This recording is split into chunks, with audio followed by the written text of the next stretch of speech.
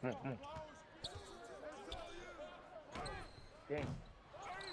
Nigga passed that shit late as hell.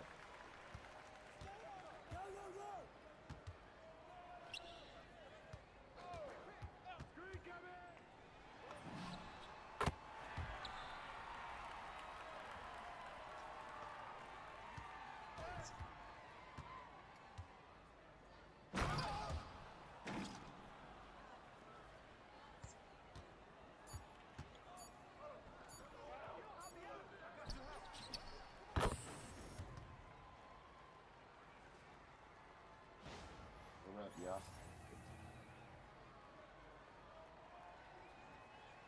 Yo, what's good? The job is a Neat was good. I love it. T-Tray Squat was good. Different type of mission. It's going to go through first schedule. It's off the top sense issues. So what this type of automation does is it allows us to focus on what is going to make the next app great to use and useful and joyful. And all of the things that like bugs and things that fall through the cracks that like aren't just fun to figure out for me. That stuff can happen kind of behind the scenes. Real California milk has been keeping it real since, well, always. Our farms, that means generations working and playing together. And traditions that put our cows and the land first. Whether it's the milk in your kid's cereal every morning, the cheese that brings What it up, y'all? Tap that screen, follow up. home. California milk. Keep it real. Look. Revy was good. What's up, brother? I'm good in the streets right now when they're dropping like it's hot. It's time to celebrate. Oh, well, let's do it in my. All right, say no wonder. Oh boy, looks like you'll be coming to the Wild Wild West, nephew. Dessert.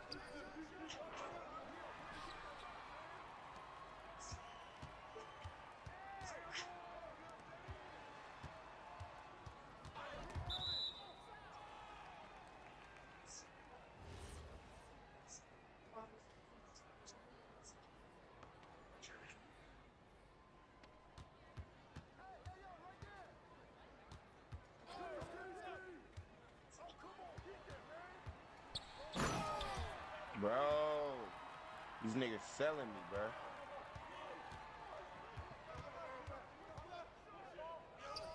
Come on, bro.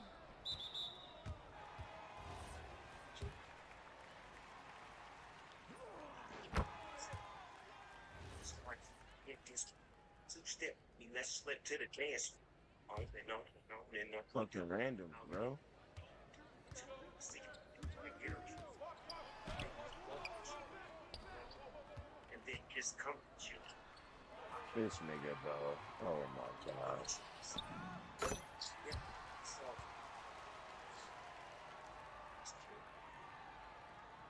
These niggas some shit. What the rest? Split was good. Come on, buddy. Mm.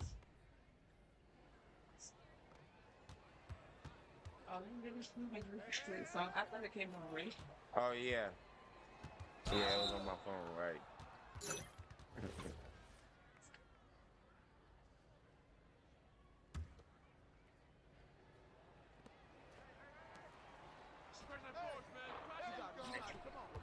Scott has the FC. One next.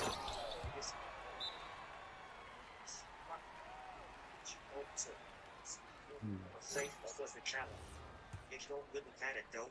You probably at a time when at a steps what they go, we don't got no so I better get me in a cold match break. 2+2 in each sport. This is the plans forever most. I'm trying to put my baby. I'm a watch me and don't transfer the general. Chicken and rank 20. You know, come on.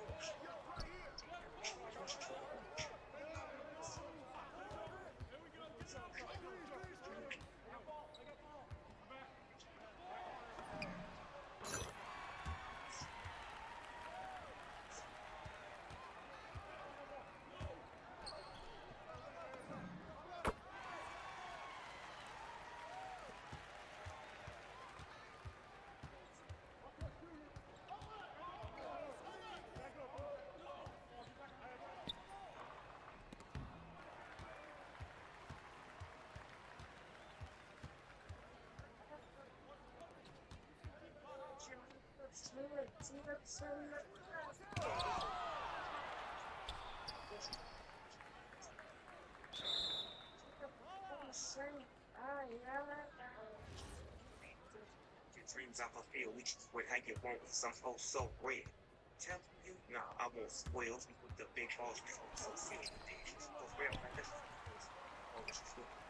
so thankful. This love I dream to you. Real baby girl wants to make your face and say sweet.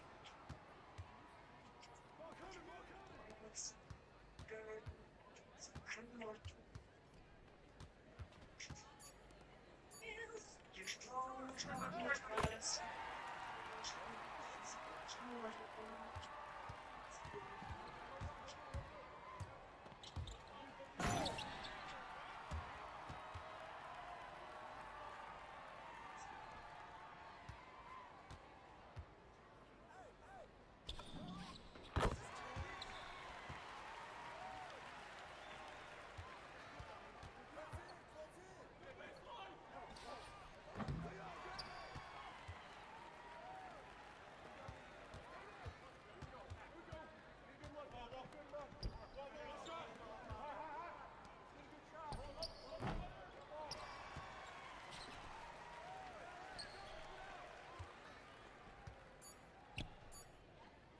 So motivation really isn't the answer? No, motivation's a battery. It runs out by like Tuesday. So then what takes the wheel? The same old identity that's been robbing you from your best life. You know, psychologists call this the law of sustainment, which states that you cannot sustain actions that directly conflict with how you see yourself. To put simply, all throughout your life, you have been conditioned and been told to be something. For example, they said to you, be an average range. Go for those Apple wealth, Apple health, Apple relationship, average. And one day, though, you begin to dream of something bigger. You say, I deserve pears. But you then change how you see yourself. And this is why what you would notice, you experience this behavior. You're going for it, but then you self-sabotage, you procrastinate, and you say you're unworthy. And give me some proof of this. Notice how everything you're delaying right now are in direct conflict with how you're seeing yourself. Everything else, you're finishing easily. So right now, you don't have a lack of motivation or unworthiness problem. You've got an identity conflict problem. And this is why in this modern world today, chronic procrastination... Come on, my nigga. You got an AI with 22 points. You got an AI with 22 points, my nigga. Your AI has 22 points. It's gonna come a point when you gotta guard him. Hey, you old ass man. Your name is Uncle. You got an AI with 22 points on you. An AI got 22, nigga. Lamar, I'm talking to. No, I'm talking to Lamar. I'm talking to Lamar. I'm talking to Lamar, bro. Your man is an AI and he got 22, bro. An AI. A fucking AI got 22, bro. What is this dumb nigga doing? Like, how do an AI got 23 points? Sense. So go ahead and click the link below. That link jumps at this. This nigga gotta be off something. Email, submit button, and you receive an email from me. How the fuck you let an AI get 22? I mean, I get it, you leaving him open, but nigga, it get to a point. Nigga, he got 22. Like, what the fuck? I got 22 points. Come on, man. What's AI got all them points and shit, man. 600. Experience that when your students find this incredibly insightful, that dream, and you. It's kind of like discovering answers to secrets decades ago. Because this is how long that they've been doing. Nigga ain't even saying nothing. Sitting there letting the AI score all them goddamn points. To make matters worse, the longer they delay payment to matter, the more... You should have been doing that, bro. You should have been doing that.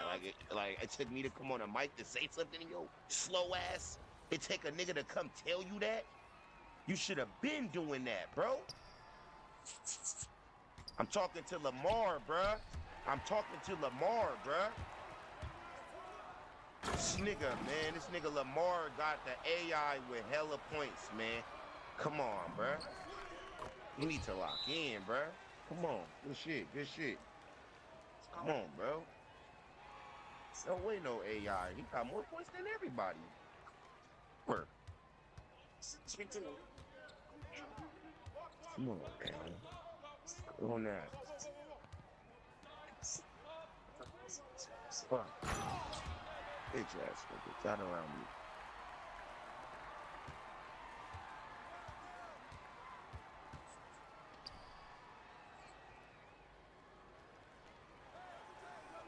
Oh, he trying. I mean, square. Fuck.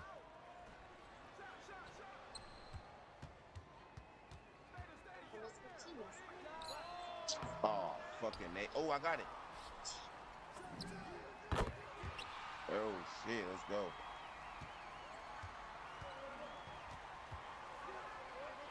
I don't know how I caught that board over there. He missed. He missed. Come on. Come on.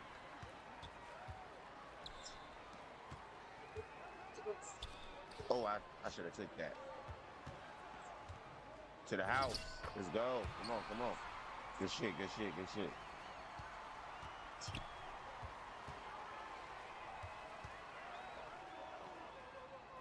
He missed, he missed.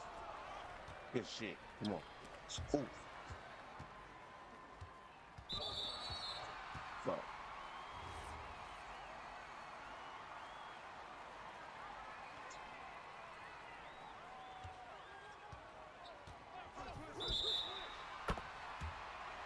What? Nah, this game on bullshit, bro. A foul with that. 2 shots and a 3-pointer. Yo, this game just hold us. That's crazy. That's crazy as fuck.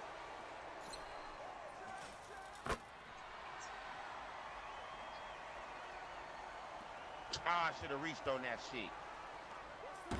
Get that block. Oh, I didn't catch it. Good shit, boy.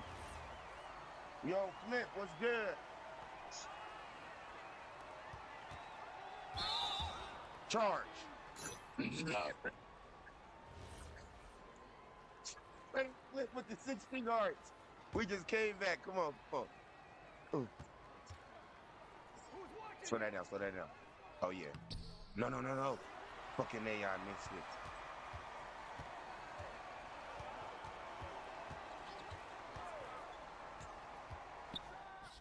He sold. Grab that.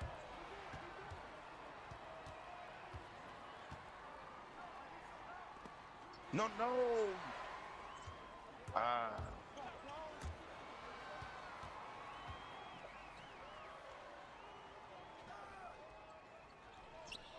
Come here, come here. I got the AI. Come here.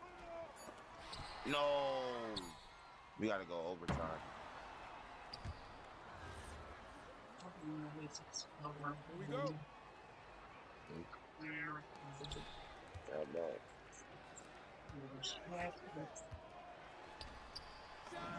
Damn. Gotta guard that AI Lamar, bro. That nigga got 25, bro. No, you should have stayed corner. I was gonna throw it out.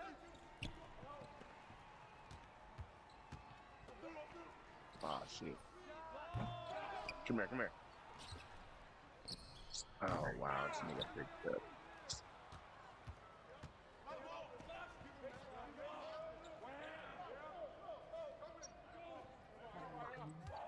Well,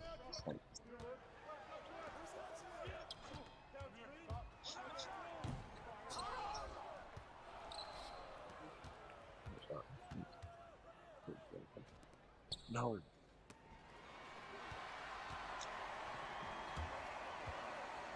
Oh, that fucking AI got 30 damn near points, bro. This shit crazy.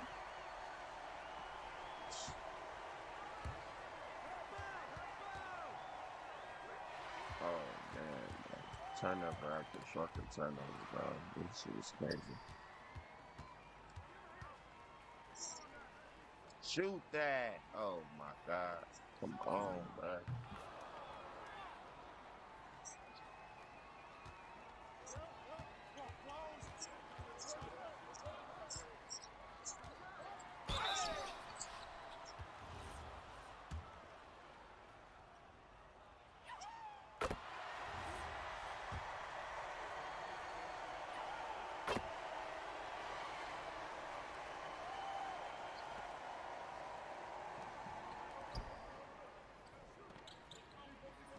Oh, man, bro.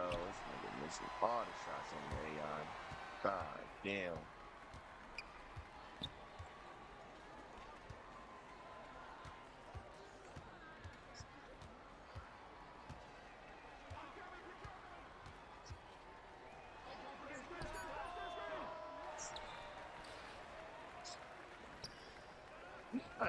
No way. Oh wow, bro. This nigga passed the ball off a dunk. Nigga, you could have just held square and dunked that. You was in front of the nigga. You would have made it, bro.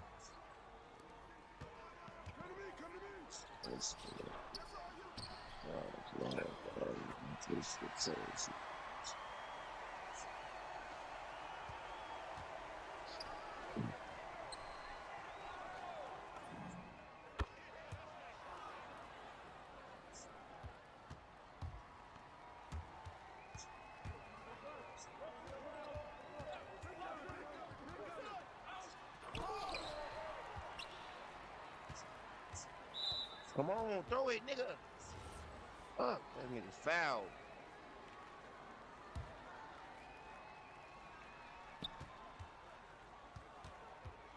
You gotta make that, bro. Come on, bro.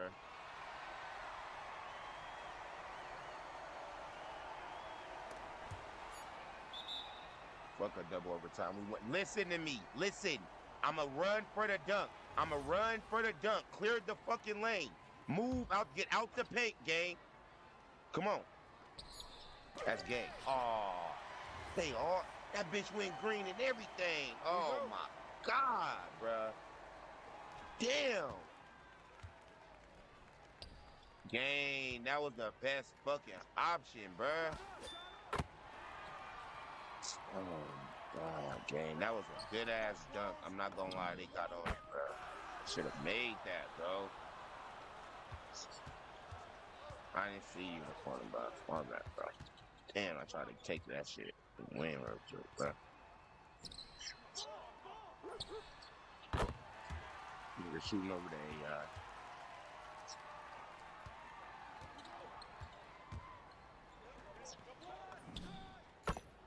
Knock that bitch down. Let's go. Come on.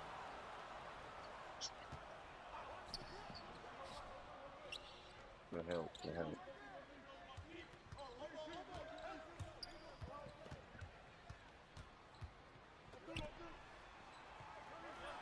That's all.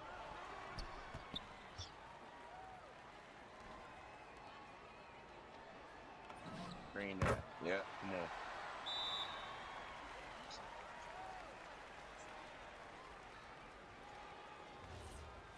Pretty boy King was good, Tom. And now it's probably up. Fuck, I should have stayed in front of that bitch.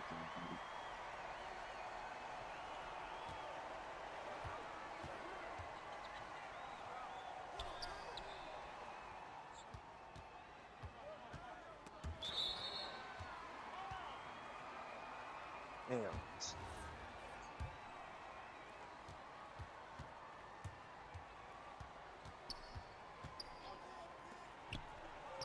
Look at that. Work that one. Come on.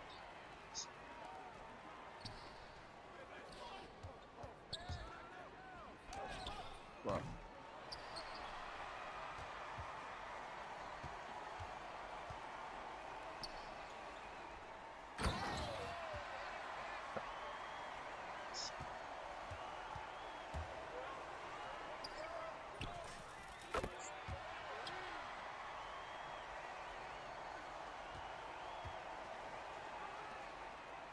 Look at that. Good shit.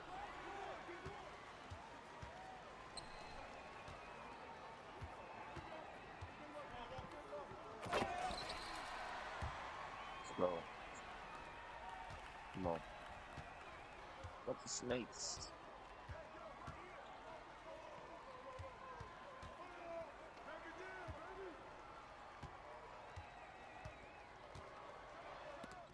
Bitch, that shit out of here, nigga.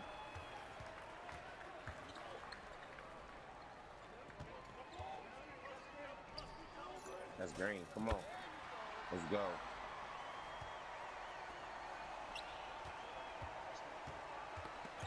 That ball up, bitch. Get that ball up. Get that ball up. Yes, sir. Bitch. Let's go, chat. Fuck wrong with these niggas. Let's go. Get these niggas out the way right quick. Out of the backboard already. Hell yeah, get these niggas out of here right quick. Get these niggas out of here in double OT, man. Let's go, man. Let's fucking go, man. Get these niggas out of here, man. These niggas out of here, man. Niggas out of here, man. Let's go, man. These niggas out of here, man. I'm live right now. YouTube, TikTok, and Twitch. Live right now. Come join my stream, We live on YouTube, TikTok, and Twitch. That damn trust was good. BckdoeJoe. Let's get it.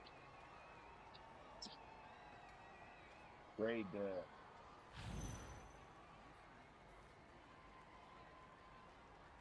We just took them in double OT, top of the AM. We just kicked ass in double overtime. That out, goddamn with the heartbeat. It was good. That tenor was good, y'all. We just whooped their ass in double OT. I know they hot right now.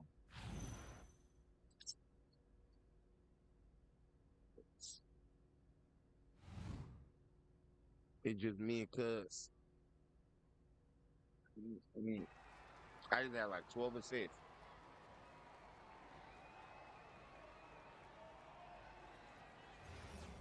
Trying to lock in. Game 2 on the flow. We said, what's your bill? I'm on my 6'6". 6'6", do everything. Lockdown, ISO, do it all. No, I'm on my 6'7" point guard. I forgot I made a new build. My bad, chat. This is my new build. This is my 6'7" point guard. This is my 6'7" guard. You see them stats, twin? It ain't even maxed out yet, twin. Appreciate that follow. Here we go. I do. I be blowing them too, twin. I be blowing them too. Woods. Yep. Little Dutchy right here. Weibo rap.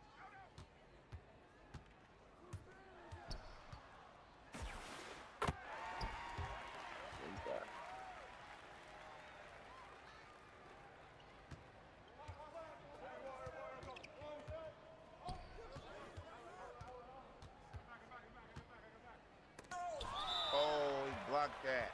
Damn, that was a hell of a dunk, bro. You bitch.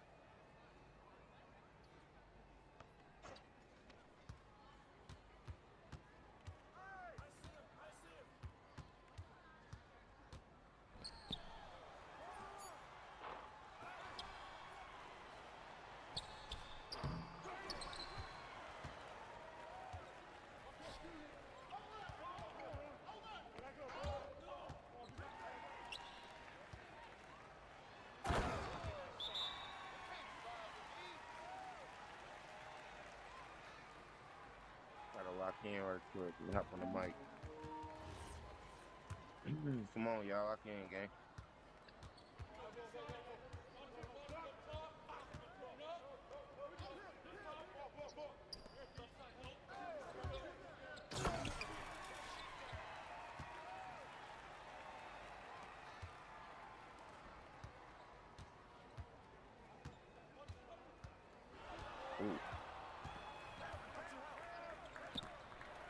my icon. Number 3.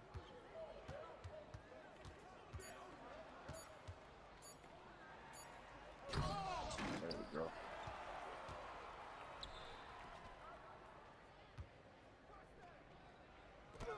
Damn. Was good, Vaughn.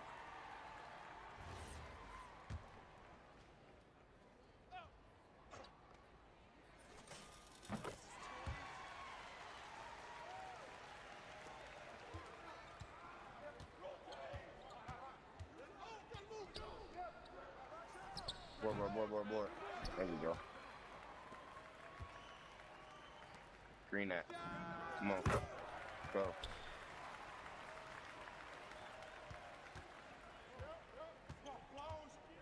Fucking James Harden, bitch. This fucking nigga on that James Harden. Got his ass.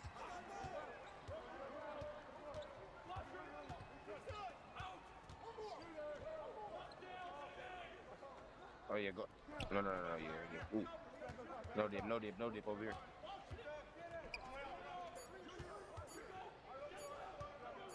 Damn, why did it drag me? That's crazy.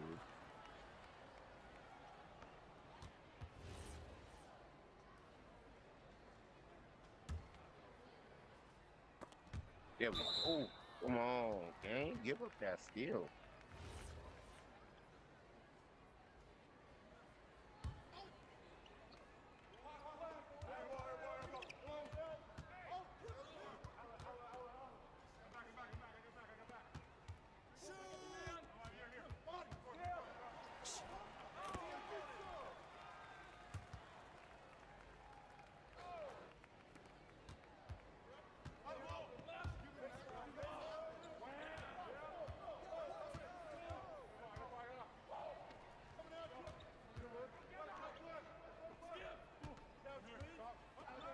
Over here.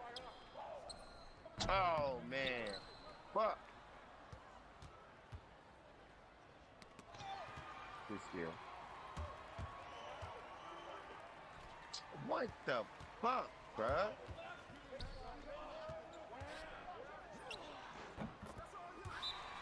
Nigga, not stealing that like that. This nigga jump up like that, bruh. Damn, this nigga not even that damn tall, bro.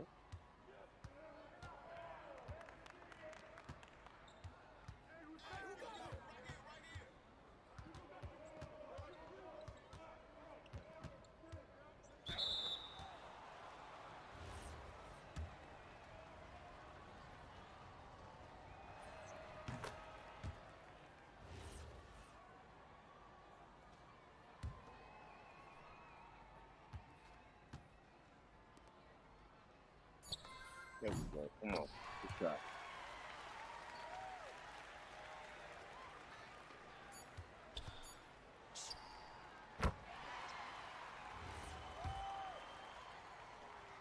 Two-pointer.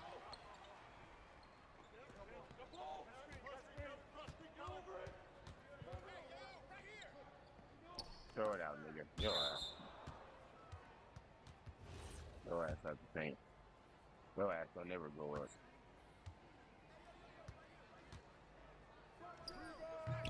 Oh. 14%.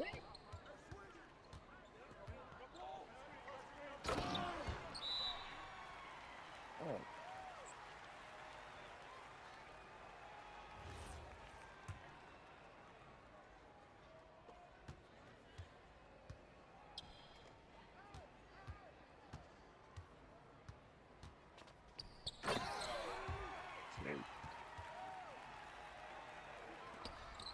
That's a steal.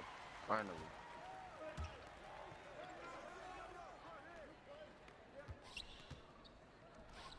Green. There we go.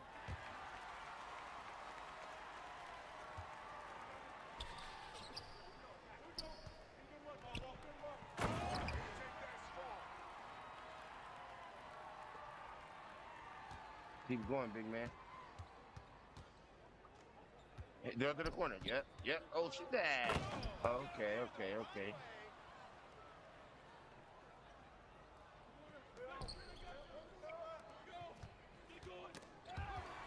There we go. Ah, shit.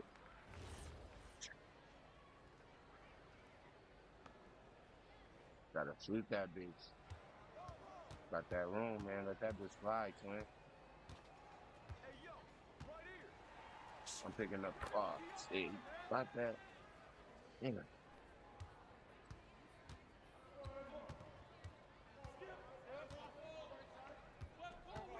Hit the slip. Fuck. Good steal.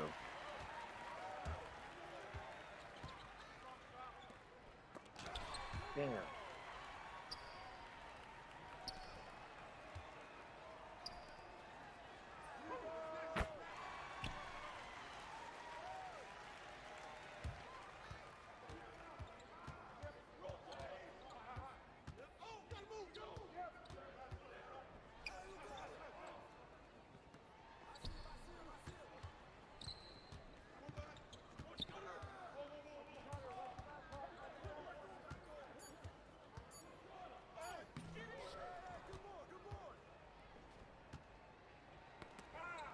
Good steal.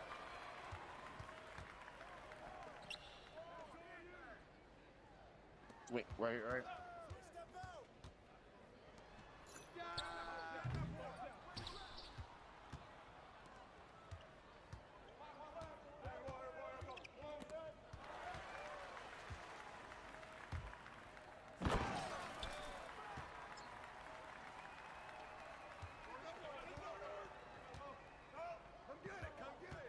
Watch that slip. Watch that slip.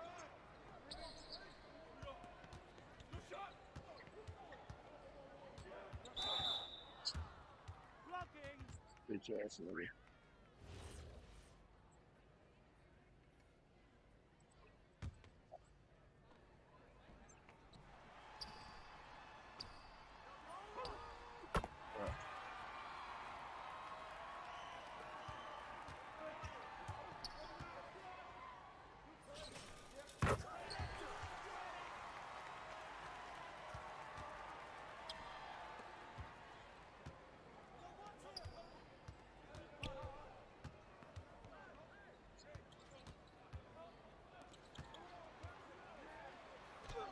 That's awesome.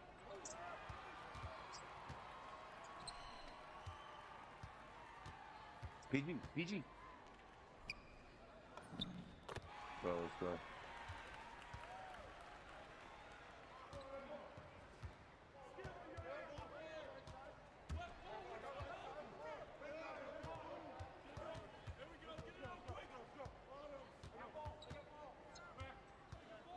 Damn, bro.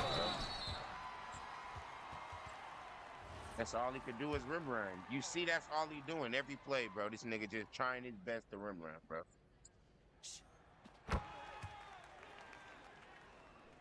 Straight to the fucking rim every play.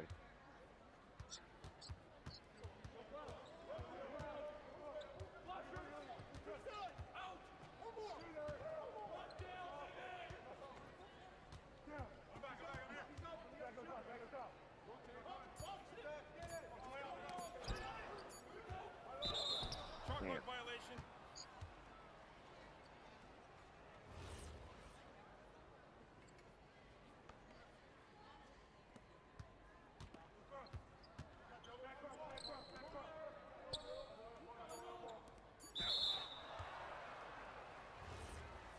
Damn, bro, in the paint.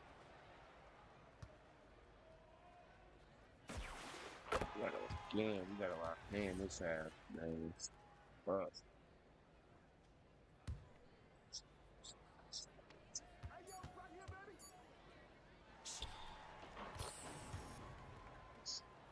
And this shit counted, bro. Oh, no, I don't.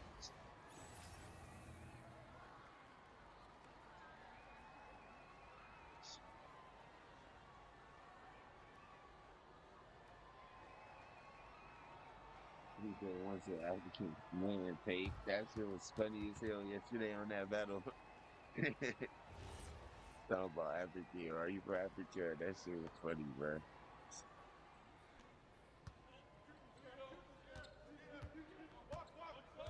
I was crying last. I ain't gonna lie, bro.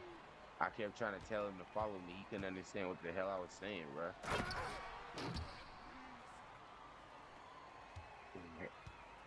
I know, I am.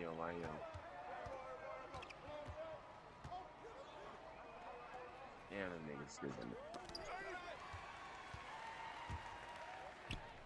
Oh, yeah.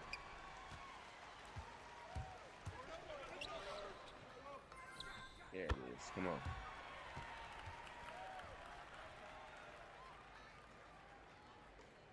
Watch that corner. Watch that corner.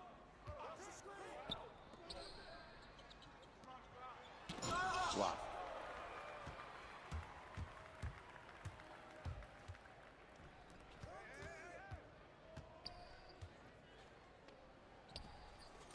Go.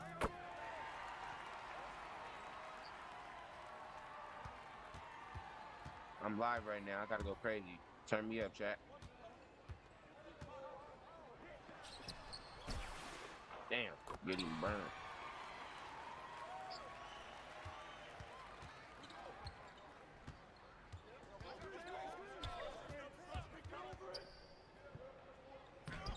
Fuck.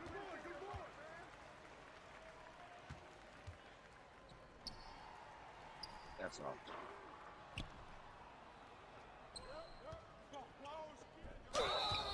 Damn.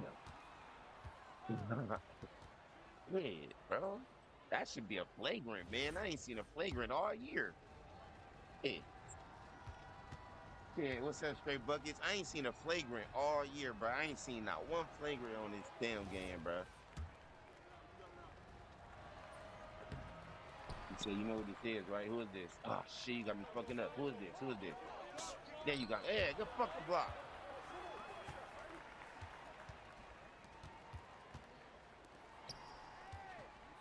Julian was good. That's all. Fuck. He made it. Fuck. Who's at this pay? Oh, these low paid in fools.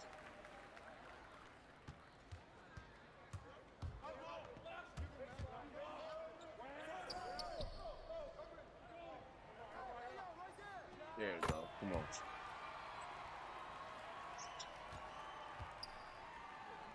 I ran in front of the ball. Come on. The damn bump still.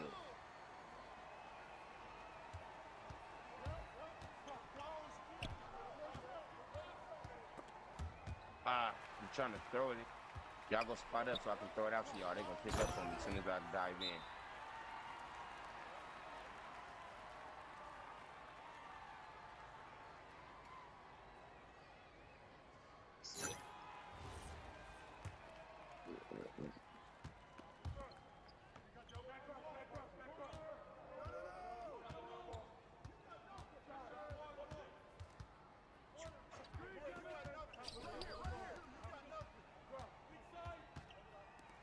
There we go. Ooh. Yeah.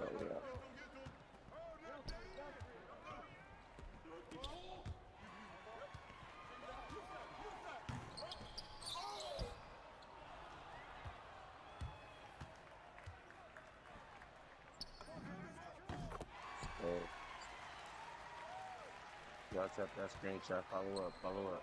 YouTube, subscribe, Twitter, follow up.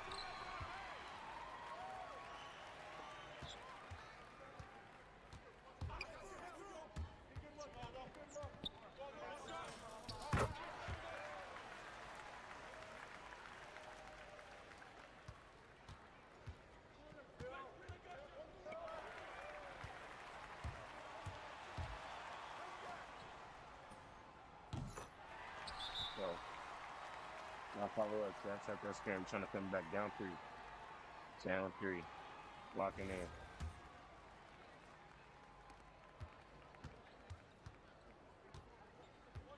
That's a steal, man.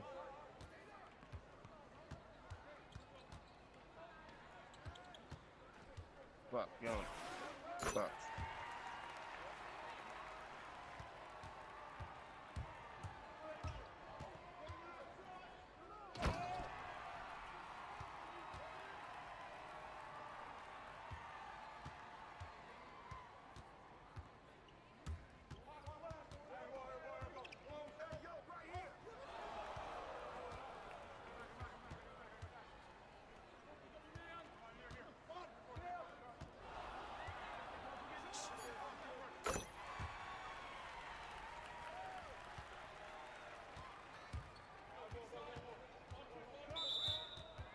bitch ass nigga fouling me, you bitch.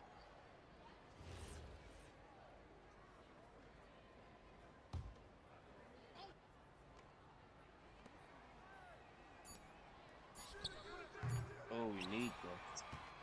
Fuck. Come on, come on. It's the quarter, bro.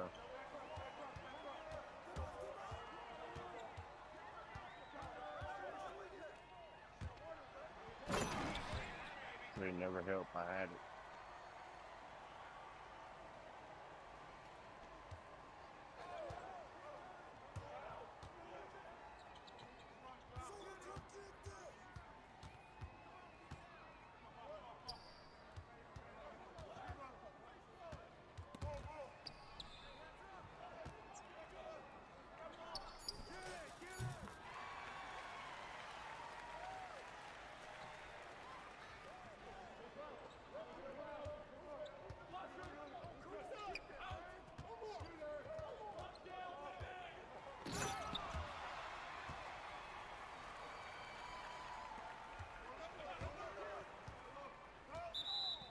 Fouling, bitch. Watch out, nigga.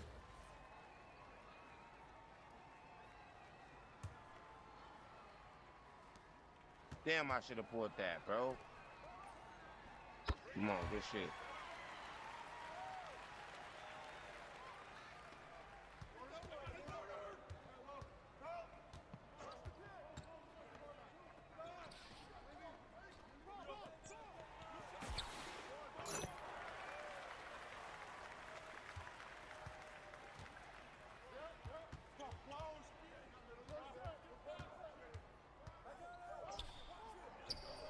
Fuck.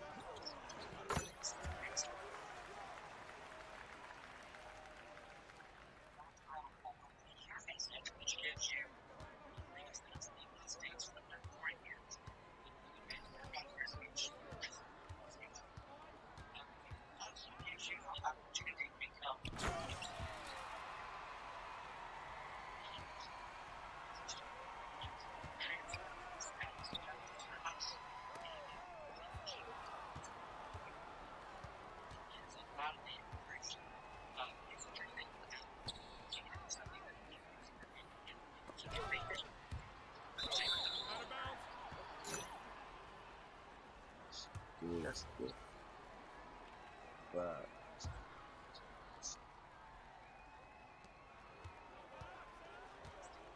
y'all follow up YouTube, sub up.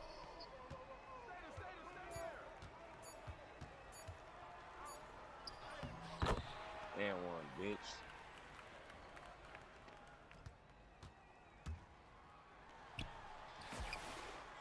It's all good. I got my average, bro. Bitch ass nigga, man. I average more assists, but it's good.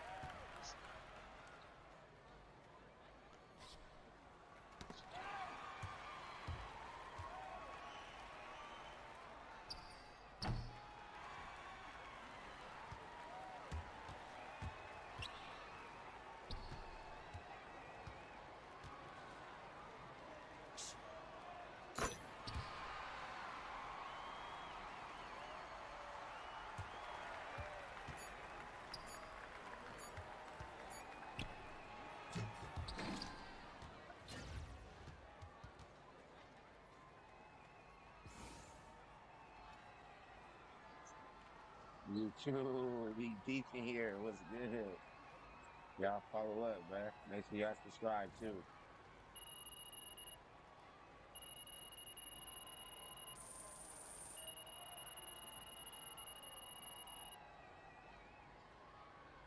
Let's get it.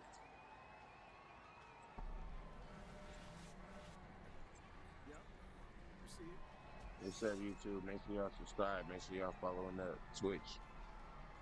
All platforms, man.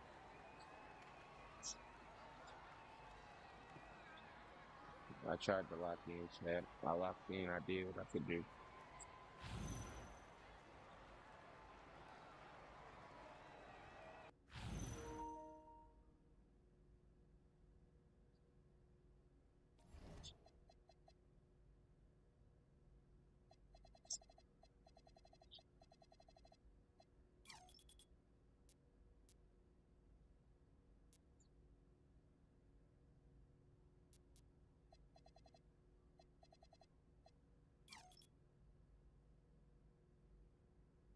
Ain't talking this long up. 7 shit.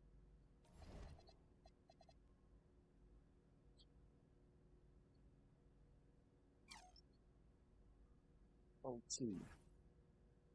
Gang banging.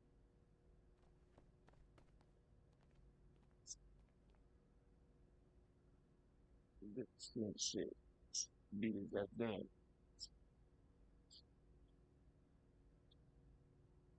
And it's two of my best friends. And y'all throwing out to the tickets.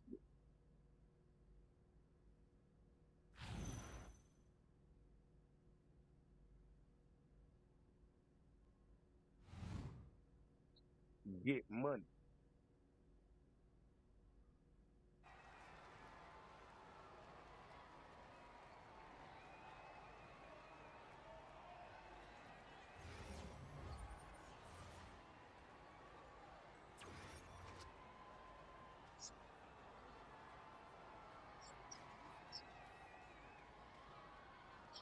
YouTube was good. All these niggas sing along. Back to another one.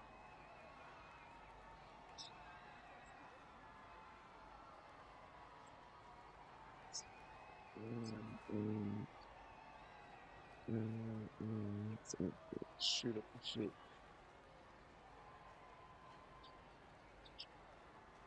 Just New York niggas. Here we go. You knew him for years. That ain't gangster. With Teddy kids. After they black kid. Get to do their bids. Joint guns. Yeah, sound. Shares around mouths. Pussy bloods. Running around trying to spit their mud. But it's hard to get the shit off.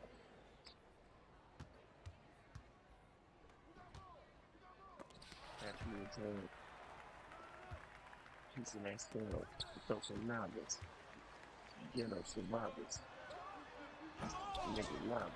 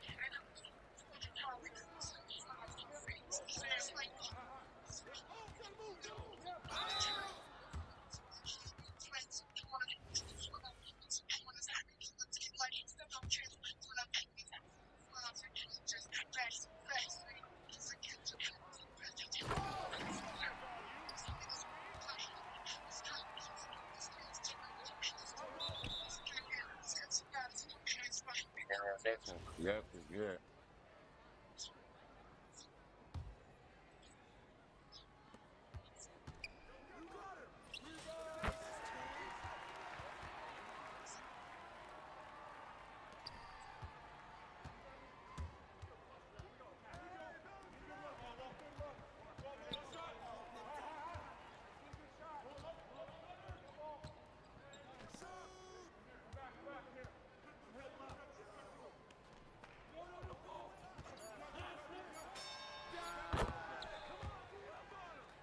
Y'all accept that screenshot. Make sure y'all follow up.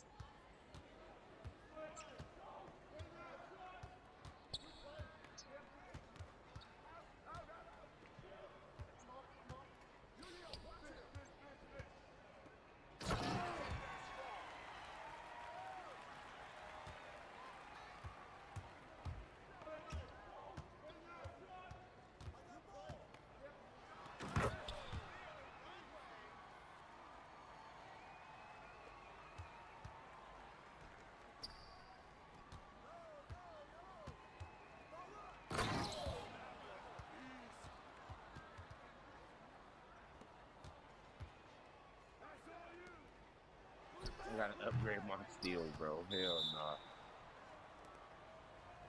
Hell nah. BG was good. This is my new build. Y'all see how to steal the ball went through my hand for the steal? My shit at like 50 or something. I gotta upgrade that shit. Hell no.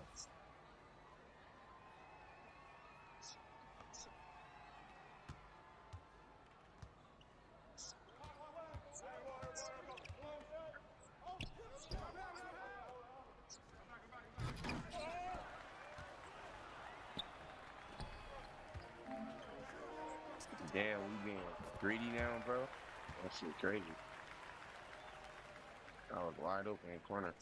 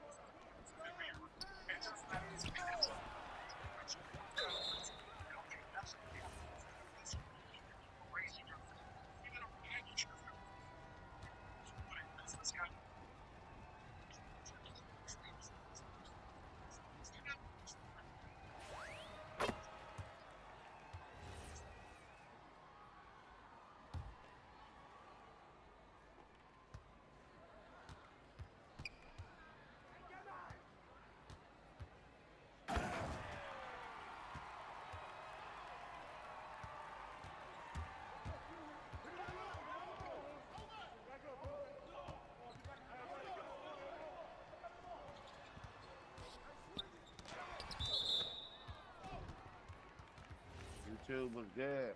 5 in this thing. Make sure y'all sub up.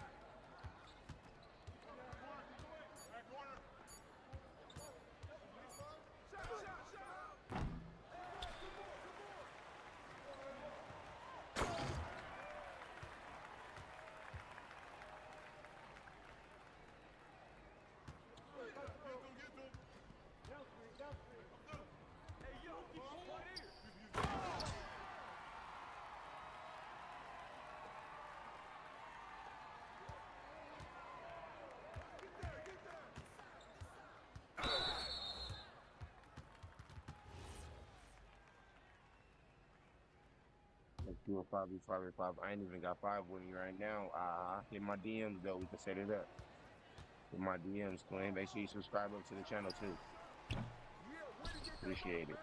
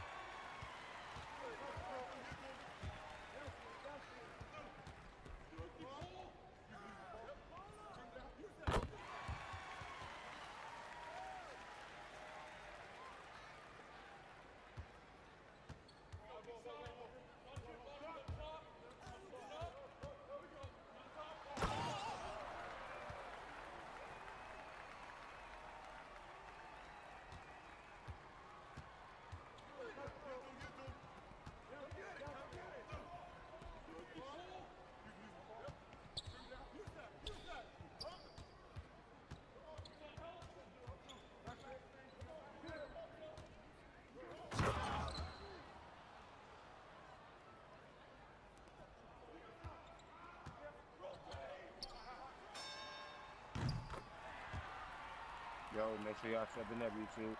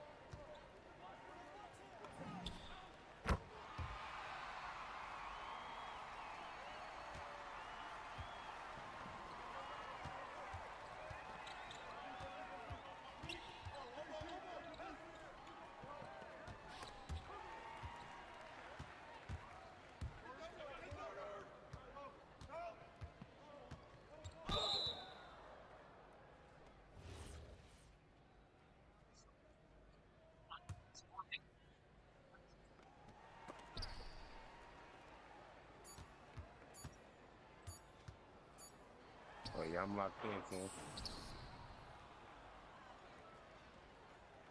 I just need my team to lock in.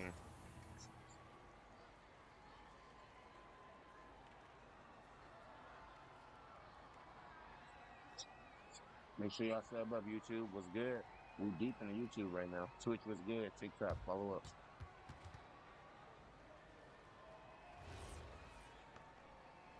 I'm waiting on y'all to throw it to me. I've been waiting. Y'all ain't throwing that bitch. I've been sitting here holding it, no dip.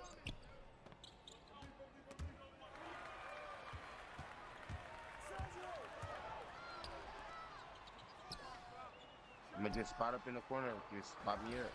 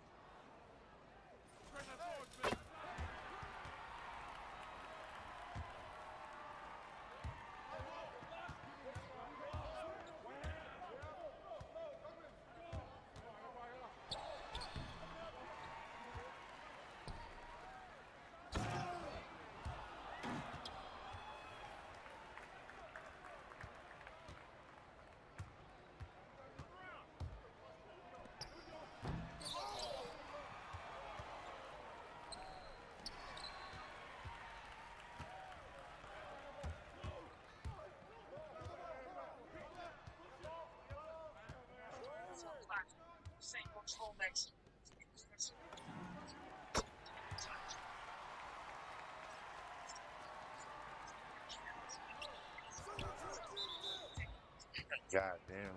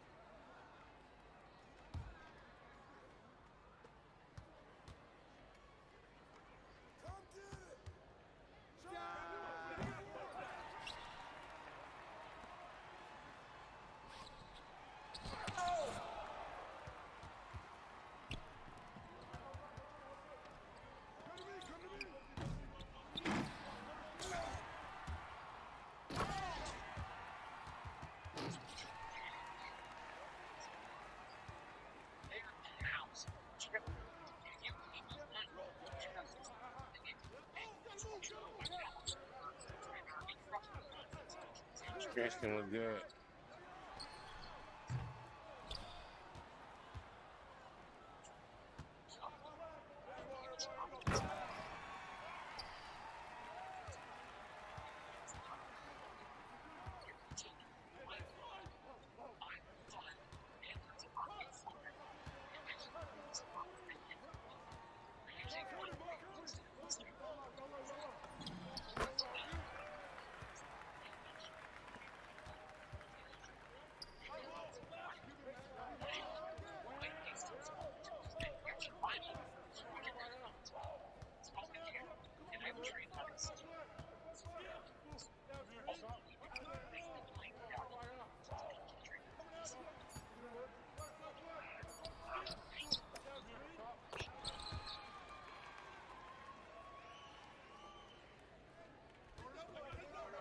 Little B was good.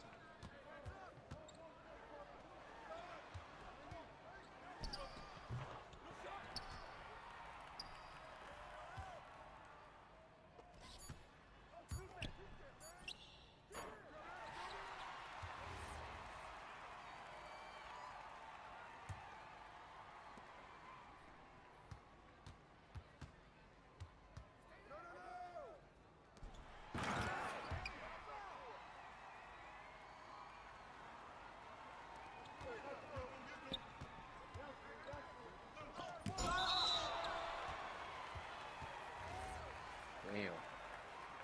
What's up, Zindy?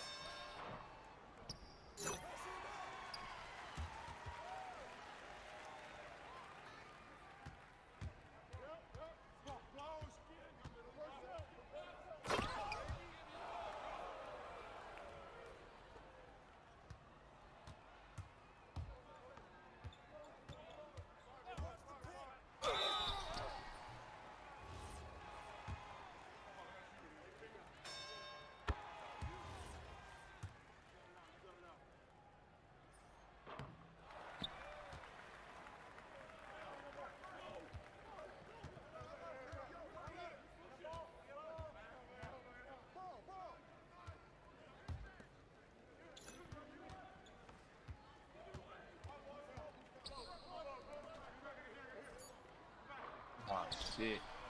Tried to no dip that.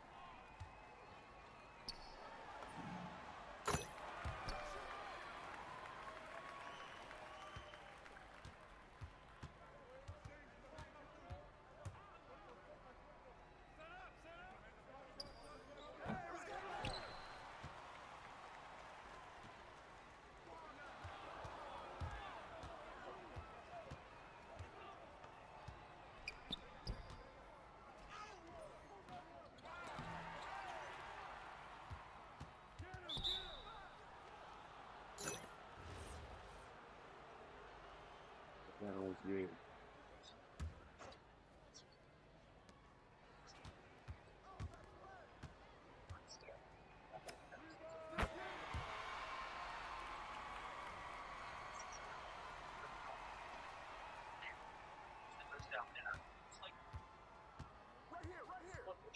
does that like talking like that? So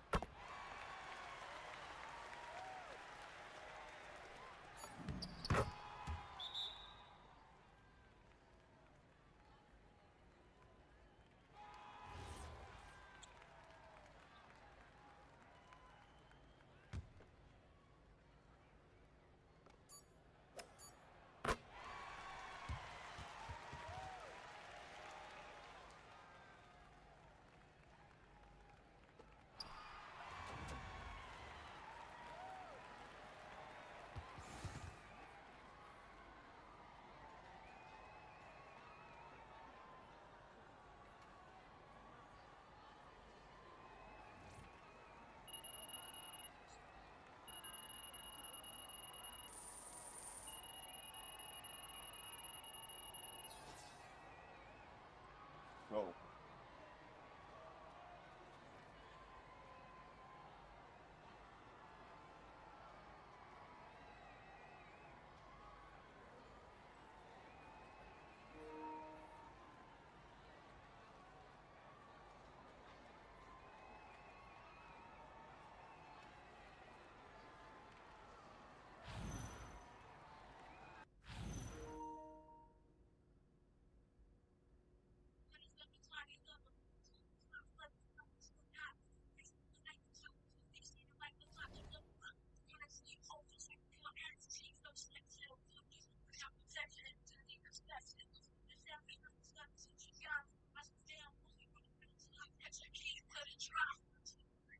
Real quick.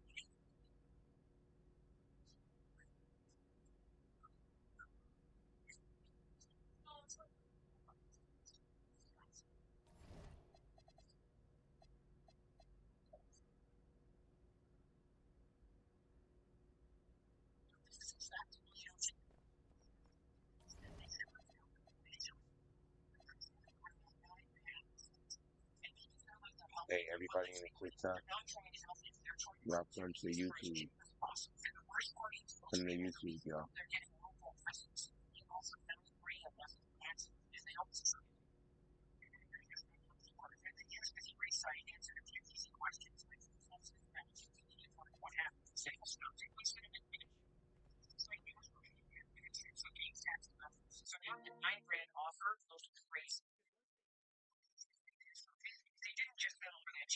They ended up settling their claim for $85,000. That's why you gotta check first. Don't just let insurance throw a random number at you and hope it's fair. Click the link, answer a few quick questions, and see what cases like yours get paid out. It's free, it's quick, and it can save you from leaving a whole lot of money on the table.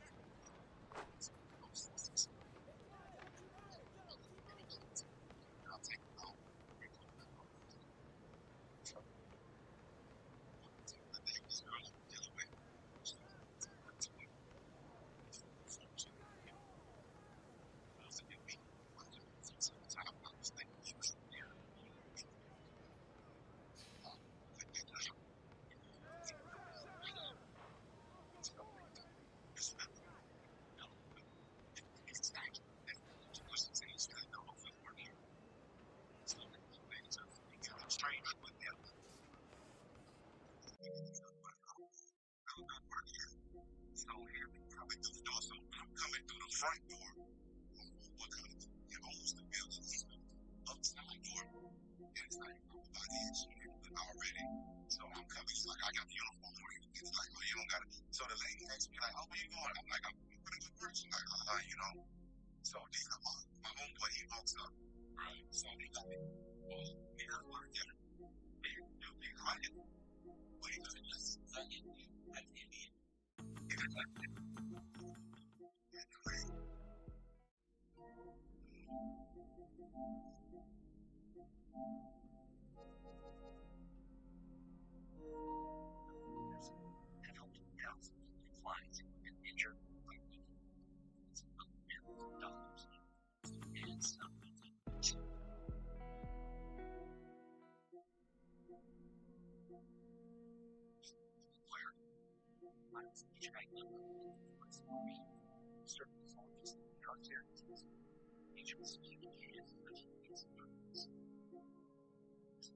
For real?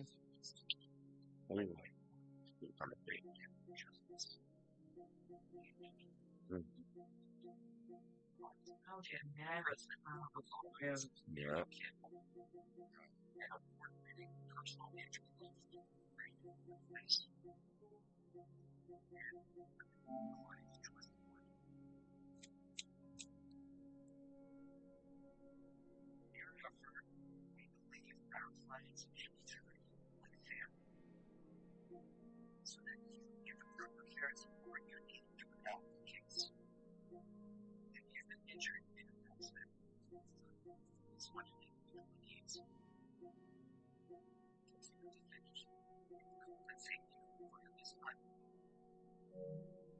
expenses. And so Joe was like, like, you go sit over there. He's fine. And you're taking care of all of the employees. And then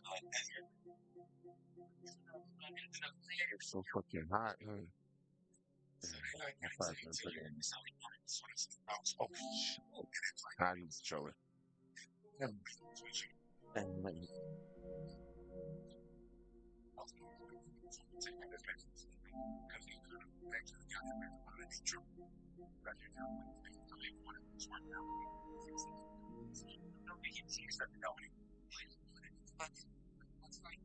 Sometimes, like, you ain't you said, fuck you, I'm gonna talk to you. He could have said, you know, so he would have said that. But then I would have said, he said, oh, my God, feel like that. Because he just didn't like me, man. I feel like that. But I'm saying, but it's crazy. He told me I was free to go. He's like, I gotta write this up to the judge. You're free to go. I mean, I'm pretty sure you ain't gonna stay here. You don't work here anyway. I just walked off. And when I walked up, I actually ran. So I'm still a rapper. I didn't catch your name. I didn't give it. Bond is immature and reckless. Headstrong. Thrill-seeking. Issues with authority. Meet our new star, Air Crewman Bond. One time in one here. I want to make you a spy. St. John Smythe, I did. 009 is a master manipulator.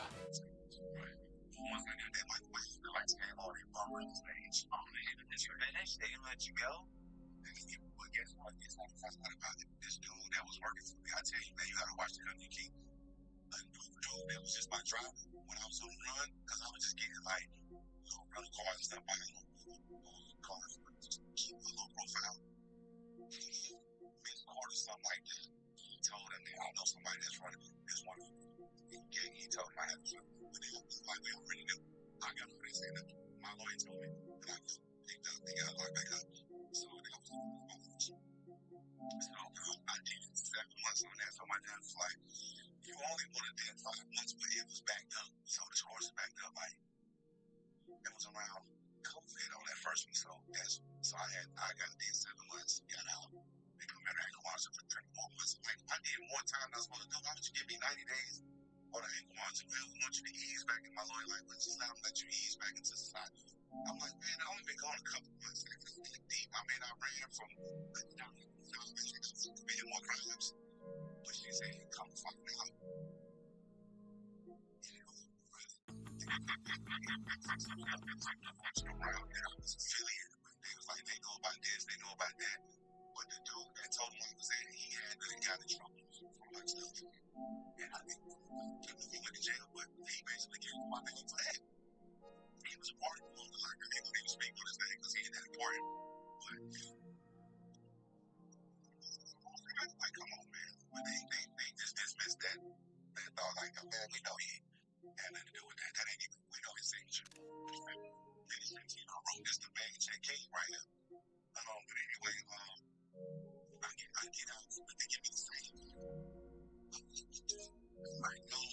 And I didn't want to try this again. I'm like, man, you know, I'm just trying to get rid of this. They gave me 1 year to like, just 1 more year. So when I got it, like, give me 1 more year of probation. I'm extended for a year. Yeah, I'm extended 1 year off. Man, I get out here 22 days left. And my team got COVID. 22 days left. Me and my PO, we on good terms. I ain't doing no crazy stuff. I go to the hospital. While I'm in the hospital, I'm a piece of her too. She ended up dying from overdose. I'm gonna get to that too. It's all in the windshield. So let's do it. Get that rip up in the matrix, huh?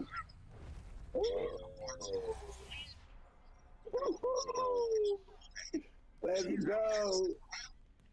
Yeah, man. And shout out my boy S. Dottie. Shout out my boy Click.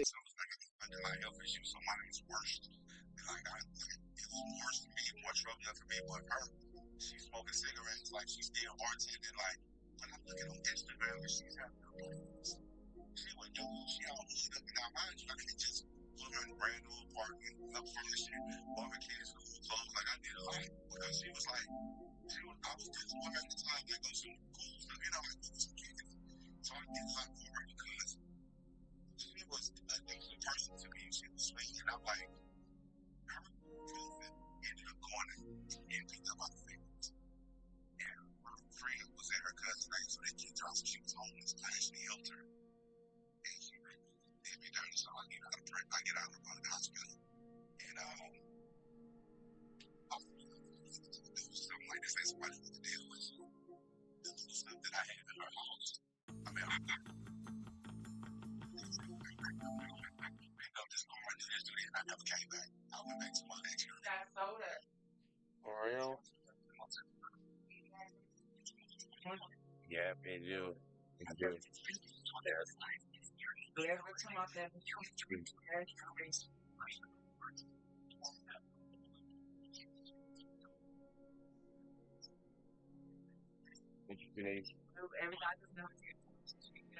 Every time. Yep. My stomach's not like too. They do be that fucking pleasure. I'm sure they got you a bottle when they got some ice. Bro. Damn. I know. even when it was the they do that when I can't every fucking time. You just get it, man.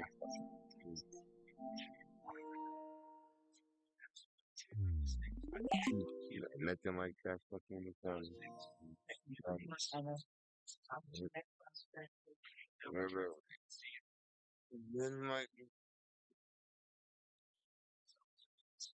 But the government started calling me the queen of tax fraud. Connections like IRS, DMV, postal workers. Your refund will be direct deposited. 100,000 on this card, 100,000 on that card. Rags to riches. But you gotta stop doing the illegal stuff. I couldn't. I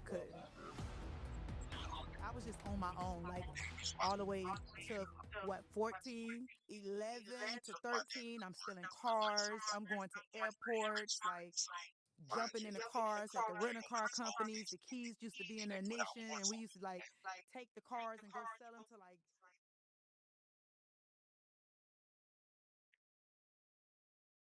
Stop playing with me.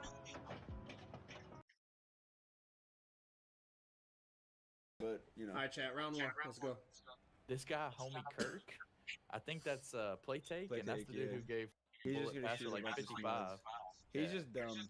He isn't fast. Yeah, he's an idiot. Oh, okay. So we're just gonna. Let's go. I'm playing my C with blocking power.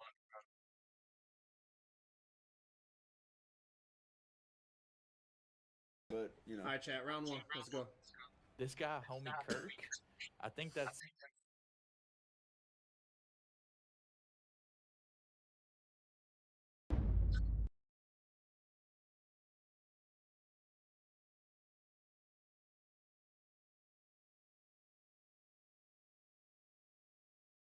The 10 most dangerous jungles in the world.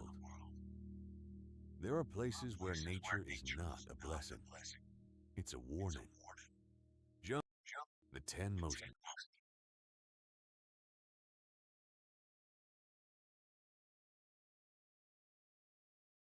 dangerous jungles in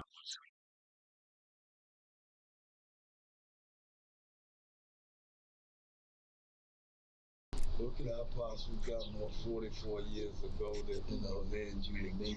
I know I didn't kill nobody. I didn't assault nobody.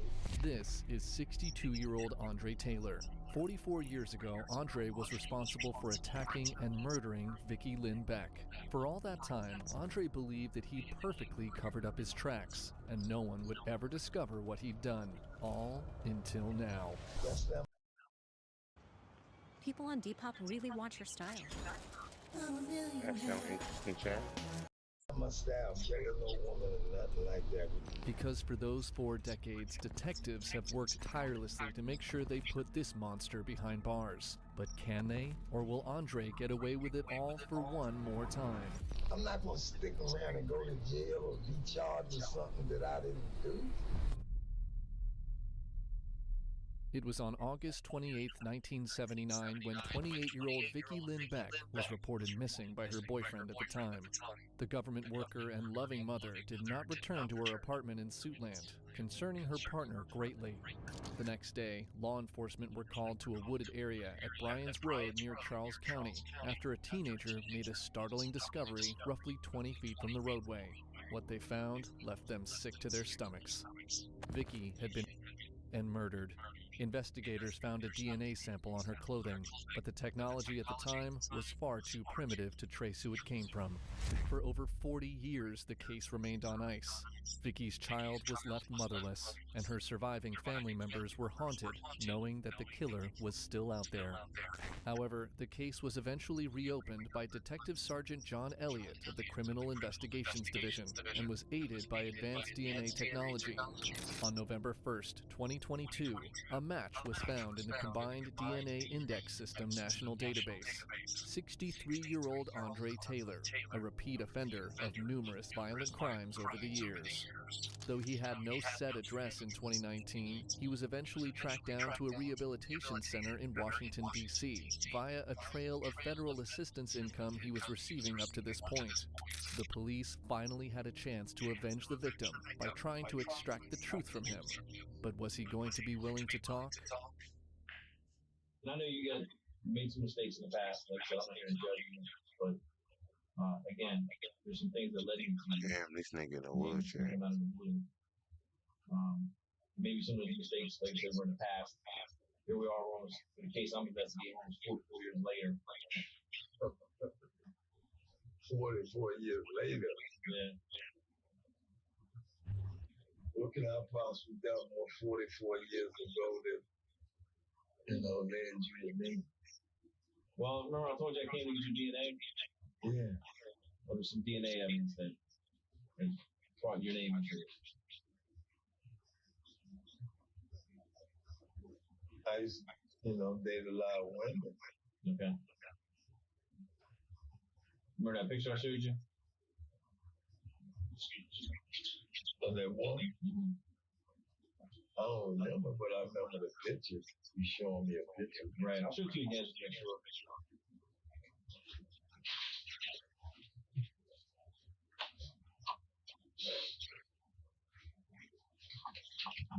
Remember that picture?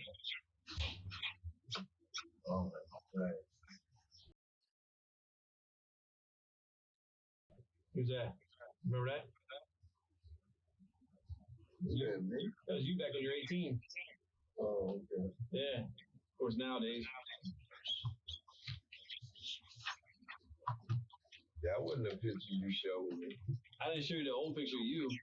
No, I didn't show you that back in March. This is the picture I showed you back in March. these pictures? Something like that. Yeah, the same exact picture.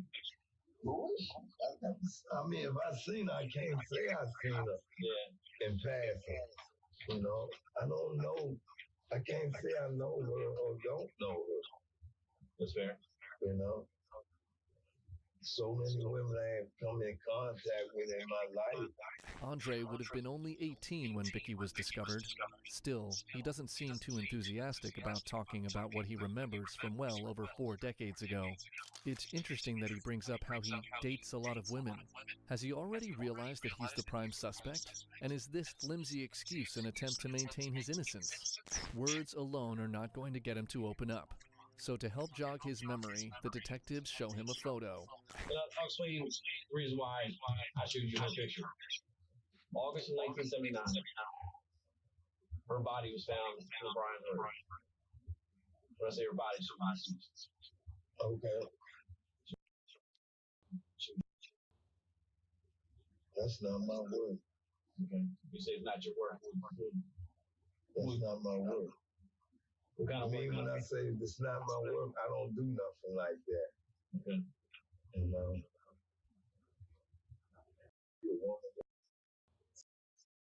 No, that's not me.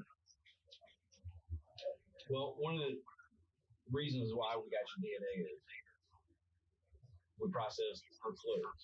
Her clothes were she was still wearing clothes, her dress was pulled up above her waist. Apparently, she was found. Or maybe before or after, I'm not sure. But on her dress, we found your DNA. How's that? I don't even know her. I mean, I'm not saying I didn't see her on Brian's Road, and I did. But I'm saying, as far as I know her, I never seen that woman. Okay. I can't walk up and say, oh, I know her, speak to her, that I know her. I can't do that. Right. You know? Just like me and you sitting here talking. We walk down the street later on and I walk past, I don't say, oh, I don't know him. I've seen him before.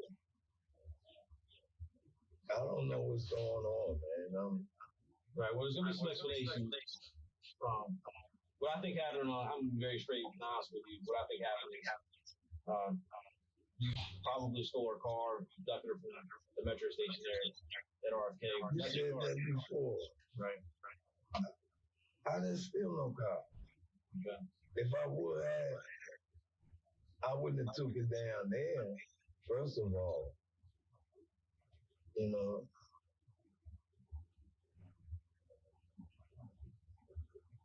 Back then, I wasn't driving. I didn't have my license, so I wasn't driving nothing because I didn't want to hit nobody. Nobody hit me, and I don't have a license. Andre's response at the photo of Vicky is strange and unsettling. That's not my work. Has he really forgotten about it, or is he trying to lie his way out of this one? The detectives are not in the mood for sugarcoating words here, so they share what they believe happened all that time ago. What I think happened is you probably stole her car, ducked her from the metro station there at RFK. You said that before. Right. I didn't steal no car. Okay. If I would have, I wouldn't have took it down there, first of all. You know.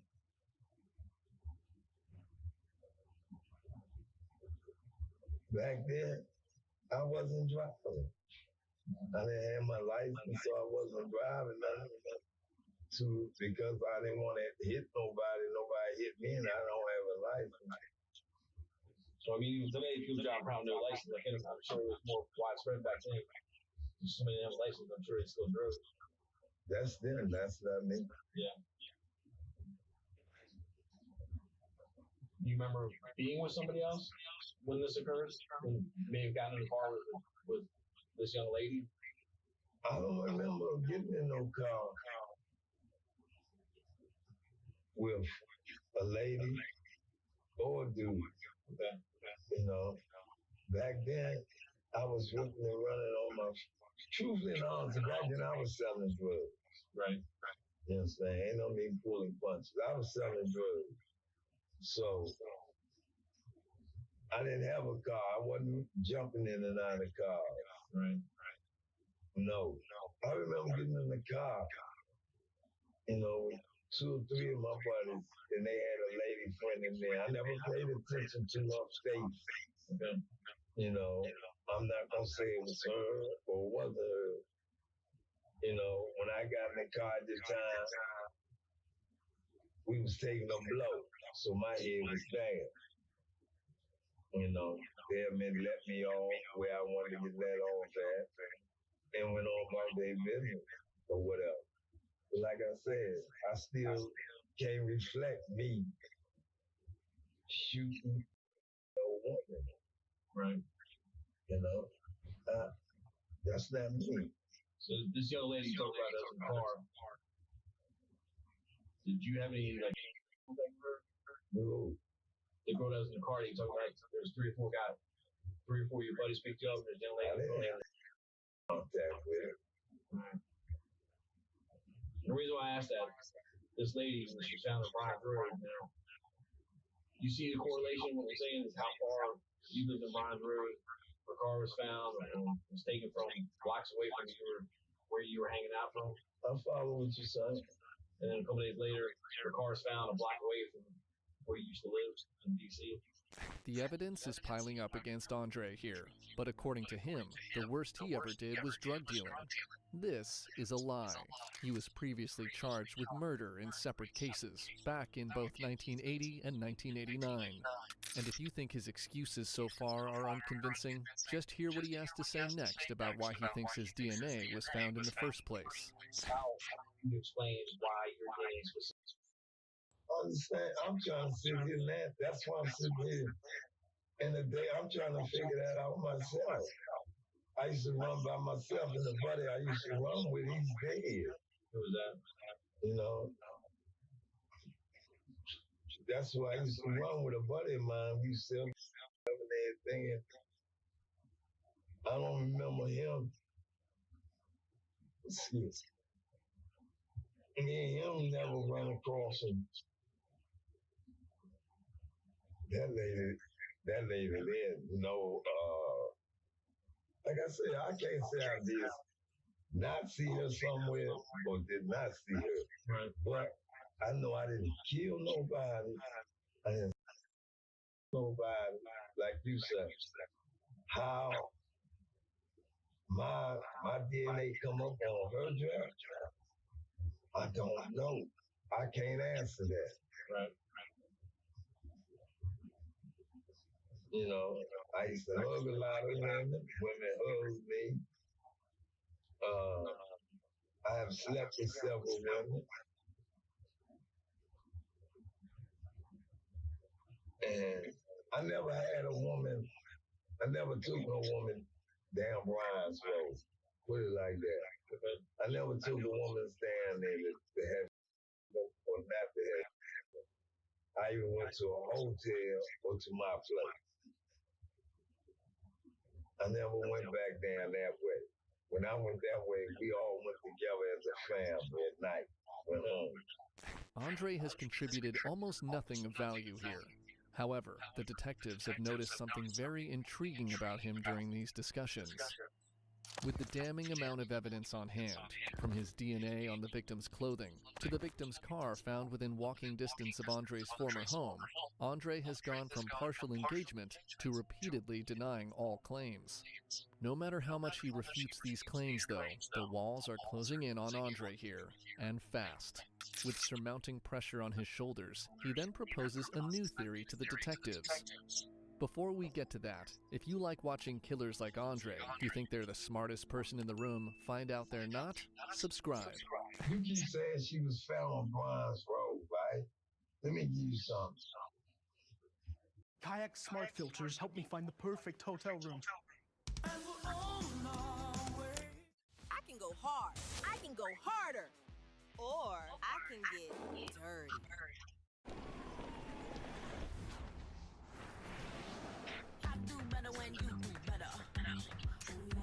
Driving around, hadn't got far, then boom, I got hit by a car. Boom, I'm hurt. I'm not putting on he's dead now, but he had several dudes come down to the house with women because that was his home. Right. He could do that. You know, some of his friends and all that. Most of his friends was not my friend. You know, because at that time he was shooting heroin. I wasn't using heroin. I was selling. Okay. You dig what I'm saying? So a lot of times he may have taken women down there and whatever. That was his business. That was his home. Like I said, every time I went there, Miss River would tell you, it was when she took me there. Okay. When I left there, it was in her car. She had a white Monte Carlo. Okay.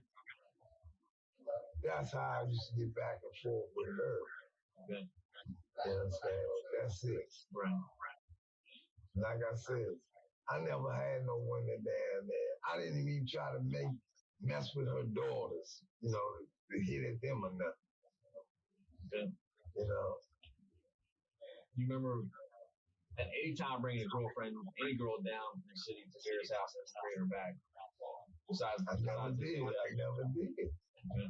It's very, her daughters did. Everyone will tell you, I never brought a woman there. I never went to the house when they wasn't there because I was up top. You used to always say, well, I'm up top. At that time, I worked out Marriott for a while. Right. You know, no, I didn't take no woman there. I had no plan on. Like I said, if I had a woman I wanted to be with, either her house or a hotel. That's them on my place. Yeah. I never took a woman in Miss Vera's house. You know. And then her car, again, I'm being very straightforward with you, exactly what our evidence was. Her car is later found. You paint a picture. Like I said, back then, I wouldn't drive. Other people was driving. People steal cars, they park them anywhere. I'm not saying they did park it there or park, you know, whoever parked it. Like you say, you paint a picture, 17th Street, Armory Stadium Armory is right there. Yep. No, I didn't do nothing like that. Like I said, at 17, 18, 19 years old, I was whipping and chasing women. I wasn't trying to kill nobody or hurt nobody, man. Andre's friend at the time, Miss Vera, had a son who's now deceased, Tommy Bennett. If Tommy was supposedly seen taking women to and from his mother's home, could that mean that he was a potential suspect? Well, obviously not, as his red herring completely ignores the DNA evidence on hand here. Besides, it goes without saying, but a dead man cannot be questioned about his involvement, making Andre's suggestion far less believable. However, as the conversation continues, Andre makes a chilling admission. You have to have some explanation of how specifically you're not just a rubbing or a touching, specifically was found on several pieces of her dress. I don't know, man. Like I said, I was with several women. Okay. I'm not saying I was with her or wasn't with her. And if I was with her, I didn't kill her or leave her there. If I was with her, she would have been back where she's supposed to be in Washington, D.C. Okay. You know? So many girls that you had that might have fought a little bit or anything? What did what? Fought a little bit? Yeah. You mean fight? Just, yeah. Back then, I don't think so. I mean, they was young teenager girls I was messing with. Like I said, most of the girls I was messing with, young teenager girls, and the older women would come in contact with me through association of them buying. Right. You know? And a lot of them, when they used to come up, we used to hug, swing, you know, swing around and everything, and kids. A lot of them out of they didn't take all their clothes off. You know, they just took their down, whatever. We get our thing off, bam, we gone. Right. You know, back then it was real wild for us. You said girls been traded. None of that. The her and Brian's room.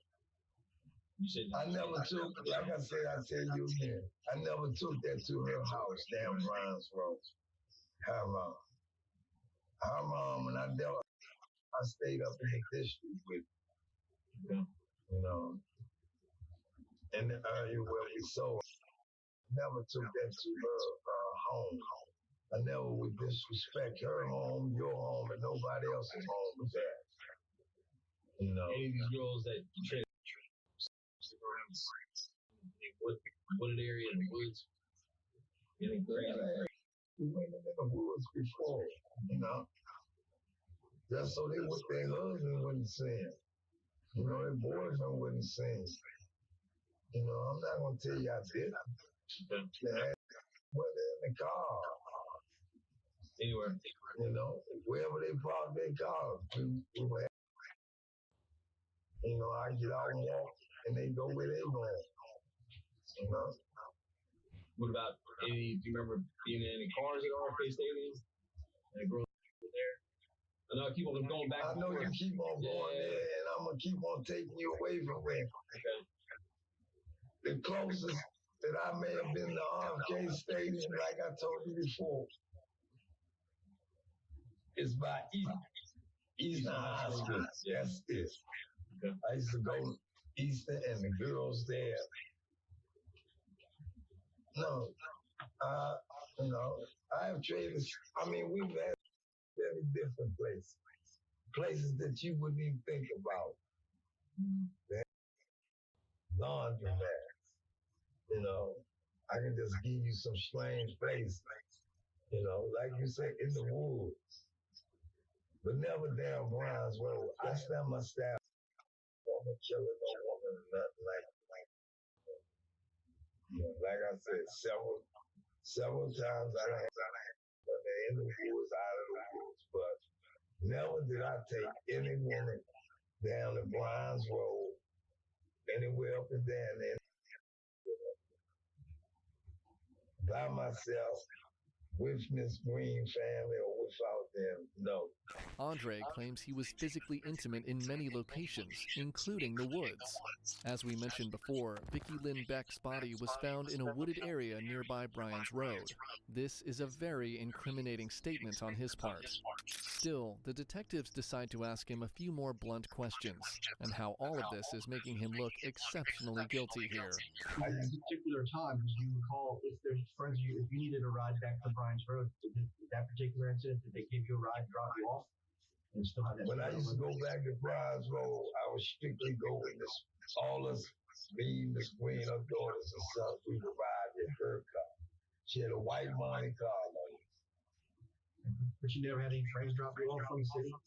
You mean down at her home? Yeah, like in the area, like whether they actually took you to her house or not. No. The Bryan's Road shopping center area? No. See, my thing was, she was helping me, and I'm not going to bring no trouble or bring no one to your home. No, that was my thing. That's the same way today. Yeah, but that's the same way today. Couldn't nobody tell you that my brothers and them lived over there in Southeast. Because I never took nobody there, because that was their home, my mother's in their home. I'm not going to disrespect you like that. I'm not going to bring trouble to your home like that. You know, no, never did anyone ever take me home, because if I didn't make it home with her, I used to have a little girlfriend I used to stay with, Naomi, stay around the corner. You know, I go stay with her. You know, the lady who was killed found in the area where you stayed, and her car was taken from the area where you lived in the city, and it was recovered back in the city in the same area where you lived. Right. And then she's dead, and her DNA specifically seen is all over her. So we need some kind of explanation for that. I mean, I need an explanation for it. Well, we're the ones here asking you. No, I know what you said, but I'm saying I need an explanation for myself for it. You know? I'm not saying it couldn't have been a woman that me and her had got together, say that evening or whatever, and she rolled out. I don't know. I can't remember. But I know I did not go nowhere with a woman in a car by myself and do nothing to no woman. Even if you weren't by yourself. By this point, investigators are firmly stuck to their belief that Vicky was kidnapped when she parked her car at RFK Stadium. How else could she and her car end up miles away?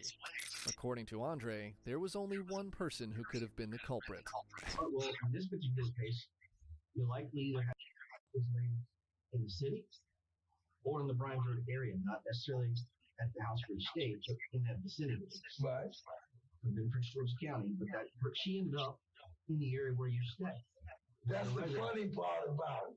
Like he said, everything centers around where I hung out, where I stayed. You understand? Yeah. And the only thing I can picture, maybe somebody was trying to get me.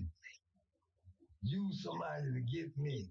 Well, she has she's dead. She was shot. You're saying you didn't shoot her. You don't recall. I don't recall. I can't recall.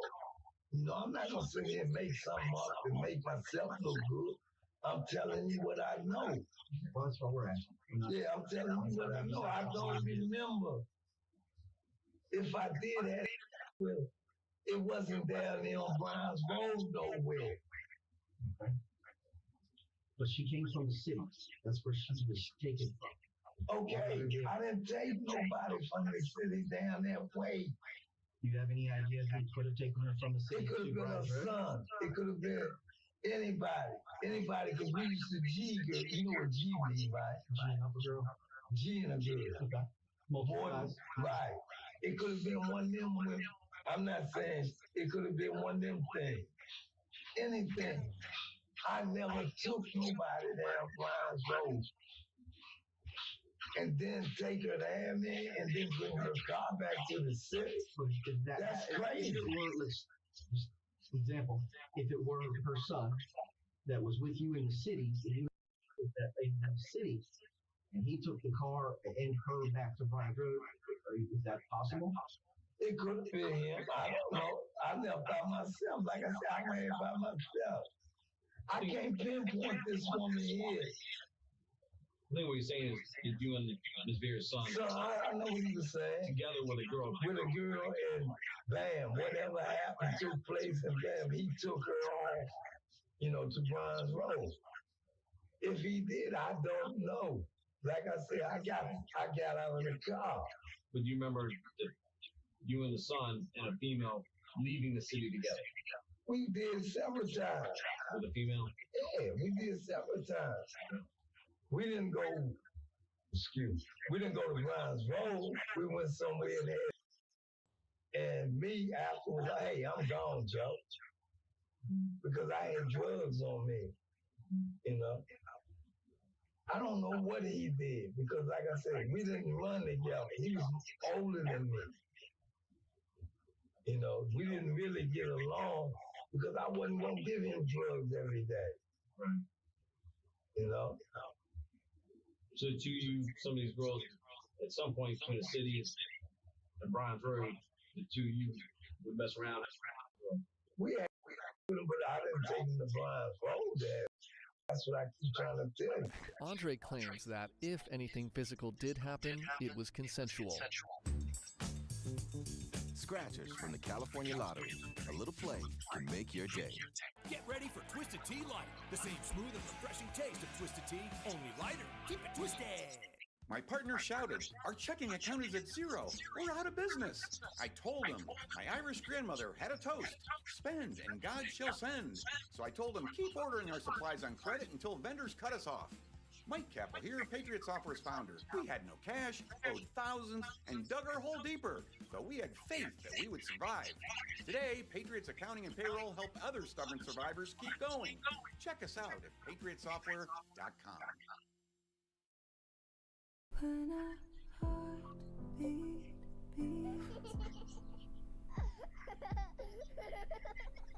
when the softest things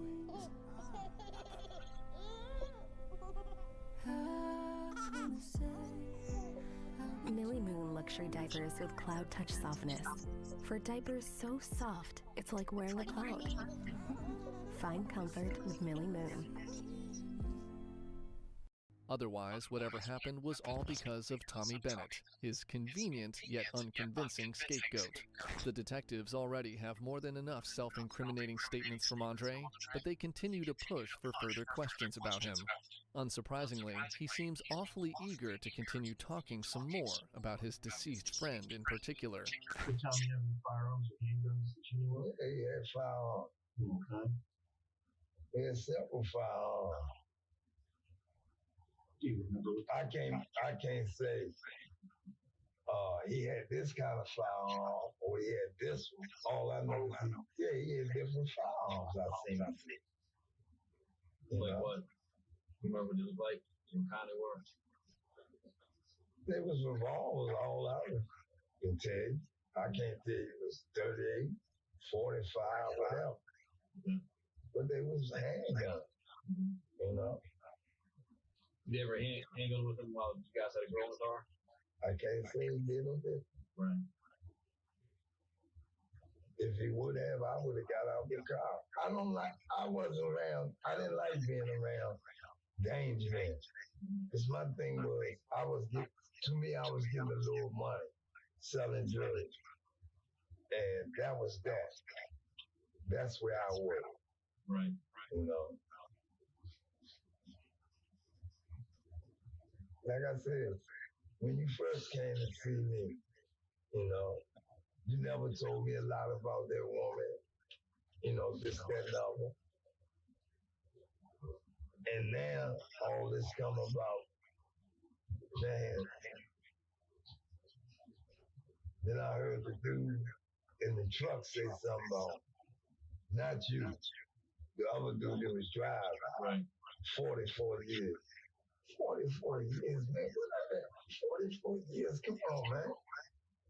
I mean, if you've been looking for me for 44 years, where have I been? In and out of jail. Right.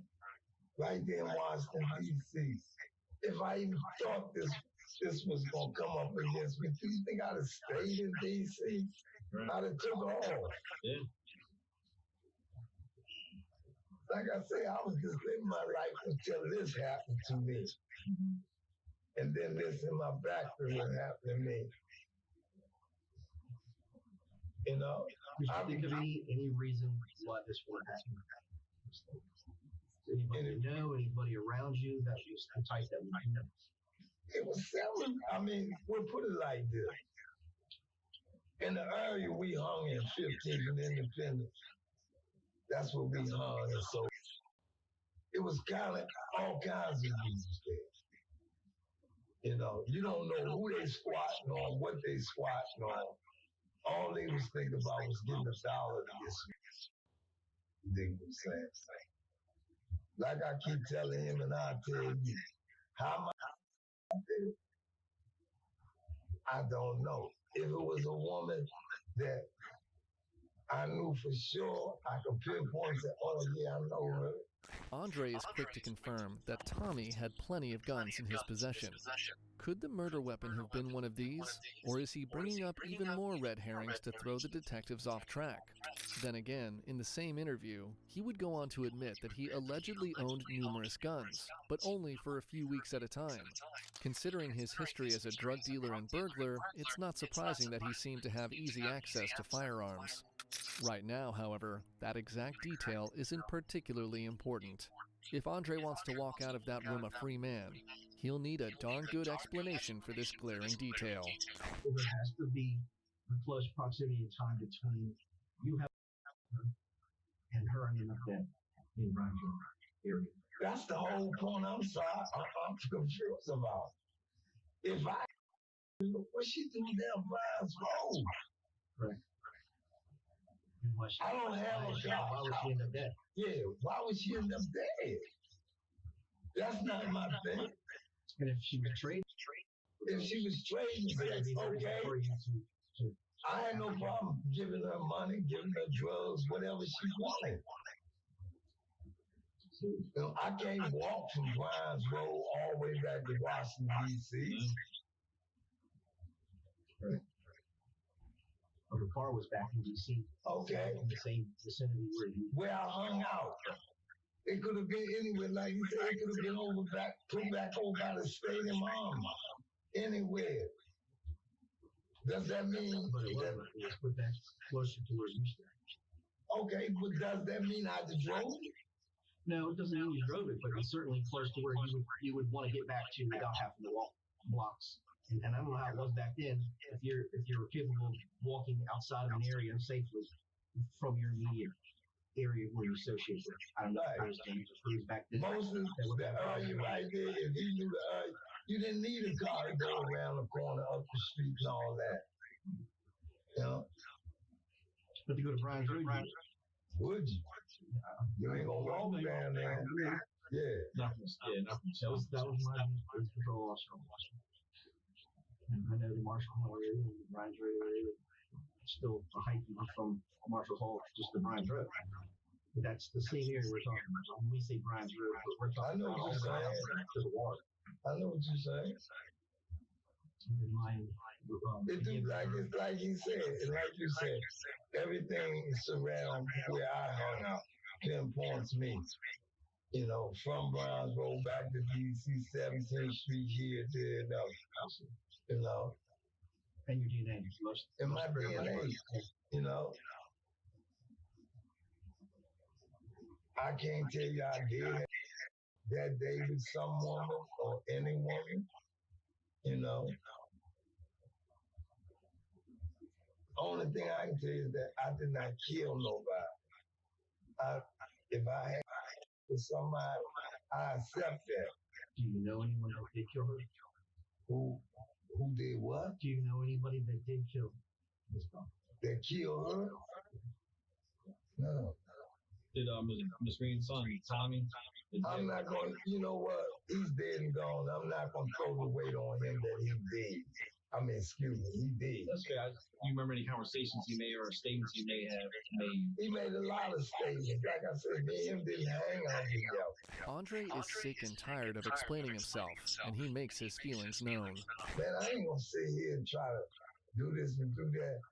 Like I said, if I thought that I did this or would have done this and that you were coming looking for me or him coming looking for me, before this happened to my leg, I'd have been got out of town. Right.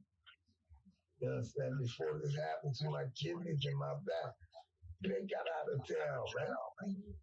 I'm not going to stick around and go to jail or be charged with something that I didn't do. In July 2023, Andre Taylor received a trio of charges, including first-degree murder. Ultimately, he was sentenced to life in prison in the Charles County Detention Center. He may have eluded custody for 4 decades, but now he'll remain behind bars until the end of his days. Vicki Lynn Beck's family had been waiting for decades for justice. During that long 4-decade wait, they even created the Vicki Beck Scholarship Foundation, where they supported more than 100 graduates in Alexandria, Virginia. When the sentence was handed down, there was widespread relief among them. It goes to show that even after 4 decades of waiting, they never gave up hope that the killer would finally be caught. For quality you'll love at prices you'll love even more. Harbor Freight.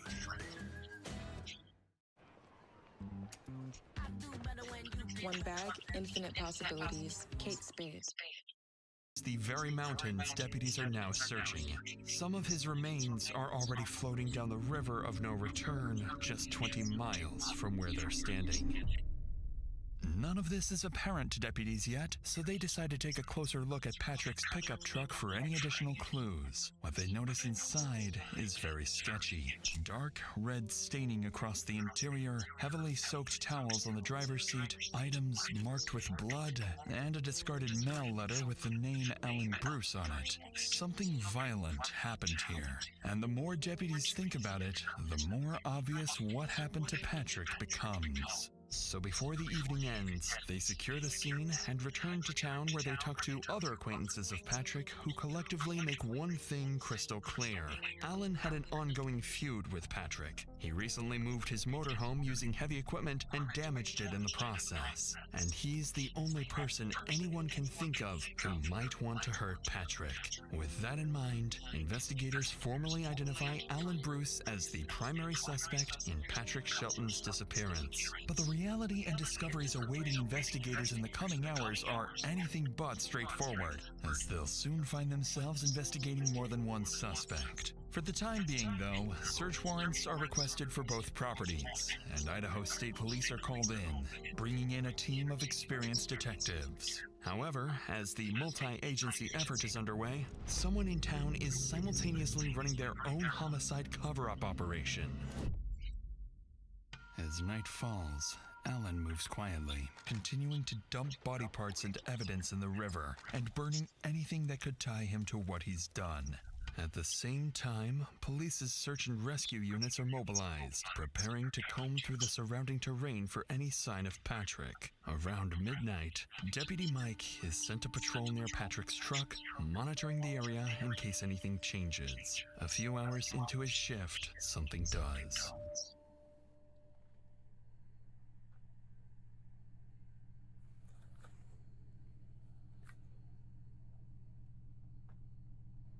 Who are you? Stop right there. Just go ahead and stop right there. So what are you coming out here for? That guy there,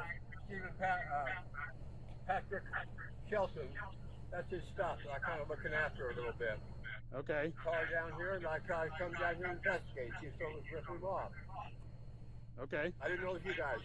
Okay, well, I turned my lights on, and you still were shining your light at me. Yeah, you had your lights on me. I couldn't see where I was going. Okay, I'm saying I turned my red and blue lights on. Yeah. And you were still spotlighting me. And then I instructed you to turn it off. I don't like lights in my eyes about as much as you don't. You know, you had yours and mine, so I guess we're even. No, it's not even. Okay, so what are you doing? You're just keeping an eye on Patrick Shelton. Okay. Got a little thieving problem going on down here, and I just want to make sure you weren't that guys. You having a little what problem? Thieving. What? Thievery. Okay. Talk to Ethan Kelly about that. He'll tell you. Okay. All right. So you're just trying to keep an eye on stuff then. Yeah. Make sure nobody's ripping shit off down here. Okay. So, excuse me for if I got you excited. All right. 270, 240. We can calm down. I'm code 4. Out here, in complete darkness, Alan Bruce suddenly appears. Nothing about this encounter adds up, because at this point, Alan isn't just the last person to see Patrick alive. He's been in a dispute with him, moved his motorhome after he disappeared, and now he's out here in the middle of the night claiming he's checking on Patrick's property and protecting it from theft. In reality, he came here to finish what he started, to destroy evidence he didn't have time to deal with earlier when deputies interrupted him. Worse yet, just minutes ago, he was at the River of No Return a couple miles away, disposing of what was left of Patrick. Deputy Mike doesn't know any of this yet, but this creepy encounter makes it clear that Alan knows something police don't. Unfortunately for him, this is where things begin to crumble, because coming back here tonight is the mistake that's about to collapse his entire cover-up operation. In the early hours of the following morning, investigators used the overnight developments and the encounter with Alan to accelerate the approval of search warrants. With everything they've seen so far, it's clear Alan knows something they don't, and they need to find out what that is. To do that, they put a plan in motion. First, get Alan off the property, search it, and if any hard evidence is found, bring him back and confront him with it. So while detectives get the search warrants approved, one deputy is sent to Alan's property with a simple objective: get Alan into the car and keep him away from the property to avoid destruction of any evidence. Alan, on the other hand, believes he's already taken care of all the incriminating evidence and that there's nothing left to find. When Deputy Kelly arrives at the lot, Alan has no clue how quickly his entire cover-up plot will come crashing down on him. Hey, Alan. How's it going? Hopefully your day's a little better than when I last ran into you. You said everything was, well, your truck's still broken down, I guess, so maybe that's not the case. Doing all right? You can just hop in the front there. Sure hope he turns up. He's got unfinished business. Yeah, you still got stuff on your property too to get off too, huh? So, I mean, y'all were getting along for a while there, but then, what happened there even? He just started accusing you of stuff, or? Yeah. And there was nothing I could say to convince him that it wasn't. Well, I appreciate you being available, but just chat with them a bit more. They're the professionals. They've got questions I probably didn't ask you. Even as the deputy tries to subtly probe for more information, nothing useful comes out of it, and Alan sticks to his story. Interestingly, though, Alan appears noticeably more relaxed, likely because he's confident that there's no way police can tie him to a crime. Roughly 30 minutes later, deputies and detectives arrive at the property. While Alan waits inside his car, the discovery of the evidence he failed to cover up starts with Patrick's motorhome.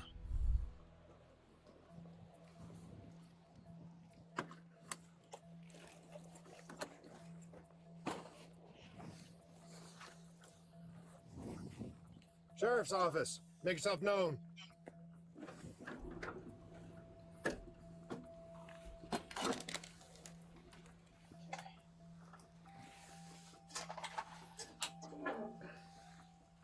What this is.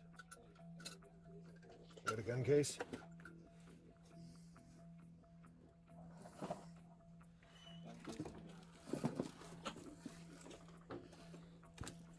Patrick's empty gun box is consistent with earlier statements that he always keeps a firearm with him.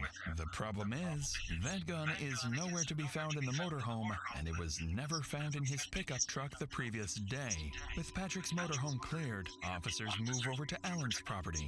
Alan owns multiple structures and vehicles on the lot, and after clearing a few of them, deputies find no obvious signs of a crime. It seems like Alan's cover-up operation is successful so far, but that begins to change as deputies notice something unusual lingering across parts of the property. Something stinks. Oh, it stinks bad. Just kind of pull that one down. So we're just gonna hold on this trailer till we can get keys. If he won't give us keys, then we'll go from there. But we need to hold on this until we get that. Do we want to call out the cadaver dog? Let's go ahead and do it while we're here. We've got it cleared. It might be the best way to get something to hold him. As the search continues, deputies can smell an odor of burnt meat across parts of the lot, but no clear source. After checking around the structures again and searching the open areas, they can't find anything. So, to pinpoint the source, deputies call in a cadaver dog trained to detect human remains. And a few minutes later, police canine Spy arrives on scene. After running the dog across the property, Spy begins alerting to the presence of something inside a set of barrels. I'm rolling.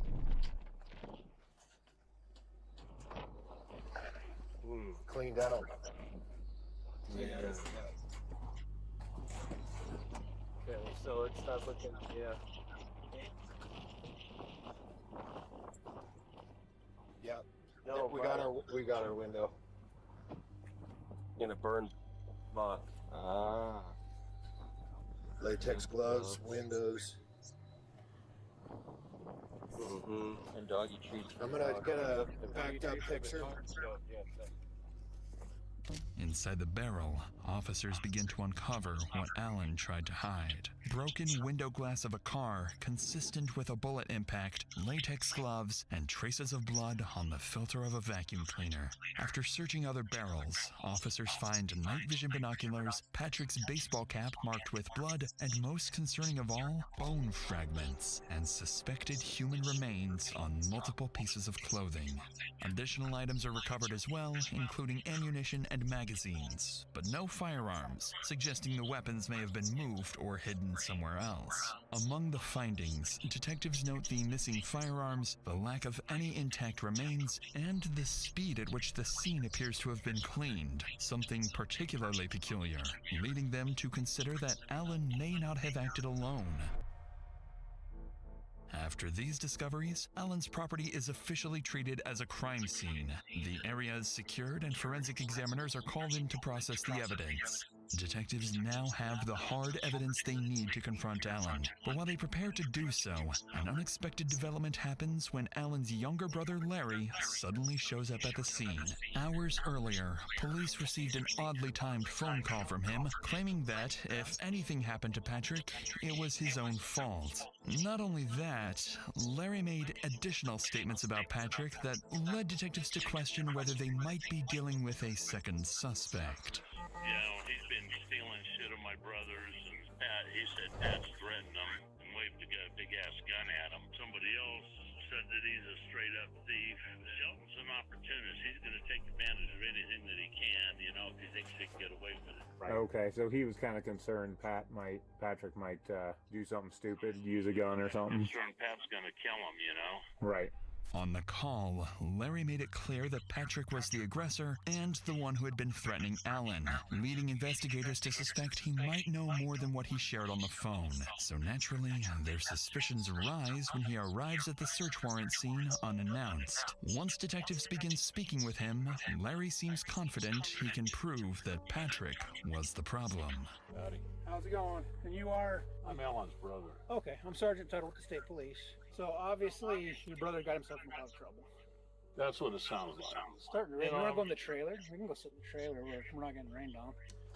You said that Shelton, is that the guy's name? Patrick Shelton, yeah. Okay. And he was threatening your brother, right? Right.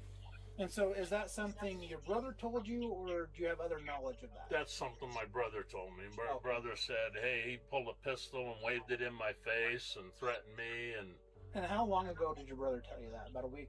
That was probably about 2 weeks ago. Okay. You know, if somebody was waving a gun at me, you know, I'd probably be, you know, wanting to have something to defend myself too, you know. But, you know, my brother had been asking Shelton to move for months. Okay. And Shelton was like, well, f*** you, you know, basically. So my brother took the little road grader, the little dozer, and pulled his stuff and put it out here on the other side of the fence. Is this something your brother told you, or is this something you saw? As far as moving the stuff? Yeah, I came by the day that he was moving stuff on the way home. What I done know, when my brother had moved the stuff just to try to get the pressure off of my brother, I text Shelton and I told him, hey, I moved your crap off of my brother's lot. So then he texted me back when he got to town going, I got a beef with you. I mean, Shelton's a drunk and a dope fiend. Okay, so right here, you're up, not getting your junk off of Alan's lot. That was off Alan's lot. That was May 3rd. Okay. He goes, I'm broke down, trying to get a ride. Then you said, never mind, I moved it for you, give Alan back whatever you took it his. Yeah, he goes, who is this? Alan's brought the beef to me anyway. I don't have any of his. Well, Alan kept showing me pictures of stuff that was, you know, where it was and missing, and Patrick was like one of the only people in here. So, I have a beef with you too. Okay. Let's put, bring your beef. We know who you are, drug addict. Just remember, you me with all of us. And I'd taken pictures from the sheriff's office parking lot, thinking that, well, maybe he'd think I'm a sheriff, and maybe he'd pack his, you know, or leave Alan alone and get the fuck out of town, you know. So I put, me with all of us, you'll lose. Best thing for you to do is pack up and leave Custer County and don't come back. Alan's brother goes on to pull up additional messages between him and Patrick. The messages he shares show the feud escalating over time, primarily over Patrick refusing to move his property off the land and accusations that he'd been stealing from Alan. As detectives read through them, it becomes clear that Alan's brother wasn't just aware of the conflict, he was involved in it at some point. This only adds to investigators' suspicions, so instead of continuing to circle around it, the detective says exactly what he's thinking. Yeah, it's... And no sign of Shelton, though, huh? Find a body or anything? Or? There's signs of Shelton, just not living signs of Shelton. One of the things I'm trying to wrap my head around is, I'm like, how did he do that by himself? He's not a very big guy. Like, how would he move things around without somebody helping him? Like, if he let's just say that if he shot Shelton and took him somewhere and dumped his body, who would he call to help him? I have no fucking clue. I mean, he wouldn't call me. Right. That's what I'm saying. Does he have good friends? I don't know. I don't know what he's capable of. You know, I mean, right. I don't know anybody that would help him move something, you know, help him commit a crime, you know. I mean, my wife would shoot me if I helped him, you know. How long you been married? Since 2016. Yeah, she murdered you. 9 years. Last night she's like going, well, this and that, you know, and what if it was Alan? What if he comes and kills us in our sleep, you know? I was like, you know, because, I mean, she was watching that Criminal Minds for a long time, you know, after she retired from the DA, you know, it's like, you know, serial killers, you know. Tell her, babe, it's Custer County. You don't worry about serial killers. When it's all said and done, everybody will know everything. You can pick your friends, and you can pick your nose, but you can't pick your family. On that interesting remark, Larry shifts from defending his brother to no longer being certain, and begins to see things the way investigators do. With nothing else to add, police wrap up the interview with Larry, still uncertain of his involvement. Now they can finally turn their attention back to Alan, who's still sitting in the car, completely unaware of what's just been uncovered on his lot. At this point, investigators have enough to place Alan under arrest and pursue homicide charges. The problem is, they don't have a body, and they don't have a confession, both of which are critical in building a solid case, especially when it comes to proving exactly what happened and how. But with the evidence discovered on his property, this is their best chance to confront Alan directly and push for a confession. The stakes are extremely high. If Alan plays his cards right, a skilled defense attorney can create just enough reasonable doubt to get him out of this scot-free. We've got a cadaver dog hitting on other spots on the property that have bone fragments. And the only thing that dog is trained to hit on is dead humans. You know, there was only 2 people here that night, you and him. Right? There's nobody else that I can talk to. Can't find him. And if you didn't do it and somebody else did, can you point me in the right direction? I can't do that. I don't know anybody else is out here. No, that's like I said, I don't either. Even after hearing this, Alan continues his denial. But this is exactly why investigators brought him back to the property. It's a part of a strategy known as crime scene exposure. Experienced detectives use this technique to confront suspects with something directly tied to the crime, like the scene itself or key pieces of evidence. This creates psychological pressure, making it harder to maintain a lie, and often triggering unexpected reactions or slips in their story. So investigators take Alan out of the car and bring him back to the center of the lot, back to the very place where everything likely happened, to see if he will finally break. Well, we want to be able to tell the prosecutor you helped us every which way you could. I can protect my case and go to prison for the rest of my life? Why? I don't know. I can't tell you what the prosecutor... I gotta go through jury trial now. You don't have to go through nothing right now. Yeah. So the way it works here is he doesn't feel like we should let you stay free, right? So we're still going to continue to investigate this case with your help or without your help. We're still going to dig through. Yeah. I mean, there's still some things that like concern me, like, and I don't know if you were asking about like who drove the truck up in the mountains. Nobody drove it. I towed it up there. Oh, you towed it up there? Yeah. Okay. With which vehicle? My dog. Okay. The tow barn towed it up there. Oh, okay. What'd you do with the dog? Left it in the truck. I was in dispatch, so I said, "No, just leave the truck. Maybe maybe more." Yeah. Oh, the dog didn't. I didn't want to kill it. Yeah. Yeah, it didn't know. Yeah. So. I mean, we're in a rock and a hard place right now, right? It's where we've been all day. It's where we're going to continue to be until we can completely wrap this up and figure out what the hell actually happened. Well, before you take it, I was like, lock on myself. Okay. Yeah. Yeah, we're not going to leave this unsecured. I mean, we'll lock it all up and bring in the keys. Close the gate. Yeah. I didn't call. I'm in trouble. Well, that's part of it, but you also destroyed some evidence. What did you? I don't know. I've never been in that situation. Alan, Dude, come on. Did you burn a body? Come on. Yeah, I did. And you didn't tell anybody. So, like, look at it from our point of view. You know, we gotta do the right thing for Patrick's family. You know what I mean? We gotta try to find that body. You know, we gotta do the right thing for his family. There is no body found. He was reduced down to nothing. Nothing. Did you chop him up? No, I threw him in a burn barrel with a bunch of wood underneath him. And, yeah, I chopped him up. Like, I took a chainsaw to him. Okay, where's the chainsaw? It's gone. It's Found gone. it. Did you throw it in the river? I got rid of it. Believe me, I burned it. You burnt the chainsaw? Yeah. Is it in the barrel? And I've never chainsawed a body, but I think there would be like blood and skin and gristle and stuff, you know. Yeah, it was ugly. And so, like, where's that at? Like, how did you clean that up? Took a shovel and rake, ripped up everything I could, walked it down with a hose, and put Clorox on it. And the chainsaw's where?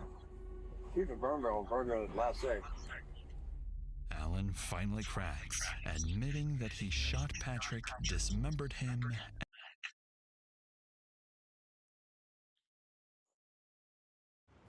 Depop has no selling fees.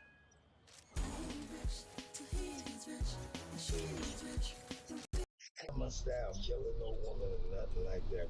Because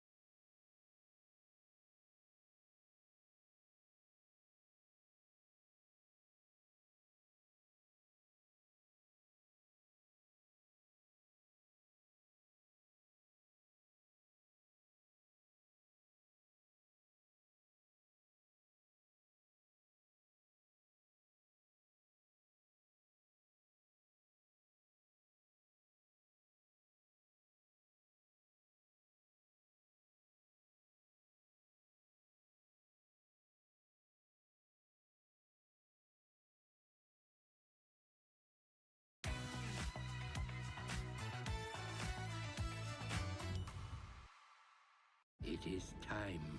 One often meets his destiny on the road he takes to avoid it. Every master must find his path. I am the Dragon Warrior. Let's do this. How did you clean that up?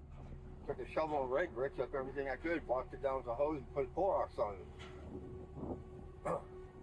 And the chainsaw's where? Keep it burned the last day.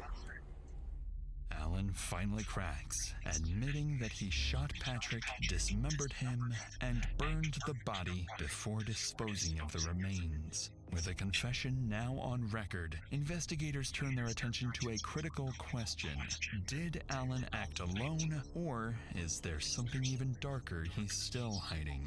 But before detectives can press further, Alan makes a surprising claim.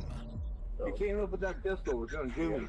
And we're not arguing. We're not arguing that point. We're just trying to figure out what you did with the body, how you did it, and where it's at, if there's anything left.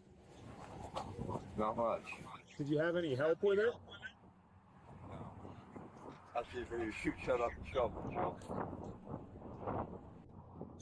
Do you see our point? What we're trying to do at all, Alan? I tried to hide it and get away with it. Yeah. And like I said, we're just trying to, get some closure for his family and present the picture so that everybody understands why you did what you did. Said you better pull the trigger. Mother things coming up with the gun. At that point, it was me or him, but. Despite Alan's claims that he killed Patrick in self-defense, it hardly explains the brutality and concealment that followed. Following this, Alan is arrested and charged with first-degree murder along with multiple... I've never committed a crime in my life, man. Any sentence that I get is a life sentence. The systems are not like people think they are. When you find yourself in the middle of it, you're like, whoa, none of this feels like it's supposed to be. And I also want to clarify that I'm not charged with human trafficking. Trafficking is for the purposes of, I think, sex or labor. Right. So the exploitation of people, that's what human trafficking is. I'm charged with human smuggling, which when you think of a human smuggler, you don't think about somebody driving their personal vehicle with two people in their backseat, a woman and a child who have passports, who have a birth certificate. That's not a smuggler. Just a few weeks ago, probably a month ago now, right near where I got arrested in Del Rio, a real smuggler had two people in a trailer of hay, and they get out and I don't know if they run or whatever, but that's smuggling. Know what you're doing in that situation, right? And I'm charged with the same crime as that guy. You know what I mean? It just doesn't seem right. So anyway, back up a little bit. I'm in one of these Facebook groups that advertises for jobs, and I've gotten work from there before. I printed out some jobs here, and I just want you, I don't know how much you know about the world, right? So that I come from, I would just want to lay these out. I just want you to tell me which one looks illegitimate. They're all given the same basic information. The only difference is the dates and the hours and the... Right. So this is the real one. Oh, okay. This is the ad I responded to. Okay. Right. This is the one that I answered. Okay. Okay. And remember, I just print off 10 or whatever. I get hundreds of these things. There's probably 10 in my phone right now that today people are asking for coverage. Somebody advertises for transportation services, all expenses paid, fuel costs covered, lodging covered if needed. I need somebody to transport refugees. We work through a church. Here's the pastor's number. He's our point of contact. He told me that he himself does these transportation jobs, but for whatever reason, he can't do it that day or whatever. So I get his contact information and basically start vetting, right? Because I never worked for this guy before. I want to ask questions. And with it being by the border, right, I just want to ensure that everything's above board. And that term refugees, it's not a real term. There's no legal status given to refugees. There's no legal definition for refugees. what it's typically used to describe as asylum seeker, or someone who's been granted asylum from whatever situation they're fleeing. And I assumed that the church had done that vetting, so it wasn't really of concern to me. What I asked was, do these people have paperwork, and are they legal? Are they in this country legally? Right. And I was assured that they were several times. I was in communication with these folks for a couple months before the timing actually ended up. I was became available. I was a full-time student. I wanted to get my paramedic. By the end of the year, I was working my EMTB, my EMT basic. And so I had school weekly, Tuesday, Wednesday, Thursday. So I didn't have a lot of availability. But this transportation service seemed pretty straightforward. Just go pick somebody up, drop them off, and get paid. So the timing finally worked out. They had been asking me, like, are you available today? Are you available today? So I know that they did several, like maybe a dozen transports between the time when I first contacted them and when I actually did it. So I knew other people were doing it, which also gave me reassurance that, oh, this is on the up and up. And, you know, they gave me, like I said, a plethora of information. So March 2nd is when I went and finally did it for them. I was at a friend's kid's birthday party, and they shot me a message, hey, are you available today? I said, I can come this evening. I can do this evening, right? And they said, okay, here's the address. Here's the pickup address. Here's the drop-off address. Okay, you know, I've already done all my checking and everything like that. I picked this woman and her child up exactly where they said they'd be. Normal house. You know, I figured, you know, maybe they're staying at this person's house. Maybe it's a parishioner or whatever, and they're just helping them until they can get a ride to link up with their family or whatever in San Antonio, right? So I pick them up and we go, and it's really straightforward. I drive straight to a Border Patrol checkpoint. It's really flat out there, and I've set up checkpoints before. So, like, I know what one looks like from a mile off, right? And especially being in the area, there are a lot of checkpoints, so I'm just expecting to cross one at some point. I text the group or whatever, the people coordinating, and I say, you know, I'm coming up to a checkpoint. I copied and pasted that passer's number, just in case, like, she forgot her paperwork or whatever the case is. You know, I can let them know, like, hey, no, like, this is legitimate, you know, whatever, here's my point of contact. I pull up to the checkpoint, lights off, nice and slow, you know, whatever. Hey, how y'all doing? Are you a U.S. citizen? Yes. Who are they? You know, I'm working for a church or whatever. I pick them up. And they pull me over to secondary. So, like, secondary would be like, okay, we need to further investigate. Yeah, Usually it's just like a wave on, but so now I kind of know when you look in the trunk.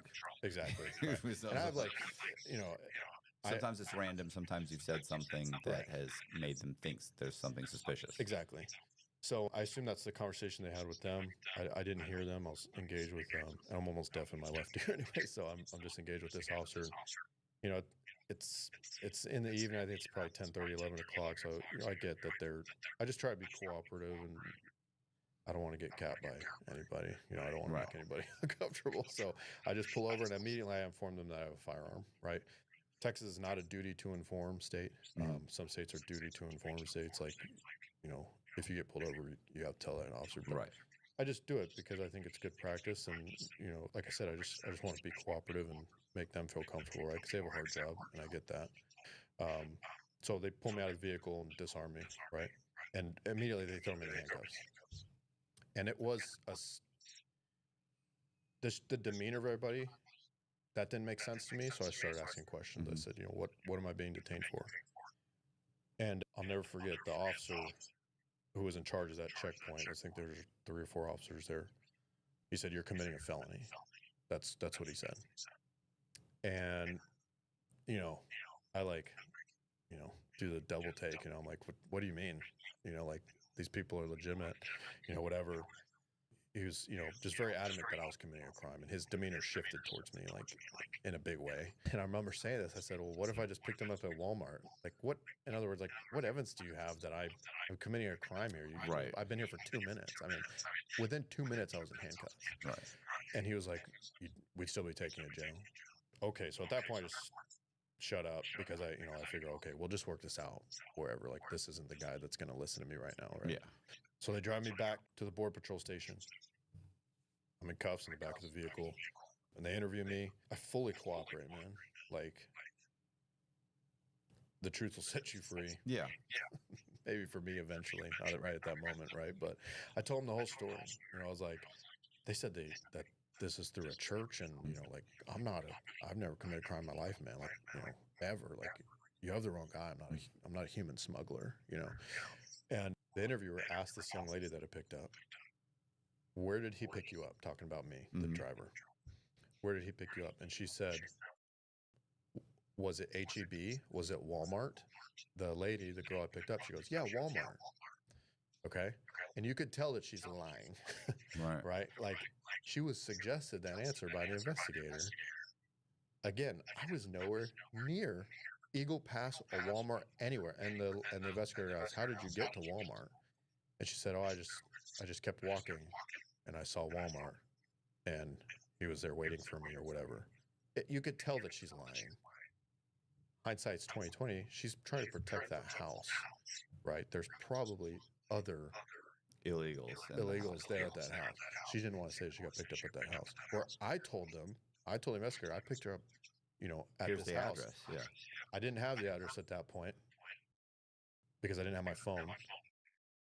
And so, you know, I was like, I don't know, like I will show you, you know what I mean? And they just weren't interested in that, you know? I don't want to say anything about the investigators, but I feel like I could have been a lot more use to them if they would have just listened to my story. The investigator didn't ask the young lady, the illegal alien, anything about, was this through a church? I don't think that that's standard law enforcement practice. I've never been a law enforcement officer, but wouldn't you at least try to corroborate my story and see if they match up? Right. She didn't even ask her about the whole church thing was never talked about. It was always just assumed, I think, that I was an illegal alien smuggler and I knew what I was doing and this and that, which it makes no sense, right? And so the conversation went on with her. It was like a 25-minute conversation or something she had. And I think another significant thing she said was, she asked the illegal, she said, does he, the driver, know that you're here illegally? And she said no. So, I mean, I don't know how much credibility there is with her interview, but yeah, she didn't know that I didn't know. Do you get what I'm saying? Well, yeah.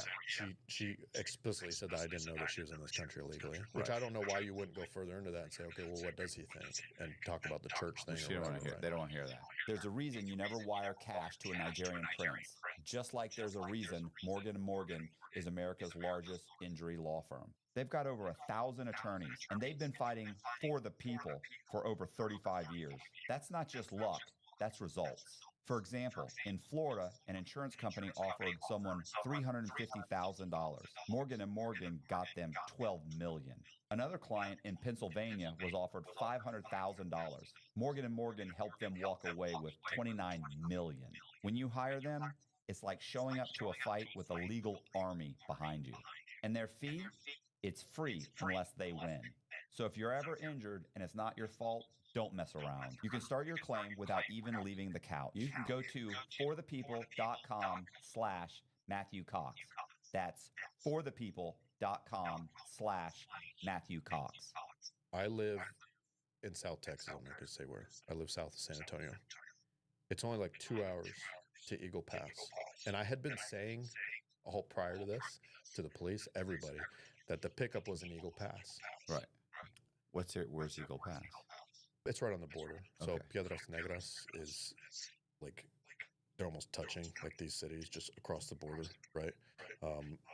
Okay. And so Eagle Pass is like a border town, just like Del So Rio it's in or the United El States. Paso. Yeah, absolutely. Yeah, Okay. sorry, I should clarify that. I never crossed the border. Yeah. These people were absolutely in the United States.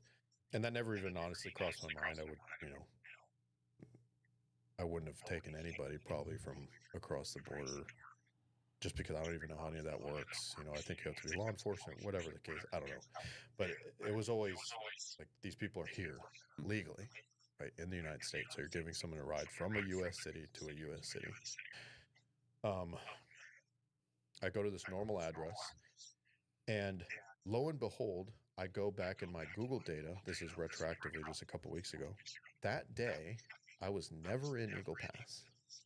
I just don't know the area. And so I've been saying, oh, Eagle Pass, Eagle Pass, Eagle Pass. But there's nothing out there. It's like Eagle Pass, nothing to the north, and then Del Rio. And a big point of contention, and what they brought up at my bond hearing, was that this guy knew what he was doing because he went way out of his way to go to San Antonio. Do you get what I'm saying? So to avoid the checkpoint. Lo and behold, I should have brought you a screenshot for this. I can send it to you, sir. I picked up well north of Eagle Pass. And when you look at the route, it was 20 minutes to highway. Dang, I'm sorry, I should have showed it to you. Whatever, I went straight to the main route to San Antonio. I think it's 90. So like, it's like Del Rio, Bracketville, I think like Uvalde, Castroville, San Antonio. They're all on that highway. And it's a straight shot. I wasn't trying to avoid Border Patrol. I wasn't.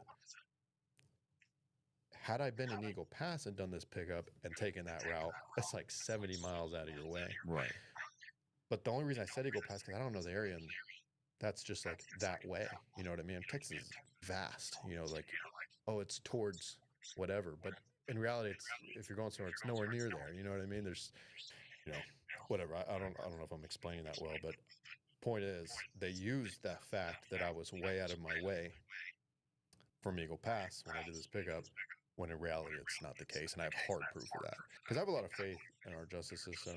I know it's weird coming from me, right? I like to think that they put away bad guys, but at the same time, let's not, like, justice has two sides, right? Like, everybody thinks about justice as like, get the bad guy. But there's also like, hey, some people get caught up in something that wrong place, wrong time. There's like legitimate, I mean, the federal conviction rate is like 96%, which is like, really? You know what I mean? Like, is that... You guys are never getting it wrong? Right. You know what I'm saying? So it's like... This May, save up to $200 on select sets of 4 tires.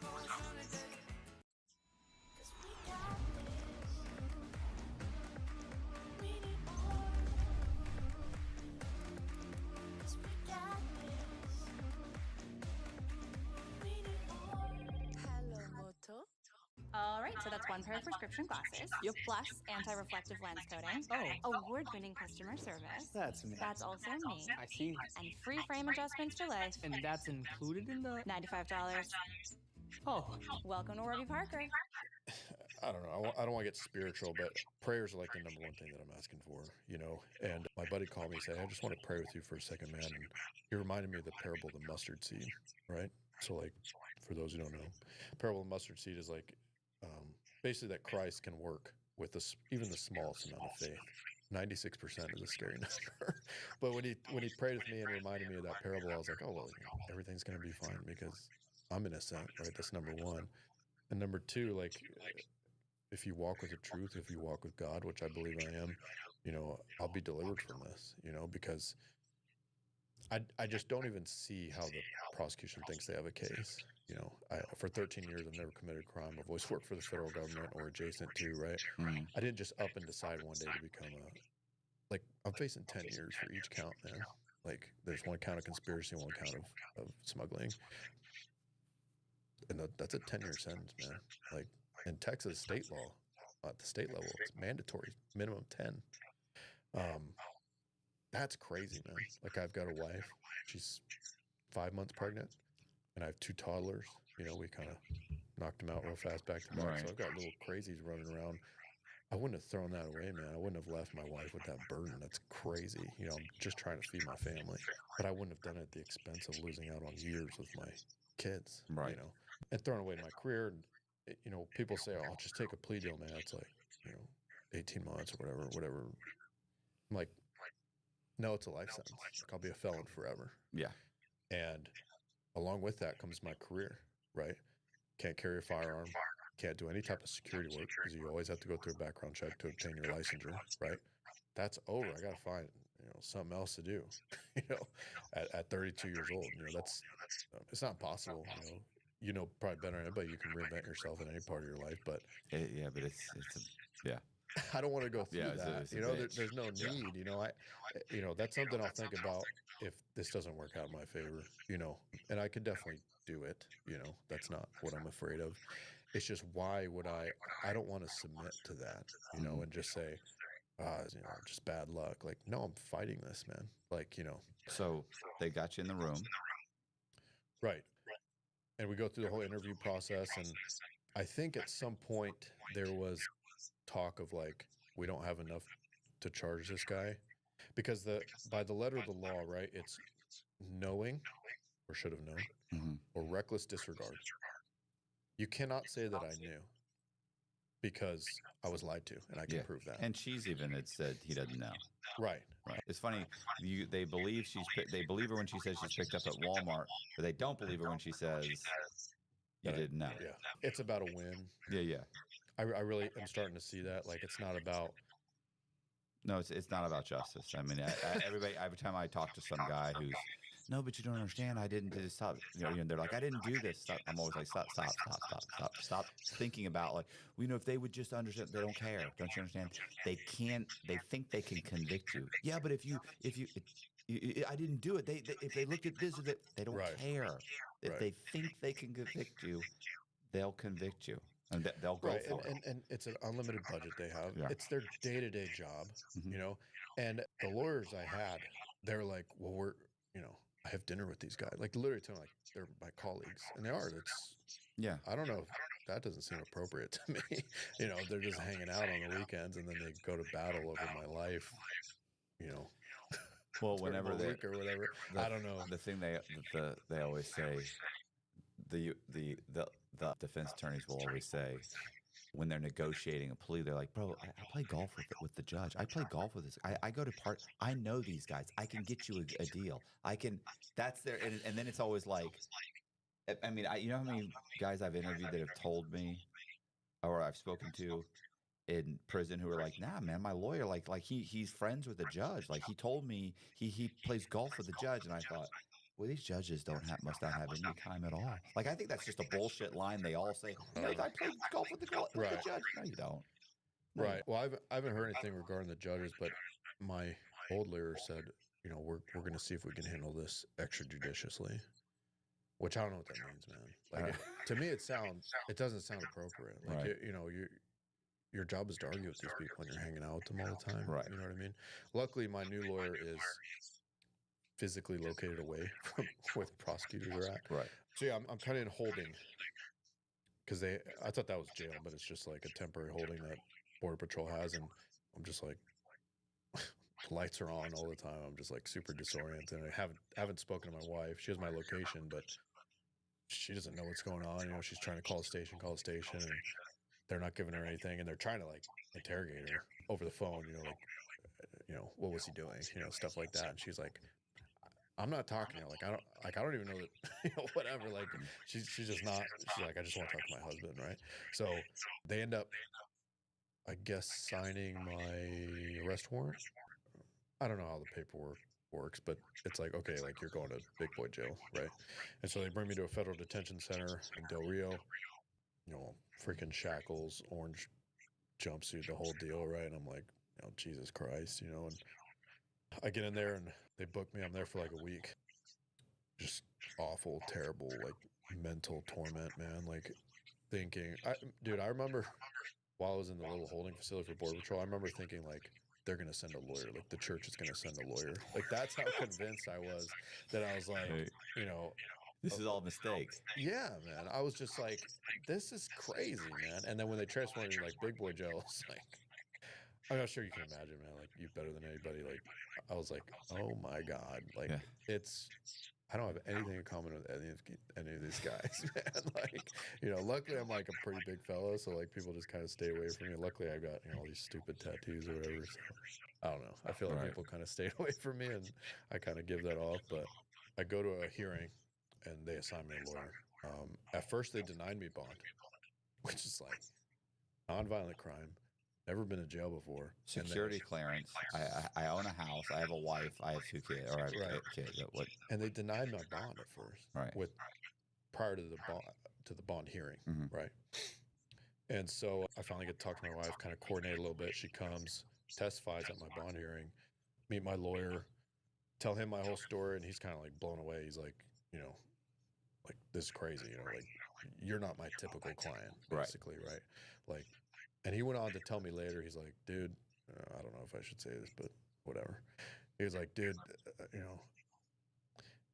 want to take you to court. I want to take you to trial. Right. He's like, a lot of my clients, I don't think I should. Right. You know, I won't say exactly what he said, but he was like, we have a chance with you. Right. Like, you have a story to tell, and I think it's credible. Especially all the stuff over the few months that I showed him. Finally grant me bond. So I'm out on bond now. My trial's been pushed back because they're really slow on getting all the discovery in. Like, they had to download everything on my phone. And I want to mention, I, again, fully cooperated.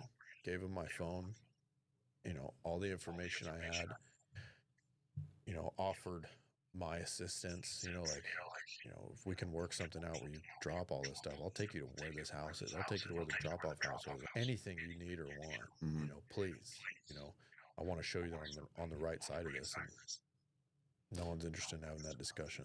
Where's the chick and the kid? Are they in detention? They didn't send them back. I assume they did. You assume they send them back? Yeah. Then how are they going to testify? I think they'll probably use an interview. Your lawyer isn't there in order to cross-examine them, so I don't know how they can use the interview. I have to be able to cross-examine every witness. Can't just read what they said. See what I'm saying? He has to be like. I have no idea. All right. That's interesting. That makes sense. I hadn't. Unless you say, "Oh yeah, I'll just use the internet." Unless maybe they would allow you to agree to that. But to me, it's like I don't agree to that. I want to interview her. I want her to admit that my lawyer to convince her that, look, pick me up at a house. I lied about Walmart. No, he didn't know. No, this, which means that you have to go to Mexico. If they send her back, you got to go to Mexico and find her. If not, then you can't. Yeah, that's not. Then you can't bring her up. If we can't bring her up and you can't have her as a witness, then where's it? Where's the case again? You pulled me over for picking up who? Where's she? We're going to talk about somebody who's not in court. You see what I'm saying? Like I would. I think hadn't considered that one bit. I mean, so I don't. Maybe a virtual interview or something. But she's a peasant in Mexico. She's in the fields. She ain't got Wi-Fi. Well, yeah. Well, I don't know what her situation is, but yeah, I don't think. I mean, she doesn't have any allegation. They can't subpoena. No, they're gonna be like, "Oh, fuck you! You just kicked me out of your country." And somebody, I paid somebody $10,000 to get me through this whole thing, and I ended up getting grabbed and thrown back out here, and now I'm in Mexico again. Like, I'm not gonna cooperate with you. I hadn't considered that. The real problem. She's a key witness. Yeah, I was gonna say the problem is that when they say we'll give you immunity and you can stay in the United States if you cooperate. Oh, sure. And then suddenly she's like, "Fuck yeah, this guy knew everything. Of course." No, that interview. There's no way. She was telling the truth. For immunity and you get to stay in the United States and a green card, who knows what she'll say? Listen, here's the thing. They don't. You don't. Yeah, you are naive. They're slippery, bro. Well, I keep coming to the jury, right? Like when I heard that interview, I was like, oh, the jury would have to be like. The jury already thinks you're guilty. You're sitting in that chair. You were indicted. They're gonna say, you watch too much Law and Order. You think I have faith in the jury, my peers, man. Yeah, your peers. That's a mistake. Yeah, that's a no. mistake. I hear you, man. I just never been through this before, and I don't. Yeah, you've been through it. Yeah, and I'm lucky. I'm guilty. You know what I'm saying? I'm lucky. I mean, it was these guys that were, you talk to, and they ended up going to trial because they felt like they weren't guilty. Like I know two guys that both got prison time, and I think they got an excessive amount of prison time. And both of them, one of them, he's just so overwhelmingly annoying.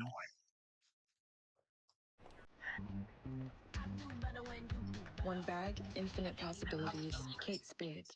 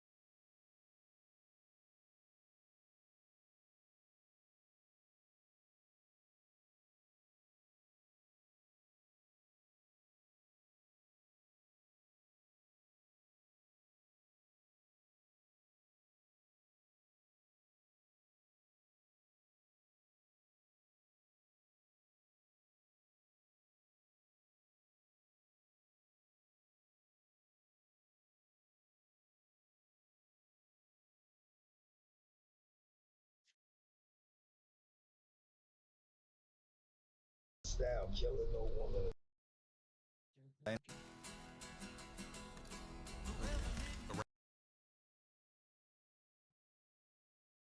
Oh, Robert Crack Donuts. I just found out that the Hawaiian Punch is syrup for ices. The juice that we would get. It's For syrup real? for ices. Not even real Hawaiian Punch. For real? Yeah. Yeah. Right. Why is it like that? That's what they want. Crack teeth. Shit like that. Okay. We're gonna be right back.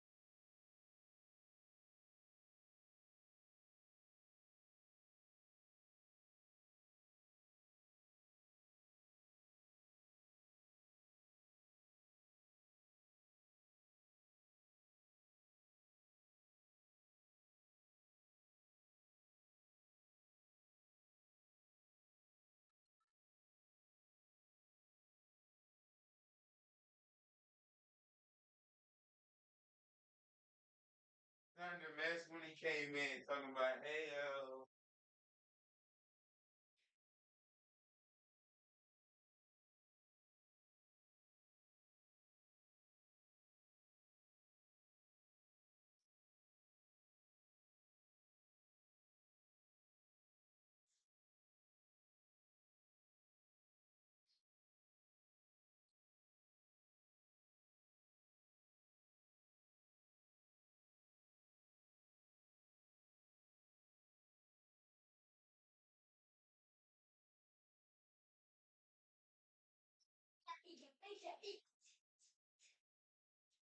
Oopsie, you can have my private part. Hey, tell it. If you're not doing my private part. Never I don't want to see it.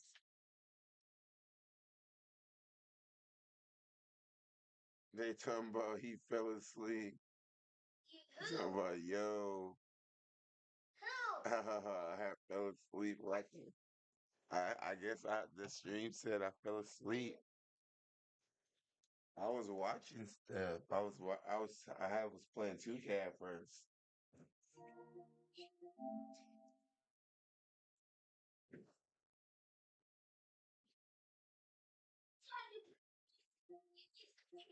And he be on for 3 hours. You be on there crushing other people, and you be trying hard as that hard. And you be sweating.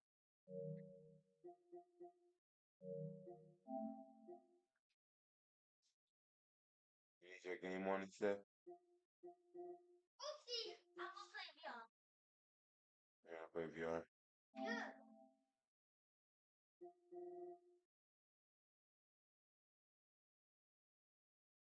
Got your old enemy. Y'all did not search the VR. Oh shoot! What the heck was I thinking?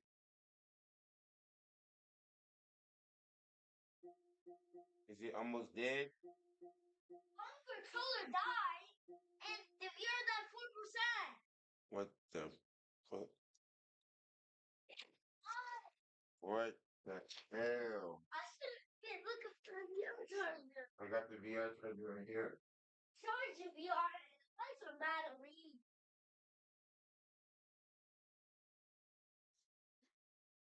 I'm trying again.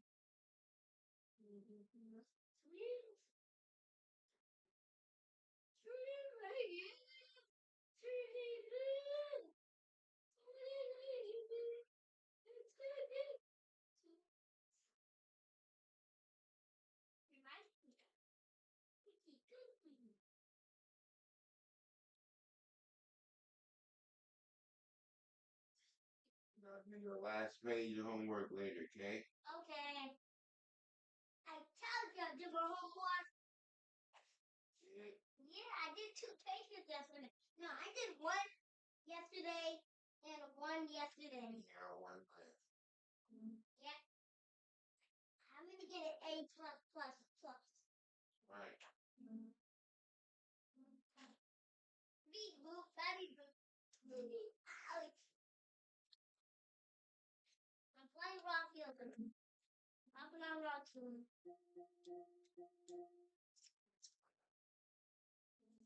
Guys. Beep boop. Beep beep.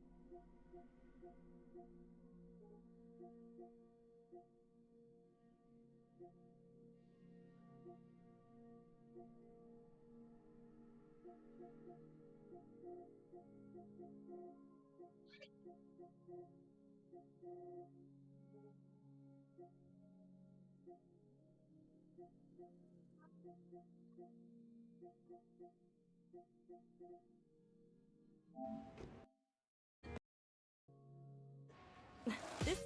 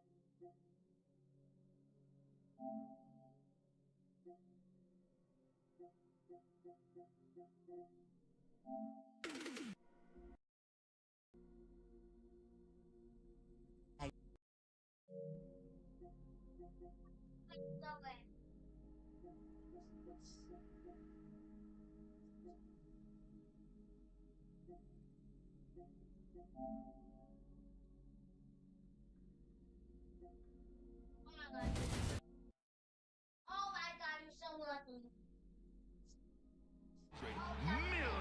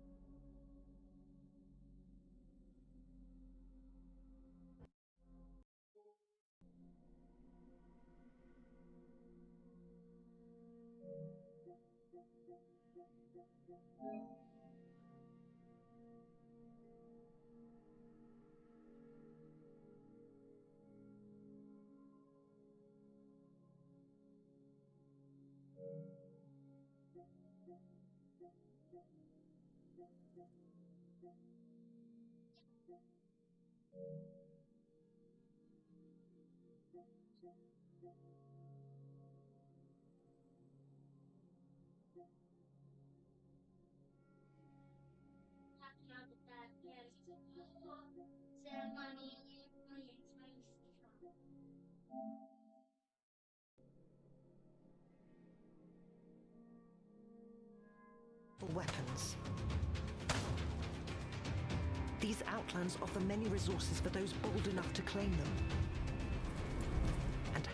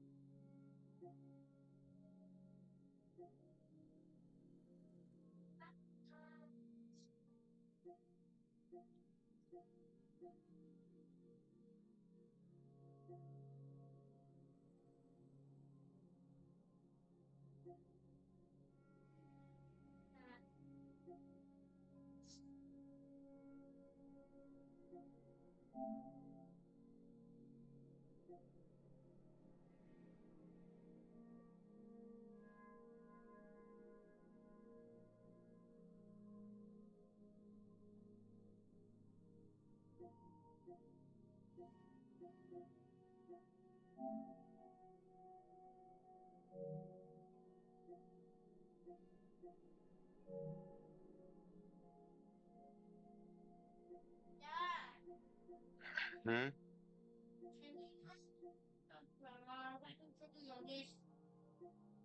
Okay.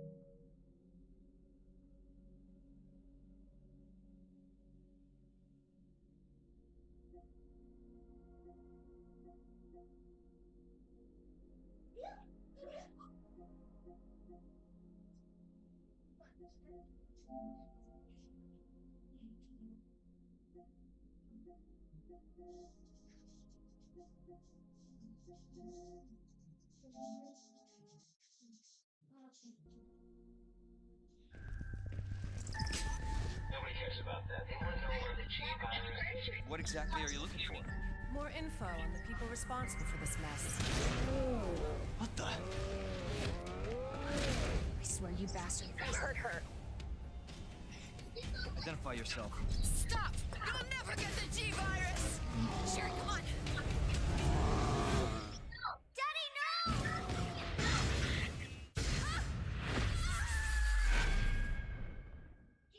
Claire, wake up! After you. Gee, thanks. You can't be soft. You can't be talking trash. That's how your pills don't get answers.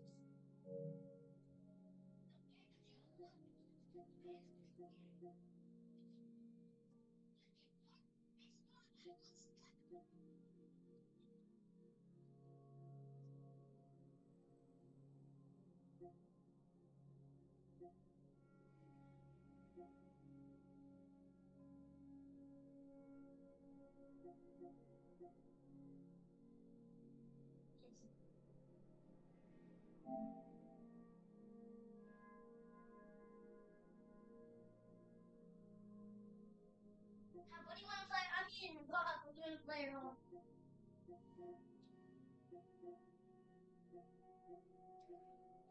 Who got a mic?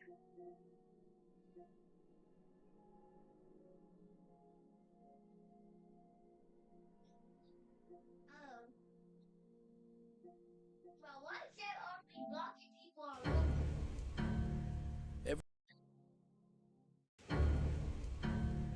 Everything I've done for my family. For the last 10 years, all I done was kill. I killed for my family. I killed anybody that got in my way. You people speak of family like you know what that word means.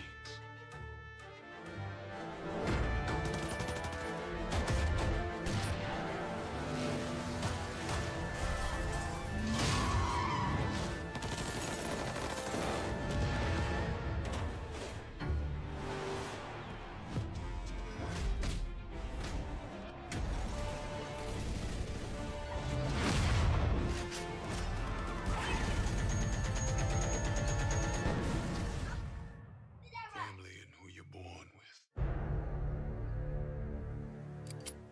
is who you die for.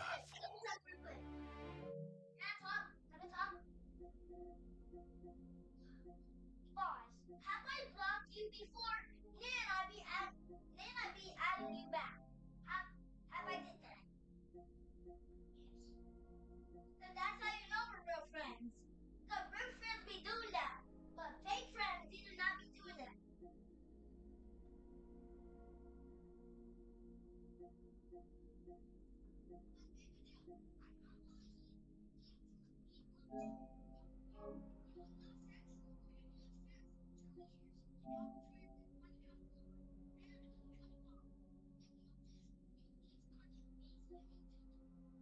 That's his fault.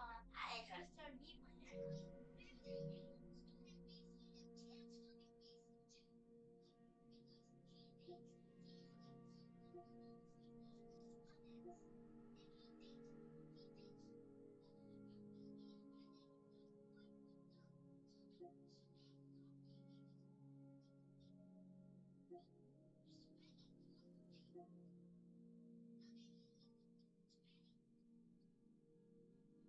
Just because they're your cousins, that doesn't mean you can play with them.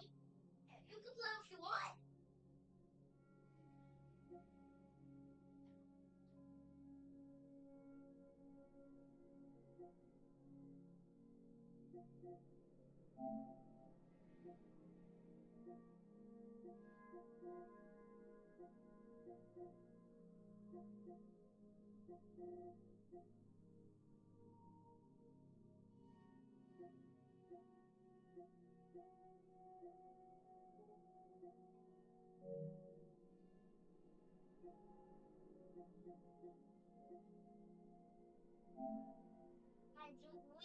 We go there. Yeah.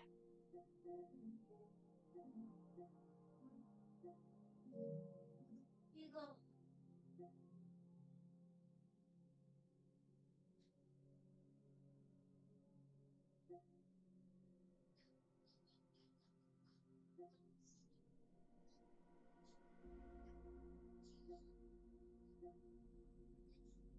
No, but still, the dog, just tell him.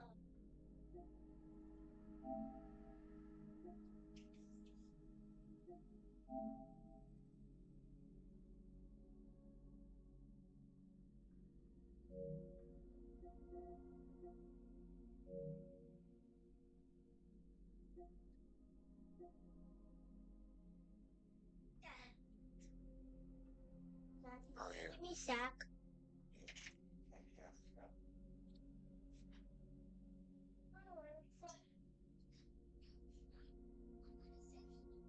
Cereal? Yeah. Can I have some cereal? Actually, I want the middle cereal. Yeah. Yeah.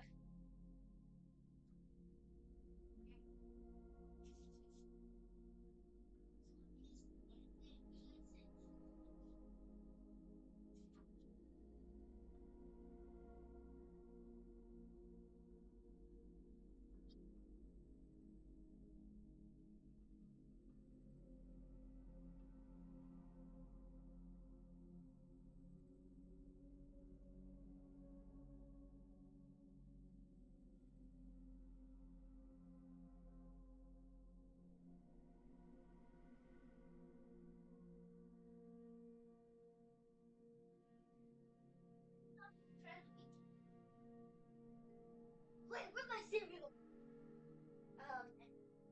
I'm gonna go eat some cereal.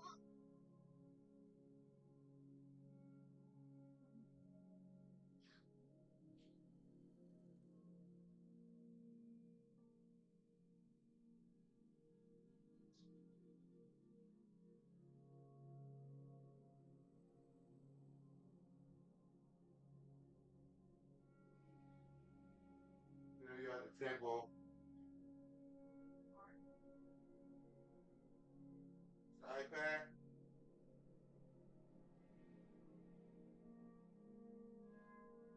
What percent is on?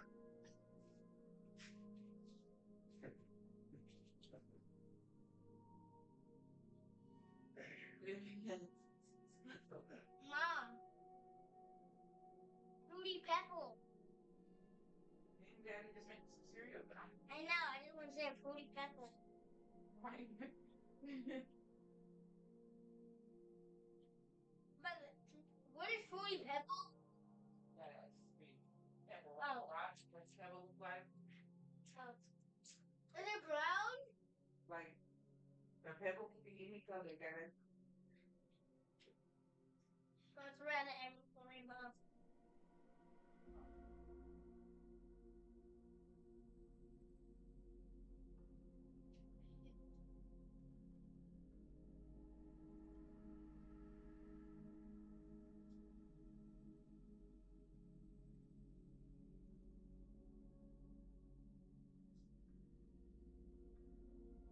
Stop texting me!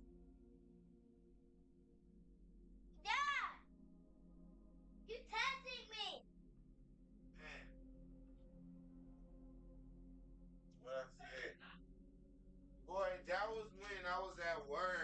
Yes. You fell asleep. Everybody fell asleep. Wait. This is the video I saw on my phone. This is the video I saw. Stop. Ew, I'm resting. Ew, you're resting. 6 minus 7, 67, or 1. Bro, it's obviously 67. And wait, why'd I get super difficult? How'd you get it right? Because I'm not an idiot. Okay, bro, I see how it is. Dude, now I have to do this super difficult part 4. And wait, how am I supposed to do that last jump? Okay, I guess I just have to do it. Would I rather be smart or fast? Well, obviously I'd rather be fast. Okay, he chose to be smart. But wait, why did time just slow down? Wait, this villager's sleeping in a dream. Are you trying to steal his food? No way, I have to wake him up and let him know. And Hero Brian, what are you trying to do to this poor girl? Dude, there is no way I'm letting that slide, bro. And oh my gosh, Kevin is falling, bro. Don't worry, I got you, man. Let's go. Okay, nothing or water. Dude, how do you clutch with nothing? Obviously, I'm gonna pick the water. And wait, what's this? Why you can't clutch with nothing? Are you crazy? Oh my god. Okay, let's go, let's go, let's go. And nice, we did it. Bro, what? Like if Roblox is better, and subscribe if like. How strong is the world's strongest man? This is me hiding in your nose, everybody. So fast again. Oh.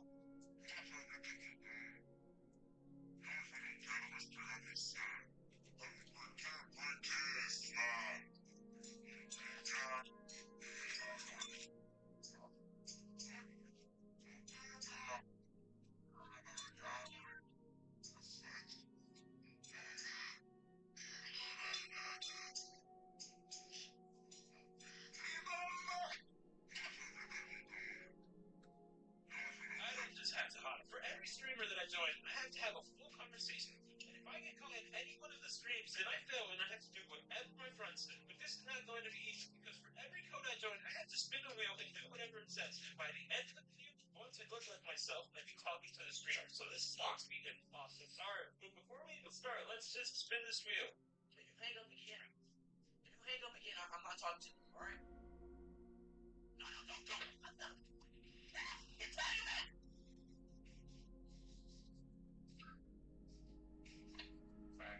Hey, yo, Ben. Ben. Ben. Are you my lover? Are you my best friend? What are we, bro?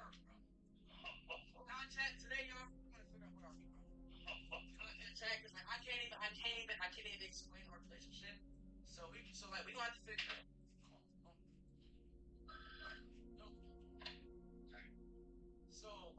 So alright, man, we gotta figure out what are we, okay?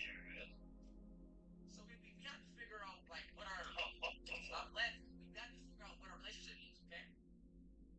Alright? Okay, we're gonna figure it out, okay? So first of all, are you my right? Are you my friend? Are you my enemy?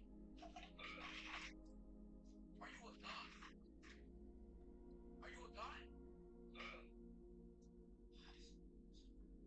Are you a what are you? Stop doing that!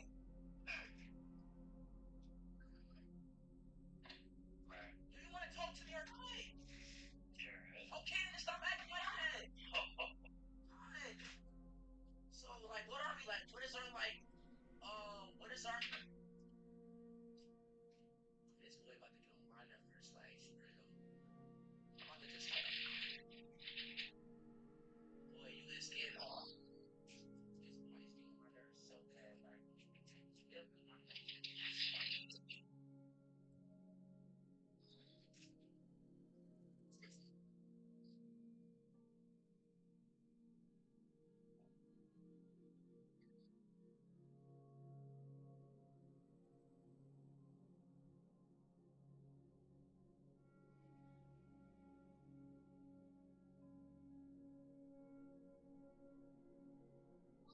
This is a bad time. Okay, so as you guys know, hello, I'm Skrilla VR. I'm a pretty YouTuber with 176 subscribers currently. At first, I thought I would never reach this achievement. Boy, how did you run? It's because of you guys, I reached the goal that I kind of always dreamed of achieving. So, because of this, I was like, you know what? Why not? I'm going to do a compilation of every best moment for with me and my friends, and yeah. So smash that like button, hit that subscribe button, and on with the compilation. Wait, this is the last present. Oh yay! Oh yay! Yeah! Alright, welcome to the doctor's office. I'm gonna need you to turn around so I can check your booty cheeks. Inside I actually have the cavity. I've actually have the cavity made. Alright?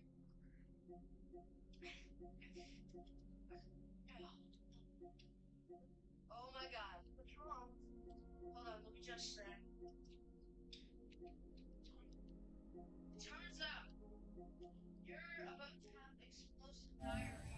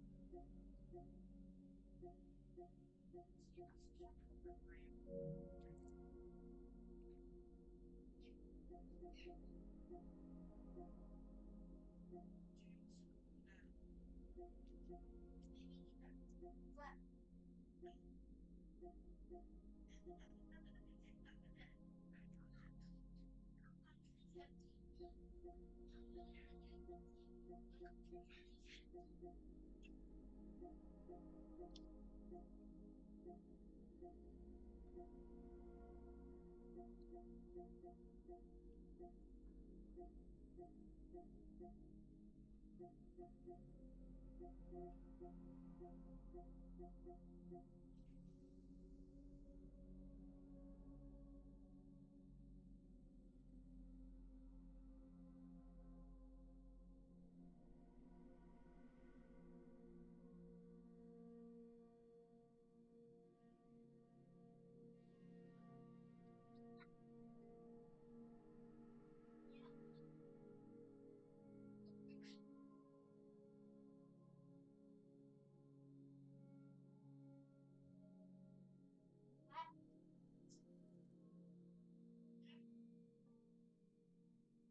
didn't want to tell nobody.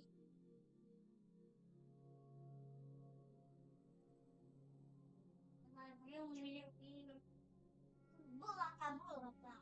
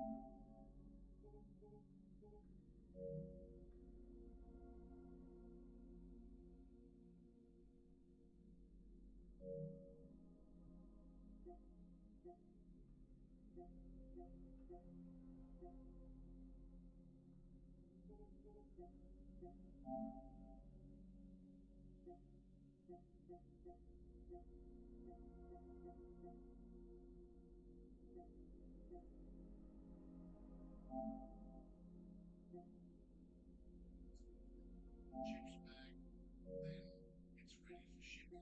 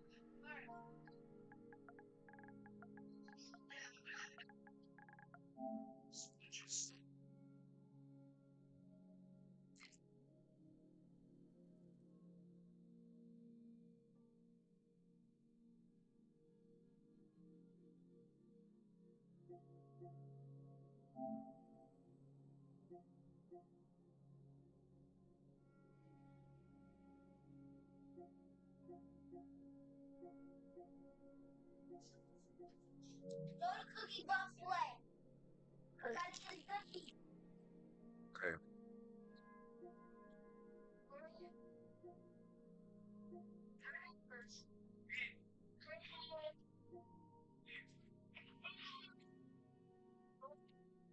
She's so hungry. Here you go.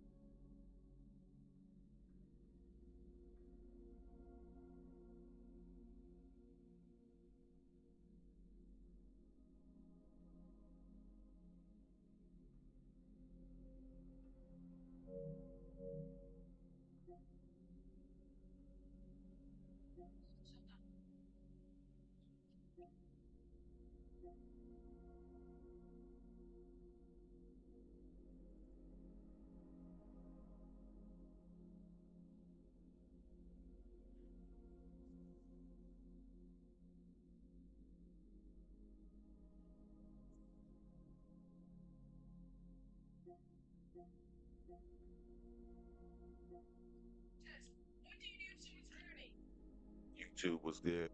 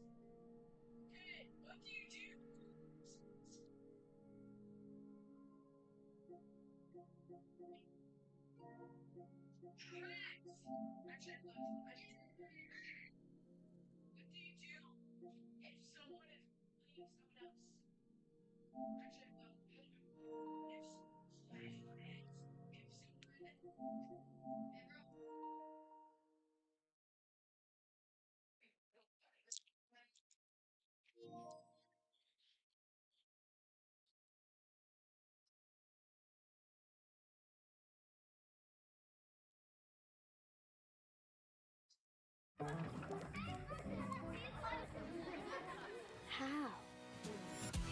Split Rock Reservoir Cave Bear Attack. On the 20th of December 2015, Christopher Petronino took 3 Boy Scouts hiking in Split Rock Reservoir, New Jersey. He was 50 years old and an experienced scout leader. He wanted to show them a small talus cave he had visited many times before. Just 2 weeks earlier, he had been to the same cave without problems. The cave opening was barely 2 feet wide between massive boulders. Petronino approached and began squeezing through feet first. His waist caught on a protruding edge as he descended. What he didn't know was that a 300-pound black bear was hiding in the darkness. The bear had claimed the cave as winter shelter. Suddenly, something grabbed Petronino's foot with powerful force. He was yanked deeper into the cave by the bear. The bear began attacking, biting his legs and raking claws across his shoulders and head. In absolute darkness, Petronino couldn't see his attacker. Outside, the 3 scouts saw their leader pulled violently into the darkness. They heard terrible sounds and immediately called 911. Inside, Petronino found his rock hammer and swung it at the bear's head. 2 strikes connected, creating a brief pause in the assault. He pulled his sweatshirt over his head and curled into a fetal position against the wall. The scouts placed food near the entrance to lure the bear out and built a signal fire. After 80 minutes trapped in darkness, the bear finally left the cave. Petronino crawled toward the light with torn and bleeding wounds covering his body. A helicopter airlifted him to the hospital. He had extensive bite marks and lacerations on his head, shoulders, arms, and legs. His injuries were serious but survivable. So note Odyssey Cave tragedy. On the 23rd of April 2022, a 32-year-old Russian cave diver prepared to explore Cenote Odyssey in Mexico. Cenote Odyssey was a portal into Sistema Ox-Bel-Ha, one of Earth's longest underwater cave systems, stretching 270 miles. The diver was highly experienced with full cave certification, stage cave certification, and DPV certification. He had trained extensively in these caves and dived Cenote Odyssey many times before. His mission was routine survey work, resurveying existing lines to improve mapping accuracy. He carried 4 aluminum 80 cubic foot tanks filled with 32% nitrox and 2 additional stage tanks. He also had a DPV scooter that could pull him through passages at 150 to 200 feet per minute. At 10 a.m. Saturday morning, he descended into the cenote alone. The sunlight faded as he moved deeper into absolute darkness. Hours passed and afternoon became evening. Neighbors near the cenote noticed his vehicle and dive equipment still there with no diver surfaced. After 8, 9, 10 hours underwater, something was clearly wrong. Local cave divers were contacted and a search team was organized. At 2:57 a.m. Sunday morning, nearly 17 hours after he descended, the first search team entered the water. They found him 700 feet from the entrance, 7 minutes of scooter time away. He was face down in the water with his helmet and mask still on. Both of his primary side-mounted tanks were attached with valves fully open. Both tanks read completely empty. His first stage tank was clipped to the guideline, valve open, tank empty. His second stage tank was also clipped to the guideline with the valve closed. When the search team checked the pressure gauge, it read 170 bar, 2,465 psi. The tank was full with approximately 40 cubic feet of breathable gas, more than enough to reach the surface and survive. His DPV scooter was clipped to the line and functioning normally. Everything he needed to survive was within arm's reach. The recovery team brought his body to the surface at 1:30 p.m. Sunday, 27 and a half hours after he entered. They examined every piece of equipment and found nothing wrong. No mechanical failures, no equipment malfunctions. The closed valve on the full tank haunted investigators. One turn of the wrist could have opened it and saved his life. Agua Caliente Cave Tragedy. On 31st December 1990, Kevin Sears and his friend explored Agua Caliente Cave in Arizona. Kevin was 21 years old with several caves already explored. They wore jeans, short-sleeve shirts, and tennis shoes with only flashlights and 50 feet of rope. Neither wore helmets. At 11 a.m., they entered through the narrow upper entrance. They planned to complete the cave's loop in the clockwise direction. 8 minutes later, they reached the loop pit, a 40-foot vertical shaft. They descended hand over hand without proper rappelling gear. By 1 p.m., they reached the white sand room but couldn't find the familiar passage. At 1:30 p.m., they turned back, their flashlights growing dimmer. Finally, they recognized the loop pit. Kevin gripped the rope and began climbing. Near the top, he encountered flowstone, a smooth mineral deposit. His tennis shoes slipped on the slick surface and he fell, crashing onto the cave floor. After catching his breath, he climbed again. Again, his feet slipped on the flowstone. This time, he landed awkwardly with searing pain through his leg and hip. He couldn't stand and appeared to have fractured his femur and pelvis. His friend left to get help, reaching a phone at 3 p.m. The Southern Arizona Rescue Association was notified at 7 p.m. Rescuers found Kevin conscious in complete darkness after his flashlight died. They secured him to a backboard and rigged 4 hauling systems. At 11:15 p.m., nearly 12 hours after entering, Kevin was hauled up through the loop pit. He emerged at 2 a.m. on New Year's Day and was airlifted to the hospital. Doctors discovered no bones were actually broken despite the excruciating pain. Kevin only had bruises and abrasions after falling twice in the dark cave. Lost in the dark on April 12th, 2006.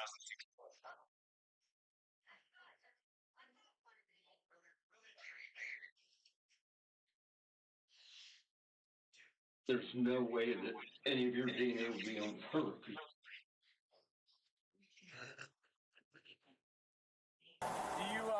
So it looks like the trailer plates are expired. Yeah. We're making 1.2 million a month. I have IDs to go with any card that I need. So I had a crib in Scottsdale, I had a crib in Houston and Miami. One of my best friends is a U.S. Marshal. Nobody knows that I'm a scammer. So I was charged with bank fraud, wire fraud, aggravated identity theft. The megalodon is probably the scariest predator of all time. It grew up to 3 times the size of the largest great white shark ever recorded and literally feasted on whales. Its teeth alone could reach sizes of up to 7 inches long. It seemed like the perfect apex predator, and yet it went extinct.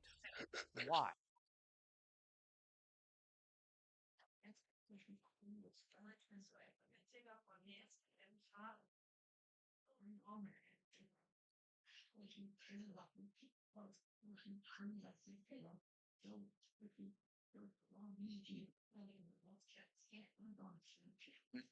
We're making 1.2 million a month.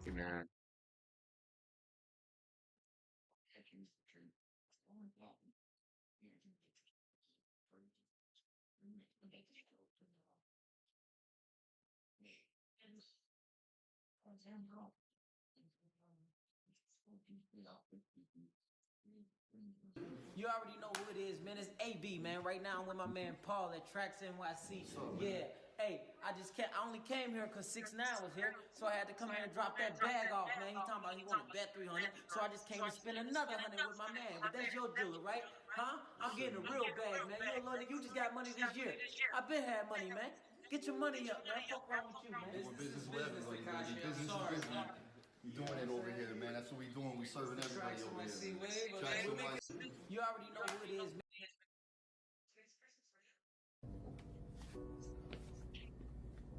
Dawn. Well, see, what you gotta do is you gotta take it right now. So about time you start fucking, so I already activated it. You know what I mean?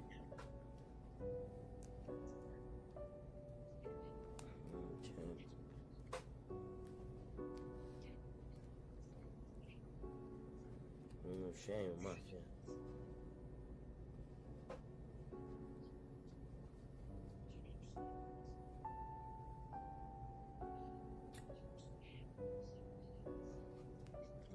Yeah, I'm ready. Now look. See now, you already like, nigga, you arguing with a nigga, right? It's like you arguing with a nigga, right? He just jab me out of him. As soon as you do that, you like, nigga, what you talking about? Feel me? Locked and loaded, nigga. No, it's already.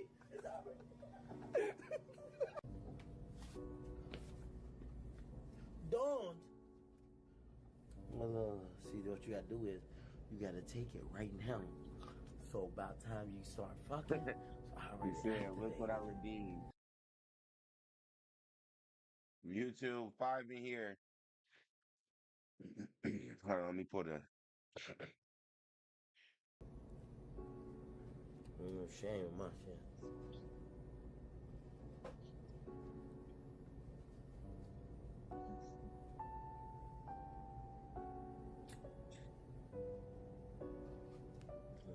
Yeah, I'm ready. Now look. See now, you already like, nigga, you arguing with a nigga, right? It's like you arguing with a nigga, right? He just jab me out of him. As soon as you do that, you like, nigga, what you talking about? Feel me? Locked and loaded, nigga. No, it's already.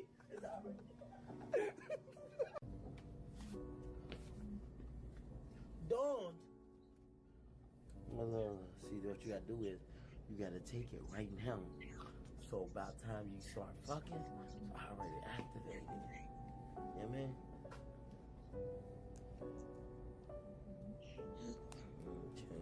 What you redeemed, 2-3? It's not even showing.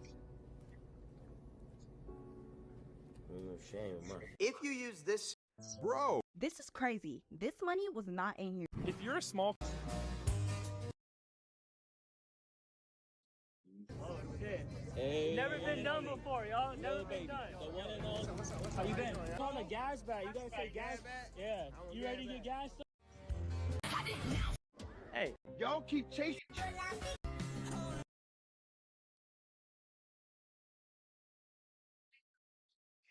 but out of 30 games, like 20-something black games, we beef with all that. If I'm in your hood on Hoover, I'm not trying to get your sign. I'm finna stay right there and smoke one of you. Yeah, homies got put on when I was 13 on Hoover. I'm 17, still pushing and stepping on Hoover. Ain't copping out. Never copping out on Hoover. I'm right here with the Hoovers. Let them know where we at right now. West side, Fresno, you feel me? Southwest, to be exact. In the heart of this motherfucker, you know? Halo, West side, Hoover, straight, you know what I'm saying? You know what it is.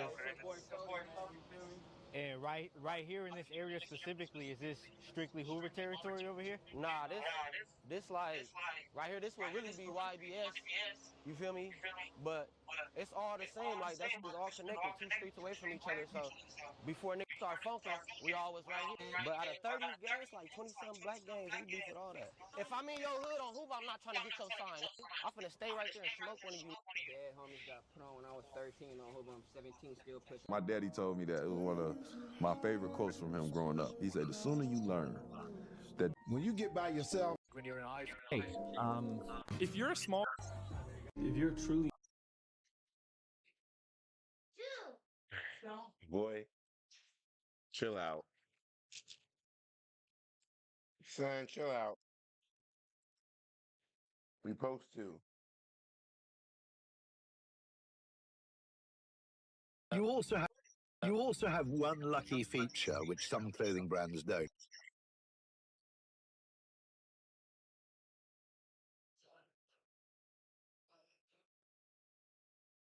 Watch this YN with 21 hats explain how he lives double lives being in the streets and catching hats while working a normal 9-to-5 job. So how long you been having a 9-to-5 though? My second job, I just made a year. Damn, the last week. I work in the back. Don't nobody see me. You ain't never had a situation where at your job might be a little bit in tune to what's going on? I work with straight white folks. They don't know what the I got going on, gang. If you met me outside of the streets for and you didn't know me in the streets, how I carry myself, you wouldn't even know that I do the shit that I do for. Just cause like you don't never see me sagging. I don't got a bunch of tattoos all around my face. None of that. I live double lives. Watch this YN with 21 hats explain how he lives double lives being in the streets and catching hats while working a normal 9-to-5 job. So how long you been having a 9-to-5 though? My second job, I just made a year. Damn, the last week. I work in the back. Don't nobody see me. You ain't never had a situation where at your job might be a little bit in tune to what's going on? I work with straight white folks. They don't know what the I got going on, gang.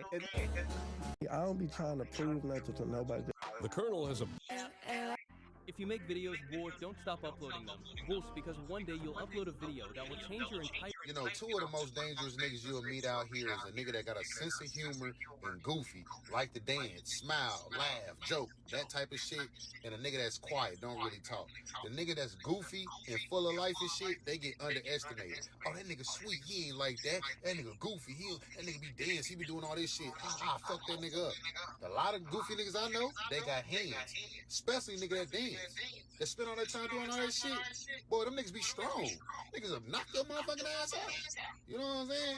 Shit. And the niggas that's quiet is self-explanatory. You know? They don't want to do no talking. They just gonna pop out and show niggas. You know? And 9 times out of 10, the quiet niggas, they genuinely be in their own space. Don't be bothering nobody.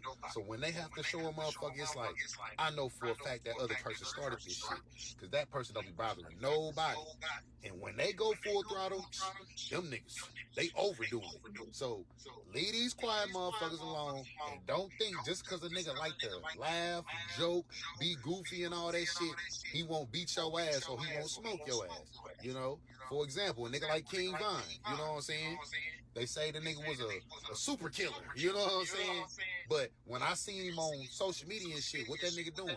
Laughing, smiling, joking, all that type of shit. But the nigga smoking. So shit, you know, two of the most dangerous niggas you'll meet out here. No way. You found my channel. We invade Trans Monday. I had that one viewer. Be a giver. Be generous. Things in my house. What's something that people... If you're a... Niggas are...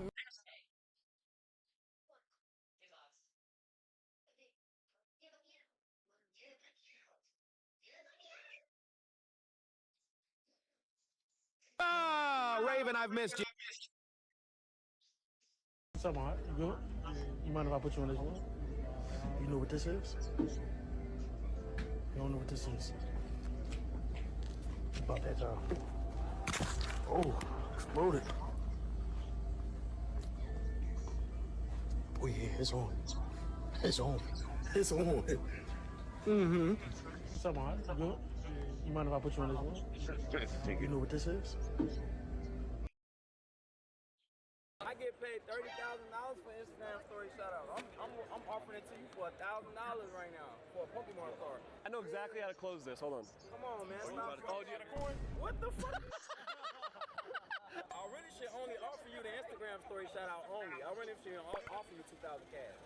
I should just say, I'm gonna shout you out on Instagram. Give me the card. What?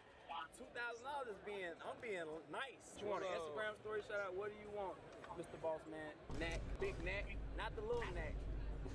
Knick-knack, paddywhack, give Draco a Pokemon card. For him to pay. He could have got a $2,800 hit. This card is worth more than this card, Knack. That's true. It's worth more than this card. Yeah, what about these other cards in here? What about those cards? You could just... You're picking the lowest end? What about You got me. What do you want to do? We do a combo deal. 2,000, this card, and an Instagram shout out. No, and we pack battle. That's insane, huh? And a pack battle? We'll pack battle right now. That's too much. Bro. That's too much. That's... You're Soldier Boy. Y'all trying to finesse me. Hell no. $2,000. Instagram story, pack battle, and yo, yeah. I wasn't born yesterday, bro. I know exactly how to close this. Hold on. Come on, man. Stop. What the fuck? Now he's clip for me. Now he's just content now. A few moments later. Well. Guess who got there? Is this the Phantasmal Flame Charizard? And we're gonna pack battle, and we're gonna get a shout out. Pack battle and a shout out. Soldier Boy is back, and he did the deal. Phantasmal Zard 10 for 2K. We're gonna pack battle these, and a gold Lucario. Killed them. Nothing. We both got cooked. My new favorite card. Hey, thank y'all for wanting this card bad. Appreciate you. I get paid $30,000 for Instagram story shout out. I'm offering it to you for $1,000 right now for a Pokemon card. I know exactly how to close this. Hold on. Come on, man. Stop. One layer. You gotta be a special type of sick, jealous, envious, demonic motherfucker to finally get a motherfucker that really love you and then play in their face constantly and then talk about them like a dog and sit up and laugh about them and think that God gonna bless you. Okay, this is actually... Yes. Jacksonville drill rapper Queso has been sentenced to life in Florida State Prison. Jury found you guilty as charged in count 1 to murder in the first degree by unanimous verdict, and at this time this court will then adjudicate you guilty of that offense and sentence you to the only lawful sentence that this court can impose, and that is mandatory life in prison without the eligibility for parole. Understand your sentence. Yes, ma'am. At 26 years young, he'll wear Florida blues for the remainder of his life. And he'll eat out of brown trays like these 3 times a day. Instead of an entire world to explore, Queso's world has been limited to the state lines of Florida, the 3rd largest prison system in the U.S., divided into 4 regions and split between 49 major institutions. The passport he could have had has been replaced with a prison ID that looks like one of these. And every day, several times a day, he'll sit up on his bunk when correction officers call count time, and he'll identify himself by his name and his prison ID number. Yes, sir, no, sir, yes, ma'am, no, ma'am, will be his response to all prison staff. Disobedience will result in confinement for months and even up to years at a time. According to statistics, men die off in Florida State Prison at 73 years old. So according to statistics, that means Queso will live this life for the next 47 years until the day he doesn't wake. On that day, his body will either be released to a surviving family member or disposed of by the state. The Florida State Prison Cemetery in Rayford, Florida will gift him a concrete slab and an inmate-made metal license plate bearing his name, prison ID, and the date that he died. Otherwise, his remains would just be cremated away. This is the cold, harsh reality of a life sentence in Florida State Prison, a state with no parole where life literally means until death. Jacksonville drill rapper Queso has been sentenced to life in Florida State Prison. Jury found you guilty as charged. Damn, no parole. He got to do life. Hey, Chad, what's good? Hiding pickles under his tongue. Hey, they say you look like you hide pickles under your tongue. I ain't gonna lie, cuz. Shut the fuck up. You ain't get hired. You ain't get hired to talk, nigga. There ain't nobody hired you to talk. Quit talking, bitch ass nigga. They don't even hear your voice. They ain't gotta see your face, no nothing, nigga. Quit talking, nigga. Don't answer no questions, no nothing. He got mad. Dean, check Discord and invite that hiding pickles under his tongue. They say you look like you hide pickles under your tongue. I ain't gonna lie, cuz. Shut the fuck up. You ain't get hired. You ain't get hired to talk, nigga. There ain't nobody hire you to talk. Quit talking, bitch ass nigga. They don't even hear your voice. They ain't gotta see your face. No nothing, nigga. Quit talking, nigga. Don't answer no questions, no nothing. Damn. Check Discord and invite that hiding pickles under his tongue. Hey, they say you look like you hide pickles under your tongue. I ain't gonna lie, cuz. Shut the fuck up. You ain't get hired. You ain't get hired to talk, nigga. There ain't nobody hire you to talk. Quit talking, bitch ass nigga. They don't even hear your voice. They ain't gotta see your face. No nothing, nigga. Quit talking, nigga. Don't answer no questions, no nothing. Dean, check Discord and invite that hiding pickles under his tongue. Damn, bro. I gotta start screaming on kick, bro. I ain't gonna lie, cuz. So when they send a kick, it says it out loud like that? There ain't nobody hire you to talk. Quit talking, bitch ass nigga. They don't even hear your voice. They ain't gotta see your face. No nothing, nigga. Quit talking, nigga. Don't answer no questions, no nothing. Dean, check Discord and invite that hiding pickles under his tongue. Hey, they say you look like you hide pickles under your tongue. I ain't gonna lie, cuz. Shut the fuck up. You ain't get hired to talk, nigga. There ain't nobody hire you to talk. Quit talking, bitch ass nigga. They don't even hear your voice. They ain't gotta see your face. No nothing, nigga. Quit talking, nigga. Don't answer no questions, no nothing. Dean, check Discord and invite that hiding pickles under his tongue. Hey, they say you look like you hide pickles under your tongue. I ain't gonna lie, cuz. Shut the fuck up. You ain't get hired to talk, nigga. There ain't nobody hire you to talk. Quit talking, bitch ass nigga. They don't even hear your voice. They ain't gotta see your face. No nothing, nigga. Quit talking, nigga. Just a mistake, a click away from the death penalty. I'm sure he was thinking about, I'm about to die. When this defendant robbed his own cousin at gunpoint for $800, the judge reviewed his pattern of offenses across multiple counties and decided prison was the only outcome. Now, we recall 24 CR 1326, the state of Texas versus Dustin Jones Jr. You were charged with an indictment of the first-degree felony of aggravated robbery. In that case, you pleaded guilty. The agreement is a cap not to exceed 6 years in prison. We had the plea hearing, and that was the last back in May, about a year ago, and you've been in custody, right? Yes, sir. You had an aggravated robbery case pending in Harris County and an unauthorized use of a motor vehicle in Harris County. Did that get disposed of? No. You've been in Jefferson County this whole time? Yes, sir. Judge, when you look at this, we've got all too common a scenario these days of people using guns. And in this case, they used it. And of course, we're talking about this man's own cousin that he ends up robbing him and taking, I believe it was approximately $800 in cash. Somewhere we just got to put people away when they just end up robbing their own relatives at gunpoint. It's just kind of sad. And I'm sorry, but that's not a very remorseful looking person to me. That's somebody that's still got a case pending in Harris County for the same thing and is roaming around committing crimes all over the state of Texas. It's just, I don't care how young he is. It doesn't take much to shoot somebody with a gun. So we would ask for the 6 years. I know what you're saying, all this support. What the heck is he doing robbing people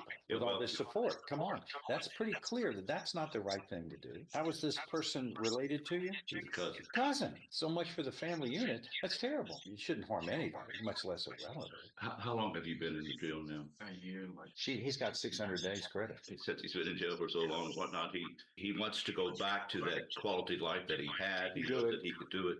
I would hate for you to say, I'm enjoying the heck out of prison and jail. Can you add more time? I've been in jail a little while now. Yes, sir. I feel I've learned my lessons, sir.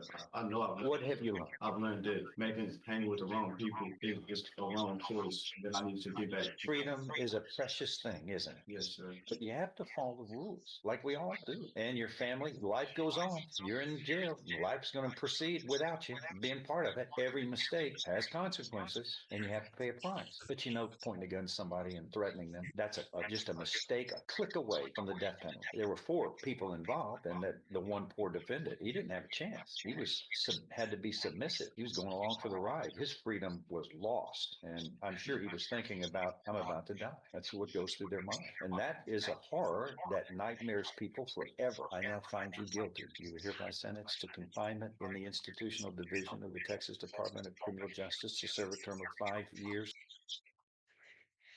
Damn. Just a mistake, a click away from the death penalty. 5 years. I ain't gonna lie. You can spend 10,000. I ain't tripping. Stupid ass nigga, bro. I ain't gonna lie to you, gang. Man, what's 10,000 to a nigga like me? Please remind me. You know what I'm saying? It's like $1. That's what I'm saying. Type shit. It's like $1. It's I like don't care $1 about type giving shit. you 10,000. Type shit. Type Let shit. me fuck tonight. I ain't gonna lie. You can spend 10,000. I ain't tripping. Stupid ass nigga, bro. I ain't gonna lie to you, gang. Man, what's 10,000 to a nigga like me? Please remind me. You know what I'm saying? It's like $1. That's what I'm saying. Type shit. It's like $1. It's I like don't care $1 about type giving shit. you 10,000. Type shit. Type Let shit. me fuck tonight. I ain't gonna lie. You can spend 10,000. I ain't tripping. Stupid ass nigga, bro. I ain't gonna lie to you, gang. Man, what's 10,000 to a nigga like me? Please remind me. You know what I'm saying? It's like $1. That's what I'm saying. Type shit. It's like $1. It's I like don't care $1 about type giving shit. you 10,000. Type shit. Type Let shit. me fuck tonight. I'm paying for this. I don't want it. I'm paying for this. I want it. It's ugly. This mom took her son to the car dealership to surprise him with his first car. But instead of appreciating the gift, he rejected it because he thought it looked too ugly. And that's when the mom taught him a lesson he would never forget. Or you can catch that damn bus. I'll take the bus. Or then what the hell you gonna do? That's what the hell you gonna do. And I'm glad you will, because you'll drive and I don't want to see you in this car. Since you want to talk about it, don't get in his damn car. Because I'm getting this for y'all to get to school so y'all won't have to worry about no bus. You don't appreciate shit. You gonna want it later when you see him driving in that. You want to keep being ungrateful, I got something for you. There ain't shit wrong with this car. This car nice. Anybody appreciate this car. You just disrespectful. And you gonna stop getting disrespectful. Get in that damn car. Get out my face. Because I don't like that. It's ugly. Yeah, you ugly too, goddamn. You look just like it. Your attitude ugly. You better watch your mouth. You better stay your ass in that car and don't get out that car. I got some fun ass when you get home. Disrespecting. I'm taking that phone. Taking your phone in that game. I'm paying for this. I don't want it. I'm paying for this. I want it. It's ugly. This mom took her son to the car dealership to surprise him with his first car. But instead of appreciating the gift, he rejected it because he thought it looked too ugly. And that's when the mom taught him a lesson he would never forget. Oh, you can catch that damn bus. I'll take the bus. Catch And then what the hell you gonna do? Tell him. The hell wrong with you, boy? All day, bro. Pokemon saved my life. Bro, I used to be homeless. Pokemon in the hood, people was trading Pokemon. No. Stop. Let's go in. How are you? So without the cameras. I record videos about Pokemon cards. Oh, yeah. What's up? Can I take a look at the condition on that Suicune Neo there? Thank you. You can just tell me the difference. You grew up in the 90s? You're probably Thanks, baby. 96? How long you been doing the content? A year and a half ago. Quit my job last week. You know? What? Yeah, thanks, man. Yeah. That's what I'm trying to be on too. I haven't seen my kids for 2 months. My son's birthday today. Happy birthday to him, man. Does he collect Pokemon? Yeah. What's he into? He loves Charizard. Let me buy him something. Bro, this is basically his shop. No. I'm throwing this for you too, man. Oh, man, I appreciate that. Should I rip it here? You do it later. Man, what was your name? Sean. Can I buy your son a pack? Man, I appreciate it, but we're so blessed. Like, you feel me though? Like, bro, I used to be homeless, and now, like, we live in Vegas. You know what I mean? Yeah, I appreciate you, man. All day, bro. Pokemon saved my life. I love that, man. For real, bro. I'm gonna really bless you, bro. Dude. No, listen, bro. This is for the hobby. Trust me, bro. We love Pokemon, you know what I mean? We do, yes. I know, I'm with you, but... No. Stop. Only like Come on, I know, but... No, it's nothing, bro. Just take it, bro. For the hobby. Stop, I can't take that, man. No, for the hobby, bro. Come on, bro. Can I get you your coffee? Yeah, if you do that. All right. This is too much, bro. Bro, that's not even too much. White chocolate mocha. A gift card. Thank you. White chocolate mocha. Thank you. Gift card. Man, no. Seriously, $25 for you, man. Tap in with me, bro. We go out to eat all day, bro. Pokemon saved my life. Bro, I used to be homeless. Pokemon in the hood, people was trading Pokemon. No. Stop. Let's go in. That's a real nigga right there. That was when I won my third world title. That's how I'm trying at to 47. be cat doing shit like that. I never spent no money. So I would get a check and just give it to my mom. And she'll give me like allowance every Friday. One day, I swear to God on everything I love, one day I looked at my bank account. So I went to the bank and I see all this money, bro. I gave my mama some money. Me and all my niggas, we went to Miami. That was the first time I went to Miami. I spent $1 million in 2 weeks. What? We going to at least 3 clubs a night, spending 20 to 30, 20, 25 a night at each club, though. I fucked up a lot of money, but we straight. If I knew what I knew now, we would have way more. What you would have did different now? I tell everybody, though, they always ask if you can do it again, would you change anything? Hell no. That was when I won my 3rd world title at 47. Yeah. I never spent no money. So I would get a check and just give it to my mom, and she'll give me like allowance every Friday. One day, I swear to God on everything I love. One day, I looked at my bank account. So I went to the bank, and I see all this money, bro. I gave my mama some money. Me and all my niggas, we went to Miami. That was the first time I went to Miami. I spent. Ain't no f***ing way Funny Mike's cousin Bad Kid Tyrone got shot and killed yesterday, and this whole situation is just sad as hell. Police responded to a in the Lobdell Woodale area of Baton Rouge, a.k.a. the Trenches, and found Tyrone with wounds, with him sadly not making it. What makes this even crazier is Tyrone used to be one of the familiar faces in Funny Mike's Bad Kids videos, one of the young dudes Mike was genuinely trying to put in a better position through content and opportunity. But somewhere along the line, Tyrone fell into the street life, and sadly the environment got the best of him. With Tyrone now gone, Oh. Take your words off. I feel like I know you. Said don't. Bitch, I know you. Bitch, I know you. Where you not from? Take your words off, bro. Hey, wait, watch your fucking. Take your words off. That is you. God. Hey, I ain't gonna lie though. You low-key jumped up off me when you thought I was like down. Now I'm back up and now you back here. But we can go there because I'm supposed to help you out and then you beat with somebody. I ain't gonna lie to you.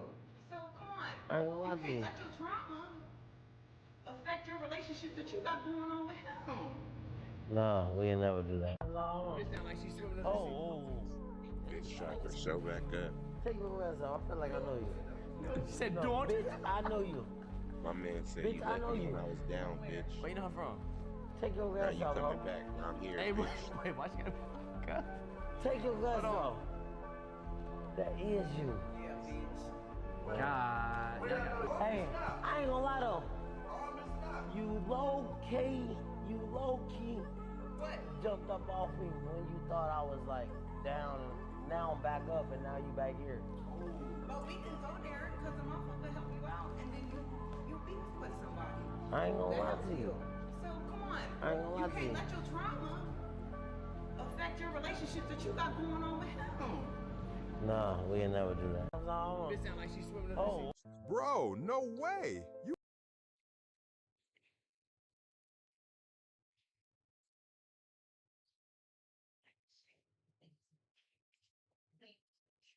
First, my last time talk about this. Y'all know the reason why I don't never brag about dead from out of town. Cause they ain't my work. I can't brag off another artist painting. I paint my own you hear me? This Mimo boy, you just so bull and broke. Your got Steve killed. Only thing your ass did, you got some Steve chains made. You went pawn the Steve chains, except yours, cause your went broke. You ain't slap about that man, you ain't killing about that man. This man coming to every day talk about that he ain't shooting. And that ain't got nothing to do with him. Now, the one thing you need to talk about, the face. I don't know what that is. Boy, you look like a sick dog out your blood. The boy so broke, the boy skin milk. He want to steal dead so bad from around here. That boy skin milk, that boy skin so bad. I don't know what that is. Somebody go to the doctor and get a checkup. You look bad. You look bad like a dead dog. First, my last time talk about this. Y'all know the reason why I don't never brag about dead from out of town. This nigga want to drive an hour just to go to the gym, and we could have went to a gym around the corner. What gym you would have went to, gang? Plenty gyms, bro. What gym, bro? There's plenty Name one, gyms. gang. There's plenty gyms right around there, bro. I did a whole training camp right there before. Why you ain't say that then? I did. You know the gym was going You so to. thirsty to go down here to see these weak ass bitches. I'm thirsty. Yes. You just want to go down here to see these weak ass bitches and show them I'm Dean. I can fight. I'm Dean the Great. I can fight. You gonna see these He got it right, fake influencer bitches Like, come on, bro. I don't give a fuck about these bitches, bro. Oh, now you don't give a fuck about I don't, never did, bro. in the car, now you don't give a fuck about No, you know I never did, bro. I'm the fucking star. I know this shit new to you. You getting you get some recognition. You around your big brother. You around a superstar. It's cool. I get it. But damn, bruh. You driving the whole hour just to go to a fucking What's the gym? difference, nigga? It's very different. What's the difference, gang? Time. We got time, though, nigga. We got time. We don't. Our clock is ticking. We never know when the last second, bro. Bruh. You can't play with time, bro. This nigga want to drive an hour just to go to the gym, and we could have went to a gym, around the corner. What gym we would have went to, gang? Plenty gyms, bro. What gym, bro? There's plenty Name gyms. one, gang. There's plenty gyms right around there, bro. I did a whole training camp right there before. Why you ain't say that then? I did. You know the gym we was going You so to. thirsty to go down here to see these weak ass bitches. The most dangerous. I'm a different kind. How did Stephon Castle's parents guide him to the NBA? Stephon Castle was born in November of 2004 and grew up in Covington, Georgia. But his story actually starts years earlier with his father, Stacy. Stacy was a standout high school basketball player. He averaged 34 points in his junior season. He would go off to play college at Wake Forest with Tim Duncan. However, Stacy would struggle there, averaging only 1.9 points per game. It was his first time battling adversity, and he quickly learned the best solution was not pouting. Instead, it was putting in hard work. He would transfer to UCF, but these lessons he learned would carry with him when he became a father. During Stephon's childhood, he would work with him on basketball. At first, he would pout, but he quickly grew out of that and started embracing the hard work. And Stacy knew his son had the chance to be great. By the 7th grade, Stacy was Stephon's AAU coach, and Stephon was well on his way to becoming a great high school player. And he kept putting in the work. As a freshman in high school, he was coming off the bench, but he was excelling in his role. By his sophomore year, he was starting and was a great all-around point guard, could score, pass, and defend. And that summer on the AAU circuit, his name finally was making his way around recruiting circles. He was a 4-star recruit, and offers were coming in from all over. And during all of this, his mother, Quanette, made sure to keep him humble. They were going to support their son, but they did not want to become fans. They needed to keep being parents to Stephon, meaning he was still doing the dishes, no matter which schools wanted him. The Castles had connections with UConn, as Stacy played AAU with UConn assistant coach Kamani Young. But Stephon also fell in love with the school and their coaching style. He loved that Dan Hurley wasn't afraid to take players out of their comfort zone. And one night at 2 a.m., he knocked on his parents' door and told them UConn is where he needed to be, and he would be committing the next day. Throughout his next 2 years of high school, he kept getting better, getting bumped up to a 5-star recruit by his senior year, making the McDonald's All-American game a huge goal of Castle's. But then he was off to UConn with high expectations, as they were coming off a national championship and would be chasing a second with a stacked roster. Castle battled an injury early on in the season, but he quickly found a role on the team. Oftentimes, they were not needing him to score so much. Instead, defend, pass, rebound, and he was doing that. But when they needed him to score, he would step up as well. In the final 4 game versus Alabama, he went off for 21 points, helping them get to the national championship, where they cut down the Nets again, where he became a national champion with the Huskies. And then he was drafted 4th overall by the Spurs. How did Stephon Castle's parents guide him? When you're young, your metabolism's so fast, you don't even think about, am I gaining too much weight? And I was never one of the fat kids, never one of the bony kids, just somewhere in the middle. My journey started for me later on in life when I just got real dissatisfied with everything about myself. And one of the major parts of it was I didn't feel healthy. So I wanted to do something that would not only improve my health, but improve my longevity as far as career and life. Yeah. How old were you when that started? 40. I made a New Year's resolution. I was gonna get my GED because my kids were about to graduate high school, and like they're not getting their high school diploma before I do. Take care of my taxes and get fit, and all of them worked out. All of them worked out. God bless. I'm not locked up for taxes. When you're young, your metabolism's so fast, you don't even think about, am I gaining too much weight? And I was never one of the fat kids, never one of the bony kids, just somewhere in the middle. My journey started for me later on in life when I just got real dissatisfied with everything about myself. And one of the major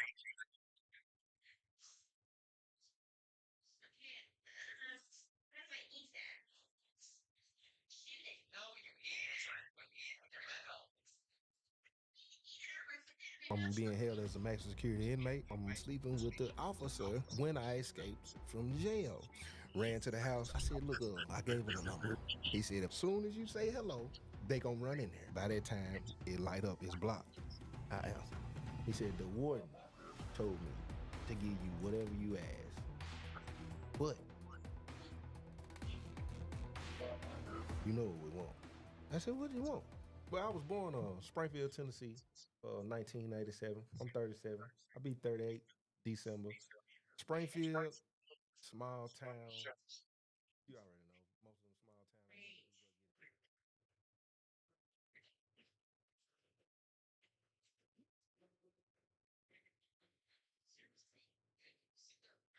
People on Depop really want your style.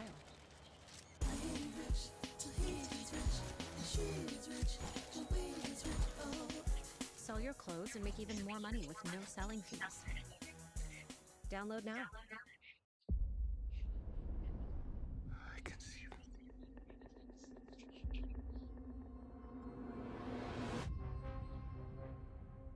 I am much more inclined now than I was when I made Close Encounter. Storm DeBuel was a 22-year-old Belgian YouTuber.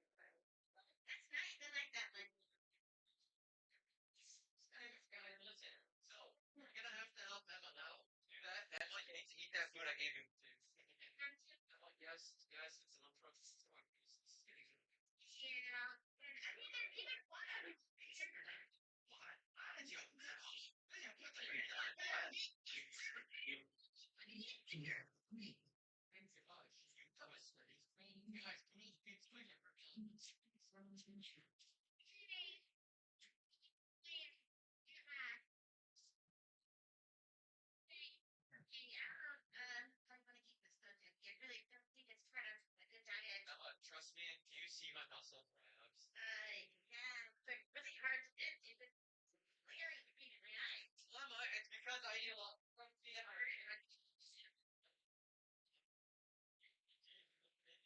Lemma, take your head off the table.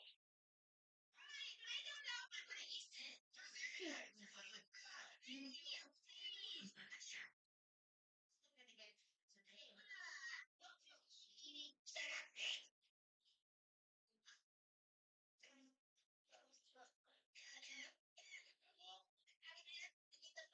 That technique.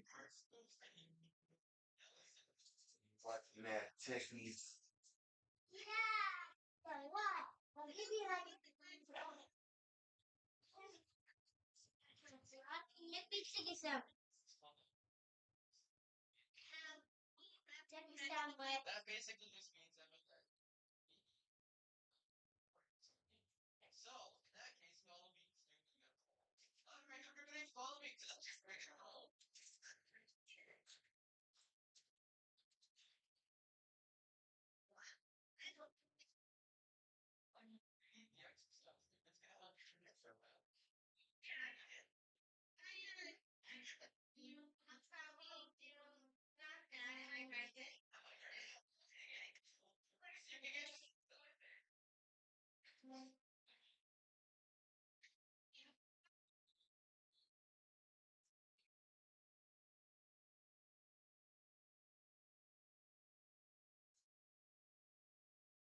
Known for sharing his adventures across Northern Europe. He never spoke in any of his videos and instead used the ambient sounds of nature to make his viewers feel like they were right there with him. And while he started uploading videos in August of 2024, he'd actually been solo camping ever since he was just 19 years old. At one point, he even biked over 3,700 miles or over 6,000 kilometers across Sweden all on his own. So he had plenty of experience surviving in the wilderness alone. However, when nature turns unpredictable, even the most prepared adventurers find themselves struggling to survive. Tragically, that's exactly what happened with Storm on the night of October 29th, 2024. He was recording another video, this time traveling through the Jokkmokk region located in the Swedish Lapland. He parked his car in a nearby town and then ventured into the wilderness on foot with his camping gear. These trips often lasted multiple days, sometimes even a whole week before he made it back. October 29th was the last day of one of these trips. He was making his way back and was only a day's walk away from his car. But it was quickly getting dark and continuing to walk would have been extremely dangerous. Like the live and make sure y'all subscribe, alright? Everybody subscribe to the channel. So Storm made the decision to set up his tent and sleep for the night. A cold breeze was already Type in the comments. Type in the comments. Sweeping through the region, prompting Storm to mound snow around his tent as a makeshift barrier before going to sleep. Unfortunately, nothing could have prepared him for the extreme weather he was about to encounter, because just a few hours after setting his tent, the Jokkmokk region got hit by an intense blizzard with winds reaching up to 75 miles per hour or around 120 kilometers per hour.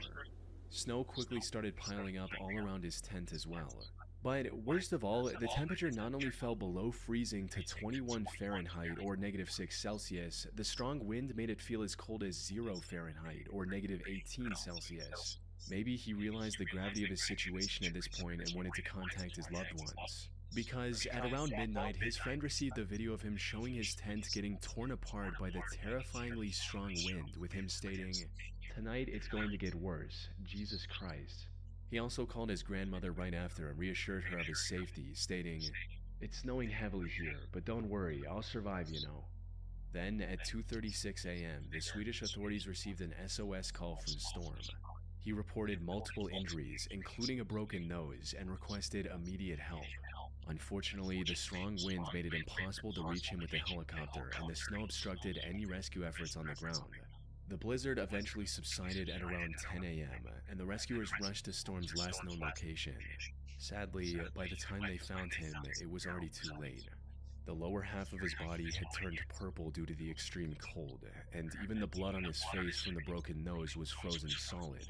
Oddly enough, he was found roughly 1.6 miles or 2.6 kilometers away from his collapsed tent.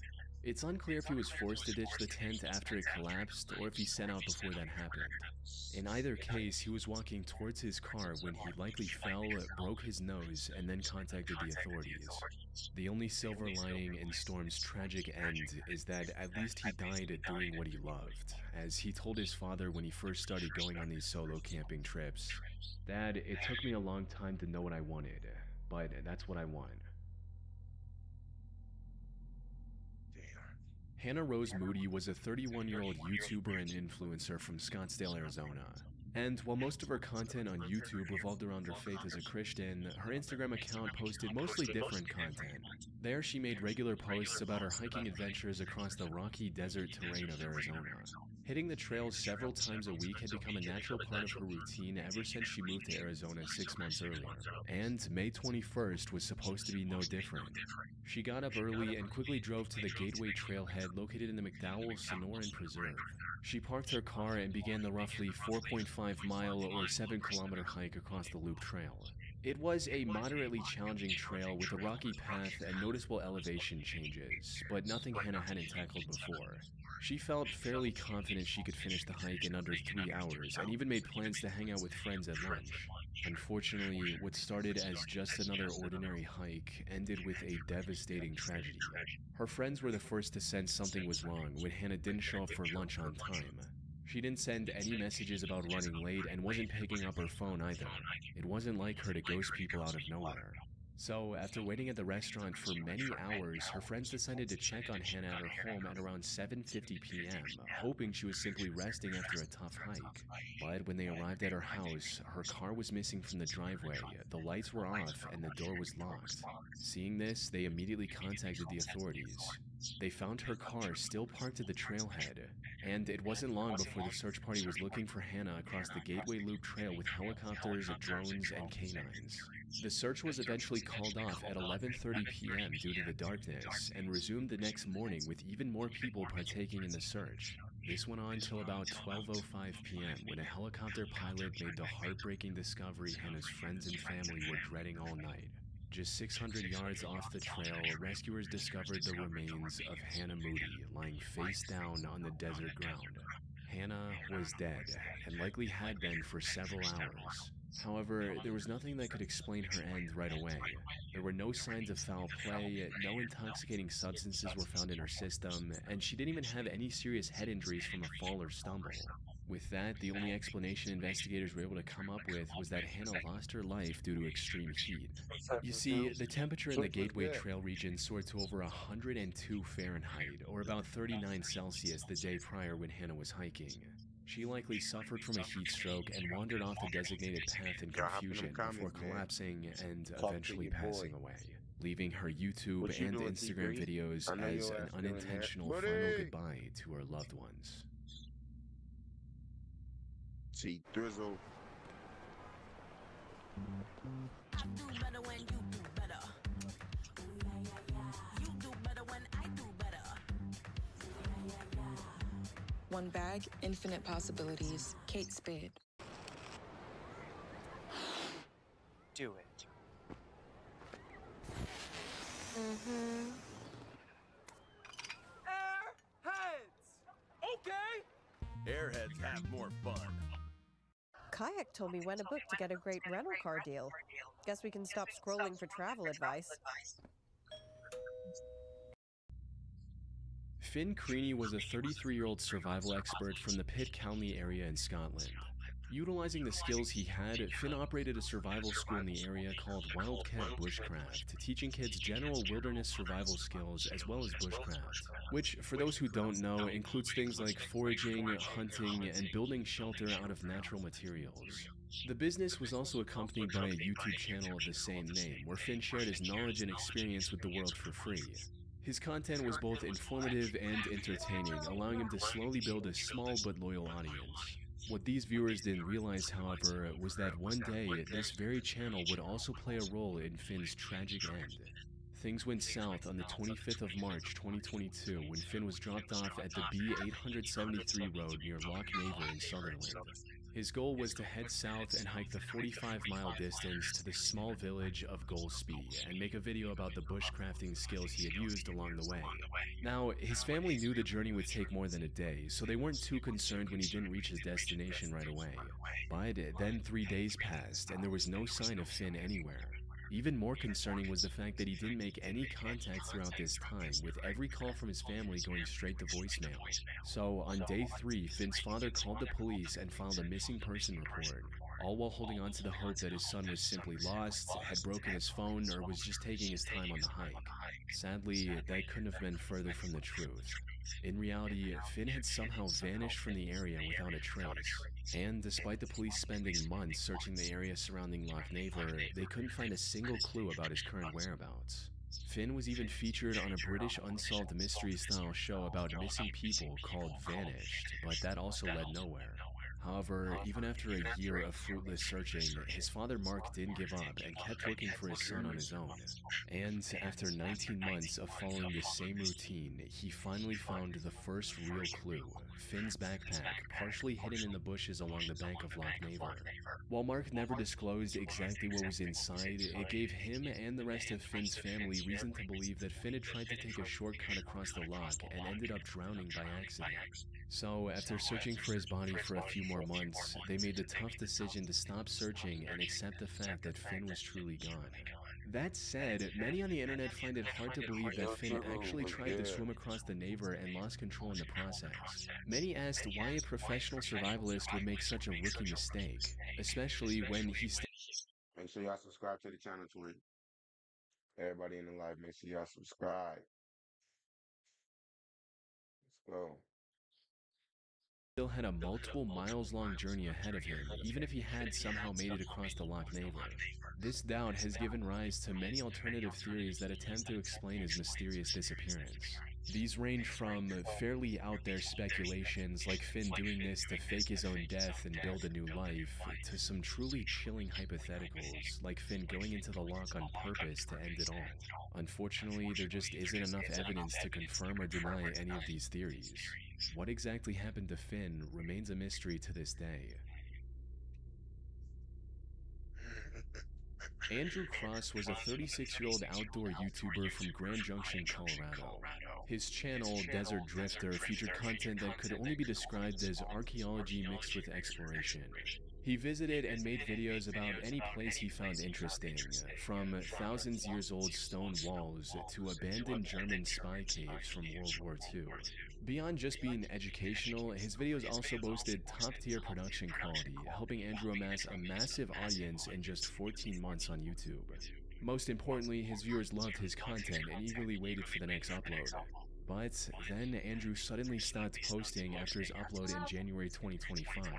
Some assumed he was simply taking a break, while others figured the delay was due to his next video taking longer to produce. It wasn't until the 2nd of February that viewers received the truth from Andrew's wife, Evelyn, and it was far worse than any of his fans could have imagined. Andrew had gotten into a horrible car accident. He was waiting at a stoplight on the intersection between 1st Street and North Avenue in Grand Junction while on his way back from shooting a video about the Bears Ears National Monument in Utah on January 31st, 2025, when, out of nowhere, an out-of-control car rear-ended Andrew at an extremely high speed, resulting in his car flipping over and causing severe brain damage. He was rushed to a nearby hospital almost immediately. Unfortunately, it was already too late. He spent over a month in the ICU and was put on life support.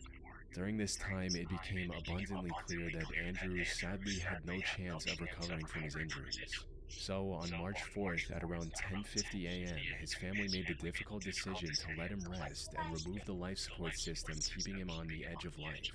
This was devastating news for his hundreds of thousands of fans who were blissfully looking forward to his next upload not too long ago. These fans also banded together and raised over $544,000 for Andrew's family in their time of need. As for the person responsible for the crash, named Ragnar Nicholas Crystal, he was arrested 20 days later on February 21st and was later charged with vehicular homicide and driving under the influence. He's still awaiting conviction at the time of writing.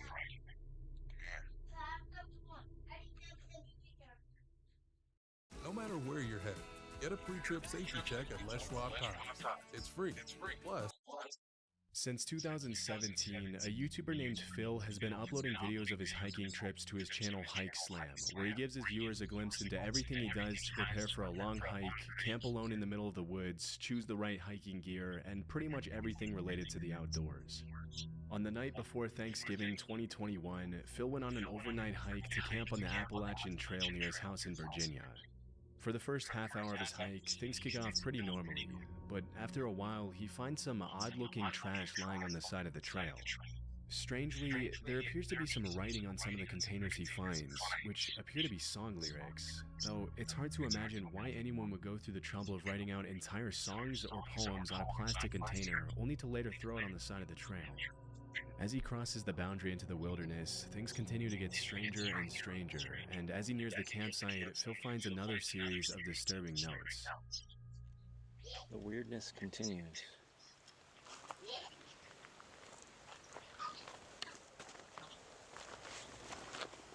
What the?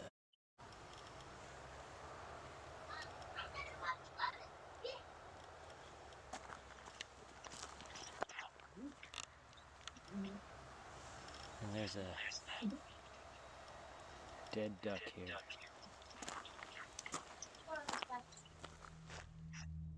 Some of the notes appear to contain cryptic poems, others seem to talk about pretty in-depth conspiracy theories and undercover federal agents or something, and the rest appear to be biographical, with whoever wrote them telling parts of their story. It's tough to confirm if the person who wrote the notes was the same person who killed the duck, but honestly, it would be too much of a coincidence for the dead duck to be lying right there next to the series of creepy notes, which were obviously placed there recently considering they're in good condition and not wet. After taking in the eerie scene, Phil notices a tarp and a fire next to a campsite about 20 yards away from the notes and the dead duck. Staying as far away as possible from the campsite, he continues making his way up to a shelter. Although this next part wasn't caught on camera, Phil then reported that he saw two women coming down the trail with their dog, asking him if he had seen the guy who was leaving the creepy notes and dead animals on the side of the trail. When Phil mentioned he saw a campsite and a fire a few yards away from the notes, the woman got scared and asked him to walk back to their car with them. Thinking it was probably a good idea to move as far away as possible from the campsite anyway, Phil went back with them and then started hiking in the other direction to find a safer place to spend the night. Fortunately, the rest of his hike to the new shelter was a lot more uneventful for Phil, and once he got there, he was able to set up a camp for the night, light a fire, and enjoy his dinner miles away from the disturbing notes he found. A few minutes later, once it got dark, Phil decided to go into the shelter and check out the camp log and see some of the notes and stories other hikers had left behind, and that's when things get extremely creepy again. I'm gonna check out the shelter log here. I hang out by the fire. Almost every shelter on the Appalachian Trail has a shelter log where people write in their trail names and what's going on. They can write whatever they want in there. So it's kind of cool tradition here. So let's see what this one says. Little engine, back section. Hiking again finally. It's nice little trail magic. Some comics and writing and stuff. Alright, let's see what's happened recently. Holy crap. Wait a second. Hold on, let me adjust the camera here. This writing looks almost exactly like the writing that was on that garbage a couple of miles from here. Even though the shelter where Phil's currently staying at is more than 2 miles away and on the other side of the road from the previous one, the handwriting in the camp log is exactly the same as the handwriting that was on the notes and garbage on the other side of the road. This is pretty disturbing in itself, but it gets even more so when Phil starts to actually read some of the content in the logbook. In 2018, while I was incarcerated at the Okaloosa County Jail. What the heck?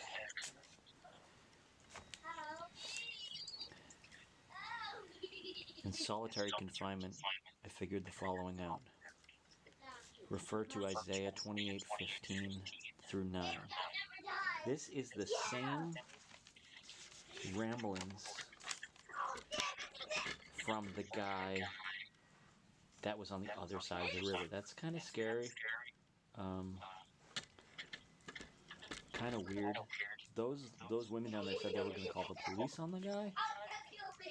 Wow, this is weird. It's just like it goes in one direction and immediately goes in a completely different direction. And there's just so much of it. Like this line up here. Think grave robbery in an attempt to obscure the reality of Little Mrs. Wolf. Content. Come up with some more of those wicked schemes, JB and company, so I can show some more of your true character.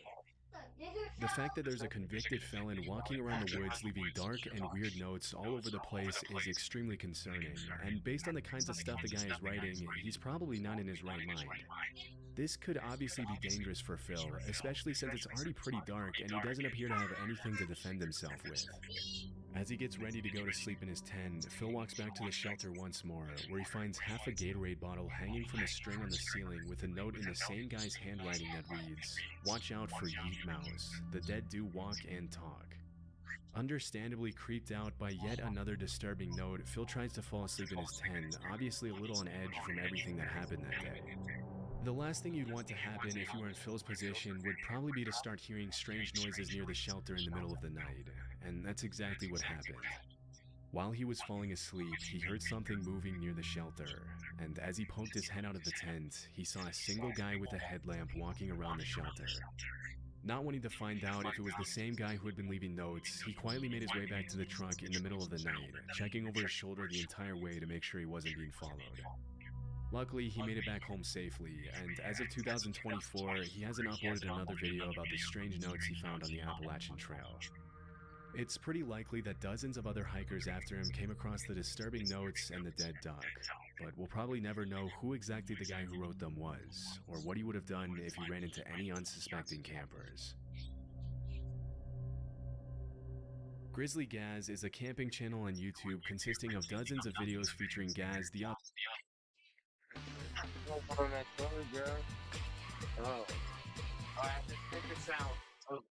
Whether you're a professional or simply take pride in tackling your own outdoor projects, Harbor Freight offers cordless, corded, and gas power tools to meet your every need. Jared Coker Urbex is a small YouTube channel where the uploader posts raw footage of his explorations of abandoned locations all over the US. Since 2020, Jared has uploaded over 200 videos of some pretty cool Urbex footage. In March 2022, Jared uploaded a video where he explored an abandoned dog treat manufacturing factory in Wichita, Kansas. For the first few minutes of the video, the exploration is pretty uneventful, and except for the usual couple of strange thuds and bangs that can be heard nearby, it seems like Jared's alone. Even though it's relatively common for homeless people to hide out in abandoned buildings, it doesn't seem like anyone was squatting in the factory that day. After exploring the multiple floors of the building in detail, Jared looks out the window and sees a red car pulling up to the factory and start making its way through the gates. He's gonna go around where I can't see him.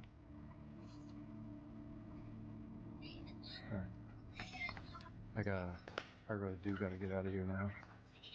I don't like that. After it becomes obvious that the man in the red car has plans to enter the factory, Jared does the only reasonable thing in a situation like that and tries to find a way out of the building without being noticed. Unfortunately, the car goes around the building and out of his field of vision, which means that by the time the car is parked in front of the factory, the man could be anywhere. Oh God, someone's right out there.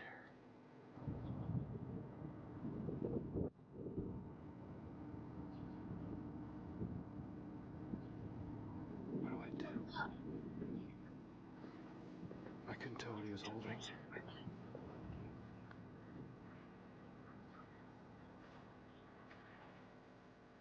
The man can be seen walking through the woods toward the front entrance of the factory. To make matters much worse, it appears as though the man has something in his hands, and from a distance, it's impossible to tell whether it's something as simple as a flashlight or a potential weapon.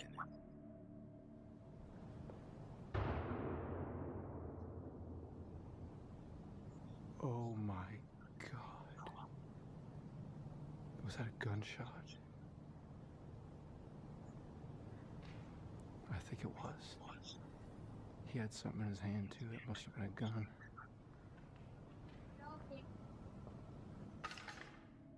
Over the next few minutes, Jared does his best to find a way out undetected, which is much easier said than done when you have no idea where a potentially armed man who probably knows the layout of the building much better than you do is hiding.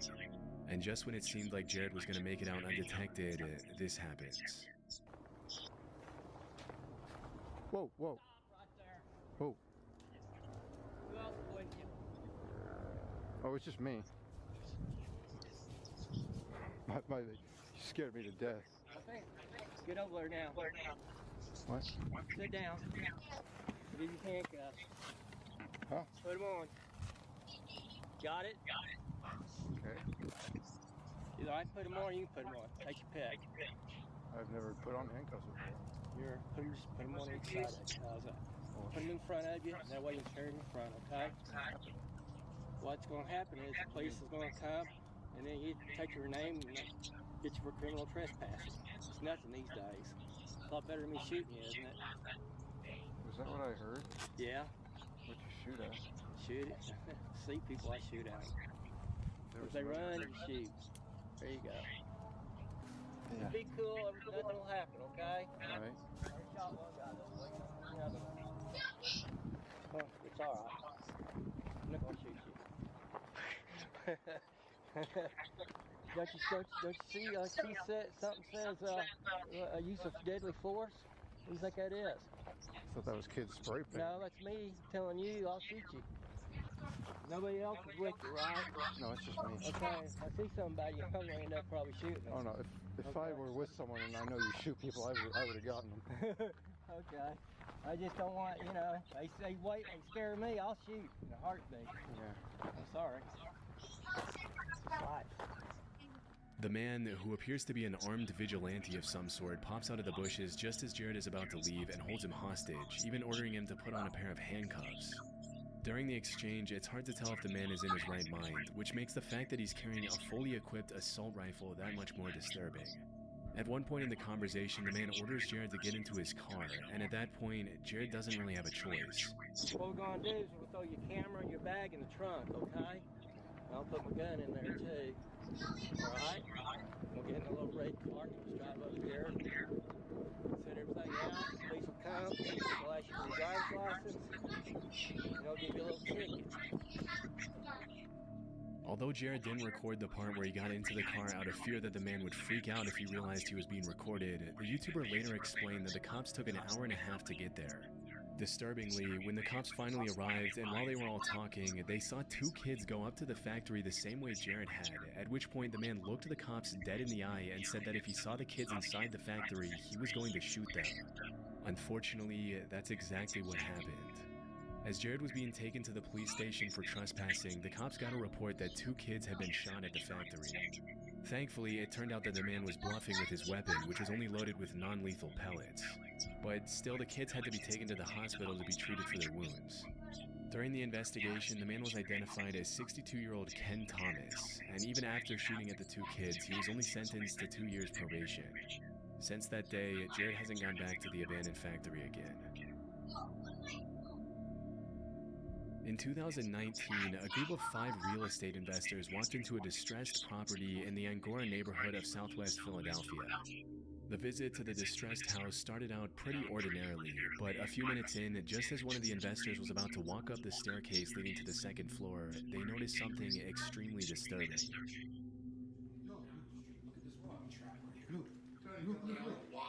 Look, it goes up. Look at the nail over there. Oh my god. Dude, that kill somebody. Look what's there, the knife. Right there, right there. You see the wire? Right here, you see this wire going over here? It's going right through your heart. It's crutch. Based on what the investors are saying, there appears to be some sort of booby trap system built into the staircase. Had any of them followed through with walking up the staircase, a seemingly innocent house walkthrough could have turned bad very quickly. After analyzing the booby trap for a few minutes, they decided to activate it to see what would have happened to the investor if he had continued climbing the flight of stairs. Alright, here you got it? Yeah. Look at where you tripping. Stop at the bottom of the step. You think? Yeah. What is it? At the step. Who?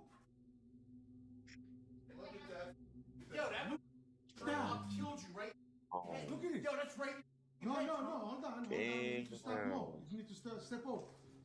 Yo, They got traps rigged Oh my up. god, right in his head.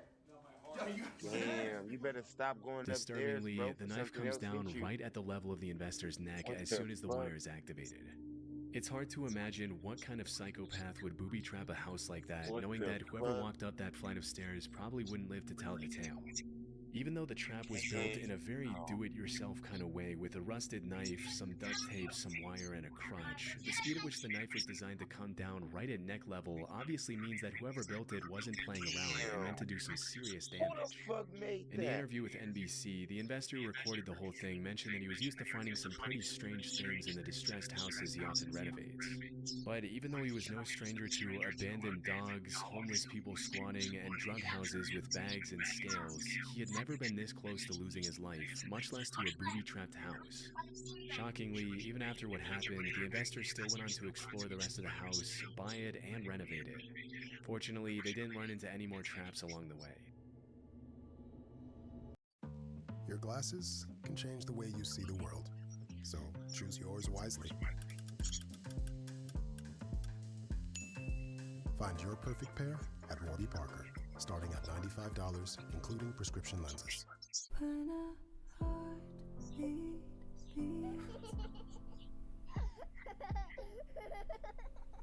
when the softest things I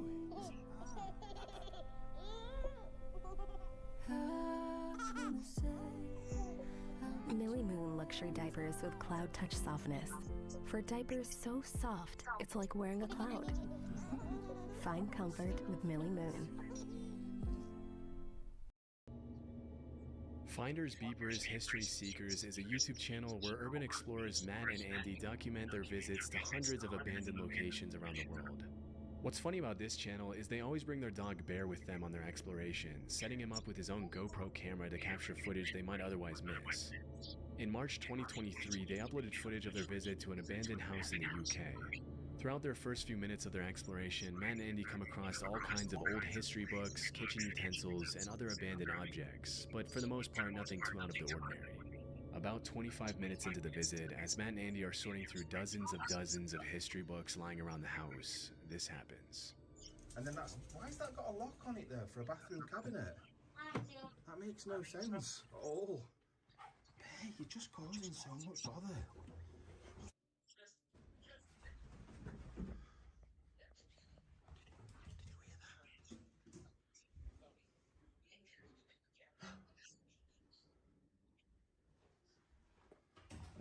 Someone has definitely just run down those stairs.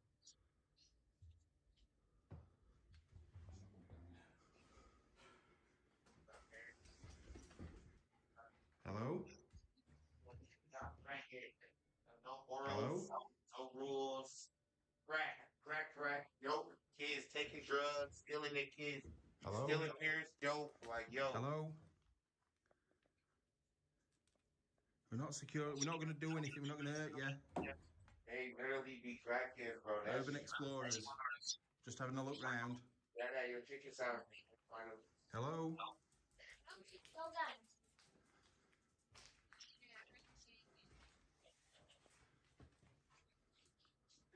We have to watch your back. That was definitely somebody running down the stairs. 100% that was someone running down the stairs. Pretty much as soon as they go up to the second floor bedroom, they hear what sounds like someone or something running down the stairs. It's pretty disturbing to think that someone could have been watching them the whole time, but despite their best efforts, they weren't able to find whoever it was. That's when they decided to review the GoPro footage on their dog Bear to see if it showed anything. And a bit before they heard footsteps running down the stairs, his camera caught this. Yeah, chat, y'all tuned into this shit. Y'all over here watching this shit. Trying to see. Y'all over here watching this.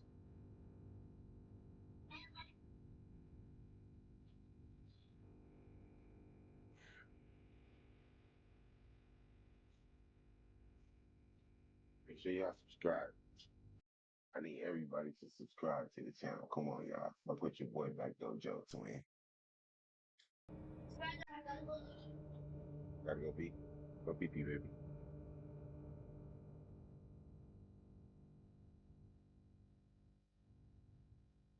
Comment twin.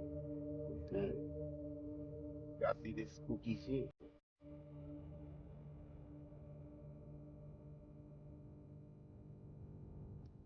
Disturbingly, there was someone hiding under the bed in the second floor bedroom. Even though it's hard to see everything clearly with the dog footage, it's pretty obvious that it was a person hiding under the bed. After the encounter, Matt and Andy continued exploring the house for another 20 minutes, and they confessed to feeling pretty on edge after leaving. To this day, they still don't know who was hiding under the bed. It's pretty likely that the guy under the bed was just a squatter who was probably more scared of them and left the house in a hurry to get some privacy. But still, it must have been incredibly chilling to review the footage and realize they were never alone. Exploration Unknown is a YouTube channel owned by a guy named John who's uploaded countless videos of his urban exploration since 2016. In March 2019, John and another YouTuber explored an abandoned house where a woman had reportedly taken her life years after the death of her child. Just a few minutes into the video, it becomes pretty clear that the structure of the building is extremely unstable. That floor is gone right there. That's a deep drop. These floors are not very stable. Hear it? Yeah. You guys check out that fireplace. If that falls, dude, I don't know what it's going to do to the rest of this house. Yeah, I know, because that's a load-bearing wall out there. That's going to be a lot of weight to hit this floor. I'm really nervous about that right there. Yeah, and look at the ceiling. We need to get out of here before that happens. When it comes to urbex, a lot of people will talk about the risks of running into a hostile squatter, a rabid stray dog, or the cops. But one of the biggest risks when exploring unstable structures like these is falling through the floor or having the entire building collapse on you, leaving you trapped under tons and tons of rubble.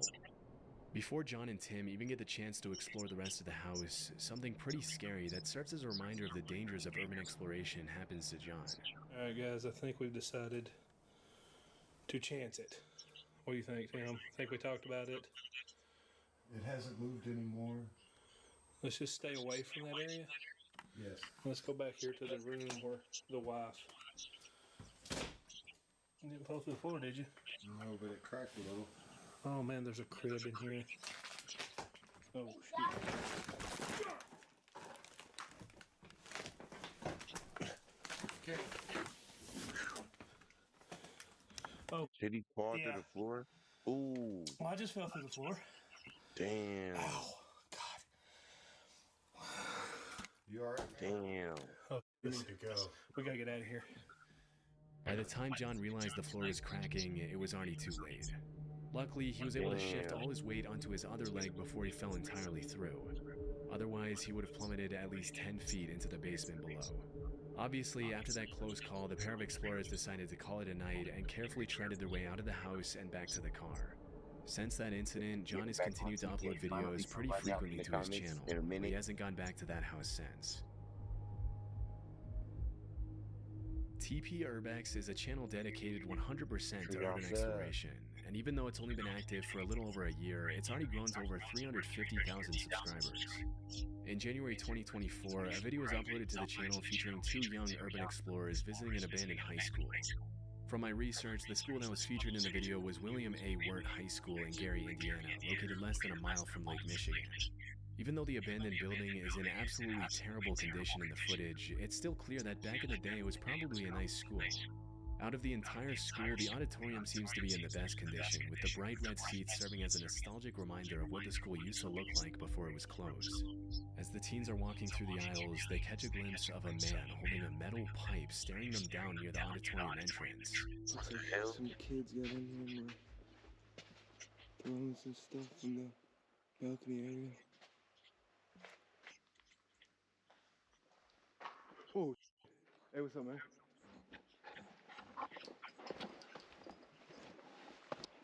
You want us to get on out of here?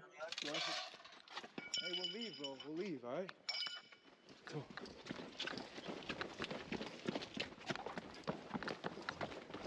Chasing them out. Oh, shit. Yeah, Damn. anyway, this door right here. You sure? Let's go. Yo, let's go. The man with the pipe started chasing them out of the building, but stopped when they got outside. It's pretty disturbing how the guy never even speaks to the teenagers. He just starts chasing them with a metal pipe that he probably planned to use as a makeshift weapon. When this kind of stuff happens, you really have to put yourself in the shoes of everyone involved. I mean, the guy who chased them out, like usual, was probably a homeless guy who had been squatting at the school for a while. Through his eyes, the abandoned, decrepit building is his home, and having two teenagers come in unannounced to disturb your peace when you have nowhere else to go must be pretty irritating. But for the explorers who just want to have some fun in an old building, getting chased out by someone who's armed and probably not in their right mind is also a terrifying experience.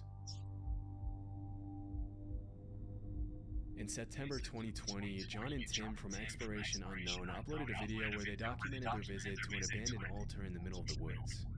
From the very start of the visit, some red flags came up that John and Tim should probably have taken as invitations to leave. Where are we? It's supposed to be public land. This is private property, bro. Well, maybe it's like this over here, somebody's private property. But I know this over here should be like public land. After seeing the sign, it's unclear if the two explorers are on a private or a public road. But a couple of minutes later, after following the directions they were given, they got their answer. Saw something behind you. Keep out, dude, keep out. Dude, it's a car. Dude, they were waiting. Get down. Oh God, dude, we gotta get out of here. You shut that.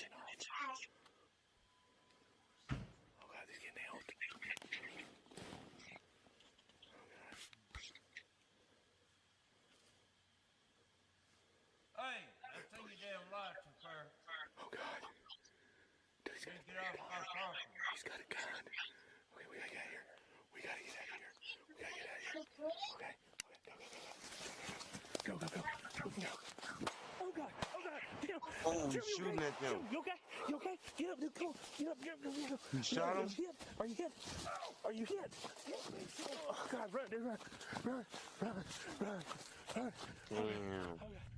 After getting out of his car, a man who we can reasonably assume to be the property owner points his gun at the uploader and his friend and tells them to get off his property. This is one of those situations that you just never want to be in, because on the one hand, if you yell something out to try to calm the guy down, you signal your location to someone with a deadly weapon who may or may not be in his right mind. But on the other hand, if you don't signal your location, the property owner might feel threatened. As they were running out of the woods, the man shot at them, and initially it looked like Tim fell to the ground from being shot at. But it seems like he just tripped either by something on the ground or by being startled by the sound of the gunshot. Fortunately, Tim and John were able to get out of those woods unscathed, and they never went back again. I really don't know where John got his intel about the supposed abandoned altar in the middle of the woods, but it was clearly faulty. And it's a good thing he was able to spot the guy in the car ahead of time. Otherwise, who knows if this video would have even been uploaded. This May, save up to $200 on select sets of 4 tires. Let's go, YouTube. The annual trip with friends happens every summer with Expedia. The debate, vacation home. On the night of July 1st, 1997, a severe fire broke out at a small white bungalow on 50th Avenue in East Oakland, California. It looked like a deliberate attack meant to end a life. But within days, that fire would become a national story that fooled not only the police and the media, but even the White House. By the time fire... On the night of July 1st, 1997, a severe fire broke out at a small white bungalow on 50th Avenue in East Oakland, California. It looked like a deliberate attack meant to end a life. But within days, that fire would become a national story that fooled not only the police and the media, but even the White House. By the time firefighters arrived, the house was fully engulfed in flames. Moments after, a badly burned woman came out of the house and made her way to a neighbor's door. That neighbor, Monica Joy Boyd, knew the two sisters who lived there, Stevie Allman and Sarah Mitchell. They looked alike enough that people sometimes mistook them for twins. But the burns on the woman in front of Monica were so severe that she couldn't tell which sister she was looking at. The woman told responders someone had thrown something flammable through her window. She identified herself to paramedics as 52-year-old Stevie Allman. According to her, drug dealers had surrounded the house and thrown Molotov cocktails through the window in retaliation for years of her reporting drug activity and giving police video of deals outside the home. Stevie was known as a responsible and dependable person. She lived in that house for years, and according to family, she'd been the one stable presence in her younger sister Sarah's life, letting her save for free, covering for her when things fell apart. But that summer, Stevie had reached her limit and told Sarah it was time to move out. As the ambulance pulled away, neighbors gathered outside the burning house and started asking about her sister Sarah. She told them Sarah had moved out of state weeks earlier, but before she could answer any more questions, she was rushed to the Alta Bates Medical Center in Berkeley. Within days, reporters came to the hospital to interview her and ask her about the attack. Stevie issued a public statement from her hospital bed, urging neighbors to keep up the fight against drugs. About a week later, she wrote a 3-page handwritten letter that was released to the press. It is difficult to imagine people could be this cruel. I have no doubt they intended to murder me and burn my house down on top of me. The story of a 52-year-old woman standing up to drug dealers spread quickly and became much bigger than a neighborhood fire. Well-wishers across the country sent her cards and letters, as well as donations totaling more than $4,700. Local contractors offered to rebuild the home, and California Governor Pete Wilson announced a $50,000 reward to help police find whoever was behind the attack. Even the White House called the hospital to pay their regards. By that point, Stevie had become a symbol of ordinary people standing up to violence in their own neighborhoods. But this narrative fell apart within just 2 weeks when the truth broke out from Stevie's own family. Another sister to Stevie and Sarah had seen the news coverage from the hospital. Even through the burns, something about the woman's behavior on screen didn't sit right. She filed a missing persons report for Stevie Allman, which was a strange thing to do for someone. Wait, hold on, wait. Because this story finna take a turn. Because this story is about people taking identities of dead people. So who took this lady identity, bro? This is a story from my city. We sent her cards and letters, as well as donations totaling more than $4,700. Local contractors offered to rebuild the home, and California Governor Pete Wilson announced a $50,000 reward to help police find whoever was behind the attack. Even the White House called the hospital to pay their regards. By that point, Stevie had become a symbol of ordinary people standing up to violence in their own neighborhoods. But this narrative fell apart within just 2 weeks when the truth broke out from Stevie's own family. Another sister to Stevie and Sarah had seen the news coverage from the hospital. Even through the burns, something about the woman's behavior on screen didn't sit right. She filed a missing persons report for Stevie Alman, which was a strange thing to do for someone who was supposedly the one lying on the hospital bed. So, when police asked his sister about her suspicions, she said Stevie was a quiet and private person. Stevie would never have filmed drug dealers. She wouldn't have even acknowledged them. She would have looked the other way. She wouldn't do anything. Now, this might sound like a strange reason to question someone's identity, but she wasn't identifying her sister from a scar or a facial feature. She was identifying her from her personality, something only a sibling who grew up with her would know. Investigators who were already chasing suspects behind the firebombing now had to consider whether the woman recovering in the hospital was actually who she claimed to be. When police brought her in, Stevie denied everything. However, after going through her belongings, investigators found 2 IDs inside her wallet, one for Sarah Mitchell and one for Stevie Alman.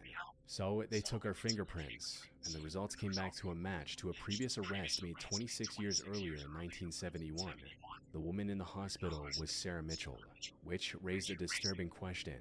If Sarah was pretending to be her sister, where was the real Stevie?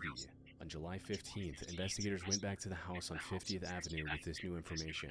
Almost immediately, they started seeing the contradictions in Sarah's story. Broken glass from the windows was found outside the home, not inside, which is the opposite of what investigators would expect if someone had thrown a Molotov cocktail through the window. When investigators looked again at the burns on Sarah, the pattern didn't match someone fleeing a firebombing. It matched splash burns, which a person normally gets when they start a fire and catch the initial flare. Now, there were multiple other pieces of evidence, but the most disturbing one was found in a 4-foot-long deep freezer near where the blaze had started. The outside had been charred by the fire, but the insulation meant to keep the food frozen had also protected what was inside. When investigators opened the freezer, they found the dismembered remains of Stevie Alman, sealed in with duct tape. Her skull had been crushed by a blunt object, and her body had been cut at the arms, legs, and waist. The bathroom where Sarah had dismembered her sister had blood on all 4 walls and the ceiling. Stevie had been in the kitchen the entire time, while her killer, her sister, accepted the whole nation's sympathy and donations using her name. The case did not go to trial until November 2000. On November 21, the jury convicted Sarah Mitchell of first-degree murder. She was sentenced to life without parole. Whoa. On April 4th, 2024, a passerby walking through Kersal Dale in the UK found parts of a human body wrapped in cling film inside an abandoned concrete bunker. Kersal Dale is a local nature reserve along the River Irwell. It's a stretch of beach, woodland, and wetland paths used mostly by dog walkers, runners, and bird watchers. The wider Kersal area is no stranger to crime. Police have run multiple operations here over the years, targeting drug networks and gang activity. But even with that history, this was something else entirely. Detectives later described it as one of the most unprecedented investigations Greater Manchester Police have ever conducted. After finding the remains, police immediately opened a murder investigation, but no one matching the victim had been reported missing. At the time, investigators didn't know the remains belonged to a 67-year-old Stuart Everett, a retired civil servant who lived at 195 Worsley Road in the UK. Stuart had lived there since 2013. It was a modest terraced house where he was the leaseholder, and over the years he sublet the other bedrooms to Polish migrants. Stuart had no kids of his own and had never married. The people closest to him were his brothers and sister in Derby, who called him Benny. Sadly, Stuart had suffered a stroke a few years back, which slowed his speech and left him walking with a stick. But it didn't stop him from helping out his community. Being the son of Polish immigrants himself, he ran English classes for the newly arrived immigrants in Manchester's Polish community. That was how he originally met a man named Marcin Majerkowicz. By 2017, Marcin had moved in with Stuart, and by 2024, they'd been living together for 7 years. In that time, the two had grown close. Close enough that Stuart had started telling friends and family Marcin was his partner. In one email from 2021, he wrote to a friend about Marcin's tattoos, his shyness, and how the two shared just about everything, including Stuart's email account. At the time, it probably read like a harmless thing between two people who shared a home. But years later, that access would become one of the most unsettling parts of the case. Marcin was 41 years old and had been living in the UK for nearly 20 years. But by November 2023, his life started to fall apart financially. He was unemployed and had taken out roughly £60,000 in loans. He also owed another £13,000 on credit cards, which he hadn't made a payment on in months and couldn't cover his rent. By early 2024, the question was what he was willing to do about it. On the evening of March 27th, Stuart was sitting on a sofa bed in Marcin's bedroom. They were watching a football match like they did most evenings. But at some point that night, Marcin struck Stuart on the top and back of his head at least 4 times with a heavy blunt instrument, most likely a hammer. The force was severe enough to cave in Stuart's skull. Pathological evidence later showed that Stuart survived just long enough to inhale blood into his lungs before he died. But the murder itself was the first step in a disturbing plan Marcin had been building for weeks. At 8:11 a.m. the following morning, before moving Stuart's body, Marcin sent a message to the third housemate telling him Stuart had gone to his brother's house for Easter.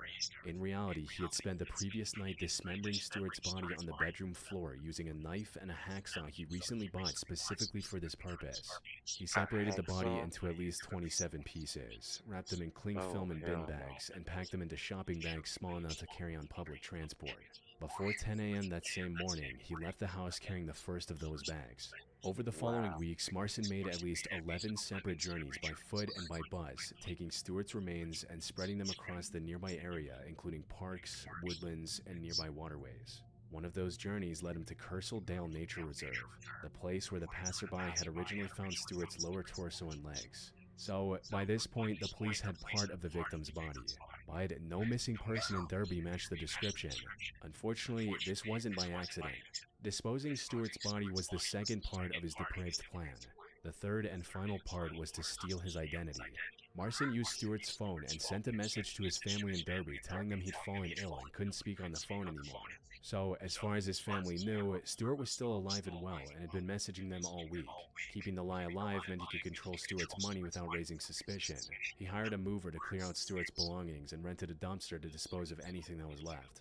When the family started noticing things disappearing, he told them Stuart was moving out. At one point, he even filmed inside another property and sent them the footage as if Stuart were showing them his new place. With nobody questioning why Stuart had suddenly gone silent, Marcin started stealing everything Stuart owned. Using Stuart's login details, he changed the passwords to his bank accounts, accessed his government gateway and pension details, and even started applying for a loan in his name. But as much as he wanted to avoid a direct confrontation speaking as Stuart, he couldn't avoid it forever. When Stuart's phone company needed to deal directly with the account holder, Marcin picked up the phone and answered in a slow and slurred voice, mimicking the stroke Stuart had suffered years earlier. Even on his brother's birthday, Marcin sent a handwritten birthday card. By then, Stuart had been dead for 2 weeks. The Greater Manchester Police's specialized CCTV unit had started reviewing thousands of hours of footage from the surrounding area. Eventually, they identified a figure they started calling the Heavy Bag Man, who stood out because of the way he moved. On CCTV, he could be seen leaving the house with heavy bags and visibly struggling with the weight, and later returning empty-handed. Investigators traced his bus journeys and slowly narrowed his home area down to Winton. They started spending time in the area looking for more CCTV footage. On April 25, 2 of them were driving an unmarked car when one of the investigators glanced at a man in a dark beanie and recognized him. They followed him to the bus stop and called for backup. Before the bus drove away, a uniformed officer stepped in and pulled Marcin out in handcuffs. You sick motherfucker. Get your ass off the bus.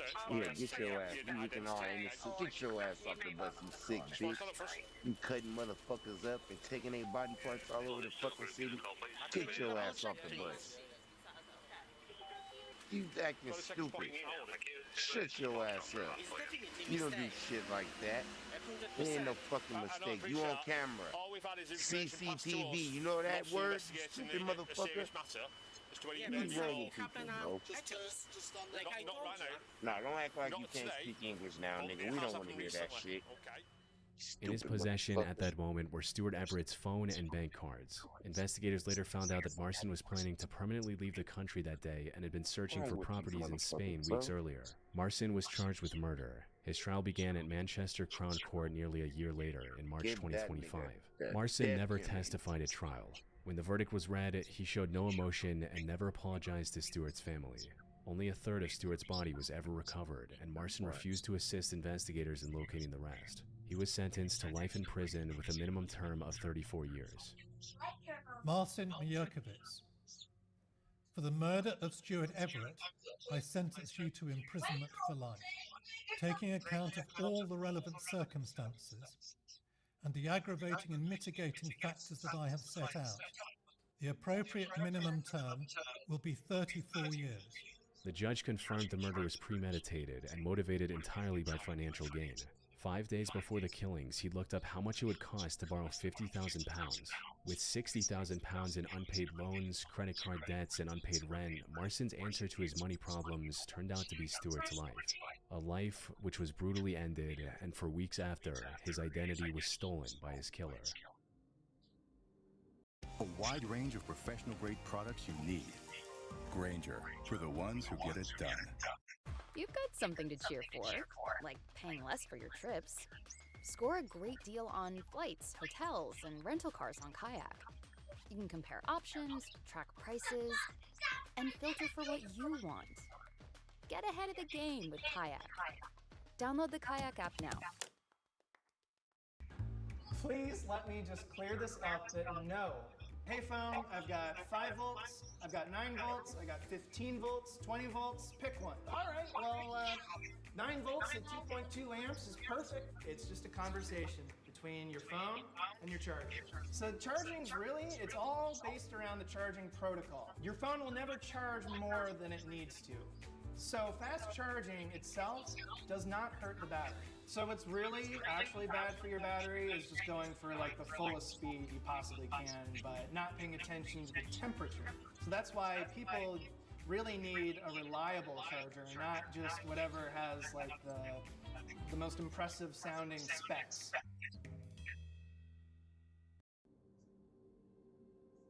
On August 29, 2010, a group of trail bike riders cutting through the fire trails of Belanglo State Forest between Sydney and Canberra, Australia, found human bones scattered across the forest floor. Among the remains was a skull. There was also a small silver earring, a single child-sized sock, and a decomposed women's t-shirt with one word printed across the front: angelic. For the next 5 years, that word was almost all the evidence investigators had about the victim.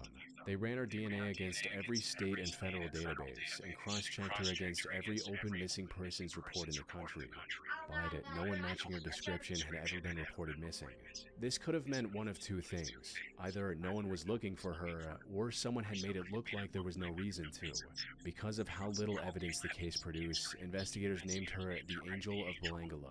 By late 2011, the case had been open for over a year without any progress. With no leads left, police reconstructed the woman's face from her skull and recovered hair, hoping someone in the public might recognize her. The result was a haunting image. When the sketch was released, 35 tips came in from people who thought they recognized her. Sadly, every single one of them fell apart on follow-ups. By 2015, 5 years had passed, and the Angel of Belanglo was still unidentified. The only people trying to figure out her identity were the police, which raised a disturbing question. Why hadn't the family of the victim reported her missing? Or did they think she was still alive? Her real name was found out to be Carly Pierce Stevenson, a 22-year-old mother from Alice Springs in Australia's Northern Territory. She had given birth to a baby girl, Candelise, in 2006 when she was only 17. By late 2008, Carly had been seeing a 34-year-old man named Daniel Holdham for around 2 months and wanted a fresh start. So, in early November, she packed her car and left Alice Springs with him and Candelise. To Carly's family, the decision came out of nowhere. Her Aunt Sharon would later tell 60 Minutes Australia that the announcement was, quote, a bit of a shock. Their plan was to head south down the Stewart Highway and find work in Adelaide. By mid-November 2008, Carly's life started falling apart. She called Tanya Weber, her mother's best friend, and the closest thing she had to a second mother. She was crying and saying she'd made a mistake leaving with Daniel and wanted to come home. For a week and a half after she left, she rang me up. She was crying. She just said to me that she thought she'd up. She wanted to come home by the sounds of things. And I said, well, I can book a flight, I can pay for a flight, do you have money? No, you know, it's okay. And by the end of the conversation, she was sort of back to her giggly laughing self. So I didn't think too much more of it. Sadly, this was the last time anyone who ever loved Carly would hear her voice. A few weeks later, in the early hours of December 15, Daniel drove Carly into Belanglo State Forest. What happened there was reconstructed later from physical evidence, photographs recovered from an SD card Daniel kept for years, and witness testimonies. Carly was violated before Daniel dropped his full body weight onto her chest and throat, crushing her hyoid bone with enough force to break her neck. After ending her life, he photographed her body in multiple positions, some of which closely matched the arrangement of her remains as investigators found them years later. He left her on the forest floor, partially hidden behind a fallen log, still wearing the angelic t-shirt. Over the next few days, he started erasing what was left of her. He scrubbed out her car and traded it in for an older model. All the while, Candelise was still living with him. On December 19, he took her to a nearby motel and checked in under a fake name. According to his ex-girlfriend, this is where Daniel would allegedly shove dishcloth into her mouth, suffocating her. Afterward, he wrapped her body in a motel towel, placed her inside a suitcase, and drove west into South Australia, where he abandoned it along the highway. The suitcase would remain there, undiscovered, for nearly 7 years. Over the next 2.5 years, Daniel used Carly's phone to send text messages to her family and friends, pretending to be her. The messages said she was living in a different city, that she was fine, and didn't want to be contacted. When Carly's mother, Colleen, grew worried and reached out, the response text she got asked for money. Colleen wired funds multiple times, believing she was helping her daughter. Daniel and his then-girlfriend kept withdrawing money from Carly's bank account across multiple Australian cities, which amounted to almost $100,000 in total. By September 2009, Colleen hadn't seen Carly or Candelise in almost a year, and her calls were going unanswered. Conversation through text had also become inconsistent. So, on September 4, Colleen went to the police and filed a missing person report. But when police checked Carly's bank account and phone records, both showed recent activity. As far as the system was concerned, Carly Pierce Stevenson was alive, and the report was closed by September 10th. Eventually, Colleen withdrew the report a month later in October. Now, some could argue that the police were insincere and lazy with their investigation, but the truth is, they were looking at the exact same things anyone else would have trusted: her phone, her bank account, and recent activity under her name. The problem was that none of it actually belonged to Carly anymore, so neither her or Candelise were officially missing in online records. On July 14, 2015, a passing motorist on the highway stopped to see an abandoned suitcase on the roadside. Inside were the skeletal remains of a young child wrapped in a blood-stained towel with dishcloths stuffed in her mouth and duct tape around her skull.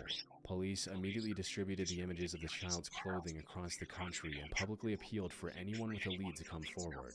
After more than 1,200 Crime Stoppers calls, Tanya Weber contacted police. The same Tanya who had offered Carly plane tickets years earlier. She recognized some of the clothing, which looked similar to what Carly used to dress Candelise with. Later, DNA testing confirmed the child in the suitcase was Candelise.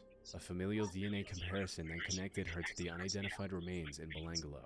The infamous Angel of Belanglo was her mother. By the time police came for Daniel Holdom, he was already in prison, serving time for the assault of another underage victim. He was eventually convicted of both murders and sentenced to 2 life terms without parole. In mid-July 1990, 34-year-old Beverly McGowan placed a small ad in the paper looking for a roommate to help cover the mortgage on her condo in Pompano Beach, Florida. After a few days, a woman with a polished British accent showed up at her door. But what Beverly didn't know was that the woman wasn't actually looking for a place to live. Beverly was a loan processor at Glendale Federal Bank. She was a simple woman who didn't put much of herself on display. She did have a small rose tattoo on the back of her right ankle, but most of the time it stayed hidden under the hem of her jeans. A few years earlier, Beverly had lost 2 boyfriends in separate car accidents. She'd been mostly on her own ever since. So when the woman knocked at her door, Beverly was alone.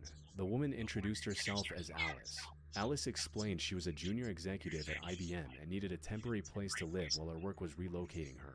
She was friendly, attentive, and easy to talk to, and within weeks she had moved in. That night, Alice mentioned she was studying numerology, an ancient belief that a person's birth date and name can reveal their personality and life path, and she offered to do a free reading. But Alice asked for everything, from her social security number, passport information, driver's license information, and bank details. Now, none of this is information most people would hand to a stranger, But after spending a week with her, Alice didn't feel like a stranger, so Beverly wrote it all down and didn't think much of it.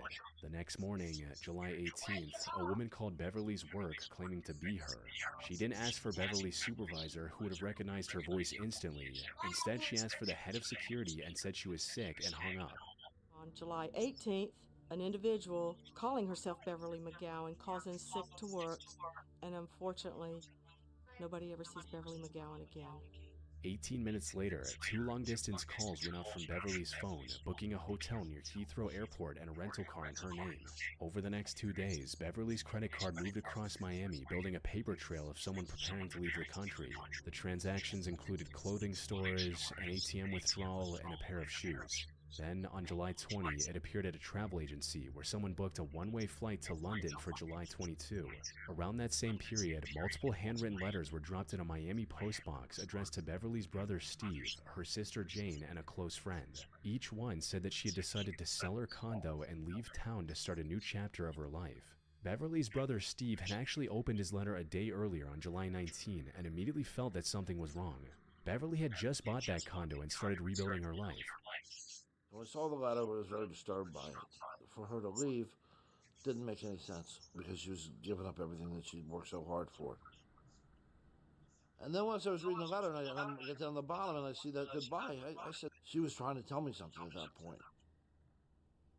I can show you 100 letters from her to different people, and not one of them say any more than Bev. I think that there was somebody there with her when she was writing my letter. Trying to force Beverly to call home, Steve canceled her credit cards. That turned out to be a fatal mistake.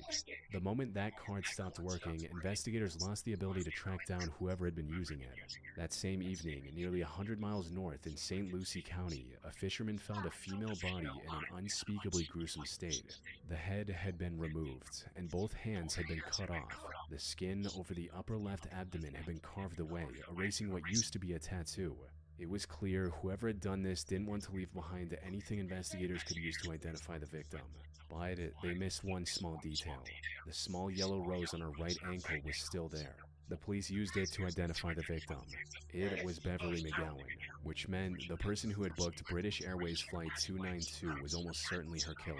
When investigators pulled the passenger list, they expected to see Beverly's name on it, or possibly Alice's, the mysterious roommate who had vanished alongside her. But neither name was on there. The list just had a row of unfamiliar passenger names on a flight to London. One of them was a British woman named Sylvia Ann Hodgkinson. Less than a year later, in May 1991, a patrol officer in Miami Beach noticed a woman asleep at the wheel of a parked rental car. The car was overdue and the plate had been switched. When officers searched her, they found 3 separate IDs, the first of which being a British passport for Sylvia Hodgkinson.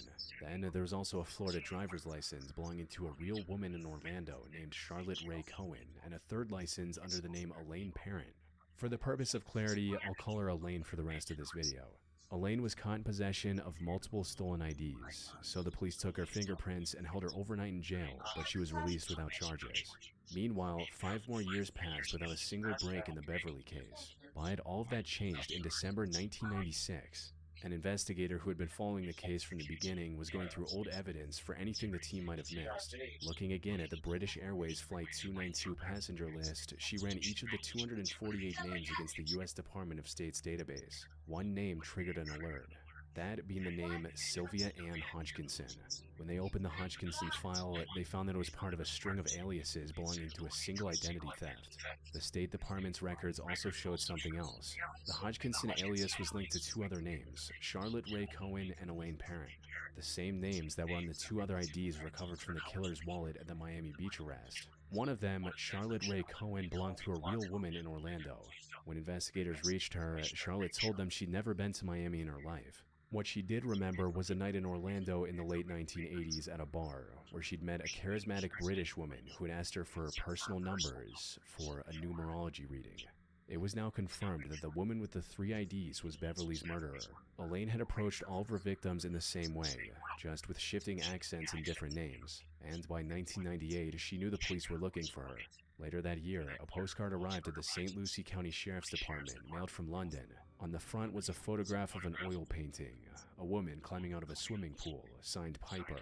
On the back, a typed message read, "Your chameleon, best wishes." She would stay ahead of the police for 4 more years until April 6, 2002, when a rerun of America's Most Wanted aired in Panama City, Florida. After the episode aired, tips came in from Panama City residents who said a woman resembling the chameleon killer was living nearby. When officers got to the address, a woman in night clothes opened the door. She spoke in a flat American accent and handed over her military dependent ID. But when the officers examined it closely, they noticed the rank on the ID used British military terminology that doesn't exist in the U.S. service.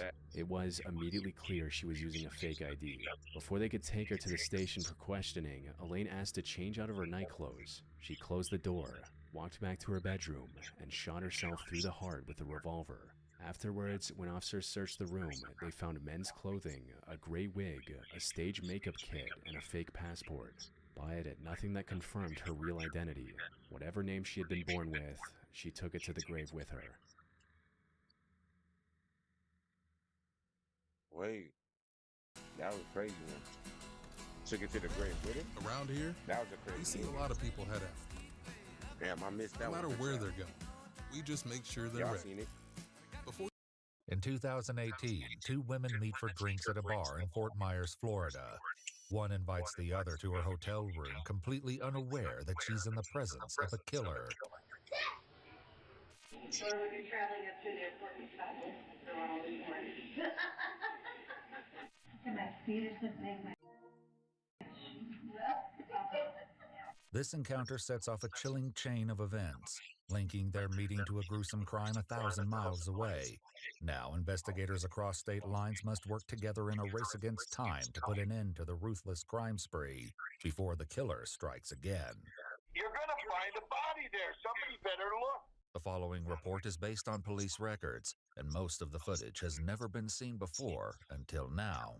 On April 9th, 2018, dispatchers in Lee County, Florida receive a call from a motel manager with reports of a chilling discovery. 911, there's emergency? Yes, this is at Marina Village, Snug Harbor down at Fort Myers Beach, and there's a dead body in one of the units. Her body's covered in towels and there's blood in there. The manager explained that several units were experiencing a plumbing issue, and every other unit had been checked except for room 404. When I walked in there, I said, front desk, and no one answered, and the master bedroom was closed, and all the stuff was there, so I didn't want to interrupt thinking there was nothing there, but my boss said, no, go in and make sure, because it could be in that particular bedroom. So I went back up, and I opened up the master bedroom, and the door to the bathroom was closed with towels on the outside of it. So when I went to open up the door, something was blocking it, and I got scared. Too afraid to investigate alone, the manager asked residents in the neighboring rooms to peek inside. Brave volunteers came forward to help, unaware of the nightmare waiting for them on the other side of the door. There was a towel against the door. The door was partially open. We tried to push on it, and we were hitting something. So I looked around the door, and she's laying on the floor with towels over her, and she was bleeding. You could see blood under her towel. The towel would look to be under her head. That's all I could see. Officers quickly arrived to find a woman lying on the bathroom floor with what appeared to be 2 gunshot wounds. A towel had been draped over her body, and the air conditioning was lowered to a frigid temperature of 61 degrees. The guest bedroom showed signs of use, and multiple wine bottles, along with dishes piled in the sink, indicated another guest may have been staying there. Whoever it may have been was nowhere to be found. Police discovered that room 404 was rented by 59-year-old Pamela Hutchinson, who was captured on surveillance checking into the Marina Village condominium 6 days ago on April 3rd. Barely made it by the bell. Pamela Hutchinson. How are you today? Good. You're right, the traffic was. Need your driver's license and a credit card. Pamela reaches into a small silver purse, which was later discovered in her motel room. However, her credit cards and identification were missing. More importantly, she checks into the motel alone, raising questions about who was in the room with her. Searching for answers, investigators continue reviewing the tapes, unaware of the unnerving mystery that's about to unfold. At 3:44 p.m., Pamela pulls into the parking lot of Marina Village in a white Acura with Florida license plates. Shortly after checking in, Pamela exits the elevator and heads to room 404 by herself. However, the following day, she's no longer alone. As she approaches the elevator at 8:13 p.m. on April 4th, she's now accompanied by another woman who bears a striking resemblance to Pamela. They appear about the same age, height, and build. What did you stay out all night and sleep all day because you don't have any fun? Yeah. And I don't have to sleep all day. They're seen again the following day at 12:45 a.m. on April 5th, entering the elevator and once again heading toward the room. No, I like that. Like,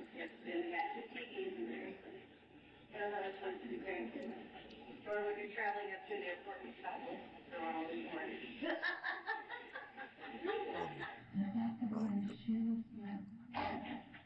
My feet are just making my shoes. Further investigation revealed that Pamela was traveling to Fort Myers Beach for a funeral to be with her friend, who was scattering the ashes of her late husband. The friend last saw Pamela at lunch on Wednesday, April 4th, and later received a text saying she'd extended her stay to April 5th. However, when she sent a text to Pamela at 10 p.m. on Thursday, she received no response. Surveillance footage shows the unknown woman meeting with Pamela at a restaurant on April 5th at 5:14 p.m. They share a high five, engage in lively conversation, and have a few drinks at the bar. Over 2 hours later, Pamela pays for her meal with a credit card, while the other woman pays in cash. They leave the restaurant at 7:43 p.m. and are seen exiting the elevator and heading toward Pamela's room together. Pamela would never be seen alive again. The answers to what happened to Pamela are with the other woman, but she is now missing. As investigators review more footage, they note that on April 5th at 8:30 p.m., just 45 minutes after leaving the restaurant together, the unknown woman emerges from the room alone. Officers note that she appears distraught, upset, and possibly crying. As they continue observing the footage, the woman's next actions leave investigators deeply suspicious of her involvement.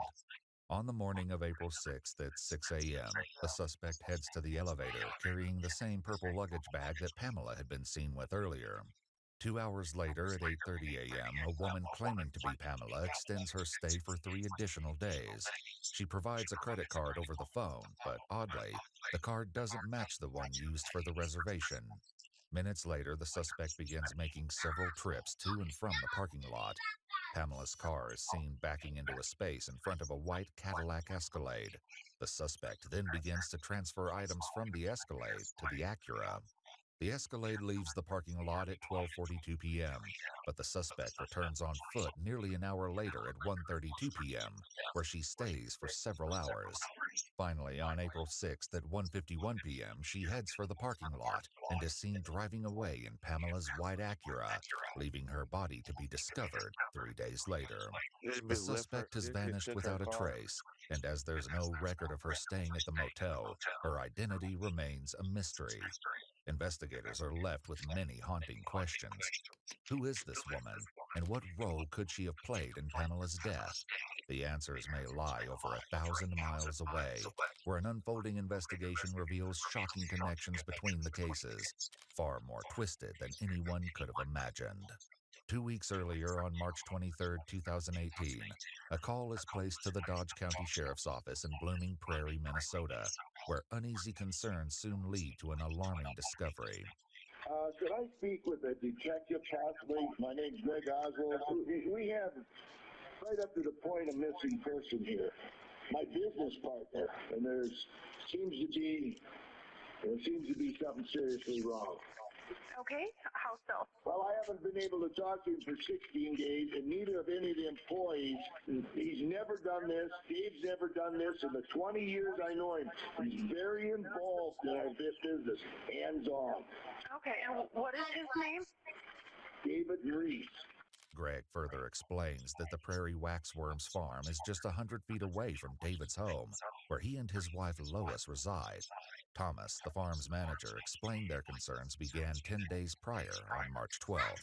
Lois come down to the shed and told me that David was sick and he would not be down today, and she also wanted me to take care of the payroll because we get paid every bi-weekly. David having some health issues in the past, I did not think anything of that. Soon, David's co-workers became suspicious after unsettling differences emerged in their usual communication. The texts we were getting from his phone were not his texts. It just wasn't Dave's style. Dave didn't abbreviate, didn't punctuate, just didn't. You could tell it wasn't him. Thomas, Greg, and other employees claimed David's text messages seemed to change around the same day Lois began telling others he was sick. He does talk text. That's what he's always done, you know? And the ones I was getting was like all exclamation marks and commas and dots and thanks abbreviated with an X instead of spelling it out and stuff, you know? Okay. Yeah, And he doesn't normally do that? No, he just texts and spells out the full words. Despite their concerns, on Monday, March 19th, 8 days after he was first reported to be sick, Lois assured Thomas that David still had plans to attend a fishing tournament set to take place the following Friday. March 23rd, I watched the live weigh-in of the Cabela's Masters Walleye Circuit that David was supposed to be at, according to Lois. When they announced David's name, I did not see him, and I became very concerned. He then called Greg, David's business partner, who contacted local police to perform a welfare check on David. Deputy Hoffman from Dodge County Sheriff's Office arrived at the house on March 23rd at 6:49 p.m., but no one answered the door. Through the window, he noticed the television and gas fireplace were on. With nothing seeming out of the ordinary, the deputy left, unaware of the horrifying secret hidden inside the house. We were so frustrated sitting there talking to these people, but mental health people are going to go out and check, and the guy says, "You're going to find a body there. Somebody better look." Determined, Greg once again calls Bloomington Prairie Police. This time, Officers Peterson and Peach returned to the house. One officer boosted the other, lifting him just high enough to peek through the bathroom window. Lying on the bathroom floor was the body of 54-year-old David Reese. Though investigators in Minnesota would have no way of knowing it, the chilling discovery of David's body would soon reveal haunting parallels to Pamela's death in Florida. David was discovered in an advanced state of decomposition, with a green-colored blanket laying over his body, in a similar manner to the towels draped over Pamela. He had multiple gunshot wounds to his torso. The window was left open, bringing the temperature in the room to a chilling low of around 30 degrees. The eerie similarities raise harrowing questions. Is this simply a coincidence, or the beginning of a brutal killing spree? With many questions for David's wife, Lois, Minnesota investigators begin looking for her, but she's nowhere to be found. In an effort to trace her movements, they review local business surveillance, starting from the last time the couple was seen together. On March 11th, David and Lois both enter their local general store. David walks out at 9:01 a.m. and would never be seen on surveillance footage again. The following day, Lois explains to Thomas that David has fallen ill and would begin using David's phone to text his co-workers. However, as Thomas explains, it was more than the unusual text messages that left him concerned that something was terribly wrong. We have a money bag in that. That's where my drive slips go and all the checks from my customers. I did my route on Friday, yesterday, and I noticed everything was missing out of there. All the checks out of the money bag.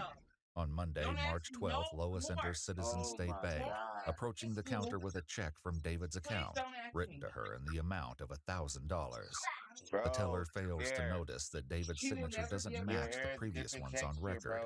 Over the next several days, Lois would use David's credit card at several establishments, including a liquor store, Vandal's Family Market, and multiple times at the Woodfire Grill, a restaurant inside Diamond Joe's Casino in Northwood, Iowa, just across the Minnesota border. Meanwhile, Greg confronts Lois about the missing checks from Prairie Wax Worms. I sent her a text that I'd been informed there was checks missing out of the office, so I had to call the county sheriff, report stolen checks. And if you know anything, let me know. So she called me back in a couple hours and said, well, I got the checks. Dave sent me down to get them. They're up. I got them. At that point, I said, Lois, I need to talk to Dave. There's nothing. And I said, Lois, put Dave on the phone.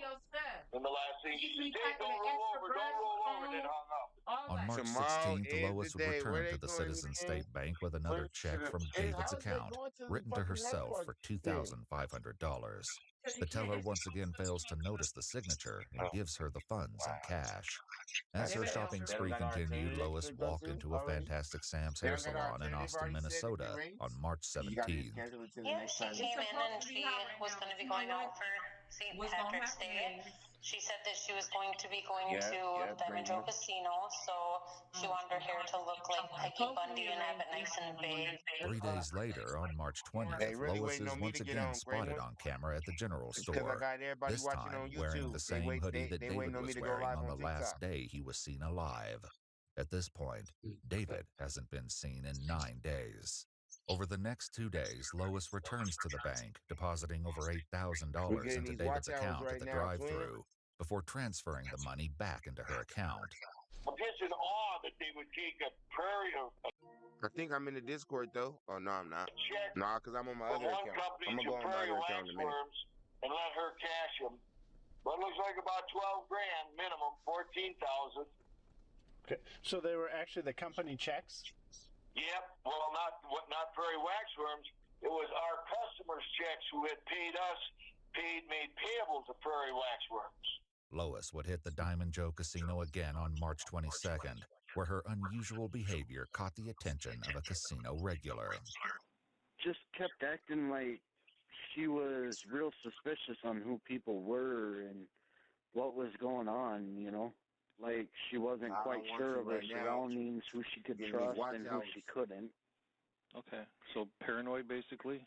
Yeah, kinda. Finally, on March 23rd, when David fails to appear on the fishing tournament's live stream, Lois steps into the Citizens State Bank for a final time. She presents a $7,500 check from David's account, writing spring trip in the memo. After the teller delivers the cash, Lois takes David's white Cadillac Escalade and vanishes. It would later be discovered abandoned on Fort Myers Beach in Florida. As a detective, you got any inkling if she's in an area? Do you think she's just... God damn it, I don't know how you get away.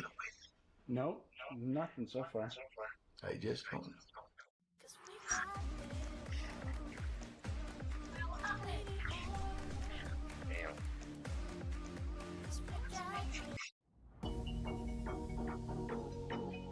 I graduated from the Applied Sport and Performance Psychology program with a...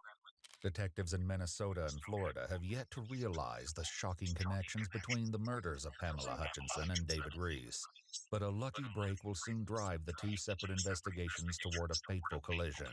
3 days before Pamela's murder, Lee County Sheriff's Office in Florida had received a concerning 911 call. Hi, there's an ATV out for a Lois Reese from Blooming Prairie, Minnesota in Steele County. She just got out of her car at my Florida house. I also live in Blooming Prairie, so I know about the whole thing. She's in a white 05 Escalade. Okay, and if you do some research, it's Steele County, Minnesota, that's trying to find her. Okay, so she has a warrant, is that what you're saying?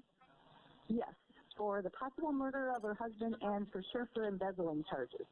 Earlier the same day, the 911 caller, Tessa's daughter in Blooming Prairie, received a call from a woman named Stormy Liberty, who claimed to be Tessa's friend and asked for her address.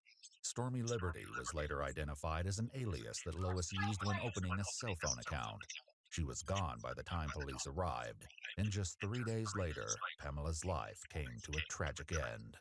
Now, after Pamela's death, as one deputy reviews the security footage from the Marina Village Motel, he recognizes the woman with Pamela as Lois Reese, based on Tessa's 911 call from 3 days ago. I do rentals, so she had a little notepad like she was going to rent, but that's what I thought. And then she got out, and she saw me. I said, "Can I help you?" And she looked at me and she said, "Oh, I'm in the wrong place." And she quick got into her Escalade. You said it was a 2005 white Escalade? Yep, pearl-colored Escalade.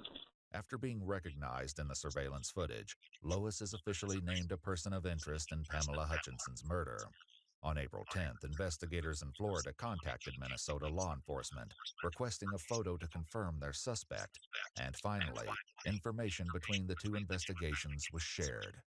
With evidence connecting Lois to more than one murder, investigators are left with the chilling question: is she finished, or is she planning to strike again? While following her trail, those who knew her begin to share a troubling history with investigators, one that hints at a possible motive for her ruthless actions. My grandpa passed away and she got her inheritance, and she was so unbelievably bored out there at that house. And the only time she was happy is when she'd have the grandkids out there, and she had them a lot. Okay. My kids and my brother's kids were there a lot. If she wasn't at, with us, like her kids or her grandkids, she was probably at the casino. And I had told my dad and I told her that I was getting concerned with how much she was going there. And she's like, Bria, it's just something for me to do. It's fun, but I don't have a problem. She blew through hundreds of thousands of dollars there. I had no idea it was that bad. With Pamela's credit cards missing, investigators begin to trace where they may have been used. On April 6th, a woman claiming to be Pamela Hutchinson entered a Wells Fargo and withdrew $5,000, as seen in still images provided by the bank. The distinctive white hat, sunglasses, and blue shirt are the same clothes she was wearing in the surveillance footage at Marina Village. So, does she have a gambling problem, or? Absolutely. So $400,000 worth 2 years ago. How much?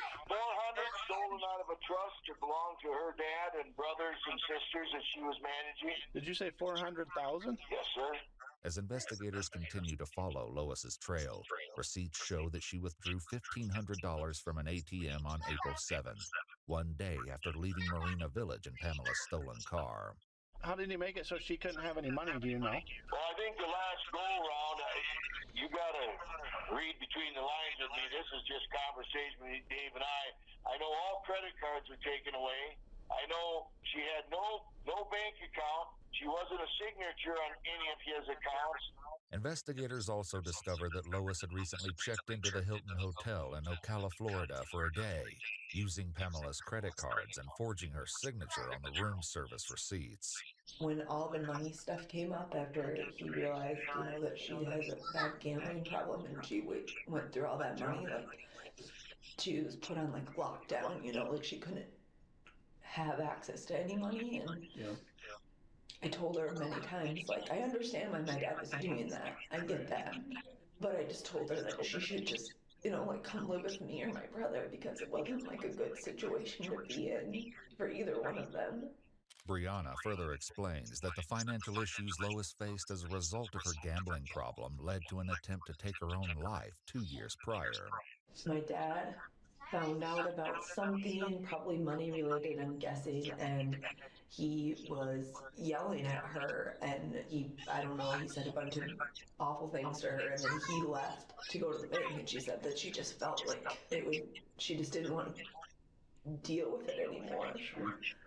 As Brianna continues to explain Lois's financial troubles, she recalls a recent situation involving her disabled sister Kim that landed her in legal trouble. My mom actually took care of my aunt for 2 or 3 years. She lived with her, and was really, really, really awesome, and did everything by the book that she was supposed to. And when she got into gambling, I think she took some money from my aunt Kim. They were going back and forth. My mom skipped the court thing. Her lawyer was gonna settle for $30,000, but then my mom, her behavior, she just doesn't address anything. She just pretends like it doesn't happen, so she didn't go to court. And because she didn't, they put a full judgment for $100,000, as I think that they're trying to get from. Yeah. Though Lois's alleged gambling history provides valuable insight for the detectives, they still have yet to establish her current whereabouts or the driving factor behind this horrific crime spree. With Lois's location and her motives still unclear, the fear that she may be armed, dangerous, and hunting for a new victim fuels their efforts as they continue following her trail. On April 8th, one day before Pamela's body was discovered, Lois attempted to use Pamela's credit card at an ATM in DeQuincy, Louisiana, but the transaction was declined. Investigators learned that Lois then traveled to another casino in Louisiana and won a $1,500 jackpot. As the interviews continue, one investigator brings up a possible concern that may make finding Lois an even more challenging endeavor. I was just wondering if she was could make it to where she looked something different with makeup beyond the hair color. That she had some kind of a talent of what do you call the people out? Oh, makeup artist? Makeup artist, yes. But I don't think that, but I think that she was skilled enough with makeup that she could make herself look a little different. But I would say with a gambling problem, and now she's got time on her hands, she'll be at a casino. However, Lois's son Billy has a far more grim expectation for how this fugitive search may end. Based off her past actions, I'd say, I don't know, finding her alive probably isn't very good, as sick as that sounds. Right. She's obviously tried to do it before. I think this is a little bit more serious than that was, spending money. Right. You think she has any means of doing that, or? Of hurting herself? Yeah, if she killed my dad. At 11:16 p.m. on April 8th, Pamela's stolen Acura is seen traveling westbound on Interstate 10 in Lafayette, Louisiana, and once more on a license plate reader in Texas before the trail goes cold. With Lois continuing to cross state lines, a U.S. Marshals task force takes over the investigation and issues a BOLO for Lois Reese. She's now wanted for 2 murders, grand theft auto, financial theft, and identity theft. As the case gains national attention through widespread media coverage, she earns the nickname Killer Grandma. News outlets nationwide ask anyone who sees Lois or her vehicle to come forward. When a promising tip brings investigators one step closer to ending her reign of terror, one question remains: can they get to her before she disappears once again? At 6:58 p.m. on April 19th, over a week since she was last spotted on traffic cameras, Lois enters Dirty Al's restaurant on South Padre Island in Texas, just 30 miles from the Mexican border. She lingers upon entering, taking a moment to look at the posted menu near the main cash register. It isn't long before an employee sees Lois and stands watch. As she suddenly makes for the exit, the 2 male employees briefly converse before following her. What it was, buddy?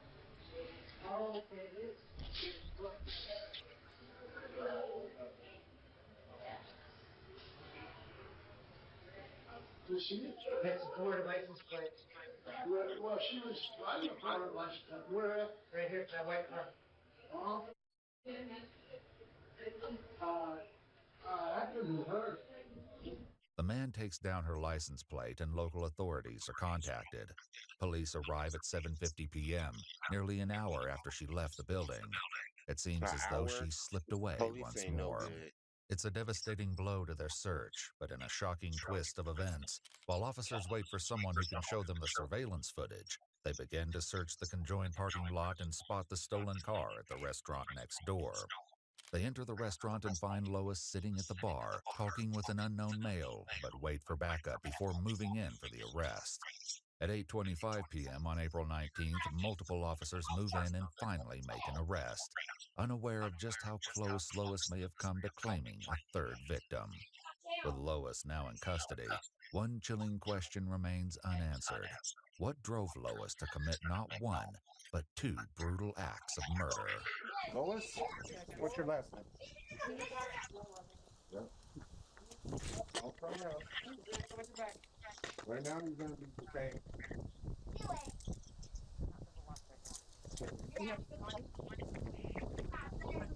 I'm detained. Double lock it. Okay, no. According to the man she was with, he and his friend met Lois at Padre Rita's Grill. She told them she was staying next door at the Motel 6 and was a widow searching for a place to live in South Padre. The jaw-dropping evidence in her motel room will later be found in a search by investigators. For now, the man explains that he and a friend went with Lois on April 17th for drinks before dropping her off at her motel. Both men found Lois to be completely normal, never witnessing any emotional breakdowns or outbursts, with one mentioning she was even flirting with him. Is your driver's license in here, ma'am? Yes. It is. That way I can run it real quick. did you get here?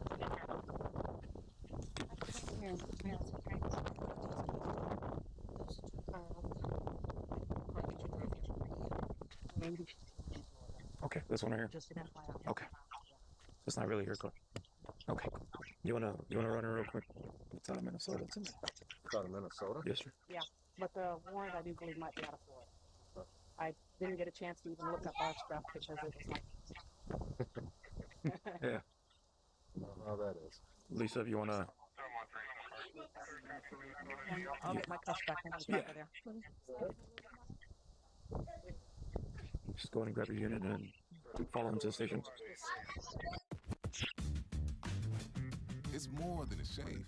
It's the first thing people notice about you. Level up with Old banks hit you with big fees. Not Chime. You bank fee-free. When news of her arrest broke, a woman came forward with a harrowing story. She told investigators that while eating alone at a restaurant on the island, she befriended a woman who identified herself as LaDonna, who was recently widowed and spending time away from her family to grieve. They met again for drinks on April 15th. The woman allowed LaDonna to come home with her, letting her stay in her guest bedroom. They had plans to meet again on Friday, April 20th, just one day after her arrest, where she learned LaDonna was Lois Reese.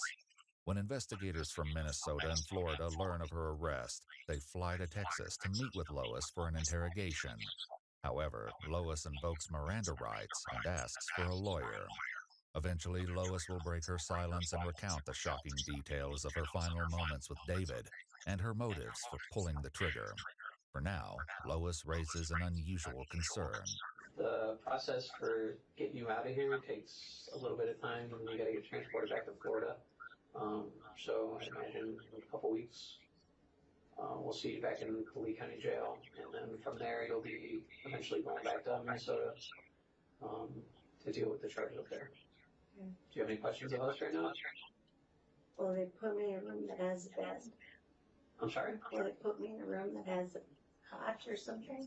When you come to Florida? For 2 weeks, Oh, here? I'll sit in that thing? No, I believe you're going to be transferred to a sheriff's office in the area. Okay. You'll have to see a judge, I think, for extradition purposes in the morning, a magistrate. And then from there, you'll be going to a sheriff's office where they'll house you until we come pick you up. And they'll be able to answer some of those questions. Yeah. We just don't, we're not from here. So Oh, if you do have some of those concerns, Well, they just- when you go downstairs, I would say. You know, it'd be better for my edema and my blood pressure, like Yeah. they said. It'd probably be better if you ate some food too. Yeah, but it'd be worse if I had to go to the hospital and have an attack. It'd be worse. Oh, for sure. All right, that's why we're getting you crackers right now.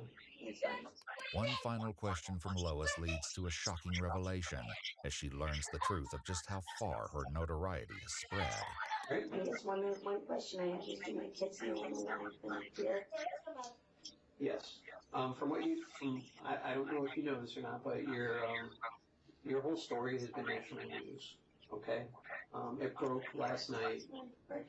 It broke last night that you were arrested in South Padre Island, that you're alive and well, and that you were found by the U.S. Marshals and the local police department here. So, Okay, so they know. I don't personally know that they know, but I can tell you that every local news media outlet nationwide has picked up the story. Before searching Lois's motel room, investigators spoke with an employee of Motel 6. She says Lois claimed to be a victim of domestic violence, hiding from her husband, who was a cop. When she next saw her, she appeared to be completely different, even dressing more provocatively. During one conversation, she heard Lois say, "I need a sugar daddy," before asking about another customer seen driving an expensive vehicle, raising unsettling questions about her future plans. A search of her motel room uncovered a mountain of evidence. Among the discoveries is a white towel wrapped around a pair of sunglasses, previously seen to be worn by Pamela. Lois's distinctive white hat, earlier seen to be worn as she withdrew $5,000 using Pamela's identity, is located on a pile of clothing. They also locate credit cards and checkbooks belonging to both David and Pamela, along with Pamela's luggage. A road atlas is found, and tucked within its pages is a brochure for a casino in Eagle Pass, Texas. They also uncover Pamela's driver's license and finally, 2 loaded firearms. With a mountain of evidence against her, Lois is extradited to Florida and held without bond to face charges for the murder of 59-year-old Pamela Hutchinson. To avoid the death penalty, Lois pleaded guilty on December 17, 2019 to 1 count of first-degree murder, grand theft of a motor vehicle, grand theft of property, and criminal identity theft. She later returned to Minnesota to face charges for the murder of 54-year-old David Reese. At a hearing on August 11, 2020, in the auditorium of a Minnesota high school, after delays due to coronavirus, she pleaded guilty to first-degree murder and shared with the judge her version of what happened on the fateful night of March 5, 2018. According to Lois, she and David had a heated argument following their grandson's basketball game. She claims David handed her a loaded firearm, encouraged her to turn it on herself and take her own life, saying, "Maybe you will get it right this time." In her own words, she explains, "He was right in front of me, and I looked right at his heart and I pulled the trigger." However, this is based solely on Lois's account, and David will never have the opportunity to confirm or deny her claim. As for Pamela, Lois never provides a reason for taking her life. For both murders, Lois Reese was sentenced to life in prison without the possibility of parole. She's currently serving both life sentences concurrently at the Shakopee Correctional Facility in Minnesota. Tom Steyer is fighting for the working class. My only interest is sticking up for working.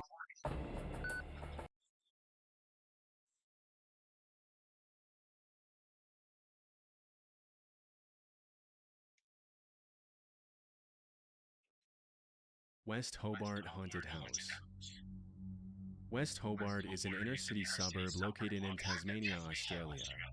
Over the years, dozens of allegations of supposed hauntings, ghost apparitions, and other paranormal activity have been made by tourists and residents of West Hobart.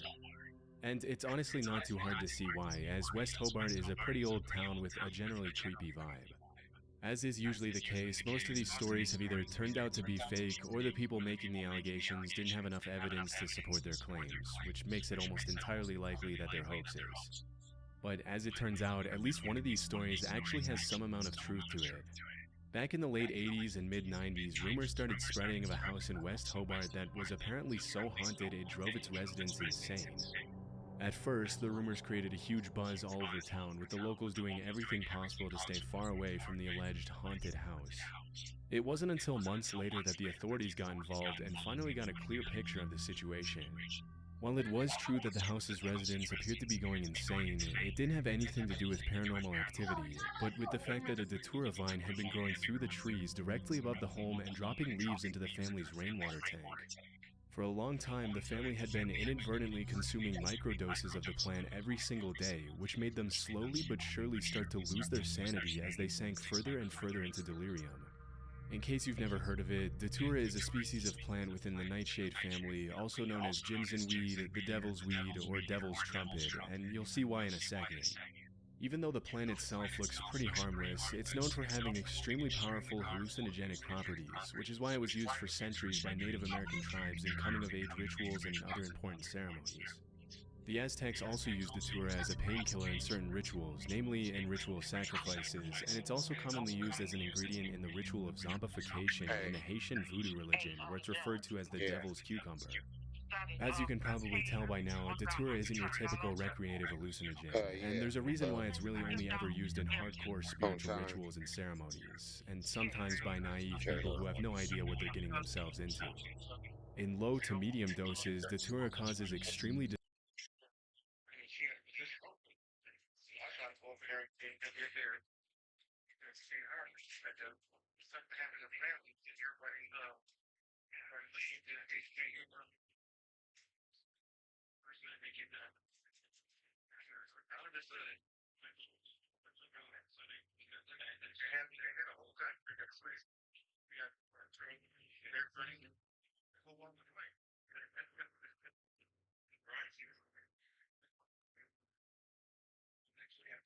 I just did it right now, Mom.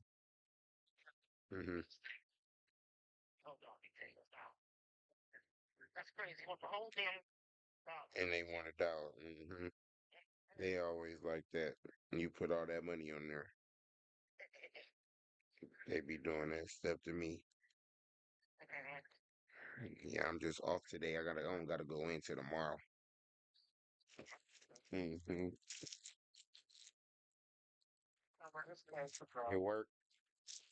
Yeah. I know, cause that stuff come in handy. Oh yeah.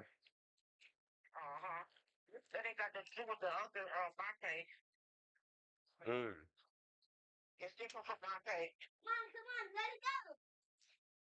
And that's on Shine. Oh yeah, I gotta get that.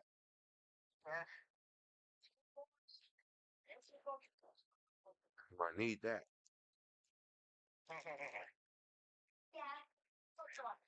You done down that.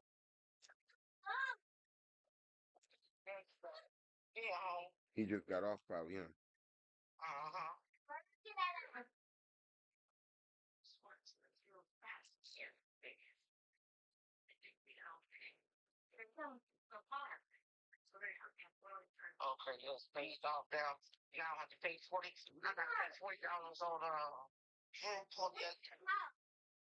Oh yeah, that's good.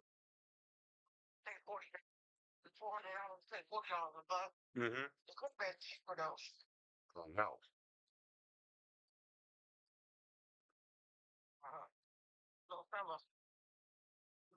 Over there in his little chair playing the game. Mm-hmm. Yeah, I seen it, and I seen you posted it on Instagram too. Yeah, you sent it to me yesterday too. Yeah, she looked good. Uh-huh. Looking just like Dom, little small self. Yep. What she had. Little Ari, but we're gonna be coming back out there soon.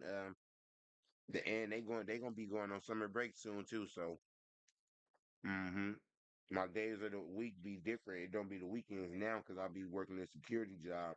They've been giving me weekdays off. Like right now, I'm off. I was off yesterday. And I was off the day before yesterday, and I'm off today. But when they go on break, we could be driving out there and stuff like that.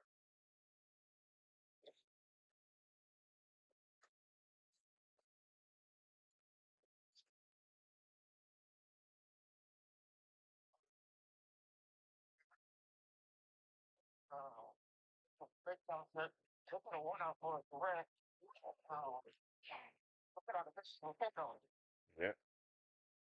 What Reggie say? I don't know why they still acting dumb. That's a damn shame because we know he out there. Yeah, if he don't take that money off, then yeah. If he don't take that money off of there, then valid. Because then we don't know.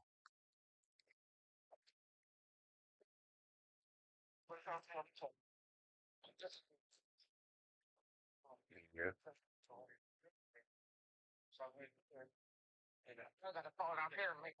He's so goddamn silly. Cause we know he out there.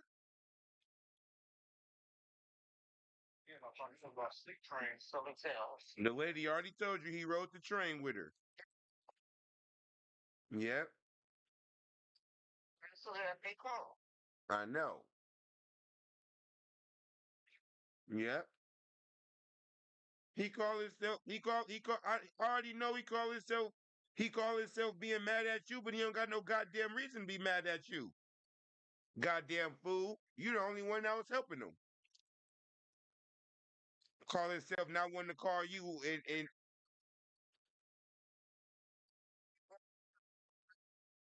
it's all right, cause his fat ass think he worrying. He think he worrying you, making you worry. Nah, it's all right, cause you ain't gonna worry her like that, thinking she gonna be all worried. Yeah, now she worried about me and all that, and now she gonna think about. No, she been worried about your ass. You the one acting a damn fool.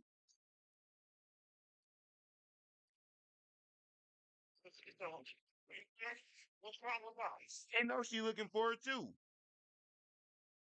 He knows she looking for him too, making her upset too. That's why I said he ain't doing nothing but make it bad for himself because You making the relationship that you trying to get back with people, you making it worse. Damn fool.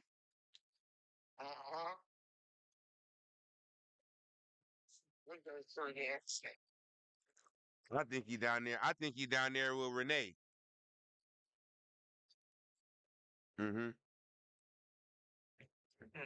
I think he down there with Renee. Cause ain't nowhere else he went in no New Orleans.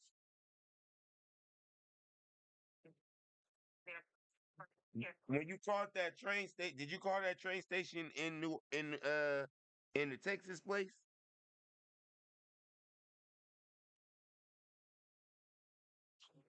Anybody else? I'm not mistaken. I'm why it's 8 o'clock. Sorry. Oh well. Wow. They said he had got. They said he had got on it in Texas.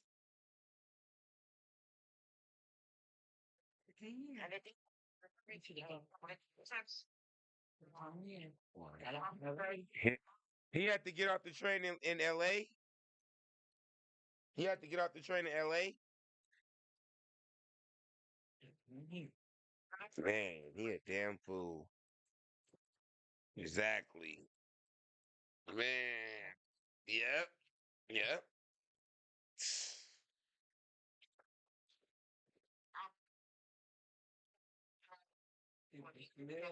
Anyways, I finished these things, y'all. Sorry.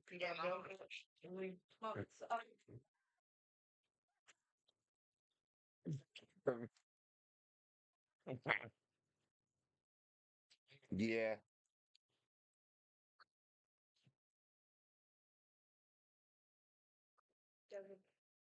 Oh, for real?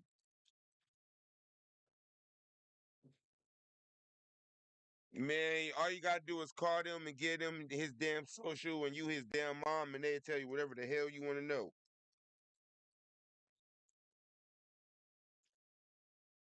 Yeah, you gotta call down there to that regional place because they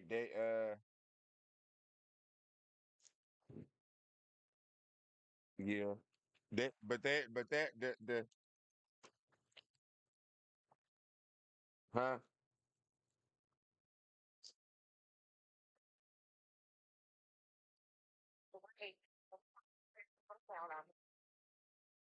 That's what Nene told Uncle Wayne? Yep, that's what he did then. That's what he did. So so so so he got all he had to switch the train in Texas and get back on to New Orleans. And then he probably caught the because Renee didn't want to drive to New Orleans because Nene didn't want to drive out there. So she told him to catch the train. I mean the bus. So that's when she told Uncle Wayne that. When she told Uncle Wayne that.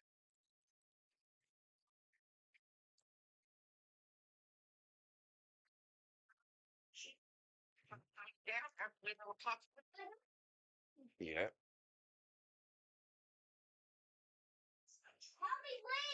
He's stupid though. I ain't gonna lie, bro. That nigga look dumb to the motherfucker, bro. I ain't gonna lie. That nigga look dumb, bro.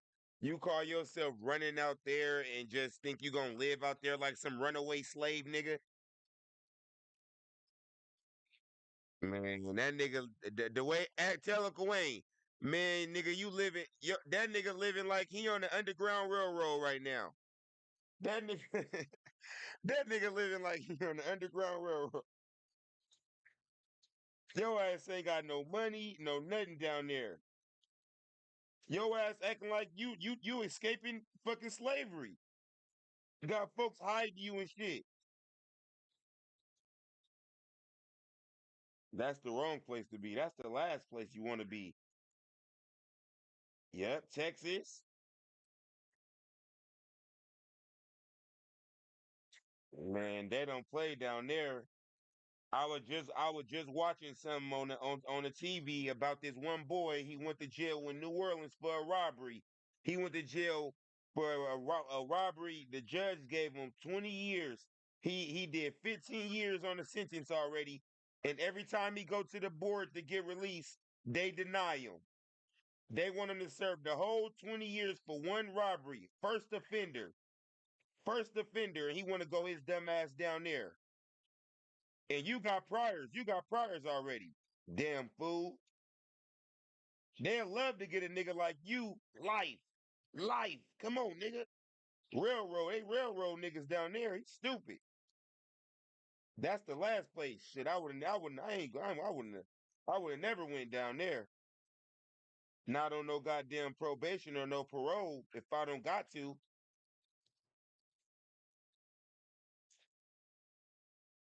Oh wait, what you said?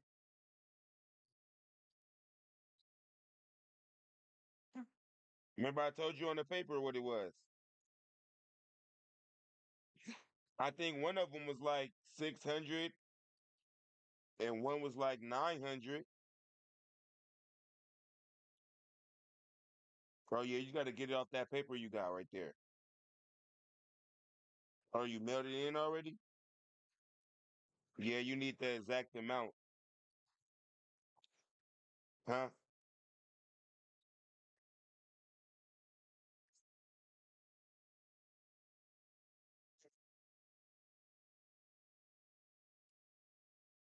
Oh yeah, IRS, yeah.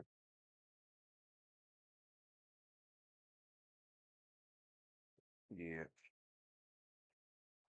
Huh?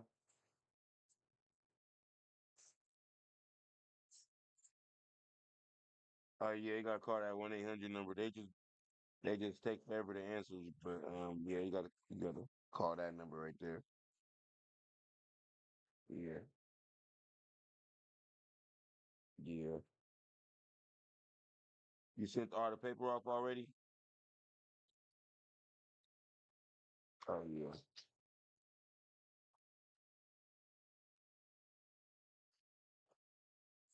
Yeah.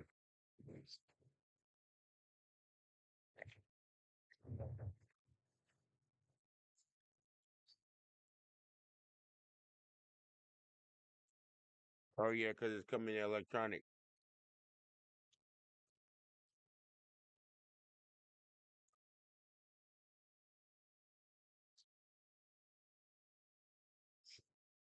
Where Lily and them at? Where Lily and them at?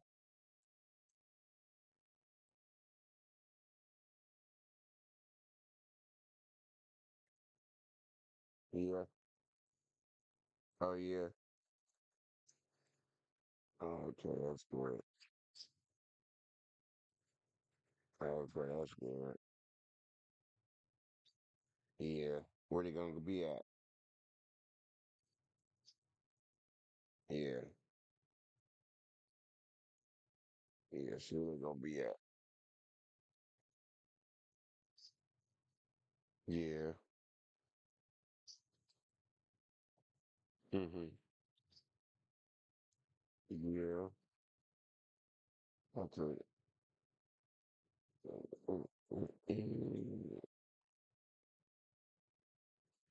I'm just about to watch this little show for a little bit. It's called, probably called Dying a little bit. Okay. Okay, love you. Love you too. Okay, bye.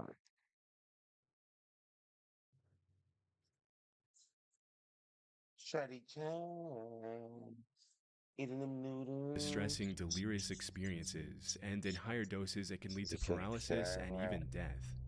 Make sure y'all Nowadays, the tour is recognized by subscribe. most tribes as a highly toxic and dangerous plan, and have understandably stopped using Answer it. it. I'm not live on TikTok right now. Before we move on, I I'm wanted to live take a on minute to TikTok in talk a about minute. War Thunder, the sponsor of this video. As of recently, I've had a growing interest in history, Where? specifically World War I and What's II, it called? so when War Thunder reached out, it was perfect. War She Thunder going to is an the water immersive, park large-scale, tomorrow, Chad. realistic multiplayer action game where you take control of Going ground to the water vehicles, park aircraft, tomorrow. and naval vessels at locations better all be around hot, the world. It's so completely free to play, available on they don't PC, cancel the PlayStation, trip. and Xbox. One thing I really like about the game is its realism. Forget unrealistic features like health bars. In War Thunder, every hit on an enemy has a real effect. Like, if you're accurate enough to hit a plane's fuel tank, it will ignite. And you can visualize all the damage you've done with the X-ray mode. War Thunder includes all advanced military technology like guided missiles or even a nuclear strike that can flatten entire maps, making for a true modern war experience. Plus,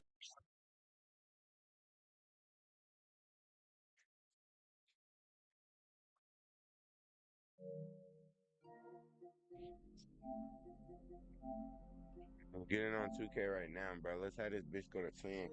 I need 10 views in this live right now, bro. I need 10 niggas in this live right now, bro. I need 10 in this bitch right now, bro. Right now, boy. We in this bitch right now, boy. What's good? What's good? What's good? I'm on 2K right now. What's up? What's up, nigga? BckdoeJoe is here, nigga. GMC. Y'all join up Discord. Y'all join up Discord, twin.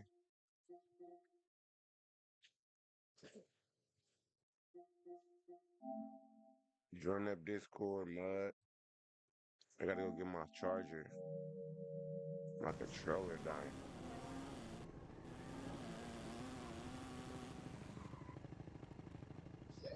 Make sure y'all subscribing, man.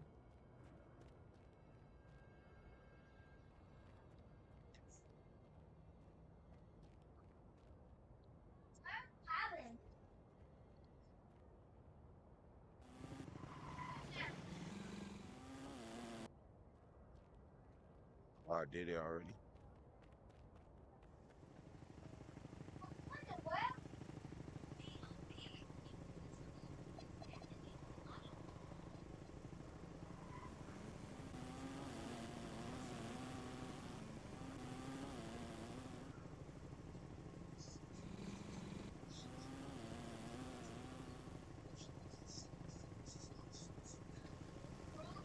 This nigga build ass. T3, look at this weak ass build. This better be a ones build, nigga. This piece of shit. Fucking veteran 5 weak ass build. You see that shit, T3? That nigga got a 50 pass act. What, a 50 dunk? A 50 dunk game? What is bruh doing, bro? My build better than his shit, right, chat? I think we all can agree my build better, right?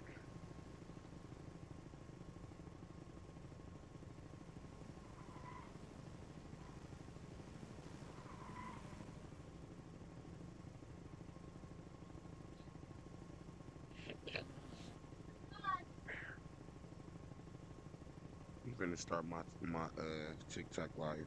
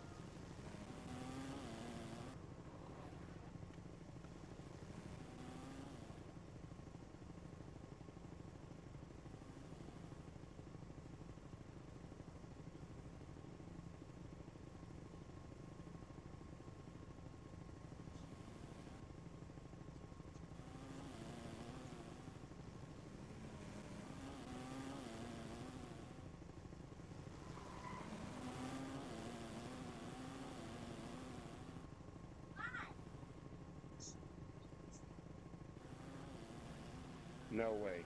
No way. Why is that little kid singing that? Ghetto baby. Ghetto baby.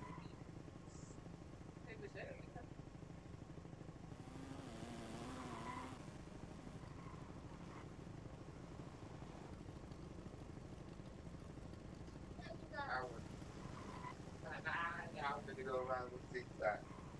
Yeah. Let's go, chat. Y'all been getting these hours, man. Go. 10 and alive, bro. We finna go to TikTok too, bro. Let's go, chat. Y'all ready for this?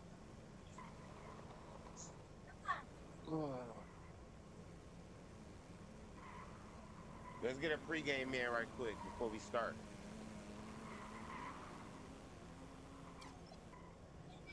Before we start this TikTok up.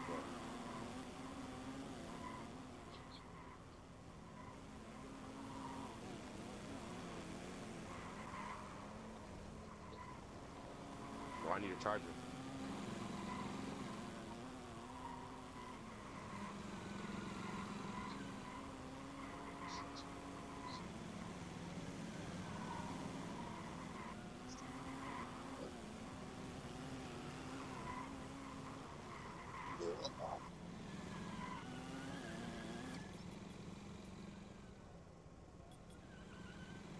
I almost got enough VC too.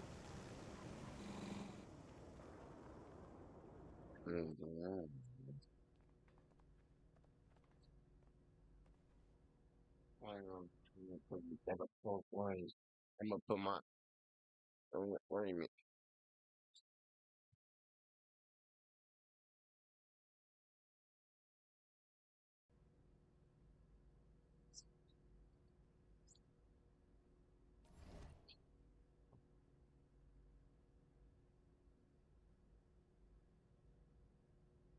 Me and Cuz.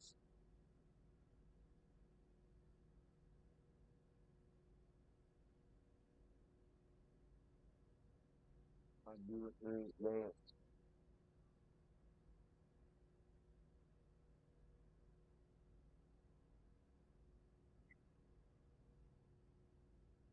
I do a lot of good.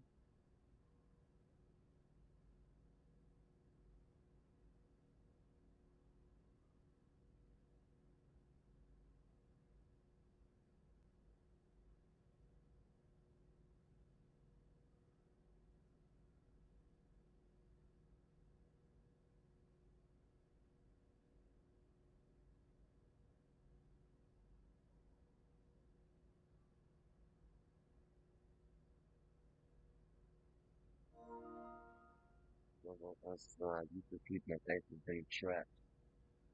I have this Rumble Webbo rap, aggressive Webbo map.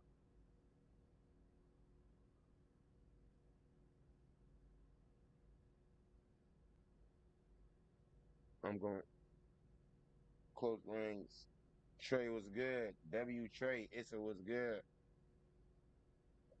Nutty Gang, that's a W Nutty Gang right there, ain't it, twin? Fuck I'm talking about. Turn me up, Nutty Gang.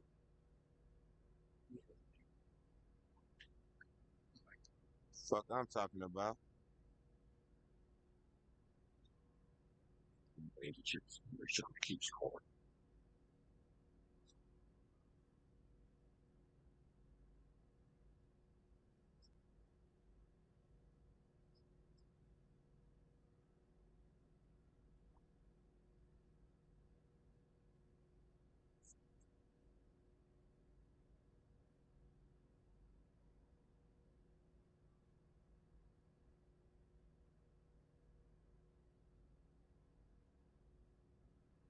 Well, I see what's going on after work.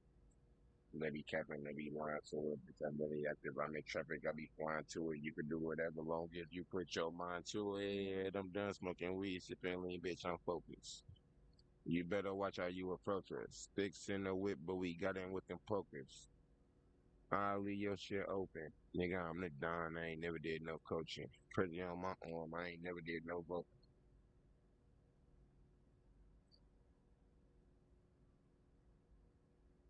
for truck alcohol program. I'm gonna keep my foot on they next time I'm stuck. I think I want my man, y'all all join up Discord. Come on, y'all. Tap that screen. Discord. We on. And pay my nigga like I need to pay my dog a visit. Came a long way from fucking with you, lame bitch. Got a group of white boys that like to hang niggas. I used to treat your pussy ass like a gang member. The boogeyman going up top. Why you think he came with us, nigga? You ain't gang. You ain't fed no pain with us. Go, son, out with a Johnny Cage, niggas. Yeah, I'm gonna drop this Discord. Word to the grapevine. I heard you said you made niggas. Fuck me, little ass change, but you never paid niggas.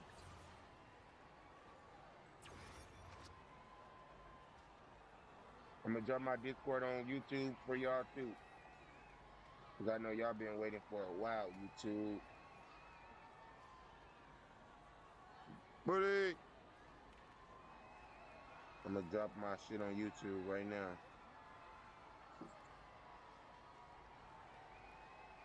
Alright, y'all come hoop, chat.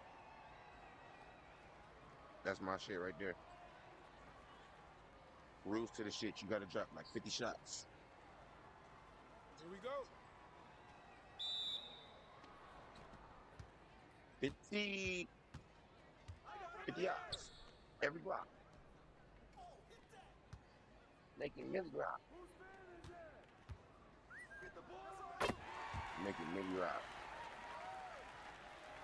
We got Gentry's, Dookie.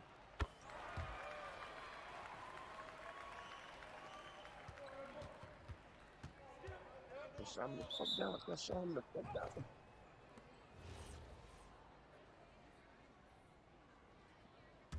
You better learn to pay attention.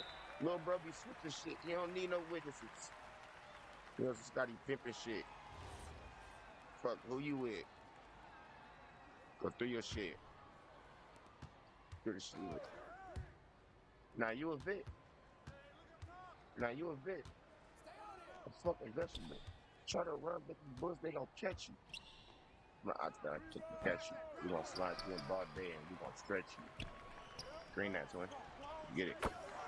Turn me up, chat. What's good? Y'all join up Discord. Come in my Discord. All y'all join up Discord. The link is right there. Twin. Slide through. Y'all wanna run. Slide. Y'all wanna run. Come in my channel. Let me pin it. In the comments. Follow up too. J5, you know what time it is. Get money plan. What's good? GMC.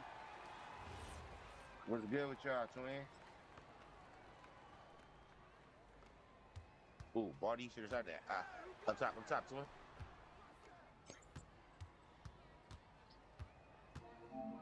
Yo. Come on, y'all. Come on. I was wide. Bro was wide. Y'all shot that. Crazy. You don't believe none. On that work around, he don't never cop none. How you a boss, but he only cop crumbs. I don't get it. Streets label us the one. Fast money, boy. Bitch, I'ma turn around, man. You ain't walking in. You got some dog. Get some tang with you. Y'all follow up, sub up, chat.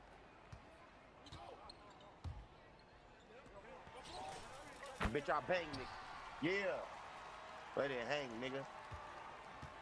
Let it rain, nigga. Fuck around and get your ass re-rock if you a lame nigga. Put me in that room with it. Bet I do my thing on it. Niggas, they be snitching in that room, dropping names on it.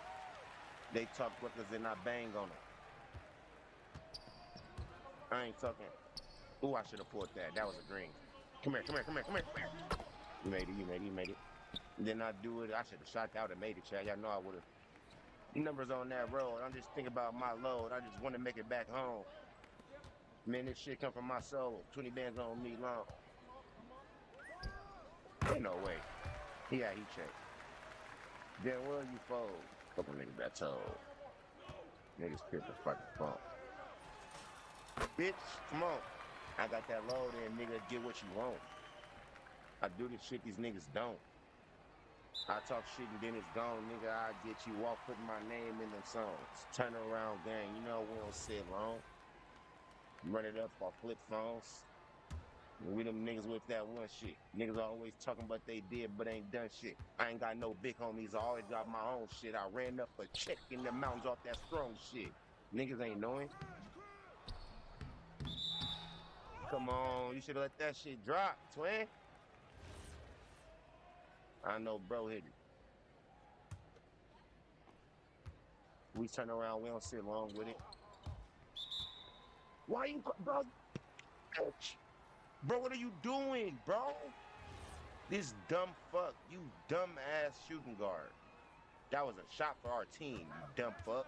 This nigga dumb as hell. Shoot the ball, bro. Crybaby ass nigga, man. Get you on the mic. I hate niggas who sit there like a female. Talk, nigga. You a boy, ain't you? Speak your mind, nigga. Sitting there like a bitch, nigga. You want the ball? Say something. I'm vibing, nigga. You want some goofy shit. Come on, man. What?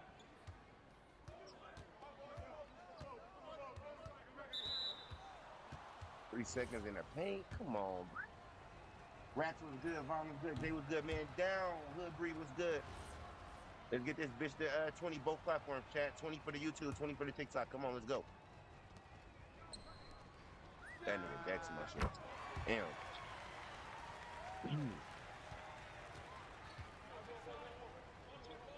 Green. Come on. Fast money number, bitch. This the fucking movement. Right around with that stick on. Dylan was good. It's a good day. A pussy nigga better not pull shit. Five that I woke up on that bullshit. Right around with the stick on it. You gotta pass that bitch earlier to him. You want me to make it? Come on, man. You letting the nigga put his whole hand in my face. Damn.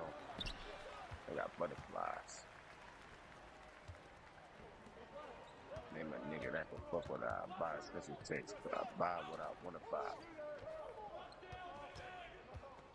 I did, yeah. I did.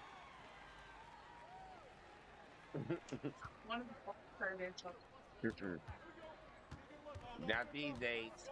They be saying fit, for real. Booty right here. That's all. Get that. Curtis is good. I'm taking that down. I'm taking that down. Too cool.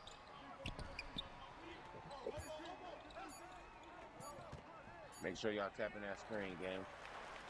Following up, man. Curtis was good. JP was good. This a dub. Promise you.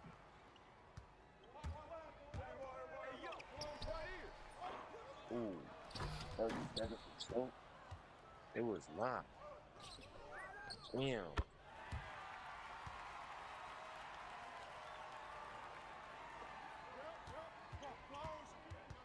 I got you. Right. Hit the corner, corner, corner. So.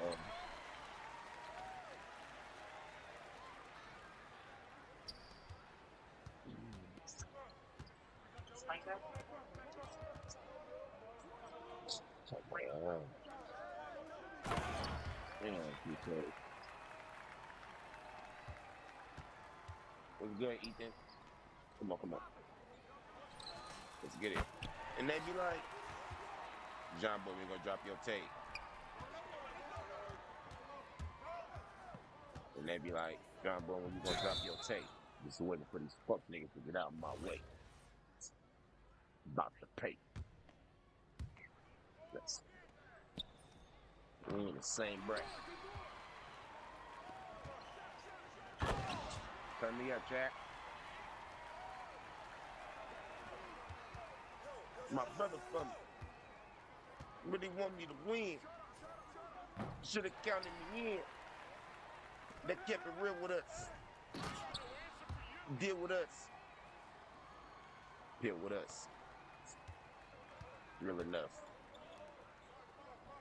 Hey, ain't worried about them Jack boys, nigga. They run with me. Yeah. A stack of 100 piece. I just know I had a better life in front of me. Time. She wanna fuck now. And if I ever cop a ruggy, it's gonna be bust down. I ain't trying to wipe you. but I'm gonna spend some money because I like you. Be just like you. But a friend trying to disagree, yeah, because on some real bitch, I've been living free. I feel like fuck being famous.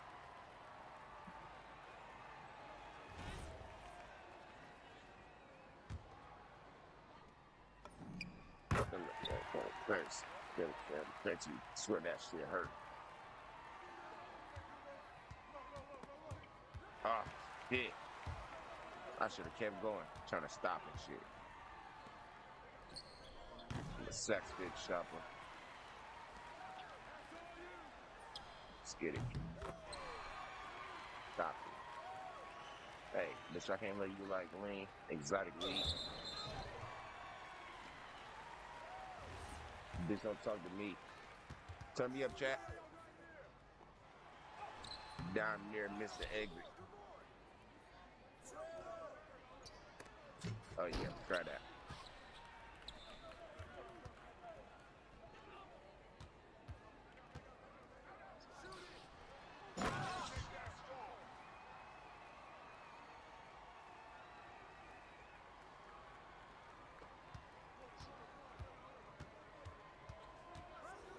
Do no chain reactions.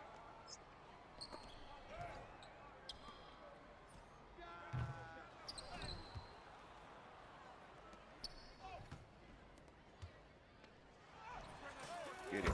Green. Hey, nigga, I remember times I was broke. Now I walk around. Hey. Here, this the part right here. Hey, nigga. Yeah, now I remember times I was broke. $1 coat, nigga.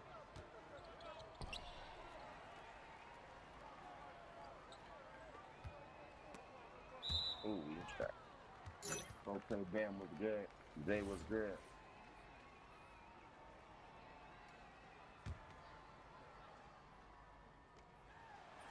Another one. Let's get it. 47-20 something blowout. Sometimes the random just be locked in, chat. Oh God. This one of them ones right here. Let's get it. Another one. Yeah. Turn me up. Another one. See that 8 dimes up there? Eight dimes up there?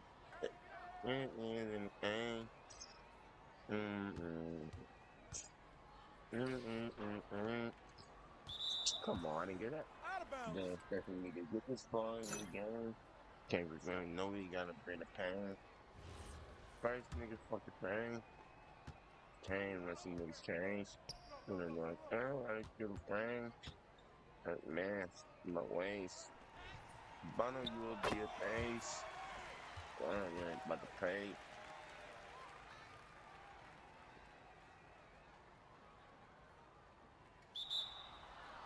Turn me up, y'all. Make sure y'all keep tapping that screen. YouTube, so y'all stay fucking tuned. Sub up. It's a blowout for y'all. Y'all been telling me to get on 2K. Here we go. Here we go, chat. Ooh, rush. Ooh. Come on, man. They could have gave me that for the one time.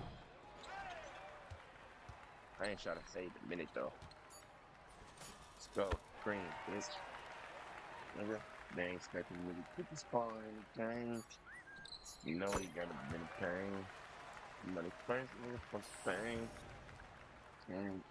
Trains. I've been sending a bunch of rounds. I've been through the brain, trying to be a better man. Stick my wings. And bottom you will be a man. Stick my ain't getting pain.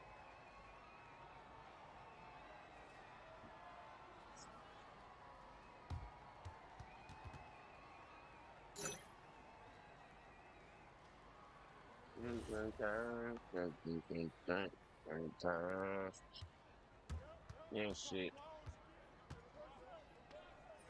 Hey, yeah. He looking like splash rails after the good. Got these niggas about to quit. Yeah. Ain't gonna need to get this far in the game.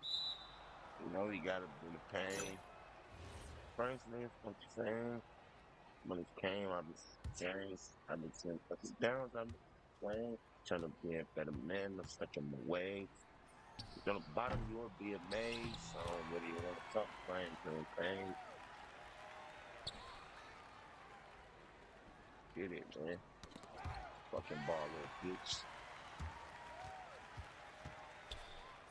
Step up, bitch. Come here. Come here. Another one? Come here. Turn me up, chat.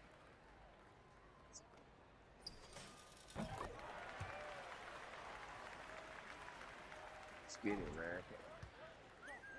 Man, so we need to put this far in the game. You know we gotta bring the pain. First nigga, fuck the pain.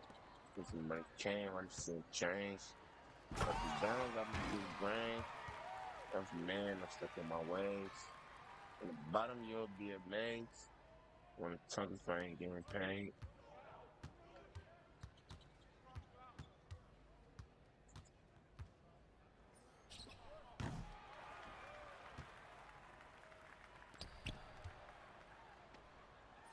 Another one. Come on. Fucking go. Yeah.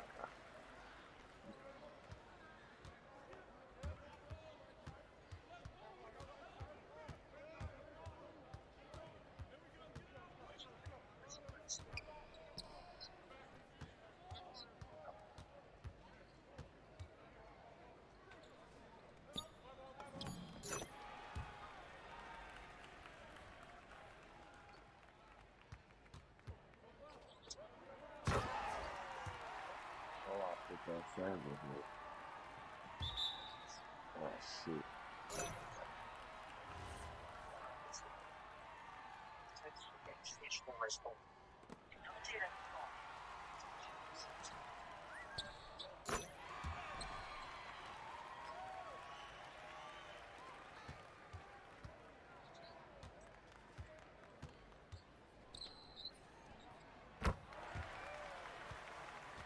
What's up, good?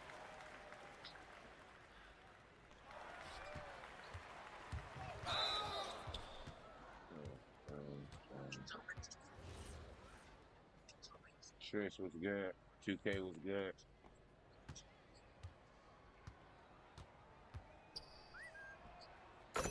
BRBP was good.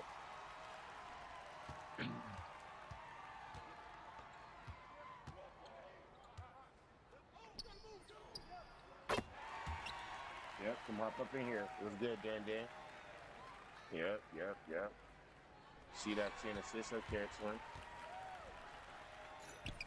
Bring, bitch. Bring your ass here. We got money and power to make respect for you niggas. Yep. So the fitness is niggas. Put this fight man, no, don't feel bad for you niggas. But the water in 40 to spend their life up in this. That's Chuck. Start trying to keep it. Then I ain't even gonna listen. When this toilet green city on my head now. When this fucking goodness will knock your head off. You don't really want my niggas at your pop's house. We like the Navy, 5 chops, had that bitch out. The last nigga tried to rob, got his ass beat. Turned this crazy in this bitch talking damn seat. Got the loud, had my ass sleep. My bitch got sleep. I'm fucking workers, I got grown man bands. Bitch, I'm with the white buck plant. Bitch, we is not no hand. We is not no stand. These other niggas be weak. I'm here to eat. Not put it to sleep.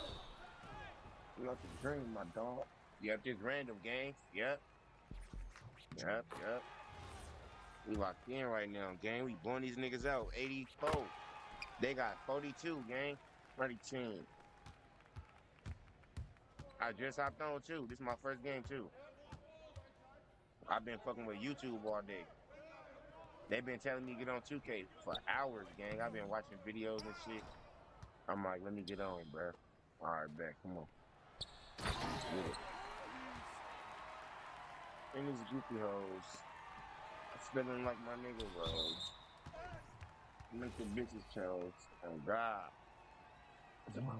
Sleepy, yeah, bro. I was just watching some crazy ass shit though. It was this old lady from Oakland. and shit. And I guess it was talking about people who they kill people and they take their identity, bro. And so what's crazy? The first one was East Oakland, nigga. The first one.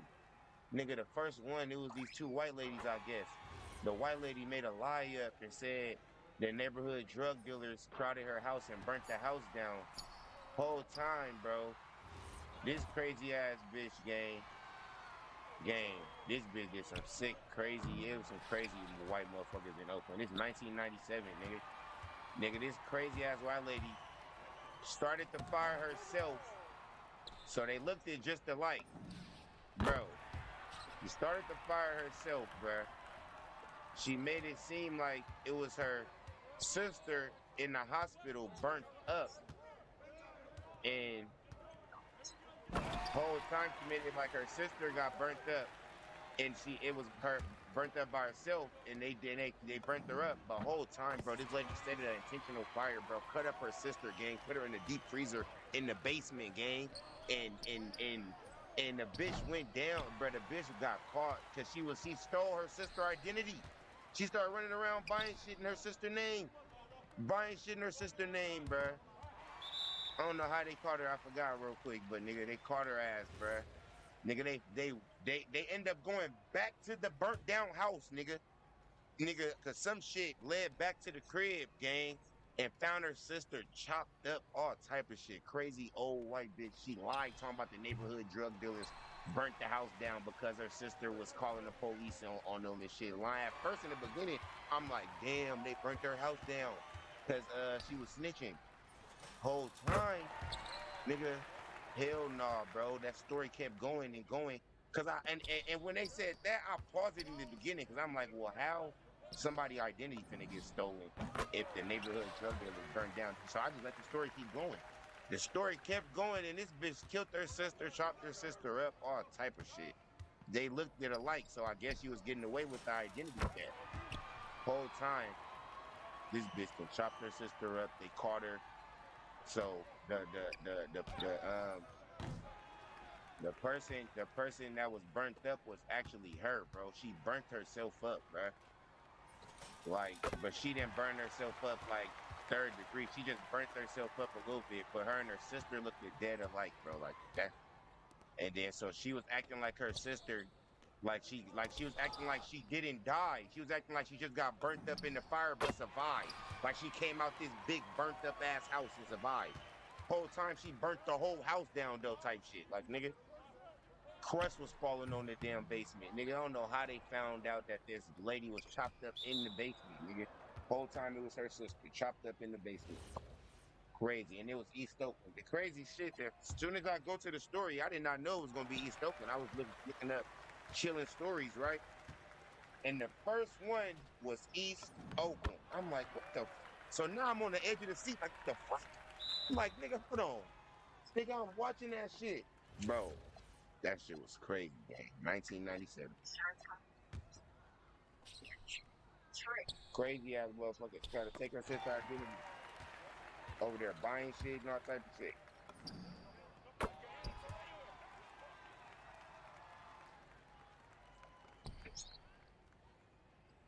Yeah, he be over there just on well on that damn thing. You be at his own well. Two more points. We finna get 100. Come on. Walter Jr. was good. YouTube. I know y'all seen that shit. Man, I had him on there the other day. He was winning the battle just doing that. I'm like, come on, son. Do that right there. Just play your match. YouTube was watching that shit, bro. That shit was crazy.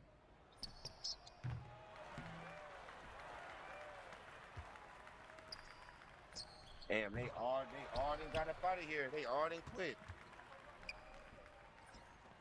Let's go. 40 points with 11 assists. Ain't even really trying. These niggas shit.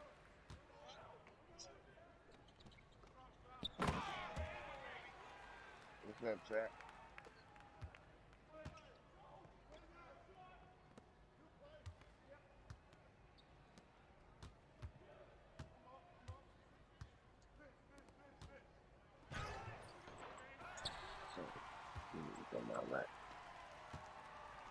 Take a crystal black. Let's go and trust the hand. Do it again. Cut it off next night. Good morning.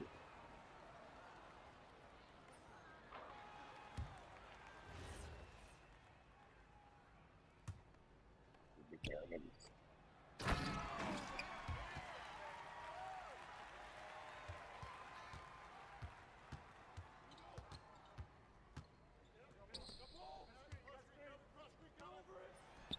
is. Take the curry out this mug.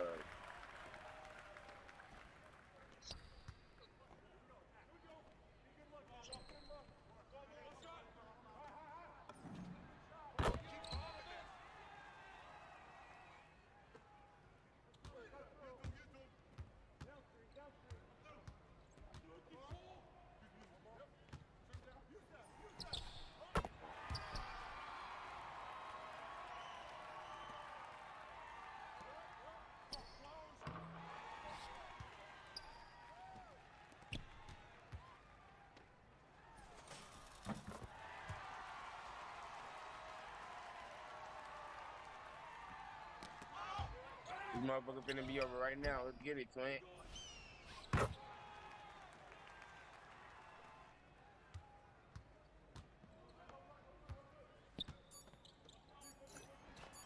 Yo.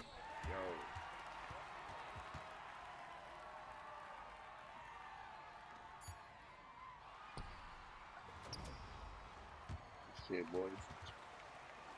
That's a dub, man.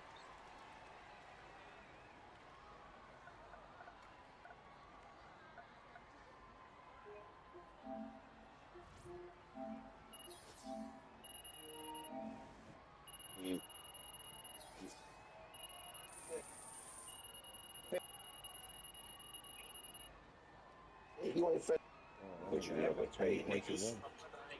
We can catch the fade, nigga. Waves, niggas, you gon' need some waves, nigga. Better get out. Shitty niggas. Mastermind. What's good, little bro? You obviously watching me. Oh, he just texted me. He mad. He mad he lost. Oh, I know this little nigga. He said, don't even care. My bum's way too weak. Anyway. Damn, little bruh. GG's, little bruh. It's good. You'll get another one.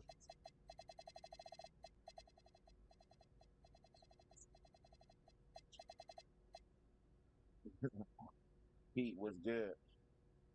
Lil Brand is feelings. He just got that belt.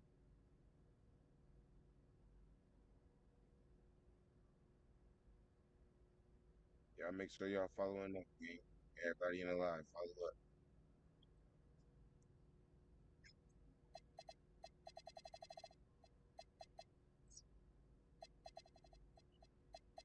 You got that invite, TRBG?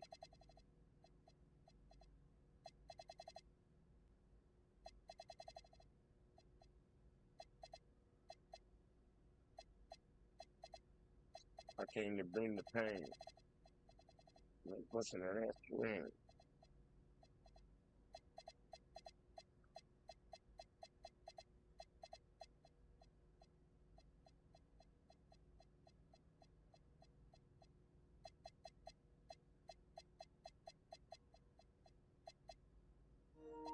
You understand the answer. Little X. Next, I'm trying to get what I'm worth, but not up in your last shit cats. Come on. Everybody come with the stink cats. You can make your own somebody. Find somebody. This that old school Def Jam. If y'all know, man. If you ain't played Def Jam, then you just don't know. Shaolin, Long Island, did you never hear what's happening?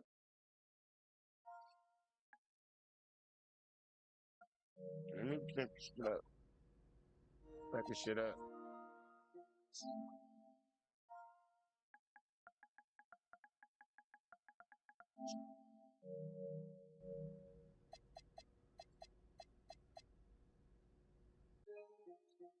Right.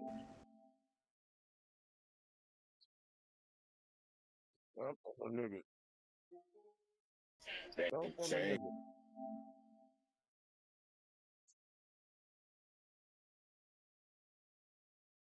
You should have looked around somebody. Somebody. Somebody. In the party.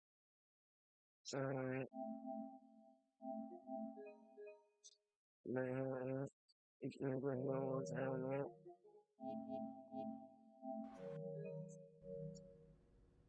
Sure, you went, you know, in front of me now.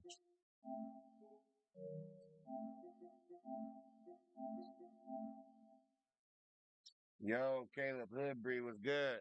Yeah, can't. You know what I mean? Get real stupid. Let niggas see the police coming. When your man fronting.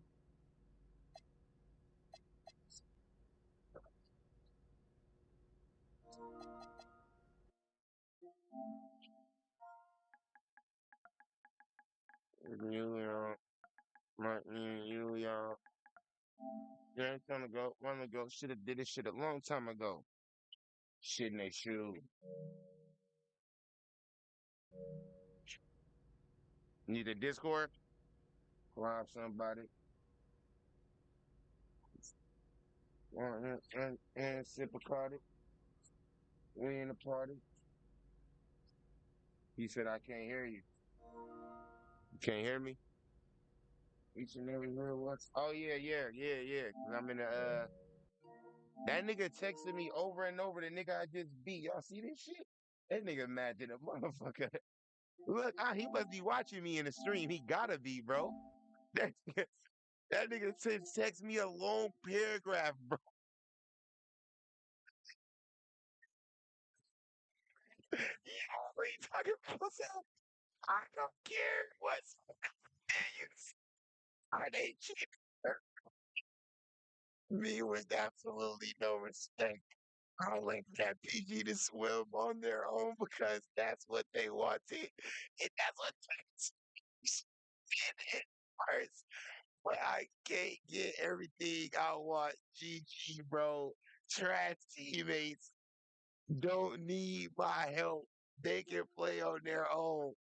They should have been graded in the first. Nah, I feel them, bro. I ain't gonna lie, though, bro. I'm not even mad at them, though, bro. I ain't gonna lie, bro. Because, bro, I be having them moments with them bums, too, bro. Damn.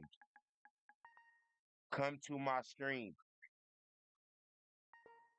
Damn, bro. That's crazy, bro. I know the feeling, gang. I know the feeling, bro. I already know. I know the feeling, twin. That's how they be. These niggas be bots, gang. God damn, bro. Yeah, that guard was on some bot shit. That nigga averaged 27 points a game. He was just on some bot shit. He was supposed to be facilitating y'all, bro. He was supposed to be getting y'all active, finding y'all, bro. That's what I do. I'm heavy at guard. I can run every position, bro. But I'm heavy at guard, bro. I'm gonna see you, twin. I'm telling you. I'll be getting 20 assists and shit with this dude. I'm trying to see what this big head nigga doing. He gonna text me and not say nothing.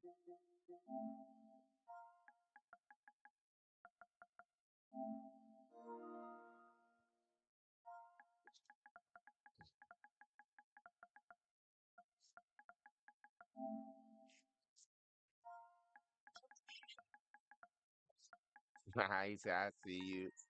You see me. Yeah.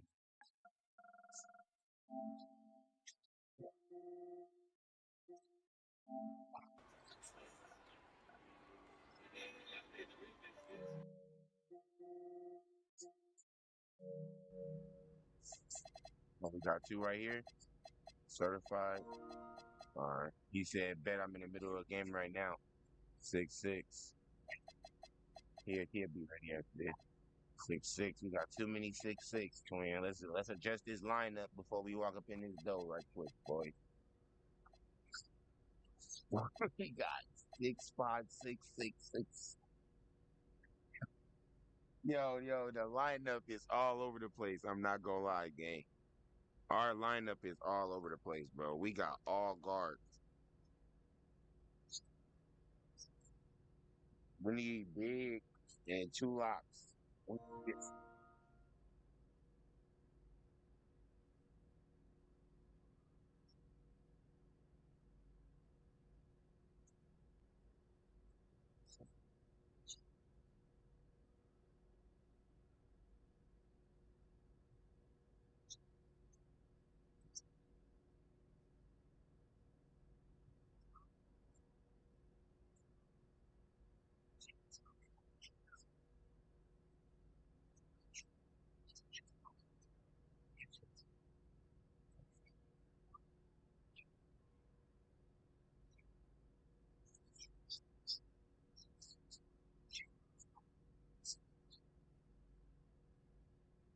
Yo, y'all. Hey, come on, y'all. We need to get this lineup together, y'all. He said 6'7" power forward. 6'6". You on a 6'6" certified? Oh, this nigga blowing the group chat up, bro. One of them niggas need to answer, bro. Nesto, what's good? Yeah, you get on your power forward, and then somebody get on the big. JD gonna run lock. This gonna run the 2. Hey, Toxic, pull that 7-4 out right quick, gang. Break that big out, gang. Come on, we need it. Look, certified gonna run power forward. You gonna run back up. You gonna be on the 6'7". Yeah, JD on the 3. Yeah.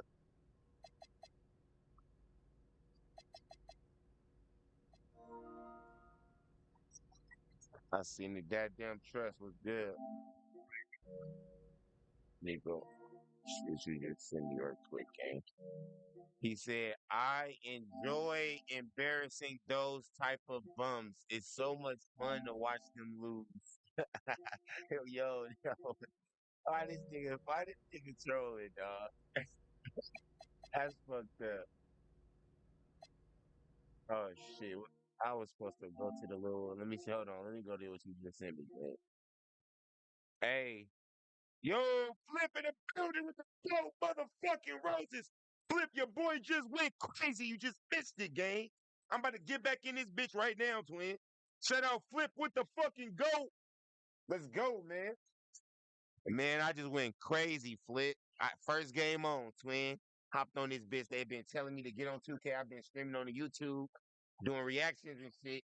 Think I walked in the rest, just bust ass, gang. I just bust ass, gang. All right, 6'7", and then you got on your 7'4". We out. You got your 7'4". 6'9", get big. Okay, cool. Okay, cool. Let's get right.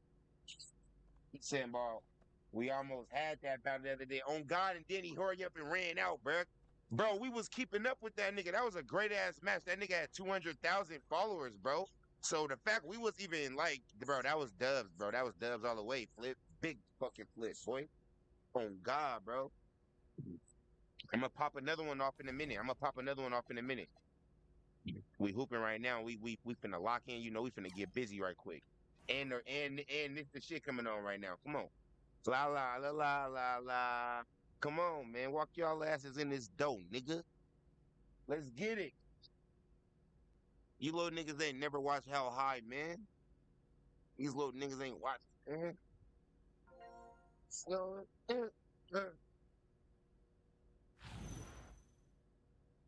what they know about the old method man in the red man? They don't know about it. We got little Uzi, cat. I was going 2-0. Dunkin' Dome. Homegrown. They don't know about that one, chat.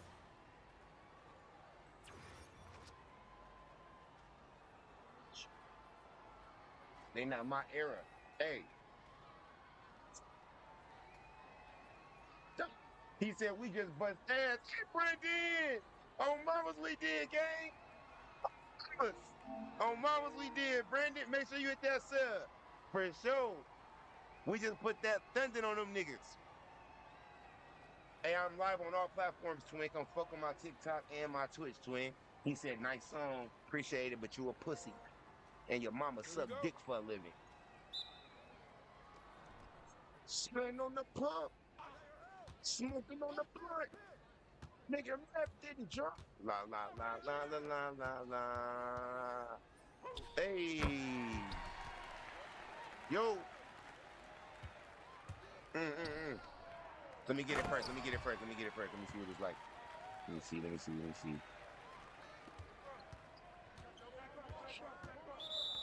You reaching out, spinning. Go shoot it on his little ass.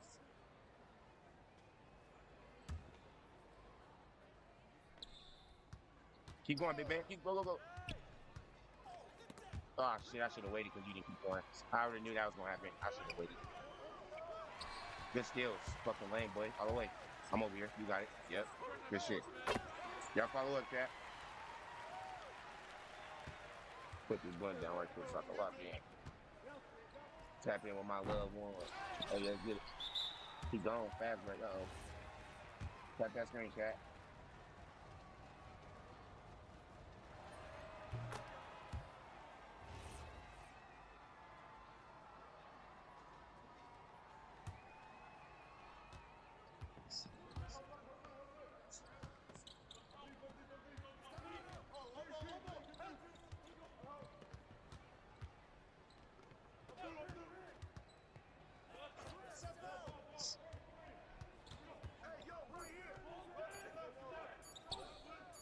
You good.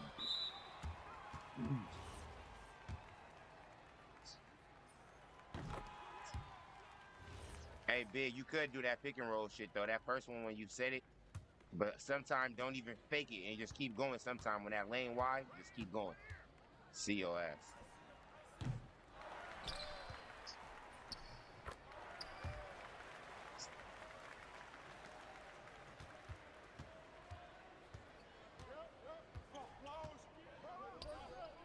Fuck, that's on me. Fuck.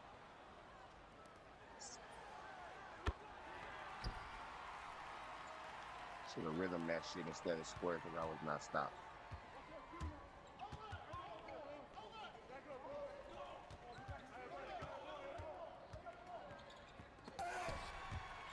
They all chase you.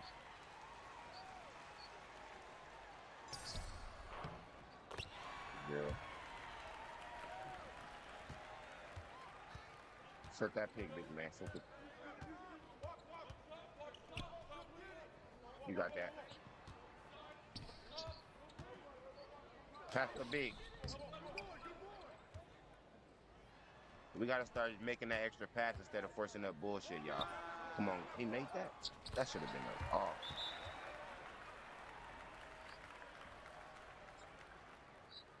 Be good. First quarter. Come on. Triangle slip. Triangle. He passed. I was telling him to slip. The nigga who called it. He was gonna have a good lane. I gotta take this.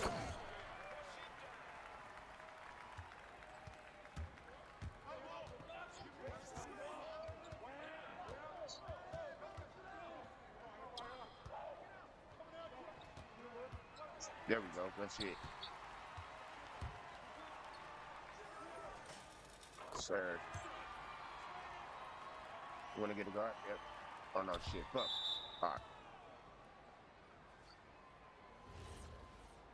Alright, go ahead. Which one? Who getting them? Circle so I can go over there on the defense.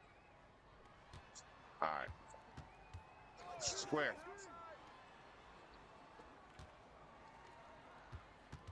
Come here, pass out. Big man, I'm looking for you.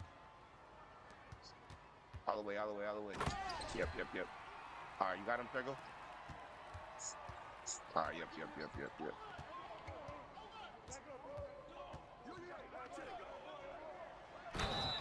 I shouldn't have jumped. I should have just let him have it. Big black motherfucker. Ball head ass.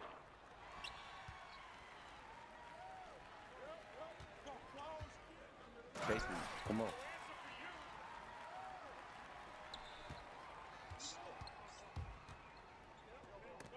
still, bitch. Yeah, come on. It's coming to you. Ah, he got on that. Fuck. I got you up top. I got you. Coming back for you, big man. Yep. We out. Oh, yeah, my bad. Yeah, get on. Stay on.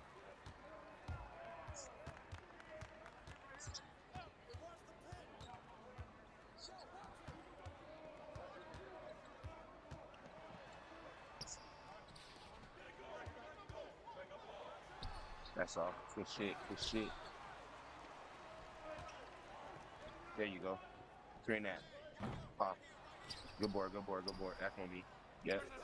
Come on. I should have read them, bro. What am I doing? Oh, my God. Damn. That's on me. I should have read them that shit. Trying my fucking square buddy shit. My rhythm been better lately, I'm not gonna lie. I usually shoot that bitch with fucking square. Damn, it made you do a hop and shit?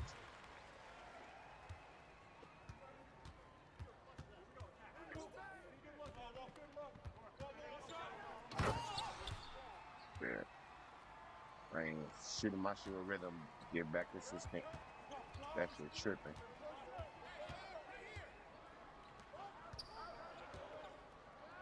Shit.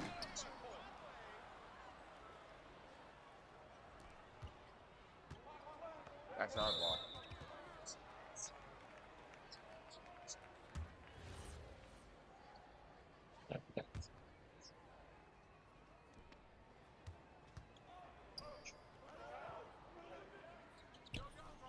Come on, with rhythm, come on. Early, come on now.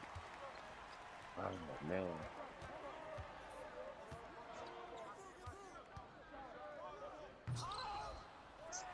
We out. I'm about to lock in.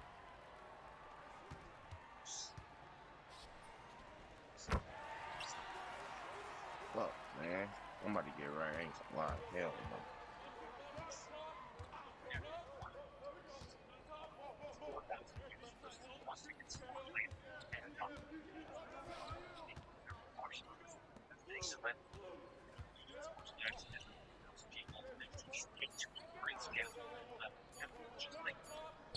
Fuck. That's a green. Oh. Yeah. That was triangle over there. Yeah.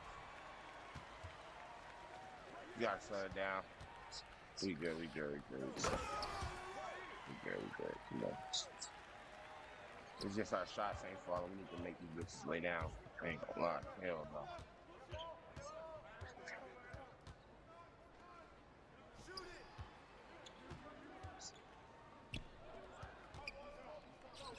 I'm trying to see if it's playing zone or if they just playing man.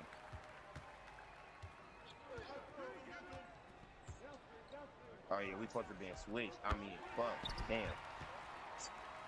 I think I switched it on accident. I ain't gonna lie.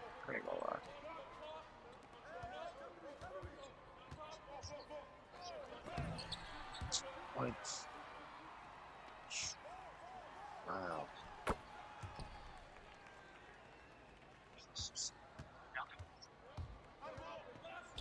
Damn, mom, why did you come get that thing?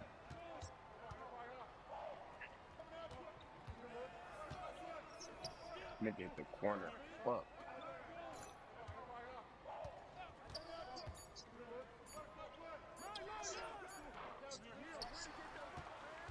Fuck.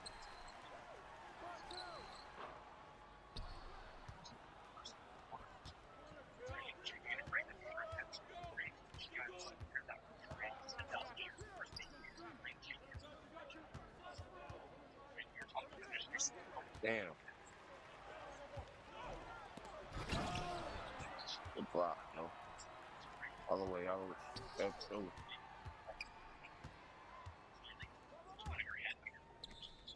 Shit. Fuck. Oh. Ooh. Yes.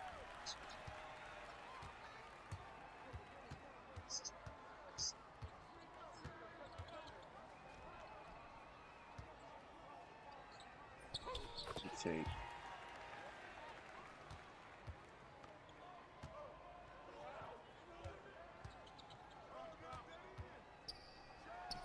physical test. Yeah.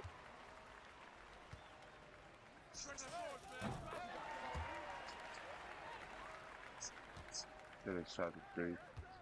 Right. Just trying to get my stop back hot right quick.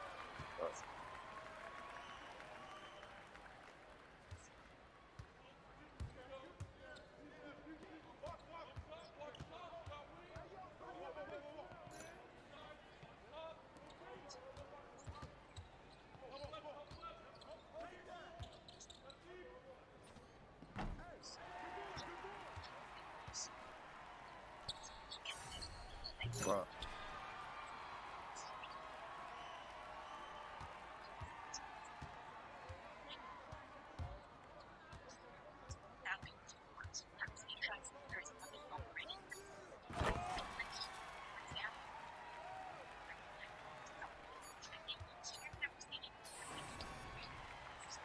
Halftime already, Joe. We need to rock. God, we in the halftime already, Joe.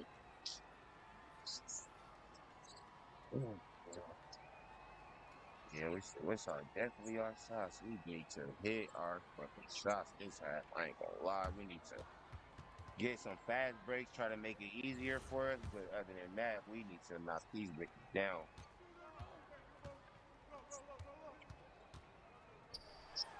That's all. Oh, I gotta stay close. Damn, I should have stayed close. You missed.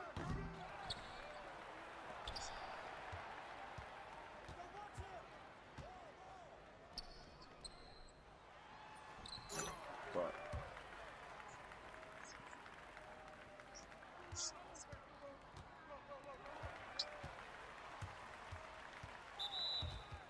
oh man, no, this nigga's.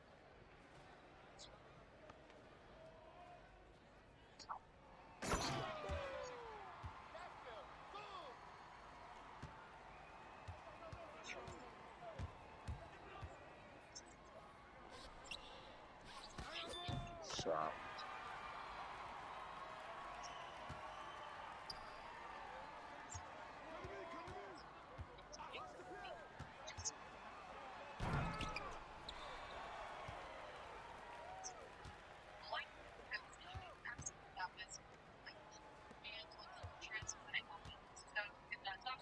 Oh.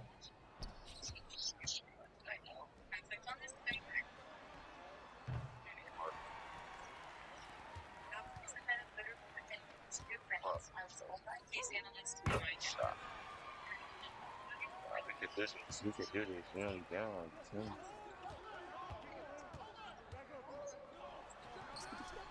Damn. Fine. Damn. I got this quarter and this next quarter. Damn. This nigga, what the fuck, bro?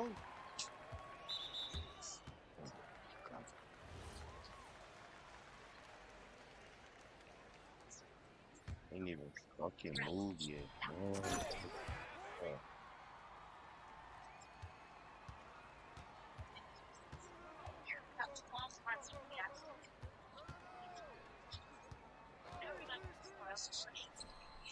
I thought he was gonna do this top.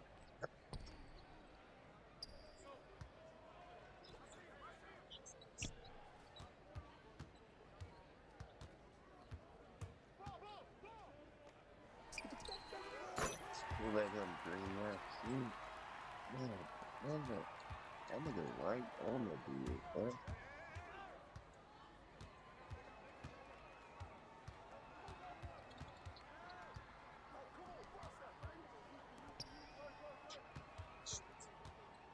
Fucking health thing was hella low.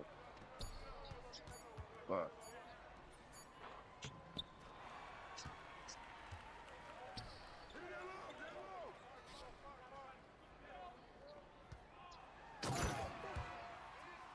Man.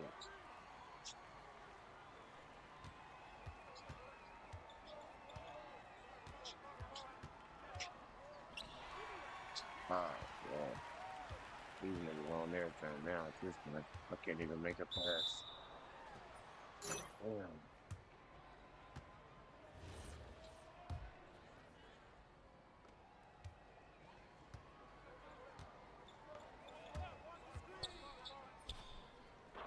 Oh my god, bro. This shit.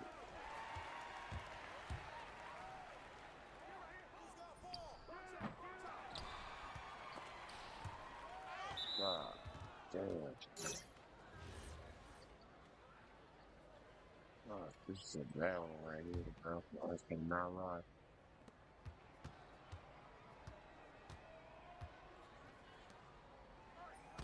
Stop.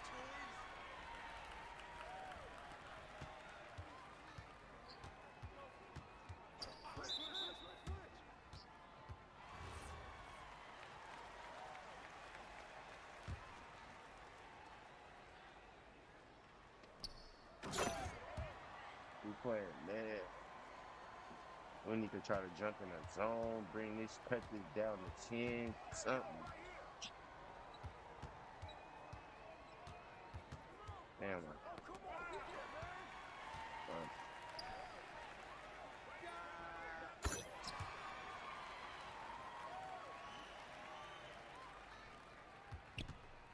Bro, we could have came back. Bro, we was not doing it right, gang. I'm telling niggas, bro. We're supposed to hop in some type of zone or something, bro. They getting way too many damn points. God damn.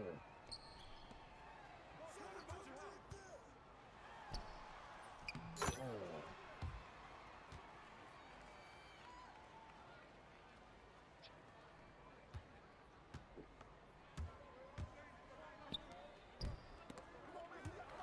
Ooh. Yeah, man. Three of them motherfuckers. This is Allen right here. Ain't lying. Shots ain't laying down. Turnover. All this shit. He said my real account. Bet you my game over. Bet. Bet. Y'all stay right there, chat. All y'all stay right there. Fish was talking about, yo, what's good, gang? What's good? What's good?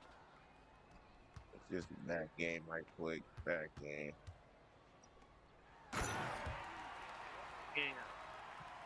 I feel like we should have probably used that 74 low key.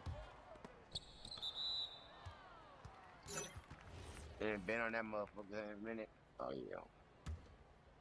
Nah, we could probably pull us another big and then have our lock. We already got a lock. You can run on your other build if you want. That build cool. If you want to run power forward on that though, I'm gonna probably bring us a big ass. Yeah. Let me. Yeah, I'm gonna bring us another big in here. You can run the 4 on that. I'm gonna have Def get on his big man build. Yeah, my shit is on right now. What the fuck going on? Oh my god. This shit is insane, bro.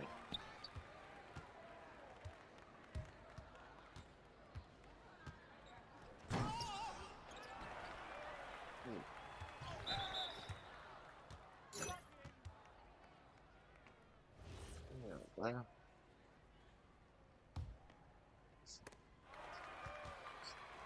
Shoot, me.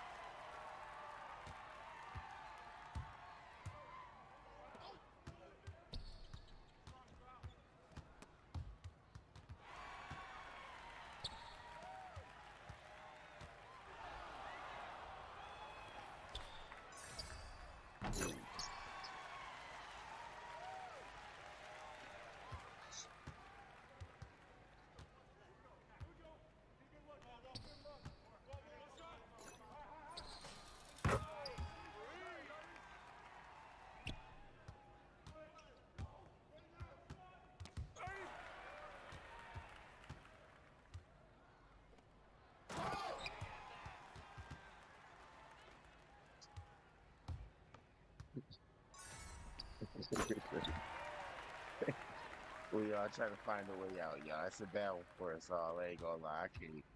I can't even say that though. This one, gang, it was a bad one, bro. I ain't gonna lie. This nigga voicing my ass. I can't even dribble. Bitch ass nigga, bro. Trying to make me have 5 turnovers, bro. Damn, bro. That nigga just even me up with turnovers with him, bro. Bitch ass nigga. What the fuck? This big ball motherfucker, bro.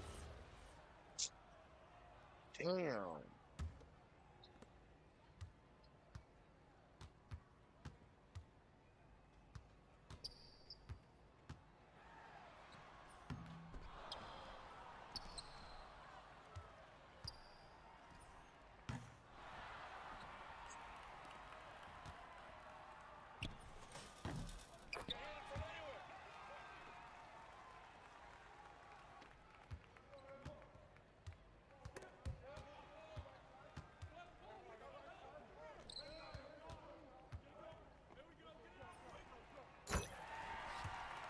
Ugly ass shake shot.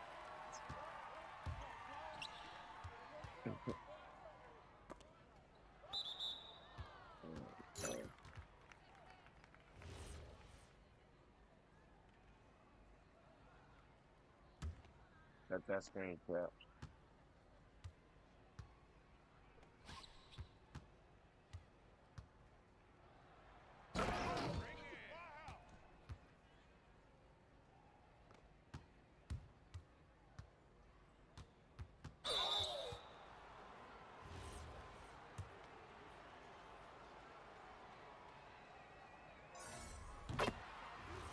Big Vine was good.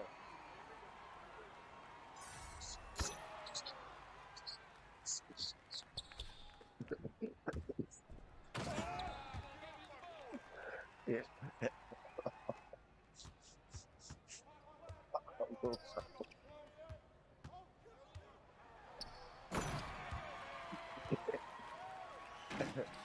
No, I already know it though. We finna grab Death for little bro.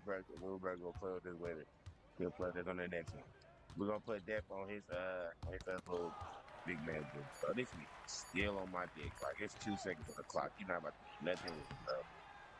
Damn, bro. Bum ass nigga, bro. This nigga got 4 assists. This guard we just lost to ass, bro. Damn, had I had a better game, we probably could have won, bro. I don't know. Certified, you were playing. He was gonna get shit.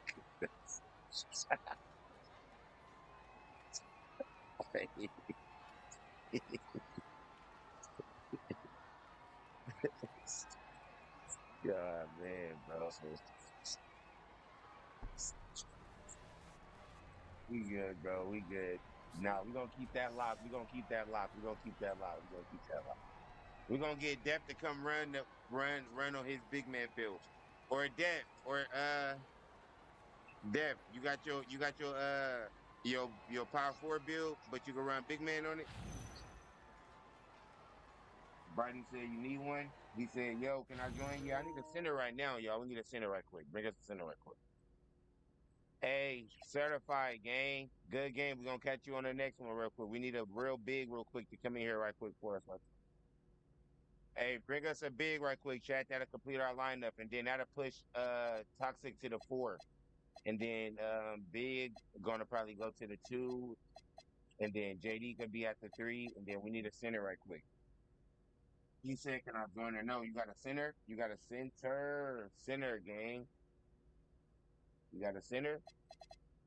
Cold World. We need a center.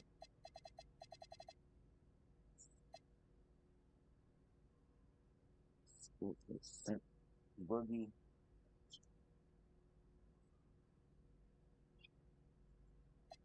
Yo, Jeff, hey, bro. Join, man. Join up, gang. Join up, bro. Hey, get up.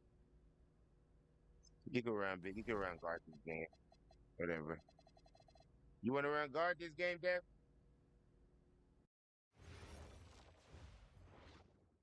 All right. Let me see.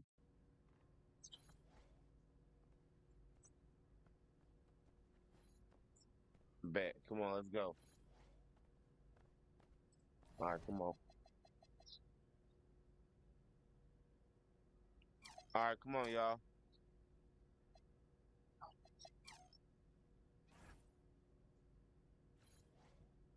I told him yeah already, but it's too late now. Come on. We got 5 now. All right, come on, y'all. We out. Rebound, what's the word? Yo, come on, y'all. I'm gonna run big. Come on, let's go. Definitely gonna run guards. I'm gonna run big. Definitely gonna run guard, y'all. Come on. What you on? Rebounds game. Shooting twin. About to get this dub right quick. I'm gonna get up in here. Yeah, yeah, yeah. Come on, bro. Come on. Don't question it, twin. Don't question. Don't question. Let's get busy, man. Officially said just watching the Thunder game. Are you watching the Thunder game right now? Who they playing? Yeah.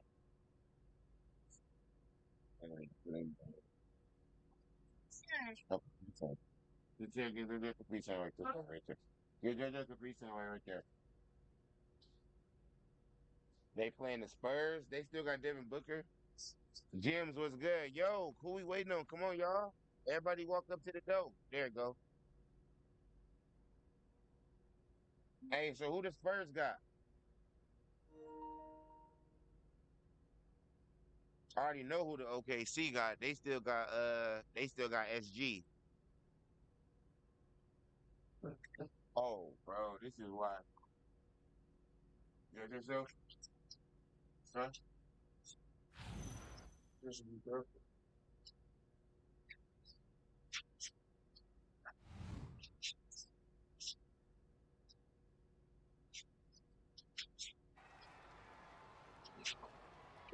Who got Wimby? Oh, they playing the Spurs. Why I thought you said the Suns, bro. I'm high as fuck, bro. Ah, I'm high as shit, bro. I said, I said fucking Devin Booker on the Spurs, bro. I thought that nigga said the Suns. Buddy. Who got something there?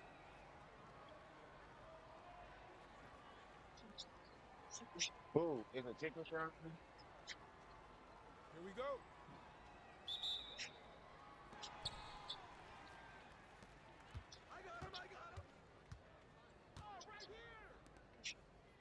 I'm good, twin.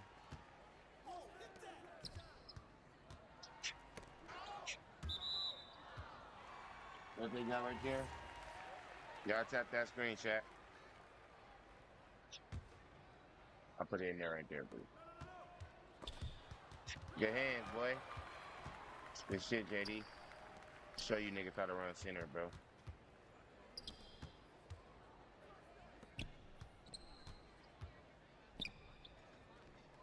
I meant that you square. My bad, bro. That's on me totally, bro. Crazy. We good, we good. I should have hit you wide open right there. I was lost in the days, just trying to look at everybody and throw it the wrong way.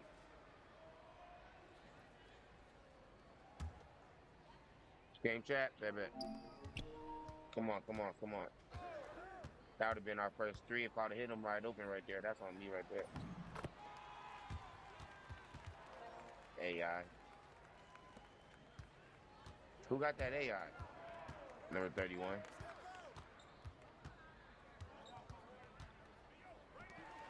We did the same shit. Hey, Def. Hey, I just did that. I was open. We no, we good. I did that same thing last time right there. Come on, y'all. Let's lock in. As soon as I said the pick for you right there, I was open too. He got AI circle in the corner. Board. There it is. Good shot.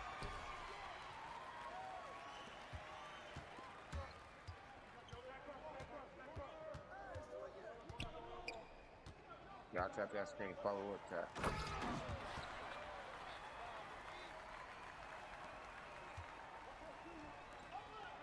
Yep, I'm going down there.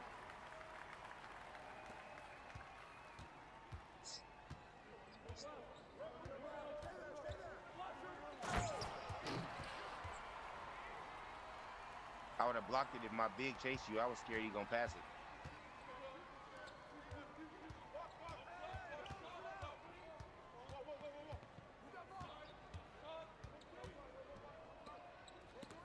Bam.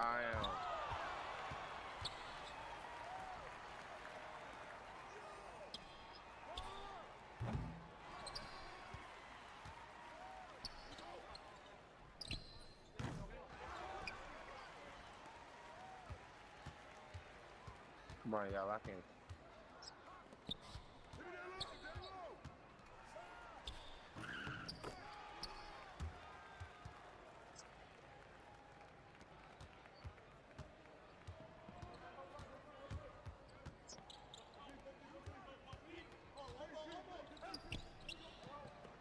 Pikachu.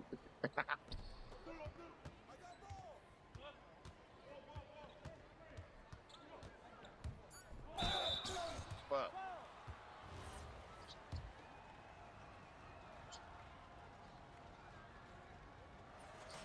We good, y'all. Come on, we good. Ah, shit.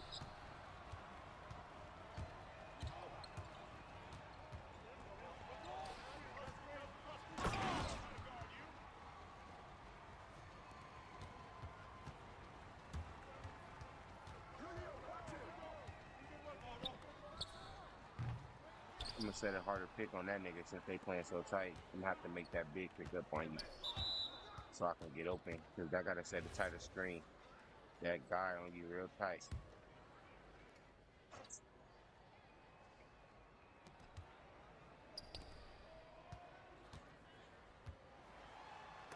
That shit out of here, big.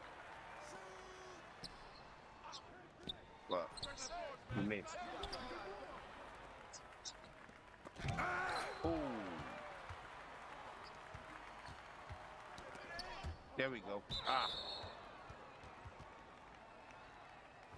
We good, we good, we good. All right, come on, come on. Keep playing defense. Get that corner, get that corner. Defense gonna bring it to us. Come on. There you go. Yeah. To the house. Yep. Come on. Y'all tap that screen, chat. Follow up. YouTube, talking about W. Let's get it. We locking in right now, chat. Turn us up. Keep spamming them dubs in the chat for us.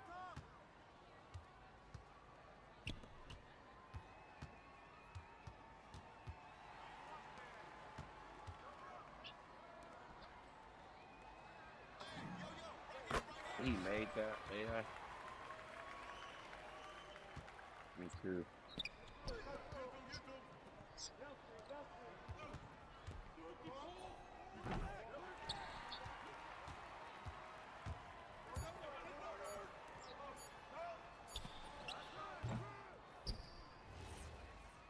We go. Lock in. Second quarter. Let's get right this quarter. We don't want them to take off from where they at. AI in the corner circle. Let them try. Come on. Yeah. No dip. Soon as you catch. Soon as you catch, hold the no dip. Just shoot that. Look up and down real quick.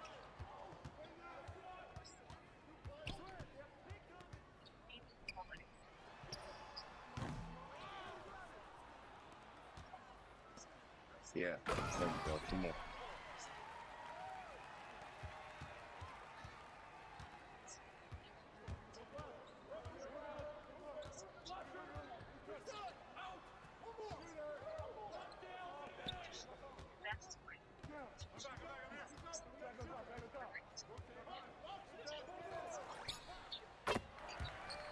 Eight actually.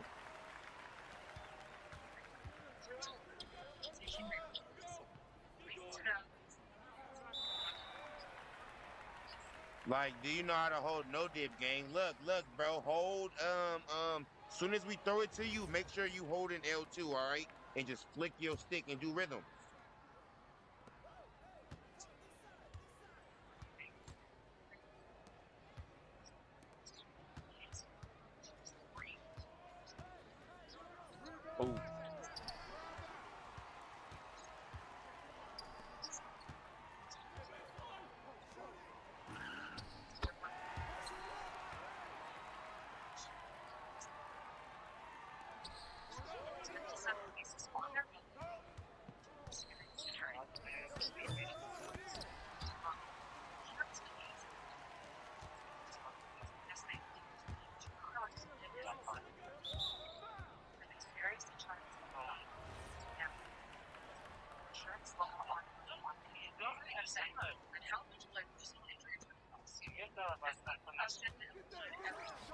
No, no. Who is that? That's their guardian? Is that the? Oh yeah, my bad. All right, doubling the AI on you too? You know how to, bro.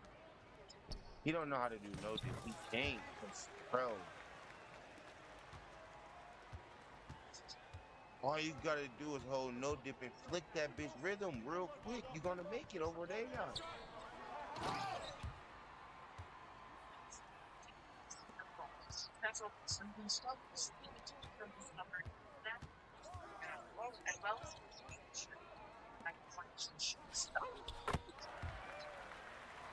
That's easy, man.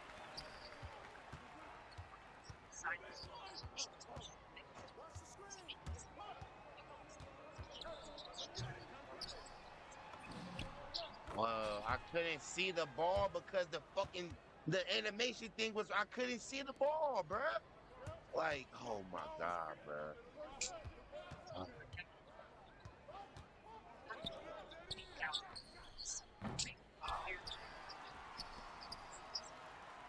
Fuck, bruh.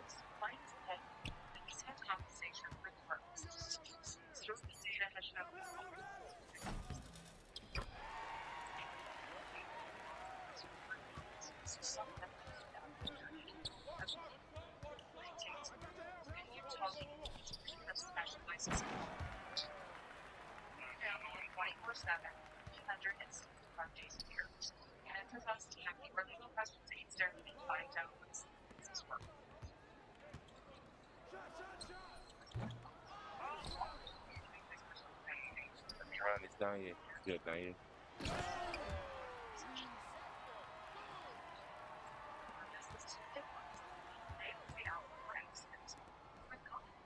Corner, corner.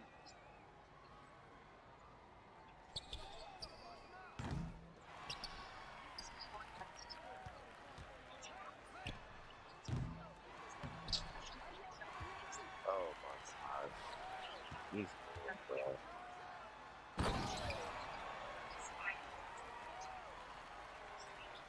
Insurance company to settle this claim. Two parts of the sign that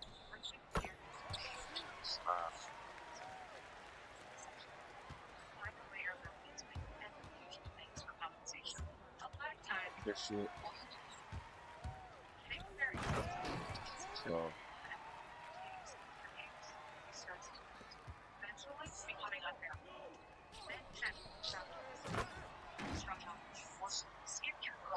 This nigga fucking damn, bruh.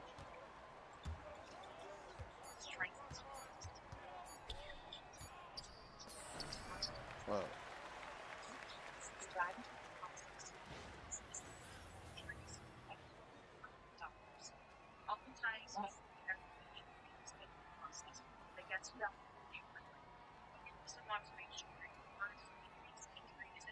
Bro, everybody on the bro, y'all know how to play zone, bro? Or like 2-3? Yo. Huh?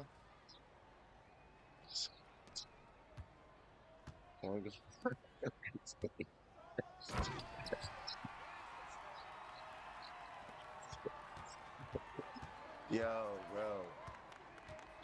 Damn, man. Come on, bro. Nah, so. Alright. Alright, hey, Def, bro. Hey, Def, I'm gonna send you some better screens, alright? Hey, Def, slow down. I'm gonna send you some better screens, alright? So you can get your shots off. I'm gonna say, because that dude guarding you, I'm gonna send you. And then, when he leave you open, oh my god, bro. When he leave you open and he pick up, just try to see if I'll get open. Come on, come on. Damn. Oh, God. Fucking no did. That shit should have went in, bruh.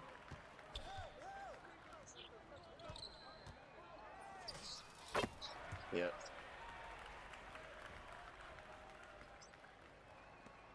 He picked up quick. I tried to warrior shoot that three. Damn.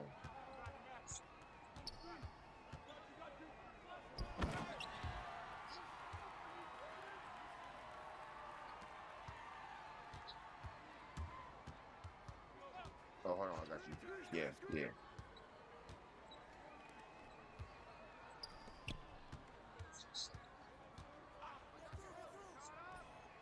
I'm so late. Oh my God, this shit, bro. Oh man, this shit got me late. Moment I get my little wide open step back, man. Fuck.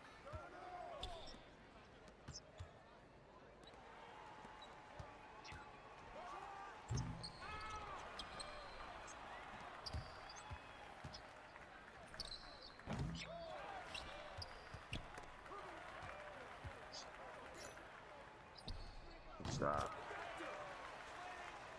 We just gotta stop doing reckless and play right, gang, so we can win this shit. I'm trying to win this one, bro.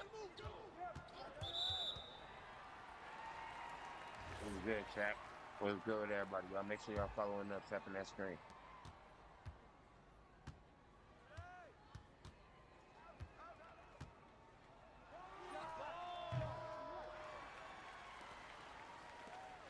Alright, come on, bro.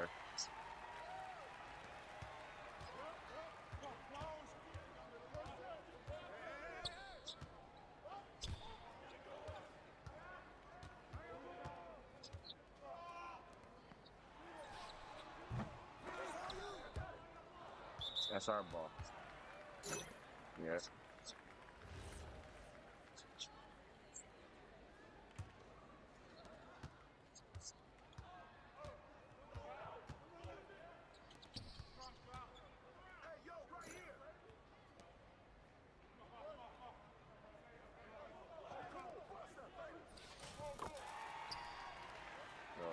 Come on. Get on that guard. Fuck.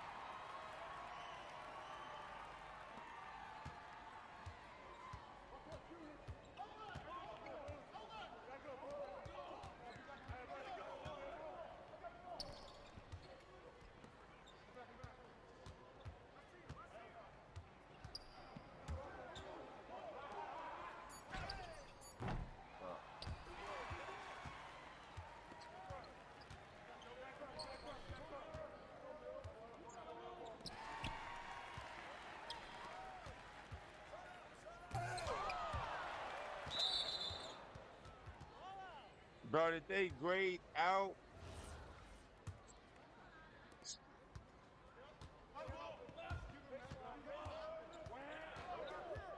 Did they grade you out? Oh, man.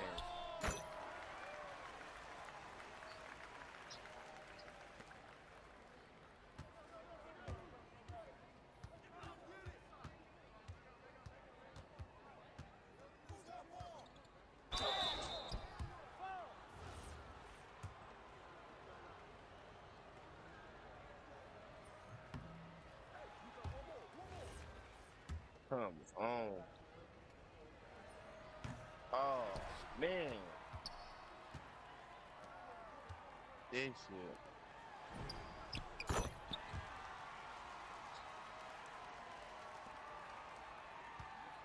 Bad, man.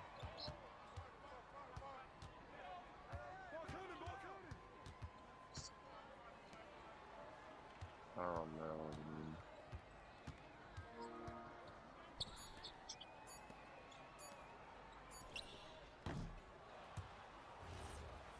Just said, oh, I broke something. No way, Jeff, bro. No way, bro. Chill, Jeff. Chill, bro. It's good. Don't worry, bro. It's just a bad game, bro. But what the fuck? I ain't gonna lie, bro. You having a badass game, bro. Don't even trip, bro. No. No. Nigga stole that?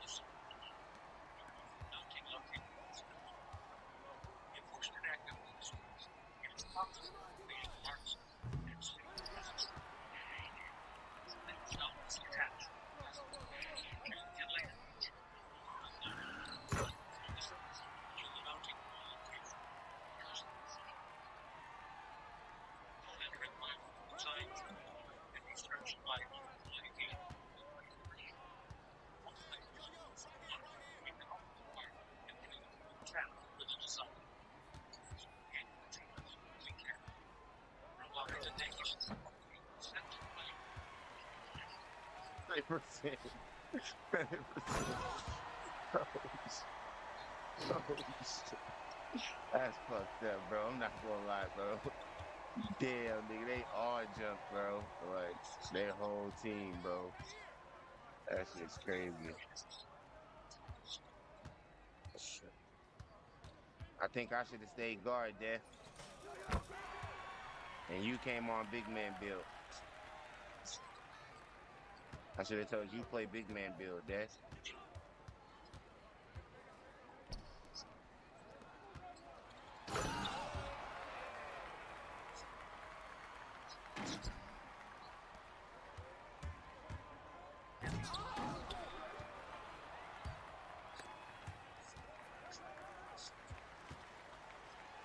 Yeah, bro gotta learn how to eat on them AIs. That's another thing. Bro gotta learn how to eat on them AI. We was feeding you all game, bro. You were passing that bitch, standing still, spinning in circles.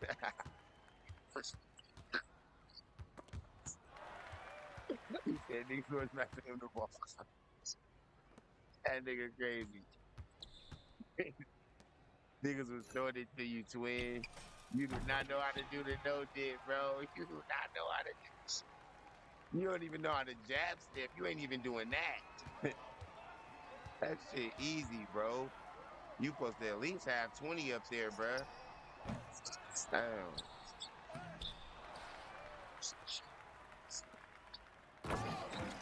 Bro, AI, bro, you supposed to be eating, nigga. Like, yeah, you crazy, gang. I don't know what you on, bro. You tripping. You got AI, bro.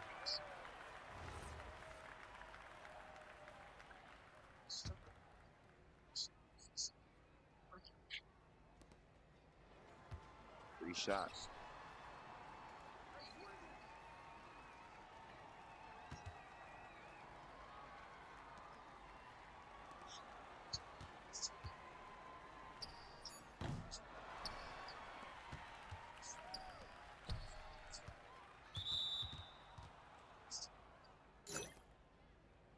You know, bro, what AI is getting up on you.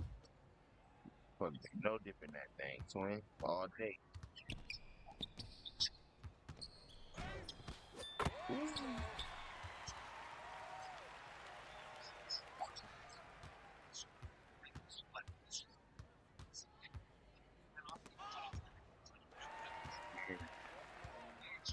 Yo,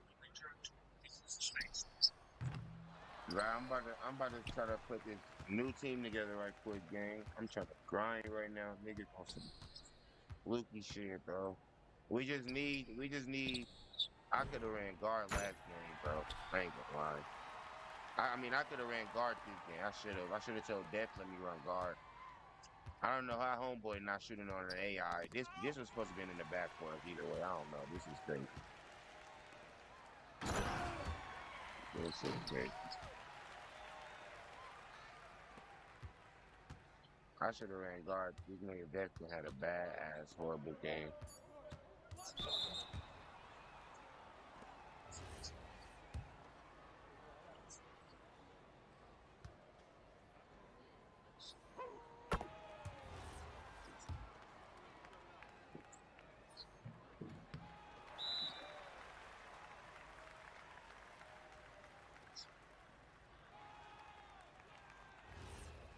Exotic J was good. Man, so.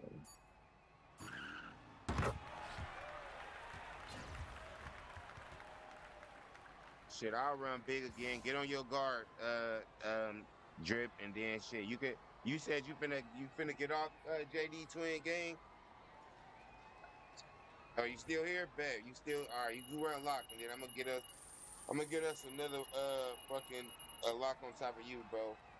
I don't know what's up with this Biggie dude, bro. Yo, Biggie, what's up, bro? Like, you really just took us down a nigga crazy. Nah, but bruh, come on, you trolling them. But listen, bro, you could have did way more, bro, with an AI on you, bro. Come on, bro. We trying to lock in, gang. Just get this shit together, this game, bro. Let's get this team together. Get on. So look. This is what we gonna do. Look, look. So look. Go ahead and get on your guard, Drip. JD, you stay locked, and then you was a lock too. Yeah, man. Then I could run stay big, bro. Just bring us another 6'8". No, bring me a power forward that can help me. Just in case I need you to crash and box out. Bring me a power forward, bro. That's what I want right quick. Somebody bring me he said, I got ISO, PG, and Big Luke. He said, let me run when y'all not full. He said, me. Yeah, bro. Give me your name. I'm gonna drop my name right here for the Discord right there for y'all on YouTube too. Join me, bro. Bring me somebody that can run power forward or big. That'd be cool because I can run power forward on this build. This build that I'm on can run power forward or big. So if you want to bring your big, that's cool too. Because I can run power forward. So join that Discord. Add me up, Luke. Danye said this. Danye, what's good? What's good? So Luke. So who is Luke and YouTube? And then the great one. Who is the great one too? We got all them over there. All right. So Danye said, let me run. Yeah. If you got a big or a power forward, come on, bro. That's what we need right quick. A big and or a power forward. Your big can shoot as long as your big or your power forward can shoot, and you can help crash for rebounds with me. Come on, join up. That's what we need, and we good. Give me your name or something, Luke or Danye. One of y'all joined up. Type your name or add me up right quick.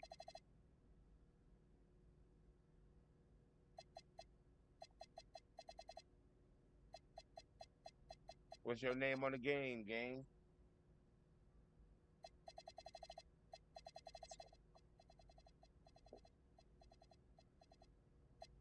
He said sent a friend request. All right. I see you, Beagle fan. All right, bet.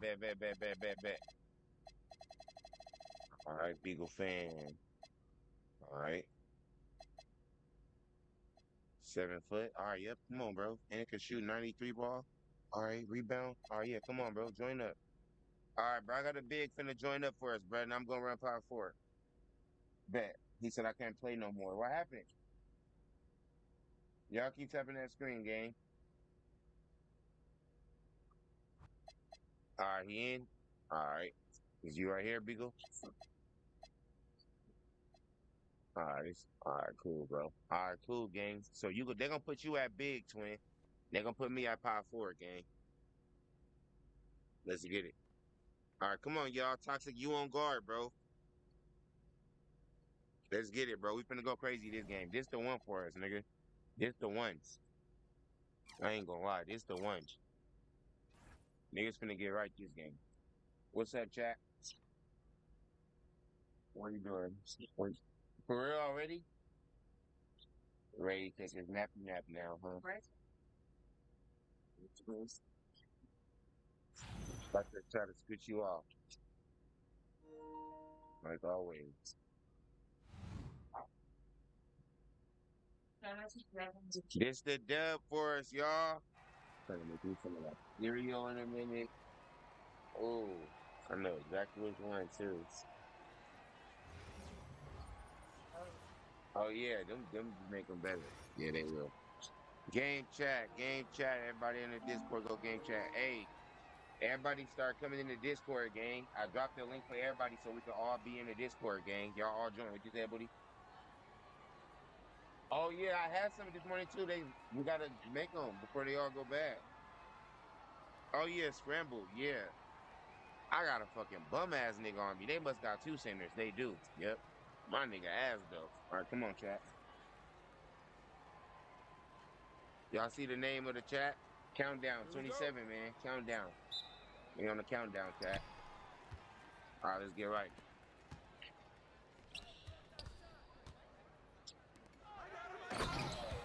He good. Get that bitch. Oh.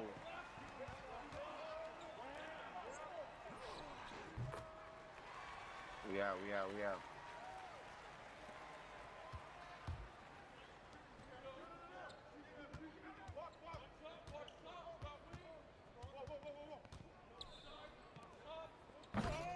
Oh.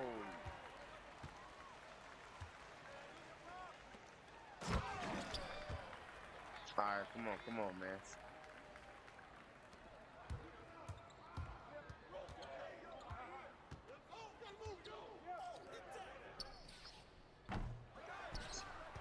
Hey, why it make me get a late though?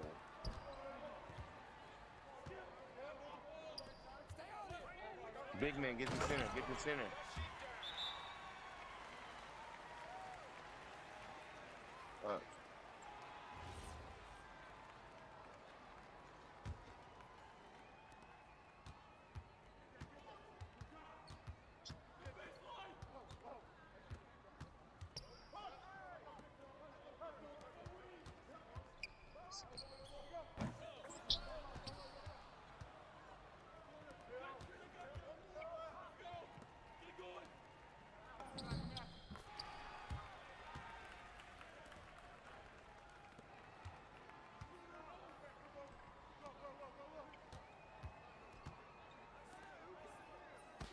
Stop.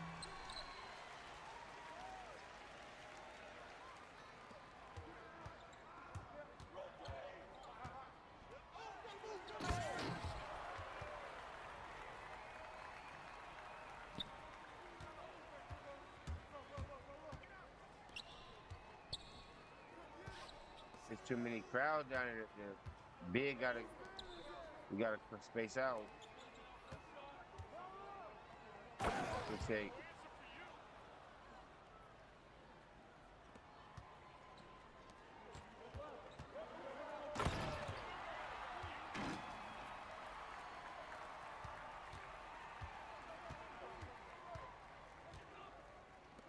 Oh, you said that one. My higher.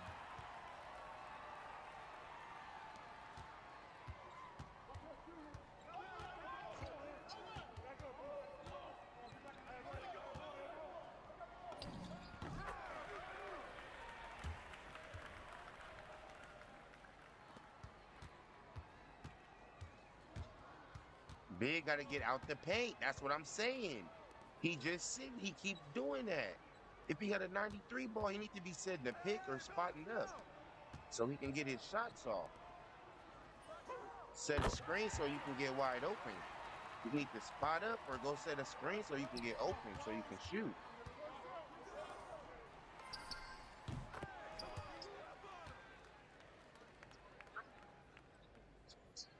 Come on, y'all. Come on. Oh.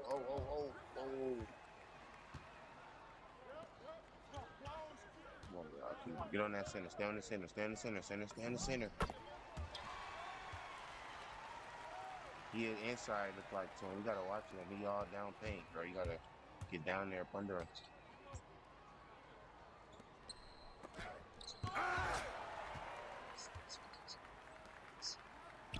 That's what I'm trying to say. He gotta watch his man. He just running around and stuff. I think he a kid, bro. He's not talking to me. Come on, yeah. You can at least do what he gotta do. Stay to the corner. Stay to the corner. I'm good on the help. Oh, thank you. Let's stay on your.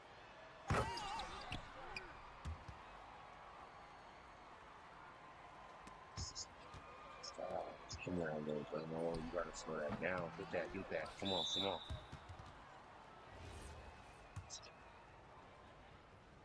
These next 3 quarters need to be immaculate for us, bro. We ain't got no time, but we're not gonna lie, bro.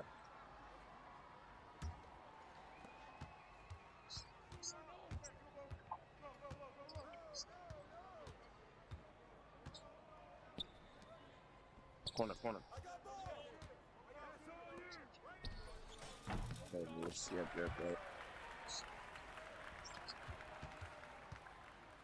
Oh.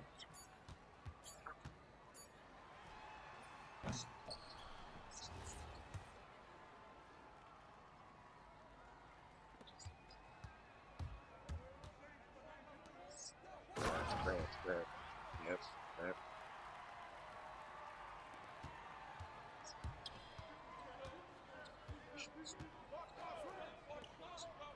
Down that. Yeah, 2 corner.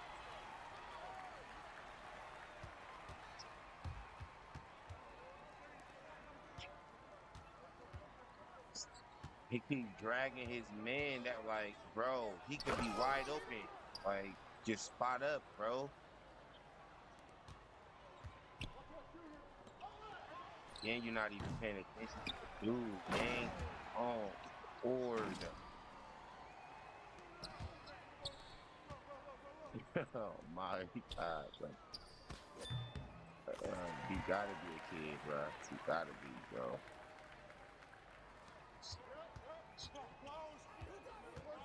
Man.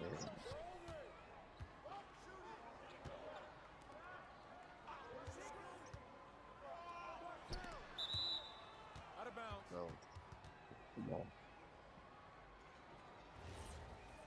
You thinking I joined the crew? But I will put y'all in if I didn't get a ban, y'all. I can't even invite y'all on. Let's go. Yep. I'm gonna make a new crew though, chat. Y'all stay tuned for 2K27, bro. We will be doing that shit again, gang. I got banned. I can't do it. I can't invite to the crew, y'all. But bro, we will be doing that shit again next year. We're going up again next year. 2K27, bro. We're doing that shit all over. Bigger and better, chat. Same shit. Bigger and better. Hold it. Fuck. Yeah.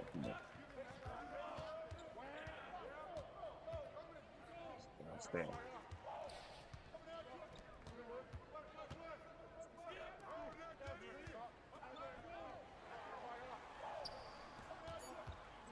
Yep. Good defense. Let's go. Hell yeah. Y'all tap that screen, chat. Follow up.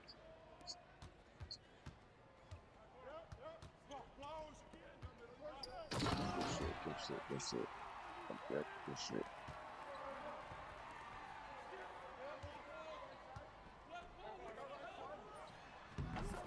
Yeah.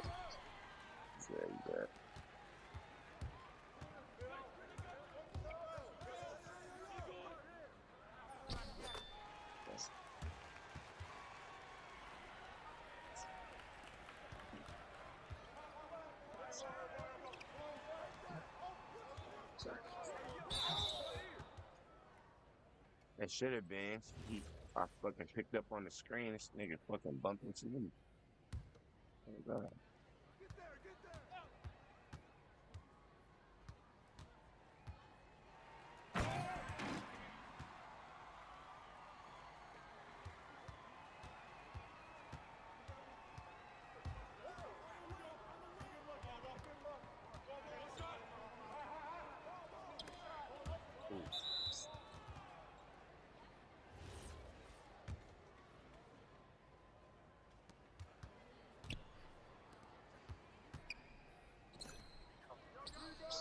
Oh my God, bro. This shit is tripping, bro.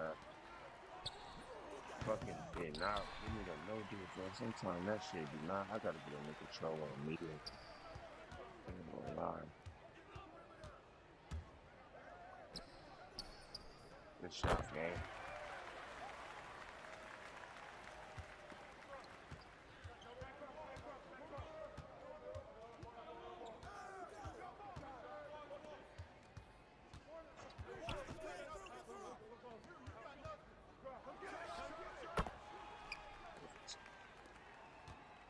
Make that shit.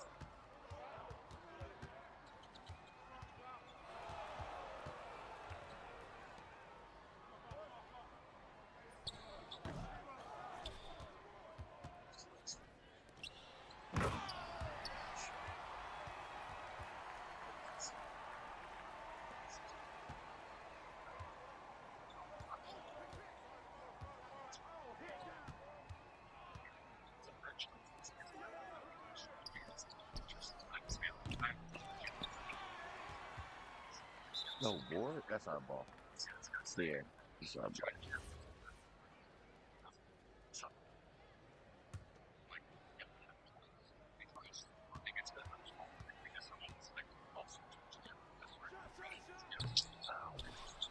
Tripping. So I can shit the way down.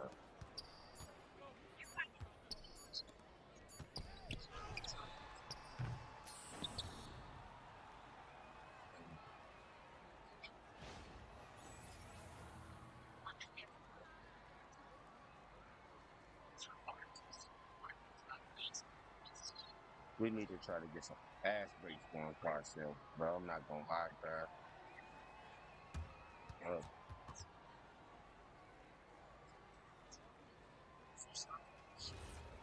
Yeah.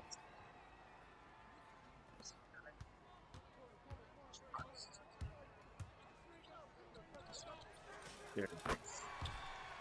So, all right, everybody, kick down. Stay on that center over there. Center, stay on your center, stay over there.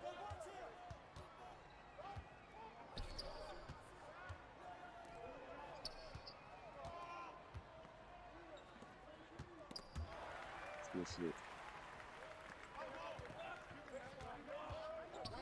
Bring that. Oh. Fuck, I meant to throw it back out to him.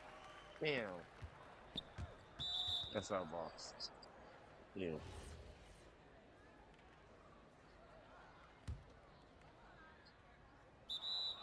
What?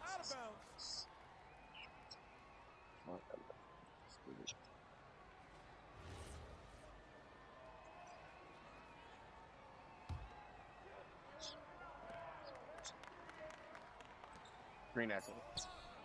On swing, gotta knock them down. Come on.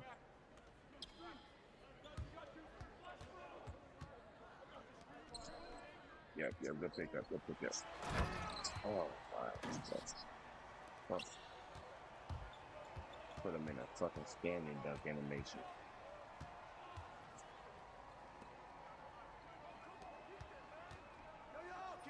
Good shots.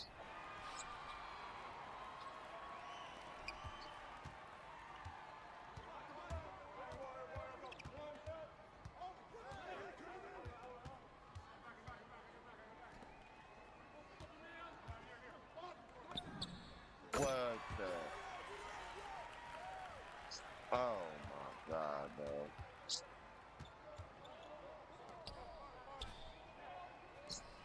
Green. Good shot. You gotta press that big, son. You gotta start putting pressure on him, bro. Ain't no way he running around doing that with big ass. Oh man. That man, they overkilling you, bro. Just guard my dude, because my dude ain't all that. Let me get the center, please. Let me get the center. You get mine. I'm gonna switch the icon. You get the triangle, bro. I'm switching that shit. Hell nah. That weak ass nigga not doing all that. Switch, bro.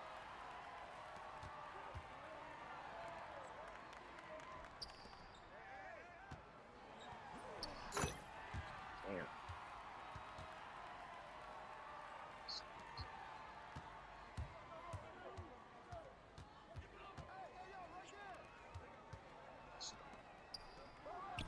Green. Oh, man.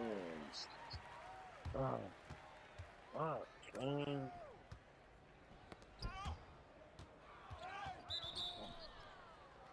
Ah,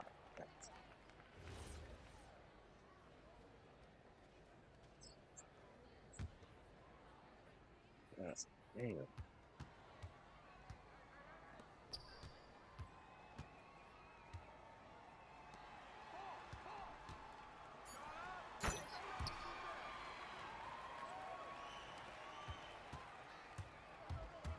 One damn. I'm not even look them niggas. We ain't scored that. Come on, y'all. Good shot, bro. Come on, bro. We need to lock in. Get on that. He off. We boarding that. There we go. Come on. All the way. Yep. Green. Yep. There we go. Come on. Come on, bring this bitch back. Bring this bitch back. Everybody get down. Get down. Get on mine. Yeah. That was a fucking steal, man. I got it. What? Bro, this shit drops in this nigga hand and I hold jump. Oh my gosh, this shit tripping out, man. Get it, get it, get it.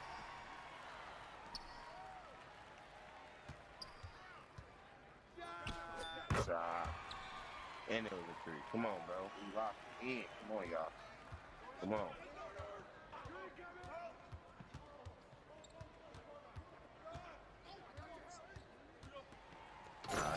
It's 6-2. It's good. It's good. Come on, we out.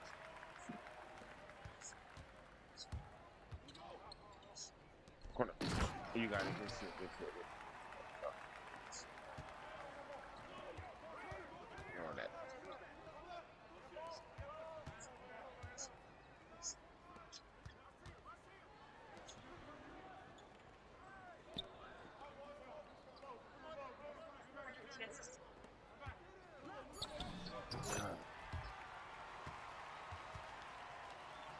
He got a little bag. I ain't gonna lie. He got a little bag. I just gotta get more tight on him. I ain't gonna lie. I'm gonna tighten his ass up, bro.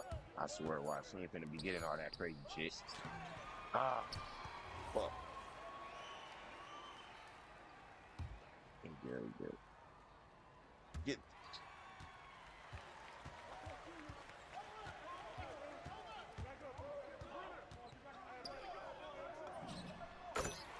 They're fucking dragging you all the way in. This nigga dicks now, bro. God damn.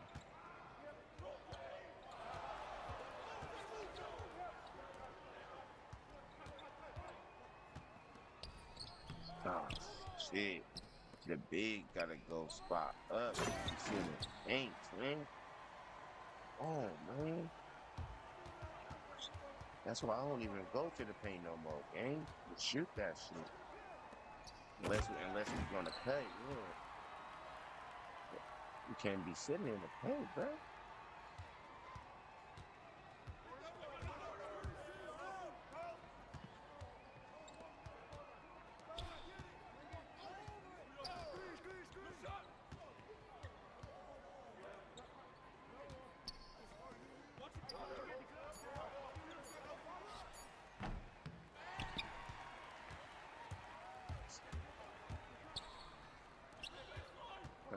Come back.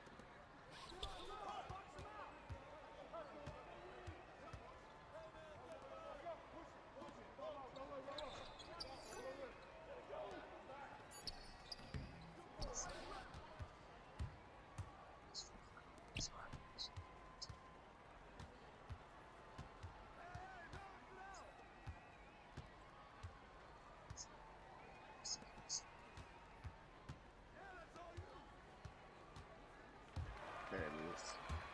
To the house. There you go. Out of bounds. That was out of bounds. Come on now, man.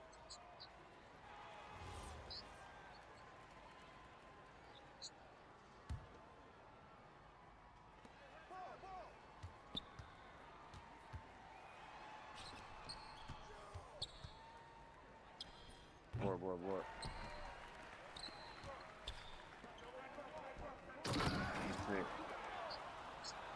Come on. YouTube was good. Make sure y'all sub, chat. YouTube was good. TikTok was good. Twitch was good.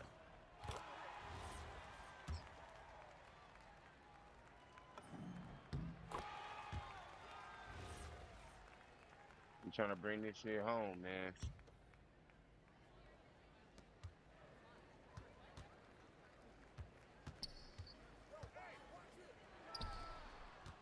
On my silver thing, check my enemy, 1% on my fucking in my mountain, in my country, but no Lincoln's in that time. Oh yeah, bro. Man, this little nigga, man. God damn. Look, bro, you can't make a fucking shot? Damn. He giving the ball to you wide open, bruh. hate this little nigga, bro.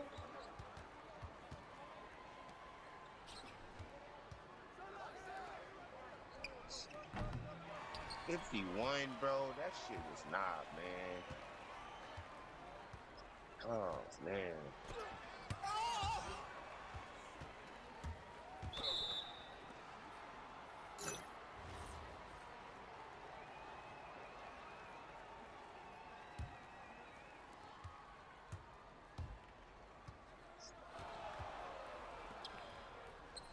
Now you just shooting shit. You just, oh my God, bro. This fucking little motherfucker, bro.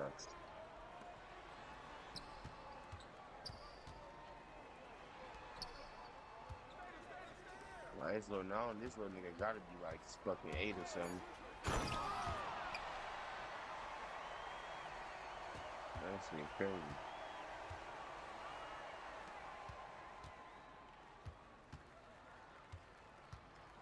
Did he even spell bagels? Did he even spell the Beagles name right, bro?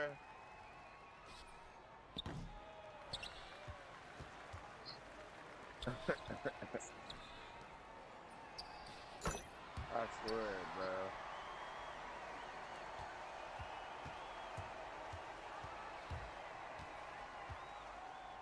This little nigga just...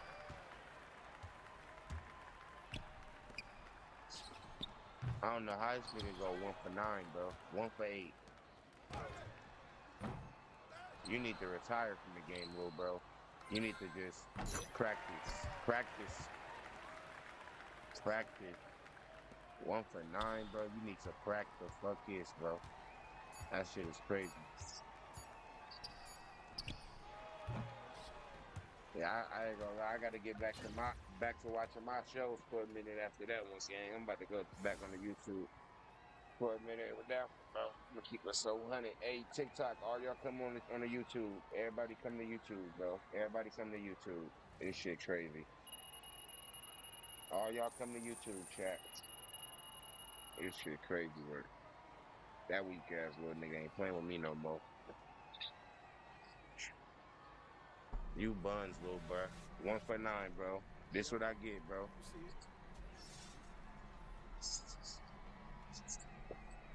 I gotta block him first.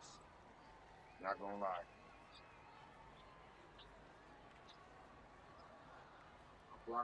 I'm blocking.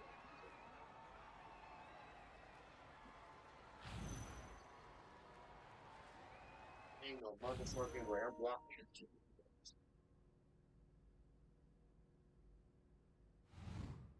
I'm blocking this little nigga, bro.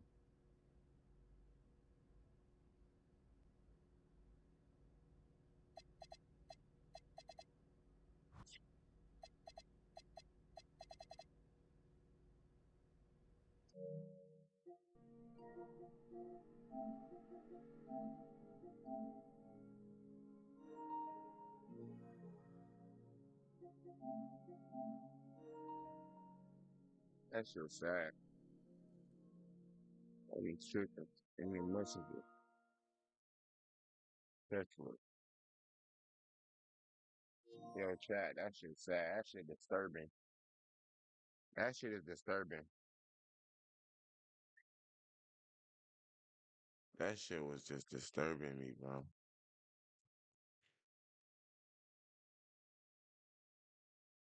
Minnesota teen Tyson Michael Goodsell, 17, was found dead after posting an Instagram photo showing himself with a massive bag of cash. Police said he was shot hours later after his vehicle crashed. I want a governor who gives a bro. With into a North Mankato townhouse. Officers were dispatched around 11 p.m. after reports of gunshots in the area. Investigators have identified a 2010 Chevrolet Impala, believed to be connected to the case, and his death is being investigated as a homicide with no arrests made.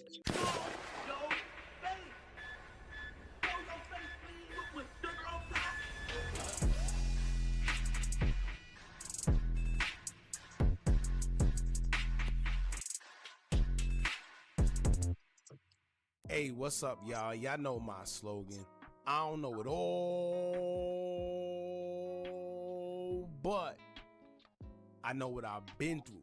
Now, before we get into this video, make sure you check us out on Patreon at www.patreon.com/hookah_anonymous_. You guys been telling us to create one for the longest, so we recently created a community where we will upload videos that we can't share on YouTube due to their guidelines, and we'll also be dropping the latest to there first, behind the scenes information that you wouldn't find anywhere else on our socials. So make sure you become a member, and after you do that, head over to our official Instagram page at hookah_anonymous_ and follow us there. Now, without further ado, let's get into what you guys came here to see. Now, how does a good kid who comes from a decent home, play football, and never bothered anybody gets into trouble to the point where his life was mysteriously taken within hours of a social media post?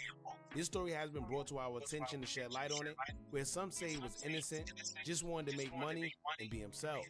Others are saying there's a far more sinister side to it, where the looks could be deceiving, and behind a young Minnesota teen lies deception, money, and possible crime. However, his loved ones say that that's not what it is, and Tyson worked hard for his money, stayed to himself, hit the gym, and was eager to become a man. Perhaps the eagerness may have been one of the sole reasons why he's no longer here.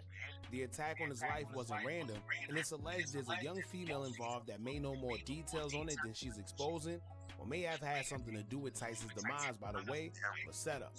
Right now we don't know, but what we do know is a 17-year-old kid is no longer here over nothing.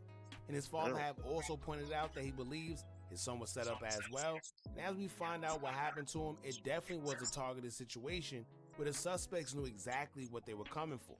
Now, before we get into it, let me just say this. Once you participate in the streets or even look... And that's why I be telling y'all little niggas that be wanting to be gangsters. I know this some of y'all life. Y'all play football. Stick to it. Don't steer away from it.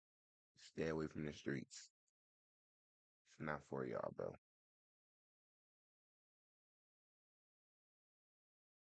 Like you are in any way, shape, or form, you have to be prepared with what comes with it. A lot of guys lost their life trying to act like they're a part of something they really wasn't, and when the energy they attracted actually came back to home.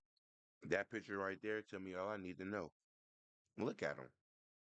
Innocent little kid. Why you trying to be a thug, bro? You probably got good parents. Look at him. What picture, when you look at that picture, what do y'all see? Some kids, right? On them, the pressure was too much. And I think the perfect way to explain this is this. Imagine wearing a fake chain and going to the club. You got guys who are hungry and see anything like that as an opportunity to eat. So let's say they see you, try to rob you for your chain, and in the process, you get shot.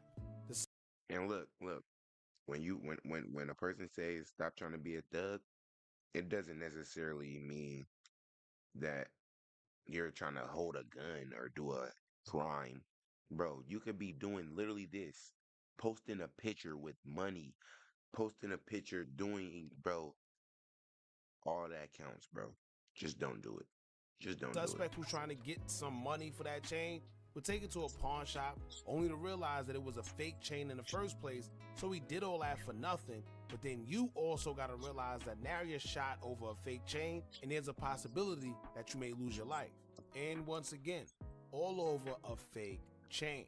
You understand why I made that comparison in a minute, but in the meantime, we're going to get into the video where a 17-year-old... I mean, bro's wearing spider drip, and you trying to tell me that he's not affiliated with nothing?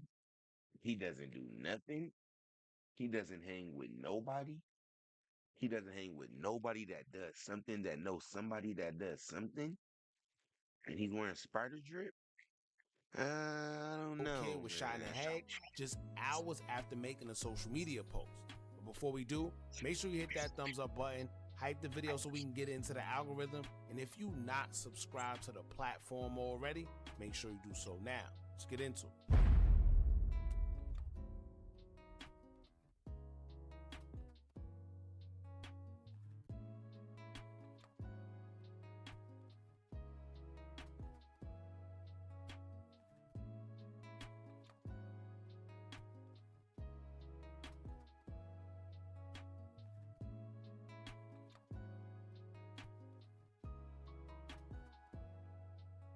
17-year-old Tyson Goodsell, a.k.a. Tyson G.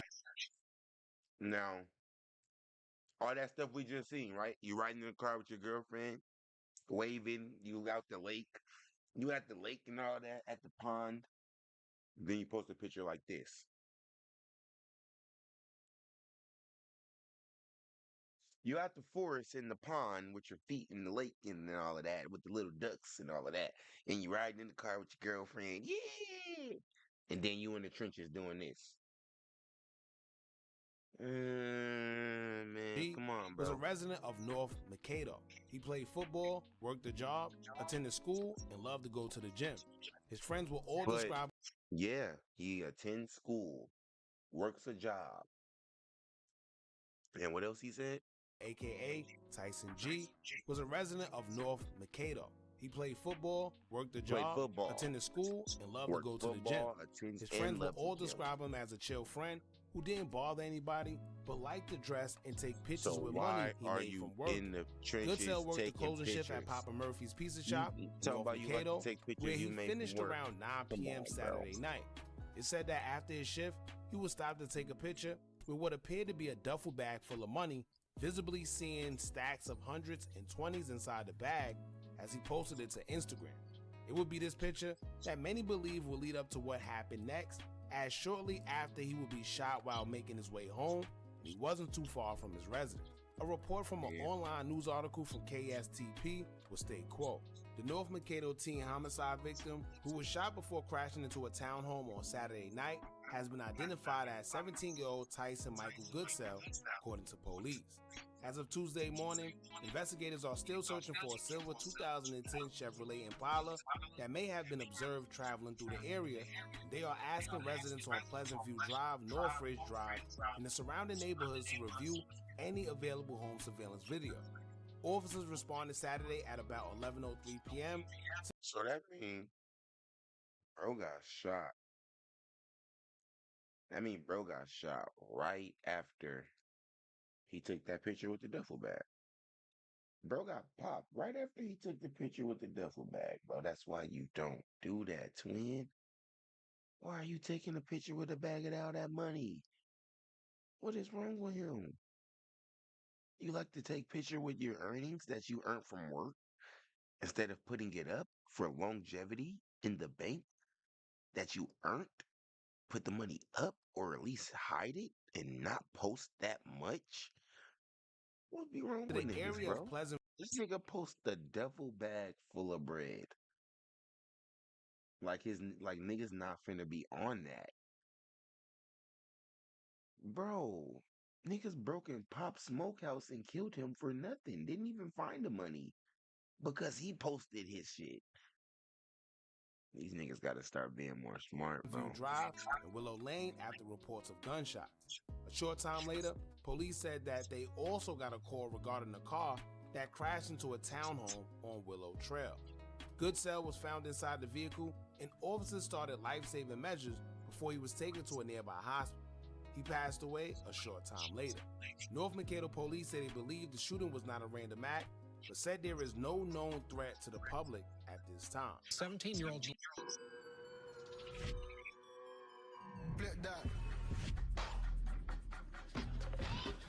That's crazy. Ultra Fit, with room for your toes to crush your run, not your feet.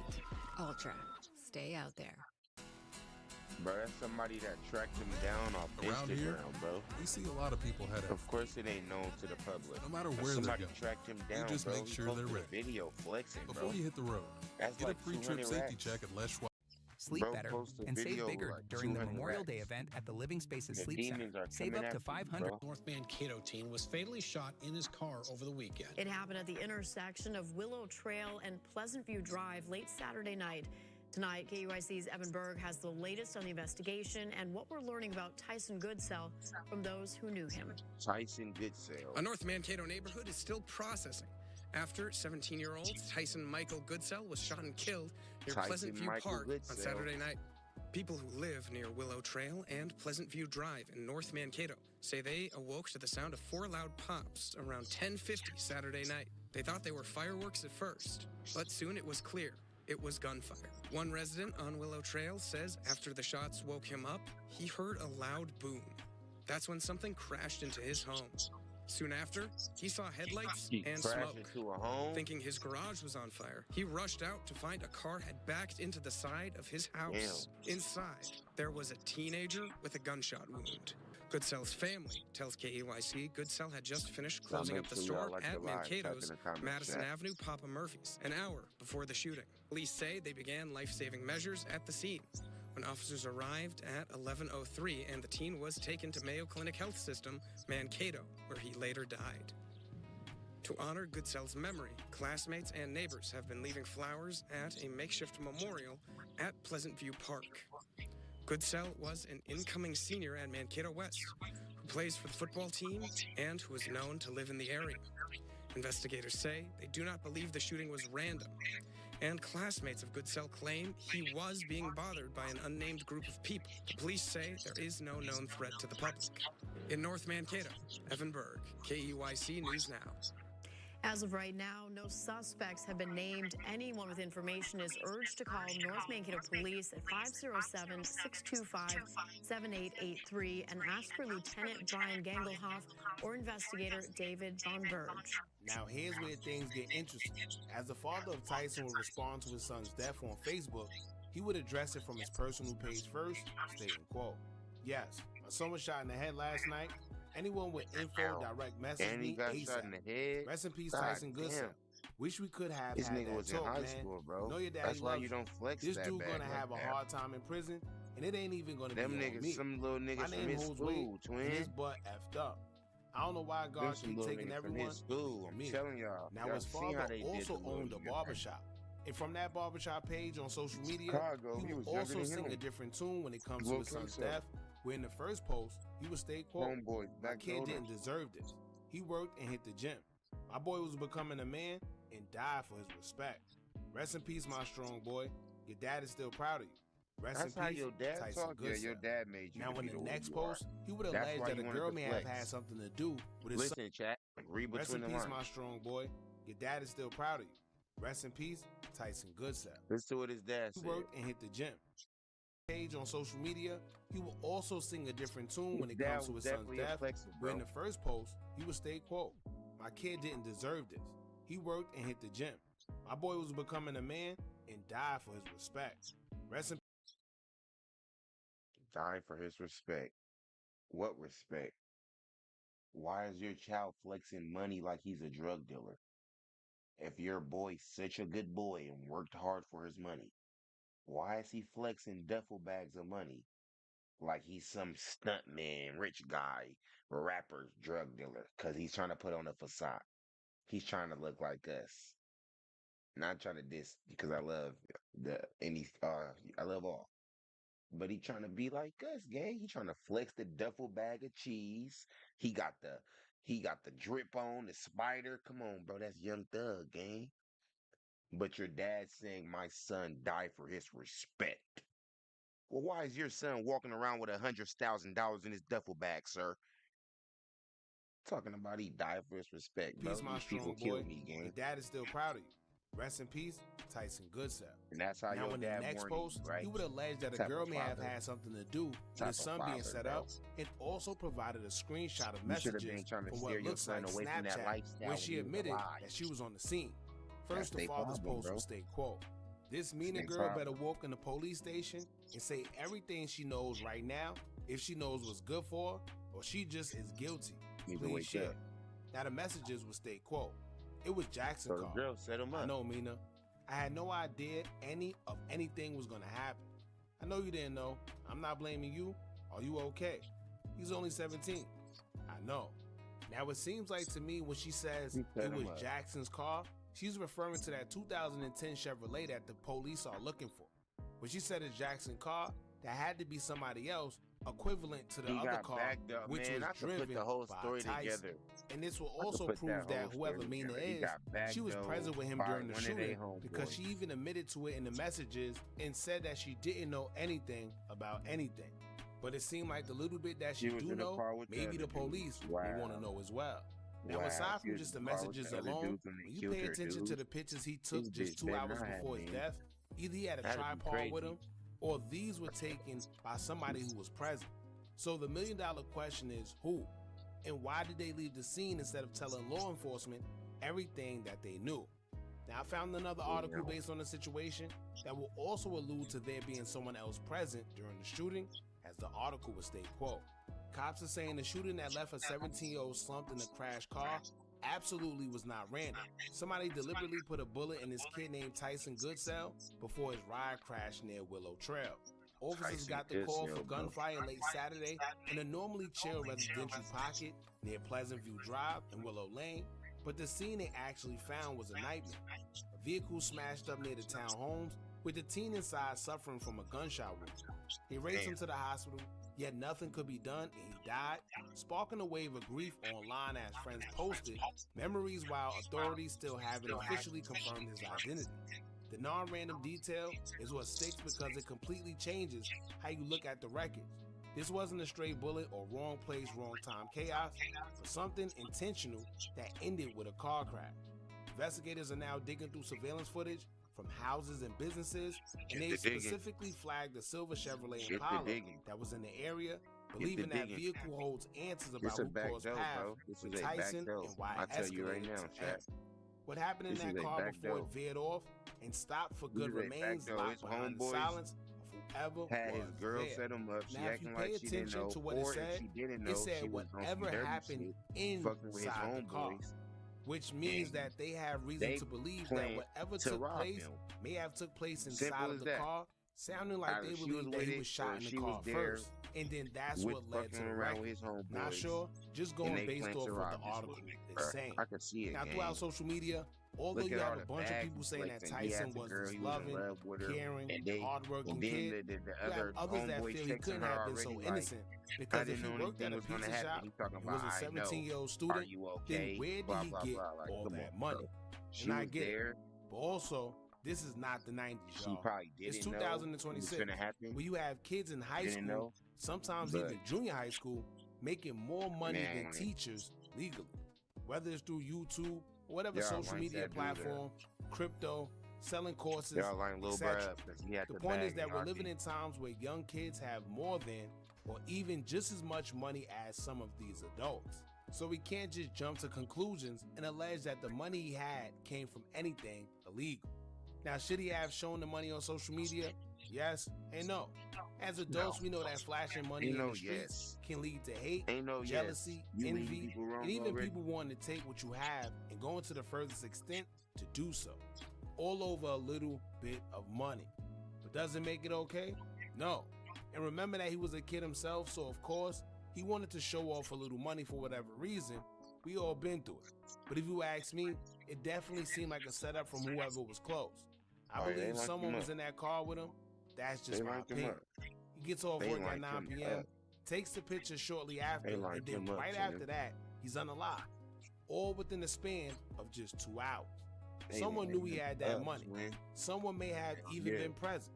So I believe there's someone else involved, but we just have to let the police do their job, and we'll just have to wait and see. But until then, rest in peace to Tyson G.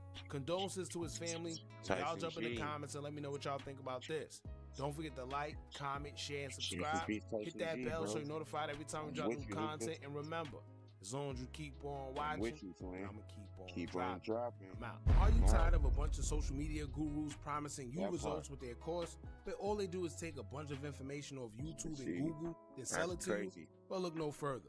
Our YouTube Tips and Tricks Masterclass course comes equipped with SEO tips and tricks, along with methods we use to growth hack our YouTube channel. It also includes... Ooh, it's the perfect moment to show y'all the shit.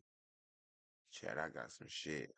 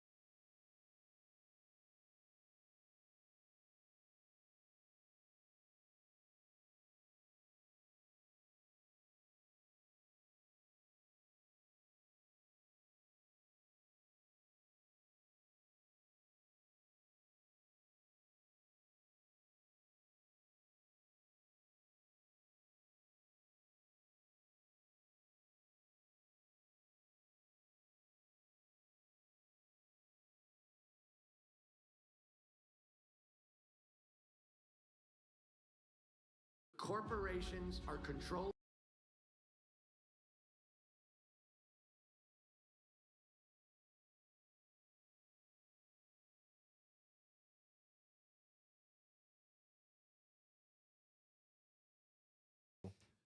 Growing up, we did have a skating ring. They got rid of the skating ring. We had a bowling alley. They tore that down, built another gas station. We didn't have nothing. So it wasn't nothing to do but get in trouble in Springfield. My mom dated one of the biggest dope boys in the city. And that right there, I feel like was the beginning of our problems, on top of my daddy already gone to prison, 2 life sentences, 2 murder charges, 2 robberies. Yeah, him and my mom's brother, they ended up robbing a store and a lady got killed. We still don't know to this day which one of them, because one say and the other say. Yeah. Yeah, and both of them end up with life sentences. And while they were fighting that life sentence, while they were fighting that case, another case came up that was a cold case that they ended up getting hit with pretty much the same situation. Oh, it's just all bad. Went into a store, a struggle, somebody died. They both got 2 life sentences. Like I said, my mom dating the biggest dope boy in the city. Sorry, real quick. Do you see your dad? Do you ever talk to him? I did. I talk to him all the time. Okay. Yeah, he got a YouTube channel. Yeah, I help him. I help him do his thing. Yeah. I talk to him all the time, and we'll get to it later on. But, okay. We were sellers. That's my guy. That's my guy. Wow. I talk to him all the time. But yeah, growing up as a kid, we went to see him all the time. He was affiliated, which was why I went down that path too. But going back to my mama dating a dope boy, man, that was kind of what intrigued me when it came to the streets. Right. Because everything that we had go-karts, we had the Jordans, we had, you name it, we had it. Christmas, we had all kind of gifts, and we always sit and wonder, like, how we don't have normal lives, even though it looked like we in the struggle. Like, we close to the projects. All my homeboys is in the projects, but it seemed like we got decent lives. Right. And I remember coming home one day, getting off the bus, and I wanted to get some snacks, and I went in the pantry. When I went in the pantry, I seen a bunch of bags of what looked like cookies. I didn't know what it was. I had absolutely no idea what it was. 2-3 weeks after that, I get off the bus and come home, and the door had been kicked off the hinges. The front door? The side door. We had the front door, and then you come around to the side. The side door was kicked off the hinges.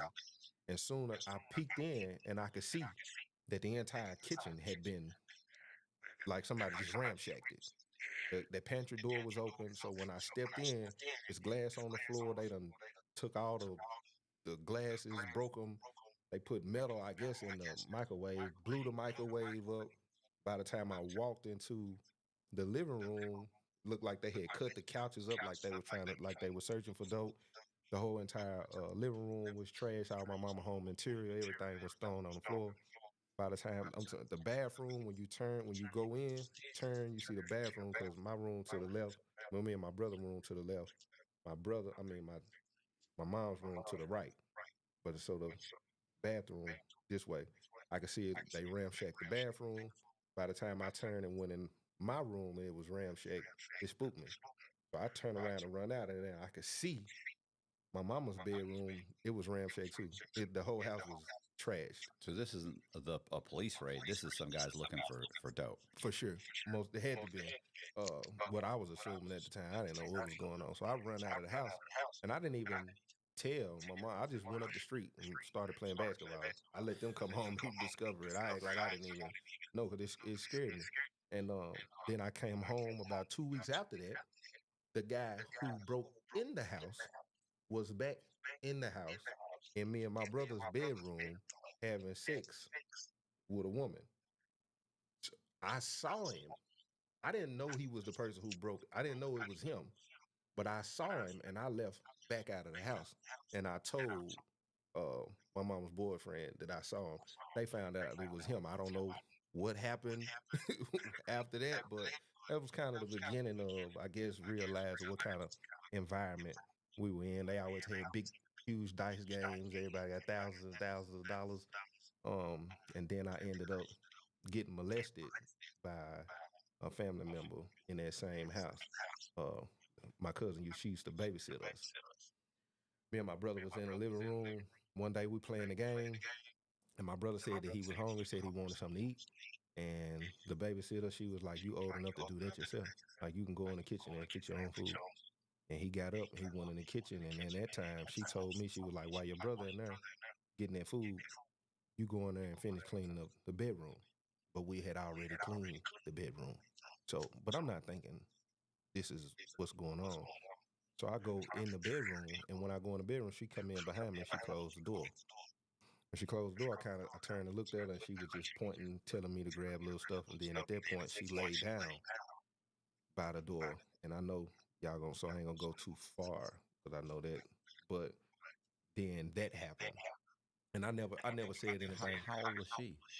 At the time, she had been 19, 18, 19, 20. And how old were I'm you? probably 9, 10, somewhere in there. 9, 10, 9, 10. Yep, 9, 10. And didn't say nothing about that. Yeah, Didn't bitch. know Little if dirty it was bitch. okay to say anything. I'm thinking maybe I get in trouble for What's saying good, it. But Shaq? then if I'm gonna shoot it straight, I don't think my mama would have believed me at the time anyway. I don't think none of them would have. I think they would have just brushed it under the rug. No, so that never came up until years later. And then after the molestation, my mom, I call it the big fight. My mom and the guy she was dating got into a huge, it was the worst fight I probably ever seen in my life. My mom would throw hands though. They used to fight like cats and dogs all the time. Like I seen my mom get the best of them several times. I seen my mom get the best of them several times. But this time, holes in the walls, black eyes, blood, screaming, family got called. It's everybody everywhere. It went all the way up the street onto another street. Like it went for blocks, just fighting and fighting and fighting. And at that point, my mama left. So How old were you then? I went to juvie when I was like 14. So I had to probably only been like 12 then. Okay. Like 10, 11, 12. So when we moved from there, she leave the drug dealer at the time. We move into the trailer parks, which basically is the project. Where the trailer park is, the project's right behind it. So you might well just say it was the projects. I remember when we went to the trailer, as she was cleaning up the trailer, I remember asking her like, who moving in here? Right. And she was like, we moving in here. I was like, I ain't moving in here. Like I'm gonna stay with him. You used to do that drug dealer money. Yeah. I don't want to stay over here. I ain't staying in here. And so by the time we did move in there, my brother ended up getting into the streets. He knew what my mom boyfriend was doing. My brother 3 years older than me. I'm 37, he 40. And then my sister 5 years younger than me. So my brother had started selling dope with a guy. With actually the guy that ended up getting his life took on my case. They were best friends. Like they were super duper tight. And they ended up getting pulled over in Russellville or Louisville, Kentucky. And some drugs got dropped in the car and he wouldn't take his charge. And him and my brother ended up getting locked up. And when my brother got locked up, he wasn't giving me money. My mama left the drug dealer. My mama working the job. She can barely pay for my uniforms if I wanted to play football, if I wanted to play basketball.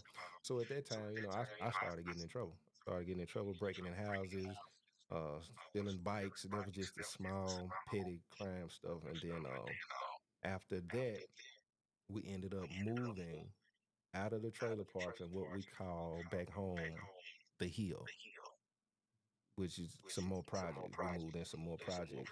But this is where I ended up getting locked up the first time. I had a cousin that, I don't want to say it. I had a cousin, well, we call him crime boss. I can say that. We call him crime boss because that's all he did was get in trouble. So crime boss? Crime boss. Okay. That's what we called him at the time, crime boss. Crime boss came to the house and he had told me it's around Christmas. And he was actually in foster care at the time. DC is custody, but he ain't in a group home. He living with somebody. And these people were white and they were wealthy, they had money. And he told me that he had some money over there, which it wasn't his money. It was the money where he knew they be putting for Christmas, when they be putting money up for Christmas. So we get another guy, he done told us this plan, what we gonna do. We're gonna go to the house, we're gonna get the money and we're gonna split it and all this and that. So we end up going to the house. We try to go through the door. We couldn't go through the door. The door was locked. He ends up breaking out the window. We climb in the window. I climb in behind him because in my mind, I'm already thinking, even though I ain't all the way in the streets, I already got some street sense. I'm thinking if he go in there and he get the money, he put it in his pocket, he can say he never got it. Right. So I jump in through the window with him. The third guy, he stays to watch. We go up the steps, he grabbed the money, and he did exactly what I was thinking. He put it in his pocket, he turned back around, but I saw it. So by the time we go downstairs, I'm like, man, I seen the money, what we doing? So he gave me some of the money, put it back in his pocket, and I'm thinking, he ain't gonna give him none. Right. So when we get out, I ended up giving the other guy some of the money. 2 days went by, police is at the door. I got up, went to the door. My mama's in the bedroom. I go to the door, answer the door, and see it's the police. And he was like, is your mom here, Joe? I'm like, no, she ain't here. She ain't here right now. He was like, well, you know why I'm here. I was like, no, actually, I don't. And yeah, my cousin robbed that fucking place. Listen, that's what I should have did. But soon as he said, you know why I'm here, I got nervous because he said it loud enough, like he knew my mama car was right there. Right. He said it loud enough, like this is a kid who's lying, knowing that his parent is in the house. Yeah. And I was like, nah. And he pulled out a picture of my cousin laid back in the interrogation room with his feet up on the counter. He's taken to it. He got a Wendy's meal. He was just in there chilling. He was like, he already told us everything.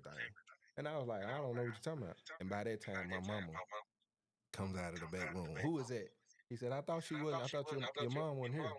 And she came around the corner and seen who it was. And I tried to slam the door on him, and it didn't work. And I'm trying to tell her not to talk to him, but make a long story short on that, she ended up taking me to the police department. Mm-hmm. She ended up taking me down to the police department, and as soon as we got out of the car, I took out running.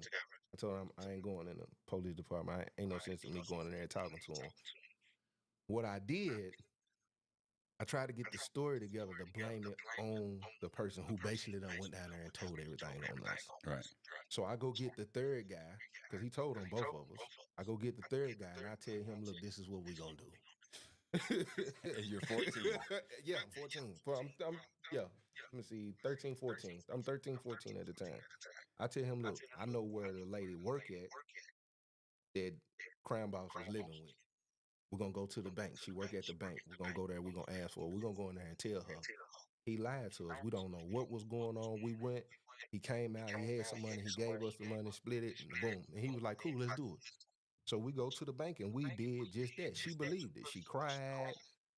She went on, and she was like, y'all need to tell my husband. So she told us where her husband worked at, which was up the street. We walked up the street to her husband's job, went in there and told him the same story. He looked both of us dead in our eyes and told us, I can't believe that he did that to us as much as we done for him, as much, I think they have him in a private school, but he was in a great situation. Yeah. He was in a great situation. He could have did anything. He actually just got back out of jail. He ain't never got straight, period. But and he threatened. He was like, if I ever seen him, he was like, I think I'll do something to him because it hurt him that bad. And he was like, man, y'all just gonna have to tell the judge what y'all told me. We ended up going to court. My mama standing behind me, the third guy on the right, Crime Boss on the left. We looking up at the judge, and the judge asked me first, what happened? So I started telling the story me and him put together. Like, look, we didn't know what was going on. All we know is he came and got us, said we were going to get some clothes. This is where he said he was getting out of foster care. And by that time, Crime Boss cut me off. Crime Boss said, he lying, Your Honor. Judge, that was a lie. He lied, and the judge said, well, what happened? He called him his real name. He done been in and out of trouble several times already. And he spilled the beans on everything. This is what happened. He gave A, B, and C, X, Y, and Z. We went in. Joe came in with me. I gave Joe some of the money right there. Joe decided to give him some money. I wasn't going to give him no money. And he just went completely in. And at this point, this is my first time getting in trouble. I really hadn't even had no run-ins with the law. So I don't know what's going to happen. He already in shackles and everything. Like he cool, I guess, with going back to DCS because it ain't bothering him none. And the judge said, all right, that's enough. He didn't even ask me to finish what I was saying. He didn't ask the third person or nothing. He said, I'll tell you what, Crime Boss. He said, I'm ordering you back into DCS custody. I wish he'd called him Crime Boss. I said, he said, and as far as you, he pointed at the third person. He said, I'm giving you 5 days in detention. He said, you going to detention. And he said, Dixon County detention. Everybody know about Dixon County detention, even if you've never been in trouble. Dixon County, Rutherford County, these were popular names of people who've been in trouble. So when he said that, I'm like, dang, but it's only 5 days he can do that. So I'm thinking, I'm finna get 5 days too. And the judge looked at me and he said, as far as you, going through the paper, he looked up at me. You went in the house. I went in the house. Yeah. I went in the house. He pushed his glasses up. He said, first time getting in trouble. I'm like, he gonna give me maybe 10, maybe 10. He said, I'm sentencing you to DCS custody as well. And when he said that, I turned around and looked at my mama. My mama looked at me. We looked at each other. She said, ain't no sense you looking at me. Yeah. You shouldn't have went in them people's house.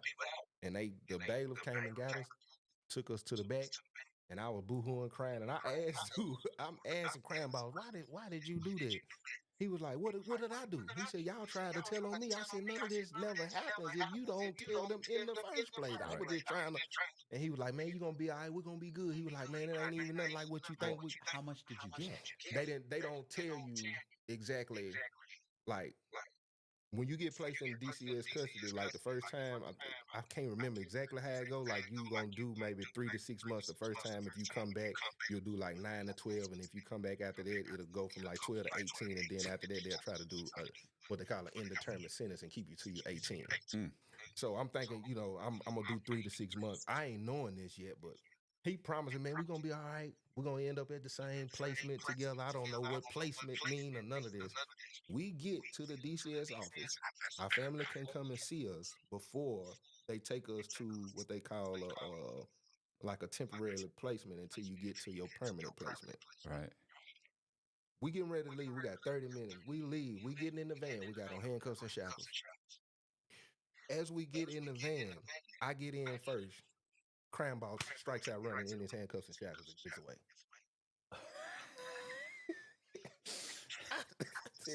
Man, listen, it hurt me even more because at least I'm finna take this ride with somebody I know. We finna go to the same place. We're gonna be here by the time I can get there, I can get acclimated, I can adjust, as long as I can see a familiar face. Yeah, you're not old. Yeah, I know. It's good to know somebody. It's good to know even if it's somebody from the county jail. Right. And he strikes out running. And gets away? And got away in the shackles. I watched him. Little steps. Look like Chris Johnson for the Titans. He got away. And so they transport me. I go to Dixon County. When I get to Dixon County, they transport the third guy in a separate van. He there. He next door to me. We can't talk. They bring TV, like you can watch TV because we watch Happy Gilmore. I still get triggered to this day. I can't watch it. I can't. And Adam Sandler is my guy. I mess with Adam. He's one of the great. But they used to put the TV right there, and Happy Gilmore would be on, and I could smell what it smelled like even as I'm talking about it. But we couldn't talk to each other. And when he come out to go in the shower, like we would always speak, but we would beat on the wall. We would make beats on the wall. That's the way we communicated. And that day 4 hit, he finna get ready. I'm sitting over there and I'm thinking like, they ain't gonna let him go, like, but they gonna let him go. And I seen his people. I seen his auntie now come to the door because where my cell was positioned, I can see. And I seen them come to the door, and I just sit there and was like, man, he finna go home. And they opened up the door. They came in. He didn't even turn around and look at me. He put his clothes on, didn't say bye, nothing, and walked straight out. And that was that moment right there, man. Just thinking about it now, it was a defining moment in my life. Like feeling like I got to figure this out myself. Like regardless of what goes on from here, I can call home, but it's just me. Crime boss done took out running. He gone home. Like this is what's going on. It's that TikTok. Nobody's coming for you. It's over. It's over. It's over. It kind of sit in. It sit in. I try to. When you watch movies and stuff, you thinking I'm gonna do some push-ups and do some sit-ups, but in the movies they time lapse it. Yeah. They time lapse it, so it looked fast. It looked like the time lapse make it look like a year went by. Yeah, 90% of it's just depression. It's depression. You're burning up your time working out and doing this. It's laying in bed. Yeah. Staring at the wall. Yeah. After I done tried to do 75 to 100 push-ups and realized I'm sitting in that bed and only 30 minutes went by. We got a long ride, and I don't even know how much time. I got at this point. So, by the time they moved me from there, I went to a place called YES, which is in Lebanon, which was better. It had like 12 other people in it. We had a basketball team. We went to public school. Like, it was cool, but I was only there for like 21 days. It was still a temporary replacement. And they came and got me from there, and they took me to a place they still have now called NTC, Nashville Transition Center. Did they catch Crime Boss at any point? Not at this point. Not at this point. Not at this point. Okay. I probably was 3-4 months in before they showed up. Before they called Crime Boss. Does he show up? No, he go to a different place. Right. Now he go to, and the only reason I found out about that is because when I go to NTC, after you there, I think it's 30 days or 45 days, you can get a weekend home pass. Yeah. Okay. Oh, yeah, that's what I'm supposed to take down. I was home on a weekend home pass. Yeah, and somebody told me tonight. they ended up catching him. I don't know I what. got this thing lit right here. 14 years old. Yeah, I'm 14. I'm 14 right here. I'm 14. I'm getting ready to have a child at this point. So, what? Yeah, at 14. I get out. I get out of NTC. I get out July the 5th. I can't remember exactly. I mean, July the 3rd. I was supposed to get out July.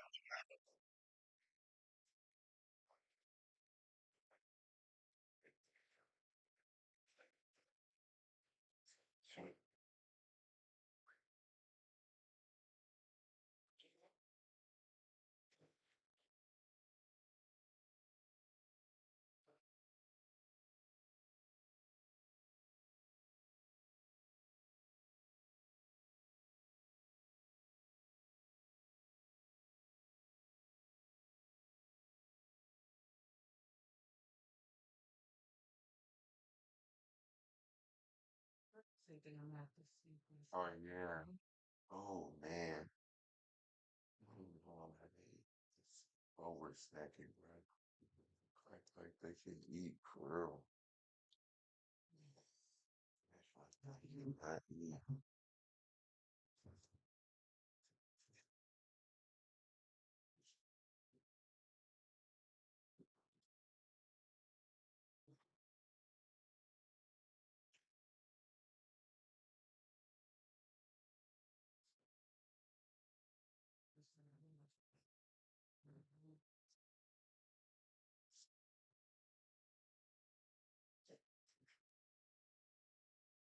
Yeah, I already sniffed it down. That's probably right. I thought we had sniffed it. It's like Friday going down.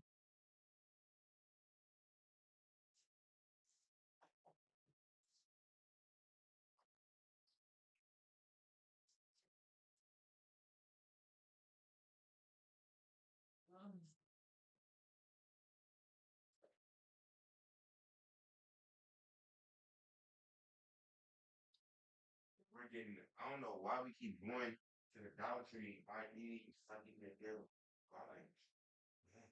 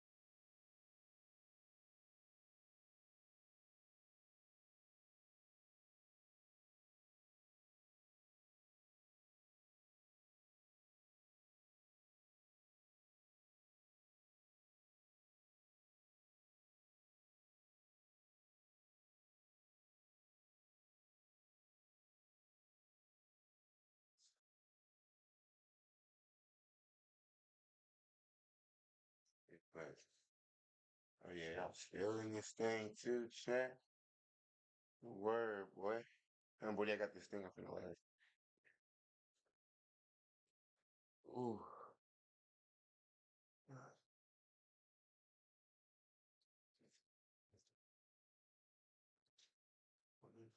You know, me and down for me.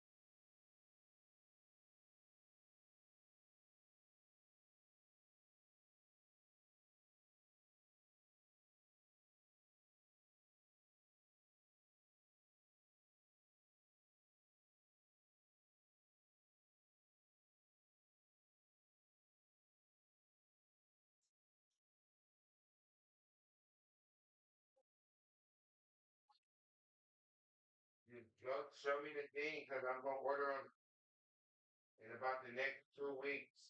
And show me how you got these, because I was already supposed to re-got them. From being a burnt up last time.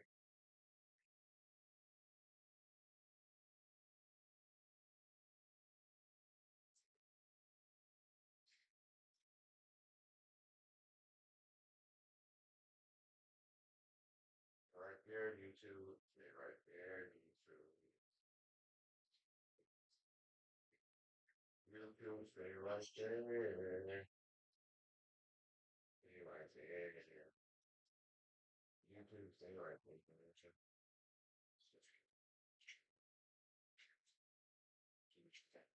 You don't know what church was said.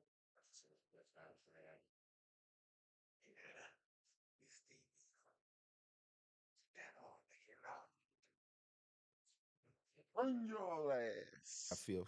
But when we sit down and they discussing the hearing, I told them, I was like, is it any way I can get out before the 4th? And they was like, yeah, I'm sure we can make it happen. We ain't had no problems. And they let me go on July the 3rd. If he up, I'll help him do it. Yes, you Let would me see. say I had been when 14 at the time.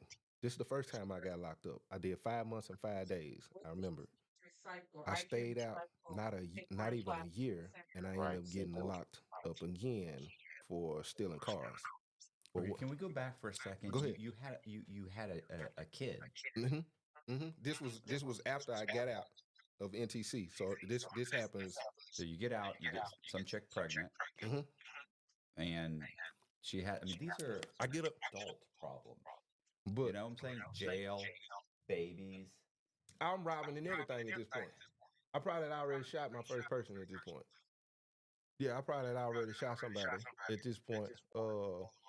I hadn't robbed nobody yet. I don't think I was selling drugs, but I'm almost positive I shot one of my classmates before this situation. Yeah, it was. Why? It was. Being honest with you, man, he called us. That's when he did but we was all out. The gunshot happened. I ended up shooting him because, and I didn't think I was gonna hit him. Let me clear. Let me say that. but I did. What's the is it? What's his name? Joe Pesci. He's like, what do you want me to tell you? I'm a good shot. But he now we was all out chilling on this block where all us hang out called Elmwood, and him and one of his friends came by, and we was all just messing around, jumping on the car, and they started talking. They started talking crazy, and then next thing you know, my classmate, I don't want to say his name, but he ended up saying, "Man, y'all get off my car, man." And by the time he said that, didn't nobody know I had a gun. Right. All my friends, we just kicking the ball, we having fun. So by the time he said that, I pulled a gun out and cocked it. Everybody kind of looked like, where you get a gun from? At this point, the car, he skirts off, and we call it the back of the projects. And the reason we call it the back of the projects is because it's one way in, one way out. Right. And so he drives in the back of the project, which means to get past us, you have to come back out. But when he drive back there, I think his sister lived back there at the time. Yeah. So when he jumped out of the car, he's trying to run in his sister's house, and I started shooting. And I'm probably where I'm at. I'm probably where my fiance is. Send it, or we finna be going to Menlo. Ended up hitting him, and he ended up. I'm seeing. I don't even know I hit him. He kind of started going down at that point. I turned around and ran home, and then everybody called and was like, and they never. I never got charged. Nothing ever happened. Did we ever see what that number was? He survived. He did. Yeah. I actually talked to him about 3-4 months ago. Yeah, I did. I actually talked to him 3-4 months ago. And it's crazy thing is because his sister started dating. But I'm gonna go back to the car stuff. His sister ended up reading my book and asked me, "Is this my brother you talking about?" Right. And she was like, people always said it was you, but I didn't never. And I told her, I was like, yeah, that was me. And but yeah, we cool now. They know I got my life on track. And he have too. So, but I did. It all worked out. It all worked out. But when I got out of NTC, man, I got into stealing cars because I couldn't play basketball. Of course. I couldn't play basketball. I can see the coach now. Listen, you're not going to make the team. Have you considered stealing cars? I couldn't play basketball, man. I feel when it came to school, that's the only thing that made me interested. Right. You know, if I knew we had a game coming up, I was all in. By the time basketball season was over, my whole track record, when basketball season was over, I went to jail. Right. When basketball season was over, I went to juvie. When basketball season was over, something was wrong every single time.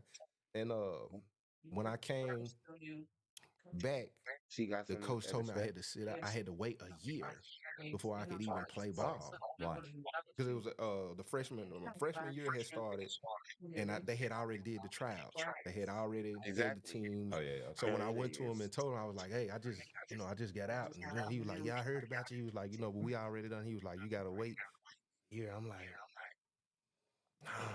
the basketball, my life, like it's really, that's what I love to do. For real, and I ended up getting in trouble office because a guy was talking to my kids, and y'all would be confirming my things from here in the school. If I got to come in there for y'all, and we ended up getting into it, and I ran in a classroom where he was, and we got into it real bad, and I ended up getting sent to they call it alternative school. Exactly. What does that mean? You got into it real bad. Oh no, they're gonna confirm it in there. We had the harsh words. This one shouldn't be because it got. I got into it with his. Y'all won't on there now. We got into it in the cafeteria. Okay. So I'm in the cafeteria, and it's circulating that he goes with her. They got something going on, and everybody know I was at the time overprotective of her. And now that I'm coming home, everybody wondering, is she going back to him? Is he going to do something? This is just a bunch of talk going on. So I go in the chow hall. I go in, look, see? So I go in the cafeteria. When I go in the cafeteria, he goes and sits with her. Right. All my homeboys kind of looking like, so I initiated, and I'm like, bro, like, we started getting into it right then and there, and we had a principal at the time. I think his name was, can't remember his name, but whatever his name was, he ended up grabbing me. He grabbed me and told me that I couldn't do that right there. He was like, man, you got to chill. He was like, you just came home. You want to play basketball. He running all this stuff down. He take me out. He calm me down. And he was like, you good? I was like, yeah, I'm good. He was like, well, just stay right here to the bell ring, then go on back to your class. As I'm sitting right here waiting for the bell ring, one of my cousins come out of his classroom, and the guy's brother is walking down the hallway. Everybody knows that the place to find a place is Right, that proves that they actually need to get a video. Wondering how I got here? Because well, when you get a taste for something different, after that, different is all you'll live for. I put what y'all Try different. I put to where y'all can want the benefits of a new Honda for a fraction of the price? When it was plus 1.29% financing? It's a dream deal. Certified pre-owned Hondas with 1.29%, plus a 7-year, 100,000-mile warranty. Search your local Honda dealer today. And that's that. So I told my cousin, like, come on, cuz we finna get him. I can't go back in the cafeteria. I can't go back in the cafeteria, so we're gonna get him. So we started walking behind him. When he turned around, I'm guessing, I don't know if he knew or what. I don't know if he felt it. He ended up taking out running. Why don't y'all do y'all part and send it so y'all don't gotta have we chase him in the hallway. We bust a big U-turn. Then we got these portables outside. He run outside to the portables, I guess is where his class was at. And he runs in the classroom, and I run in right behind him. And when I run in behind him, when I bust through the door, he's already up by the teacher, like telling the teacher, like, they chasing me. And the teacher, like, what is going on? And I walk in, I'm cussing, I'm going off, and she was like, wait a minute. She get on her, she got a walkie-talkie. She get on the walkie-talkie, calling for the principal, assistant principal, and whoever else, and everybody in the classroom started standing up, and at this point, I'm trying to walk towards him. And he get behind the teacher, and I throw a desk out of the way. And at that point, they ran in and grabbed me, and they sit down with me, and I ended up in alternative school. Yeah, you can't come back here. You can't do that. You just can't do that. But I ended up going to alternative school, and while I was in alternative school, I hated it. And one of my best friends, one of my guys, because it's supposed to be a wonderful experience. I hated it. What did you expect? What did you think was going to happen? Not that. But when I got there, bro, it was so boring. It was. And me and my homeboy would sit outside on it, like it's little bench, but the school back here, we would sit on the bench and we would just sit there and talk. And one day I was just like, man, you wanna go steal some cars? And he was like, man, I'm with whatever. He was like, how we gonna do it? And I was like, man, in the morning time, people like to start their cars and let them warm up. You know what I'm saying? It was cold, so you can see the exhaust. You can see it coming out. So we walk around till we see a car look like it's warmed up. We just get in and then take it. And he was like, yeah, I'm with it. He was like, cool. And we used to skip school every morning, just walk around and steal cars. And we would take the cars and we would hide them behind a hotel. Like we had a little car lot back there. We had a little car lot. We had like 6 or 7 cars back there at one point. We used to just park them behind the hotel. We would tell all our homeboys, and if we wanted to, we'd be like, "Hey, which one y'all finna get? I'm finna get the Pontiac. I'm finna get in the Torso. I'm finna get in." We would just go back there and just drive the cars. we ended up stealing a car. It was a truck. It was a lady who was dropping her. We skipping one day. It was a Mitsubishi gray truck, and this truck was so nice. It had to been whatever the year it was. It had to been that's what the truck was, and it looked like she was taking her child in the daycare. And she walked in the house, and my homeboy, he was like, man, we got to get that. And where the truck is, it's a house off to the side. And Casper was there. I'm going to say his name. We cool to this day. But Casper is looking out his window because he waiting for the bus to come. We get in the truck and skirt off. They call the police. They offer him reward money. He tell them it was us. How much? $500 if I'm correct. I think it was $500. That's not bad. Not Right? bad. Now that age, that was the second guy that got $500 off of me. That was the first guy that got $500 off of me. But when we drive off in this car, we keep this truck maybe 2-3 days. 2-3 days. We kept this truck 2-3 days just riding around. Because my granny at the time lived in. How old are you? I'm 15 now. I'm 15. I got my daughter at the time. Right now, as we talking, I'm sure my daughter is probably only like 6 or 7 months old at this point. Yeah, we just joyriding in the car. We riding around and we ended up over my granny house in Hendersonville. I got the car parked behind her building. She don't know, but I didn't know she seen it though. So I'm sitting in here and I hear her on the phone. And then I hear her describing the truck. I need 500. I want $500. I hear my granny. Yeah, it's some gray truck. He got. And I got up and I walked in. I said, "Who you talking to, Gran?" She said, "Your mama on the phone and asked me about that car you driving." I said, "I ain't gonna get out the phone." She was like, "What is going on?" I said, "Just give me the phone." I get the phone, hang it up. She was like, "What's going on with the truck?" I was like, "Don't worry about it." So we leave, get in the truck, we ditch the truck, drive back home. When we get there, my homeboy mama done got with my mama. They thinking they gonna take us down to the police department together. Right. My mama tell us to come to meet them at my homeboy's granny's house. We get to my homeboy granny's house. His mama saying, "I'm finna take you to the police department." My mama say, "And you going with him?" And I said, "No, I'm not. I'm not going to the police department with him. This just ain't gonna happen." She was like, "Yeah, you is." I said, "Okay." So we get in the car. This is my second time. We drive down there. My homeboy get out of the car. I tell my homeboy, "You can't go in there. Don't go in there." In front of his mama. His mama is saying, "He going in there." My mama's saying, "You going too?" I said, "I'm not going in there. I'm down here to make sure he don't go in there." Are you concerned that they're going to give him some Wendy's? And he got the Wendy's. He got the Wendy's. Wendy's. He got something. You're going to get a photograph? There's a photograph coming of him with some Wendy's. He went in. I ran. Again, I ran. I ain't doing no talking. He told him what happened. After that happened, we still in alternative school. We still skipping and stealing cars. Even after that happened. Right. All this is happening while you're in the alternative school. Yeah. Okay. Yeah, and after that, we still in alternative school. They gave us we got a court date for the car to go to court. You didn't get arrested? I got charged. Yeah, he told him everything that happened. Yeah. I mean, did the cops come and arrest you? No, I just had to. Cause I was underage, so I just had to go down. I don't know. My mama had to sign for something, but they just called. I had to go down there. She had to sign. I had a court date because I was a minor. Okay. So I ain't have to they ain't put me in cuffs or nothing like that. So after that, we still stealing cars. It's a guy, and I can say his name because he messed with me, Dallas. He ain't from Dallas though. What's up, Dallas? What's up, Dallas? That doesn't narrow it down. I'm assuming there's a bunch of Dallas. But Dallas was the cool white boy in the hood. Okay. His parents was doctors. I think a doctor and a lawyer.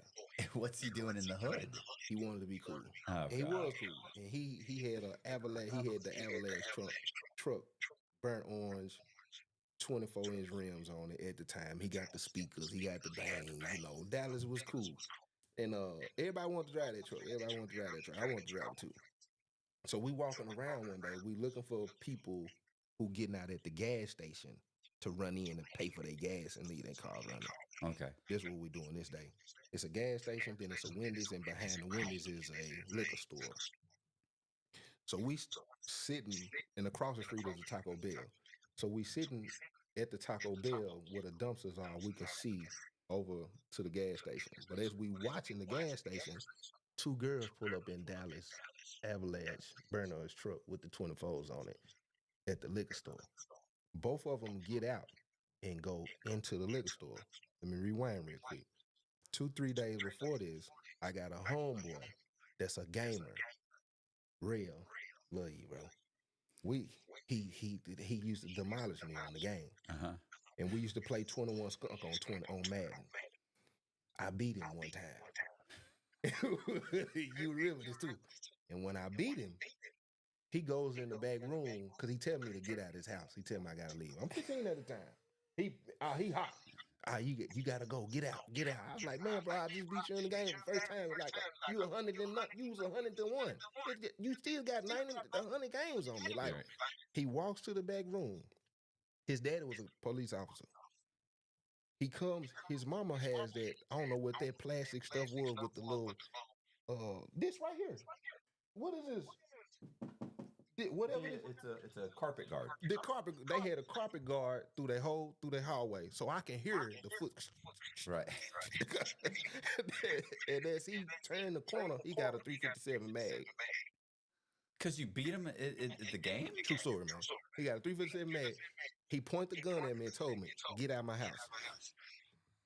I said, well, I'm coming. I mean, you got that? You pick your friends. I never play you again. But when I walked out the house, of course I'm mad he pointed the gun at me. I'm like, dang, that was a nice gun. So before we stole the truck, we ended up, because he made me mad. So I went and got my homeboy that I'm with. And you don't know this, Real, but I'm finna tell it now. This part wasn't in the book. But they used to put lights on. They put their lights on the house. They would snowman all of those stuff. Mm-hmm. But before we went in there and got the gun, I took their lights out the house, ripped all the lights out the house and all that old stuff. Messed the house up real bad. All the lights and stuff. They had to replace them. But we ended up breaking in the house, and I went back there and searched it and found that 357, which is the same 357 we used when we took the truck from the girls at the liquor store. They went in the liquor store. Me and my homeboy both looked over. I don't listen. Once I'm listening. Listen. Your buddy has an Avalanche, right? Is that the Avalanche you said? He has a nice, I guess you said it was orange. Mm-hmm. He has a nice Avalanche with big rims on it. And this is your buddy.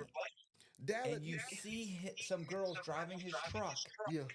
And you rob, you steal, carjack. Yeah, no you honor. Carjack my buddy's. That's me carjacking Colby's.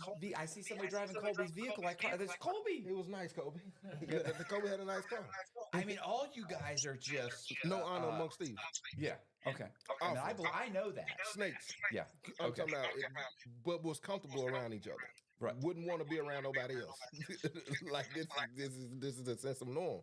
But the girls are coming out of the liquor store. We crept over. We ain't got no mask or nothing. So we covered our face with our hands. Do they know you? I didn't know the girls. I didn't. I think he knew one of them. I didn't know the girls. Right. This May, save up to $200 on select sets of 4 tires. Shop the Memorial Day event and save only at Living Spaces. Living Spaces. Fresh and affordable every week. You don't have to choose between fresh and affordable. At Food Max, you get both. Oh, that goes to little Jimmy. Wait, what's going on? I'm getting a hand from LegalZoom for And so by the time we pull the gun, one of the girls make it back into the store.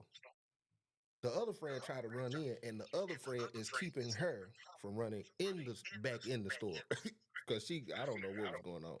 But my homeboy was like, where the keys at? And she was like, they already in the truck. They already in the truck. So at that point, he jumped in the driver's seat. I jumped in the passenger seat. We pulled off in the truck.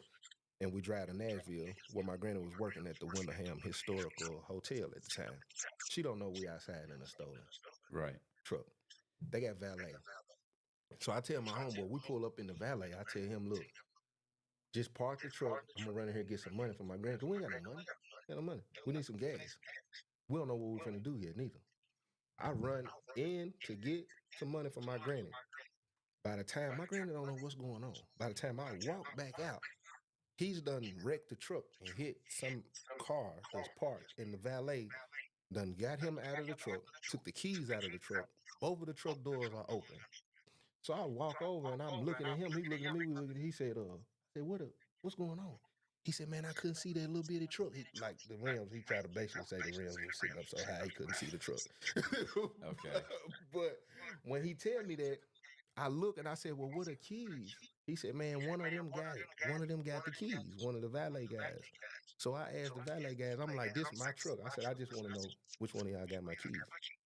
And the guy who got him, he pat on it. He said, I got keys. I got keys. I said, I don't know if you really got the keys or not. I said, as you can see, this is an expensive truck. These expensive rims. You can hear it's got loud, expensive speakers. I said, I need to see my keys. I need to see. He said, I called Metro. I said, that's fine. You can call Metro. But I want to see which one of y'all got my keys. That's all I want to see. I got keys, sir. And he reached and he dangled the keys. And I ran over and snatched the keys. We ran to the car, got in, and we drove our way to Atlanta, Georgia. True story.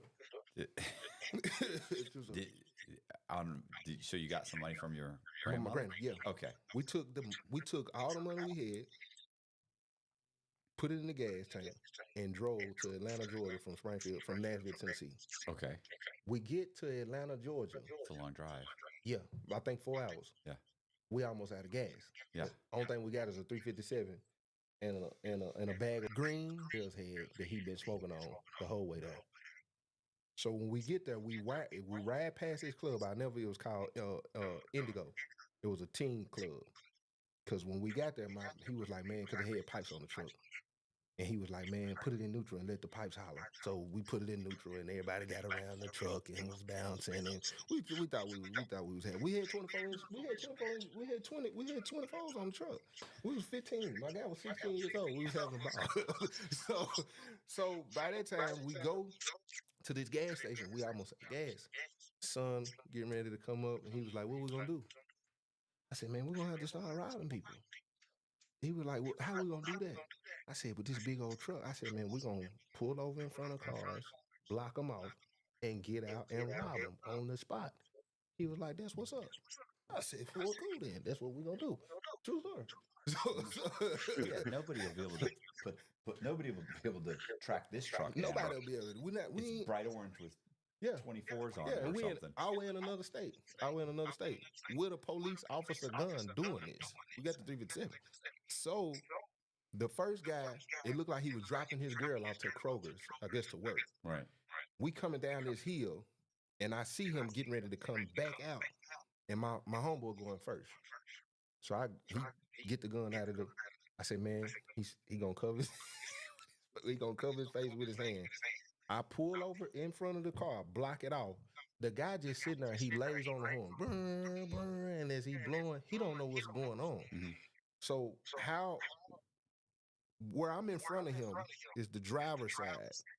So when he get out, he coming around, he laying on the horn. So by the time he sees my homeboy up the gun All I see from the truck is his hands go up in the air like this, and when his hands went up, my homeboy opened the door, and I could hear him say, I don't have nothing, man. I ain't got nothing. He was like, you ain't got to do this.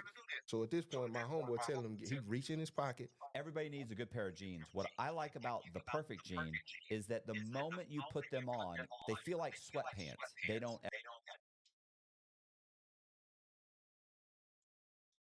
our channel and tell them we sent you. Your khakis. Get the Perfect Jeans. And I see a wallet fly up. When the wallet fly up, my homeboy grabbed the wallet. He literally probably only had $10, $15. It wasn't too much of nothing. We couldn't do nothing with that. So by the time my homeboy come back to the truck, and I hate to even say this, but I'm being honest, it was the fear intrigued me when I seen him with the gun, how the guy responded. Right. So when he give me the money and show me it's only $10, $15, I'm like, nah, he got something else. But really, it was I wanted to point the gun at him too. So I take the gun. just being honest. So I take the gun. I go back and I point the gun at him, and he was like, man, you ain't got to do this. That's all I got. This, and that. And I had my little moment. We got in the truck. We pulled off. And he started pulling off slow. And I told my homeboy, I said, he got something. And I turned around. As soon as I turned the truck around, he stopped. His hands went up. Well, he stopped, opened his door, and threw the wallet back out again before we even got to him. And so that was the first robbery. We leave there. We drive around town a little bit. We get we coming down this road. It's a truck beside us. And I told it's my turn now. I told my homeboy, I'm like, when the light get ready to turn, he had his blinker on to turn right. I said, turn in front of him. He gonna stop. I'm gonna get out. And then I got out. He probably only had like $40. We did this like 2-3 times. We had enough to get a little food and put some gas. So we call ourselves driving all the way on the other side of town, as if probably 4 or 5 people at the time ain't called and identified this truck. Nobody will put us together. We just get across town. Yeah. We drive all the way across town, and we're in a neighborhood. Houses were nice. The cars was luxury. We thinking, okay, this was the money at. And it's my homeboy time, so I'm driving. We get to a 4-way. It was a BMW. It's got that, I think they call it mirror tint, where whatever it is. But we're at a 4-way, and she's on the phone. And she flashed for us to go ahead and go. Because we got the blinker to turn left, because I'm going to turn, and I'm going to stop right in front of her. He going to get out. Right. So I turn, and when I turn and hit that left, I hit on the brakes. He jumps out. By the time he jumped out and she see the gun, I hear her scream. And her hands went up, and I'm guessing when her hands went up, she hit the car, the gear shift, and put it in reverse. Mm-hmm. So when the car go in reverse, if you ain't steering the wheel in reverse, it's gonna turn. So she hit it, and the car started backing up, and my homeboy is running beside the car with the gun to the window. She goes down in this ditch, and all I hear is boom. It ain't a gunshot. It sounded like wreck. She hit a tree. My homeboy runs back up the hill, and comes to the car. And he was like, "Man, she crazy. She got out running." I said, "Did she have a purse in her hand?" He's like, "Nah, she ain't had nothing." I said, "Go back and get the purse." Right. So he ran back, got the purse, got in the truck. We pulled off. She had like $1,200-$1,300 in there. Whoa. Yeah, she had like $1,300. We like $1,200-$1,300. We went to the mall. You gotta keep in mind, we ain't had a shower. Right. We got no license. I think I'm 15, he's 16. We don't know nothing about Atlanta, Georgia. What they call the underground mall at the time. We at the underground mall. My homeboy, he had real long hair at the time, but he didn't have it braided. He had 2 big puff balls. So we found somebody that can braid his hair. Then we ran into a guy that I think he was renting scooters out or something. He had some kind of connection to like little motor scooters or something. And we kind of let me back up. That night after we hit the lick, before we go to the underground mall, we park in a parking garage that you can go in. Mm-hmm. We park in a parking garage. And as we in the parking garage, I doze off and go to sleep. My homeboy smoking. My homeboy smoking. And I tell him, I was like, man, make sure you turn the truck out. So I go to sleep. I wake up. There's money all in the dashboard. I'm guessing he just been having a great old time. I go to start the truck up. And truck dead. That's how we ended up getting out of the truck and walking to the underground mall and running into these people. Because the truck that we had, the battery was dead, which probably was a plus for us at the time. Yeah. So by the time we run into the guy with the scooters, my homeboy tells him, he was like, man, my homeboy got a truck. He was like, the battery dead. He was like, do you know somebody that can jump it? He was like, man, the cabs around here, like, they'll jump it. You probably just have to pay them $25. He pulls out all the money and was like, oh, that ain't nothing. So at this point, I'm thinking, why would you show him, you know? He was like, what kind of truck is it? He started describing the truck and this, and that. And he was like, oh, yeah, let me see the truck. So we go, we show him the truck. Now he want to hang out with us. We get the truck jump. We riding around. He don't know. We done robbed 4 or 5 people in this truck. He has absolutely no idea. The police are absolutely looking for this truck. Exactly. So we drive to, he take us to a hotel because he was 18, whatever, he was old enough to get a hotel. He go get us a room. He don't know what's going on, but he go get us a room. He showed us what that club was. He was going to take us back there. He telling us all this stuff he gonna do with us. So after we get him to get the room, we ride around for a little bit, and I tell him, I'm like, look, I got to drop you off. I said, I'm going to come back and get you. I said, I got to go pick up my brother, and he don't like new faces. He was like, man, y'all going to come back and get me for real? I was like, yeah, we're going to come back and get you. I said, my brother just don't like new faces. Let me go take care of that, and I'm going to come back. So we dropped him off where we found him. And it wasn't 10, 15 minutes after that. 10, 15 minutes, we driving around, police get behind me. My homeboy done went to sleep. I hit 2, 3 lights. It's 2, 3 police is behind. I still ain't woke him up yet. I still ain't woke him up. Wait till we're actually in trouble. Yeah, I still ain't woke him up. So we riding, and there's like 4 or 5 of them. I tapped him. I said, look, don't jump up, panic or nothing. He's like, what's going on? Because he didn't have his shoes on. He was like, what's going on? I said, bro, the police is behind us. He reached down, he said, for real? I said, it's about 5 or 6 of them, too. He said, how long? I said, they done hit 2, 3 blocks with me. He was like, what we gonna do? I said, I don't know. We finna do something. So we driving, and it's a red light. We the first at the red light, though. When we get at the red light, we literally, both of us, looking out of our rear view, it was enough cop cars to count 12, 13 to the point of where you knew it was a long line of police. So by the time, it's 2 other police cars that done hit their lights, but not the siren coming down this side of the 4-way. So by the time they get close enough, whoop, you hear the sirens go off. So when the sirens go off, ain't none of the traffic moving. So my first thought was hit the gas. So when I pull off, this police car I make it around him just enough, and this police car, they blocked all the rest of them, which gave us a head start. Mm-hmm. So we get a head start, and as we driving, my homeboy was just saying, find the interstate, find the interstate. I know. What you mean? Like, find the interstate. Well, I still don't know what we about to do. And we driving, and it's a blue Avalanche that's getting on the interstate the same time we getting on the interstate. So when we turn, you can feel the truck almost lift up just a little bit. And the blue Avalanche truck stops. We get around it, and they lay on the horn, but they moved enough and blocked the police from getting on the interstate. So we got another head start. We get on the interstate, and we just punching it, just going straight in between cars. So we get far enough to where you can barely hear the sirens. And if it's a little hill, just enough, I know when I go over it, it's enough to not see the police. So as we driving, it's a ramp to get off on, and I can't see them. So we go over, and I get off on the ramp.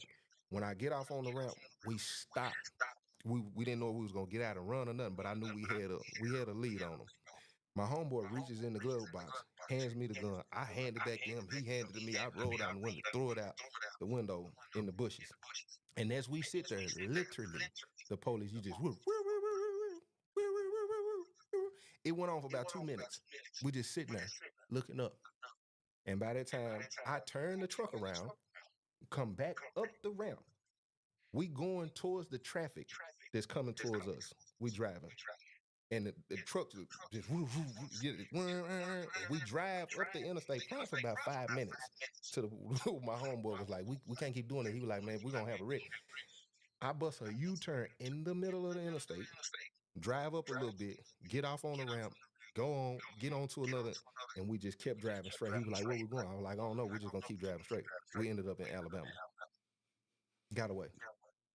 Oh, my God. True story. I mean, I can't believe you stayed in the truck. Yeah. Stayed in the truck. Stayed in the truck. I didn't. What else? Stayed in the truck. Straight in the truck. We got to Alabama. It was a theme park. I don't know what. I can't remember what park it was. But we ended up at this park. We parked the truck. It's a hotel next to the theme park. We parked the truck. Walked to the theme park parking lot. We was waiting for people to come out. We was gonna follow them to their car and take another car.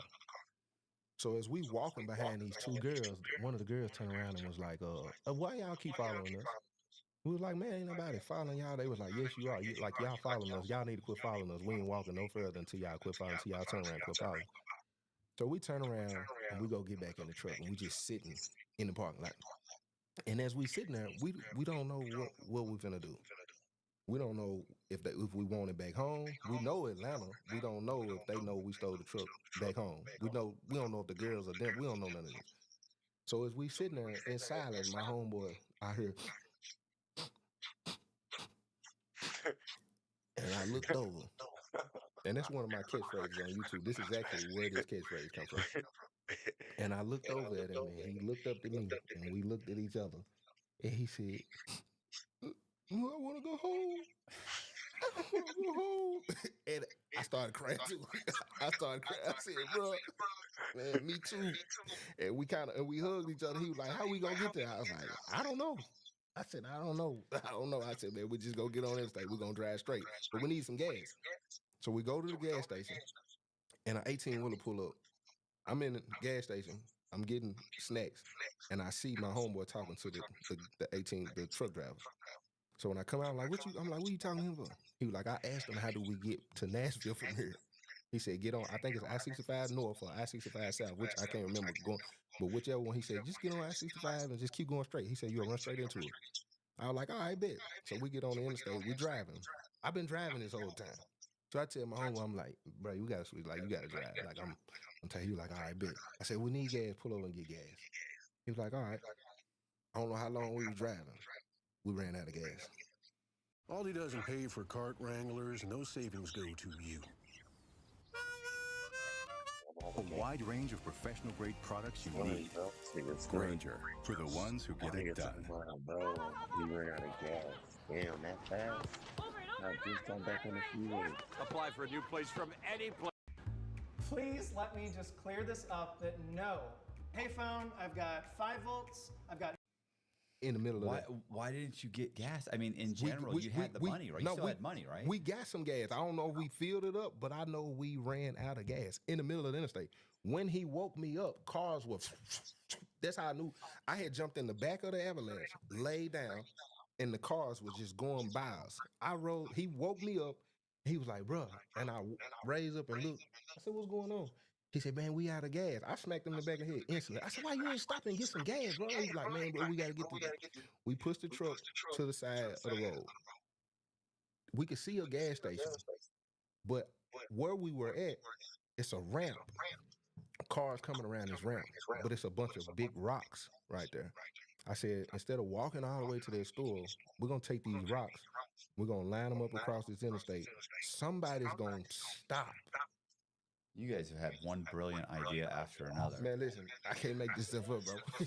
They were not stopping. I was going to say, who stopped? They were not stopping. They were tearing their cars up. So at this point, we got to walk to this store. And as we walking, you know how you can tell it looked like rain started somewhere? It looked like it's rain. It can be raining right here and be nothing here. Yeah. That's what it looked like as we were getting closer. We thinking, dang, it's raining. We get there. It's cicadas. I think that's what you call them. Like the bugs? Yes. Okay. They were swarming all over the place. It was like we walked into a blizzard of cicadas. Like we literally walked in and was just all over. Like it was bugs everywhere. We fought through and get to the store. It's bugs all over the store. When we walk in the store, we knocking bugs off in the store. And the guy, when we looked up at the guy at the register, he looked at us. He said, where did y'all come from? We knocking bugs off. And we was like, our parents ran out of gas. He was like, well, they didn't give you a gas can? Because I don't sell gas cans. I was like, what? But he was like, you could try to put it in something. We ended up getting some gas. We drove back. We go to his girlfriend's house. When we get there, She complaining. She going off her shower. She already didn't like me. I go in her bathroom. I took a bird bath in there, brushed my teeth with they toothbrushes, and it's been 2 days. So they had got quiet while I was in the bathroom. So by the time I come out of the bathroom, I had called my brother to come and get us. We're gonna get our story together. We're gonna go back, whatever. My brother comes. I go outside to go see if it's him. I hear the music. When I come back, the clothes that we bought in the bags was sitting outside of the door because we had parked the Avalanche. When we got back to Nashville, we parked it at skating ring, wiped it down, got out. We called his girlfriend on the collect phone, and we was right around the corner from her house in Greensville, Rivergate. I see my bags outside the door. I run downstairs to get my brother. I was like, my bag's outside the door. He ain't coming out. We gotta go get him. So we go upstairs, we try to kick the door, the neighbors started coming out. And as I'm kicking the door, I hear his girlfriend saying, I'm calling Metro. I'm finna call Metro, and I'm telling him everything. And he ain't saying nothing. He already done told him about the Mitsubishi. Right. We already got this case pending. Now he finna go down and he finna tell him about the Avalanche, which he did. And that's how I got locked up the second time. I did 10 months. You should have dropped the Avalanche off at your buddies. I should have took it back to Dallas. He didn't press charges. So you could have dropped it off with him. Yeah, Dallas didn't press charges. We ended up getting charged.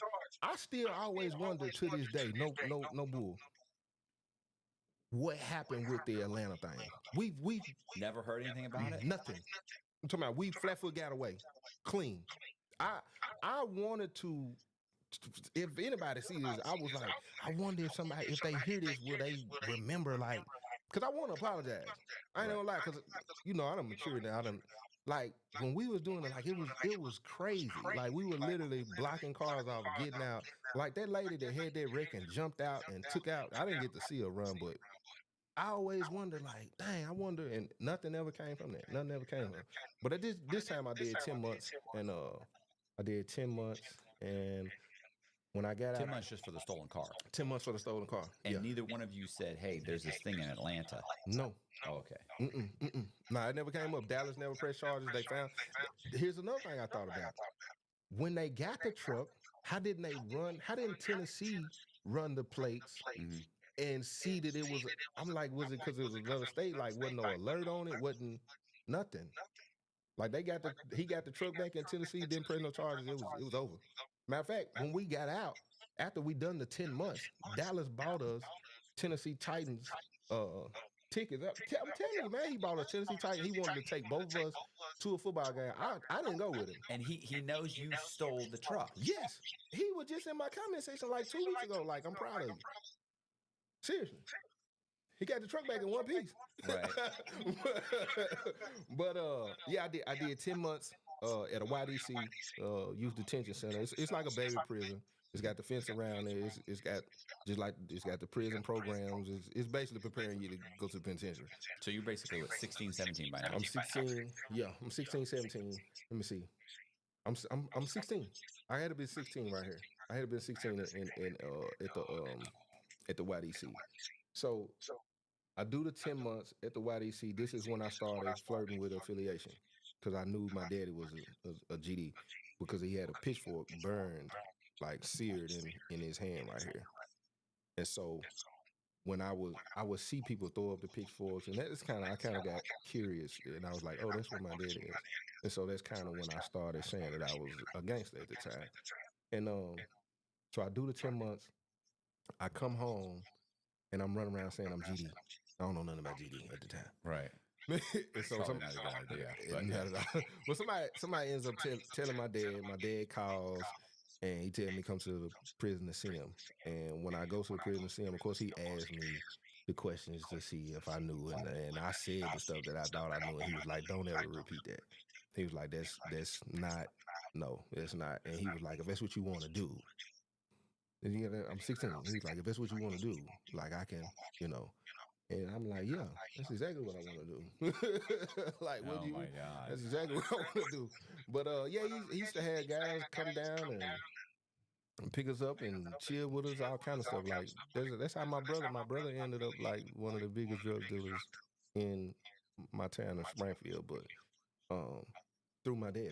It was a guy he was locked up with. It came home and was major, and my daddy connected him with my brother, and next thing you know, my brother was So that's how that happened. And then after the 10 months, I stayed out. I think this time I stayed out like 8 months, and I went back in for attempted murder. What was that for? Okay, so the attempted murder charge happened because it's a bunch of stories in one. It was a guy my brother had got into it with because I learned how to cook rock at 15, 16 as well. Right. So my brother used to ask me to cook for him. And one day, I guess he couldn't get a hold of me, so he asked somebody else to do it. And they got this method where they call like pouring down a drain. And because when it's still in liquid form, when it get cold, so when it go down and get on the pipe, when it get cold, it'll stick to the pipe, and they'll tell you it ended up losing. Let's say, for instance, it was 28 grams, and now they done poured down the drain, and now it's only showing 20. When you thinking you lost 8, when the truth is they poured and it's stuck in the pipe. So when you leave, they'll unscrew the pipe and get the rest of it out. So that's basically probably what they did to my brother, but it was a lot. So my brother ended up coming and tell me, because I was kind of the muscle. My brother in the street, like we kind of night and day. Right. So he ends up coming to tell me about it, and that's the reason I had a lot of beefs too, because of him. I was always having always getting me in shit. Always. And he come and tell me about it. We get in the car. He don't know I got a gun on me. And when we pull up, he thought he saw the guy who done it. He thought he had a gun on him. He was like, wait a minute. He was like, I think he got a gun on him, boo. And by that, because they call me boo. By this time, I get out of the car, and I already point at him and told him put his hands up. So he put his hands up. As he put his hands up, I tell my brother to get out of the truck and pat him down. I'm 16 at the time, too. I'm still 16. And I had never done a drug a day in my life. Never drank, never smoked, still to this day. So as I got him at gunpoint, this guy's grandmother is out. I don't even know why she was out that late. She gets out of her car and walks up, and she was like, boo, you wrong. I'm going to tell your granny. I turn and point the gun at her and tell her, you need to get back in the car. This ain't got nothing to do with you. So she goes and get back in the car, and I tell him, look, whoever got my brother work, they need to get it back. And he was like, I don't know. He was like, I ain't do that. So I was like, okay. It's a trap house. So it's several people in here that's pushing. I walk in the house, gun out, and everybody like, man, hold on, what's going on? I said, if somebody don't pay my brother back, everybody gonna, I don't want to use that word, everybody got to drop it off. So at that point, they were like, man, we ain't got nothing to do with that. And the girl who lived there, she got 2 daughters who got to go to school in the morning. She come around the corner and said, you got to get out of my house. You with that gun like you tripping. And I said, how I'm tripping? You got several drug dealers in your house. You got kids that got to go to school in the morning. They trapping out of here, playing dominoes, smoking, drinking, and you tripping about a gun. You might well go on in your room. Let me finish doing what I got to do. And she went on in the room. And I turned around and I said, who going to pay for it? And everybody pitched in and paid. And then I ended up leaving. So to get to the attempted murder, man, that's kind of the spark of it. At this time, my daddy done gave me a plug at the time, which the guy who done changed his life to this day too. He actually in ministry. I get a 9-piece. You know what a 9-piece is. I get it. I drive back home, and I take 2 ounces of it. I'm finna go get one cooked. I'm finna sell one. But I got one of my cars getting worked on, a guy we call Cowboy. So I'm finna go check on my car. And as I go to check on my car, the girl I'm talking to at the time messaged me and asked me for something, whatever it was. I just spent my real money. I got a lot going on. I ain't trying to hit it right now. And I might have been on the run at the time as well. I'm sure I was. So when she asked me, I texted back and I was like, no, I can't do that right now. Like, and she texted me back tripping and was like, okay, I'm finna flush all your work down the toilet. I'm like, so I tell him, whatever he got going on with the car, he finna cook the work for him. I give him that. I get in the car to drive back home. Her son is outside. We stay in the projects, 21st. Her son is outside. I walk through the storm door. Before I walk through the storm door, I can see her mom sitting on the couch. When I go through, gun already in my hand, Smith & Wesson Blue Steel 9, extended clip, 21. She's sitting on the couch. Her mom said, "Boo, what's going on?" Her daughter is in the kitchen washing dishes. She turned around, see the gun in my hand. By the time I up the gun, her mama was like, her mama get to screaming and tell me, "Don't do that." So by the time I look in my peripheral, I could see her son. I wasn't stunned her mama.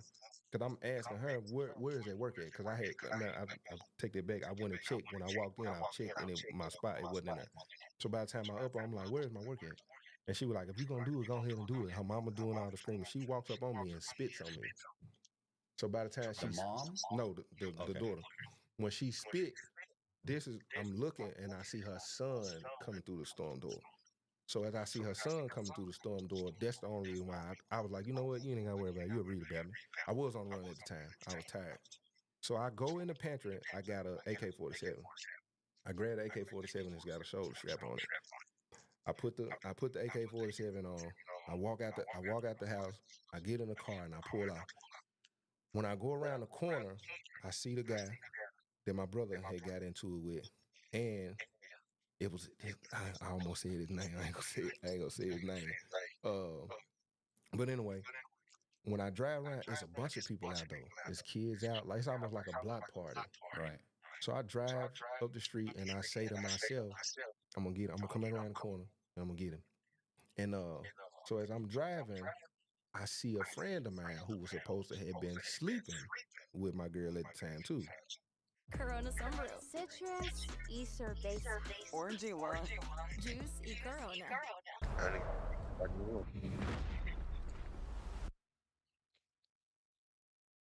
No matter where you're headed, get a pre-trip safety check at Les Schwab Tires. It's free. Plus, this May, save up to $200 on select.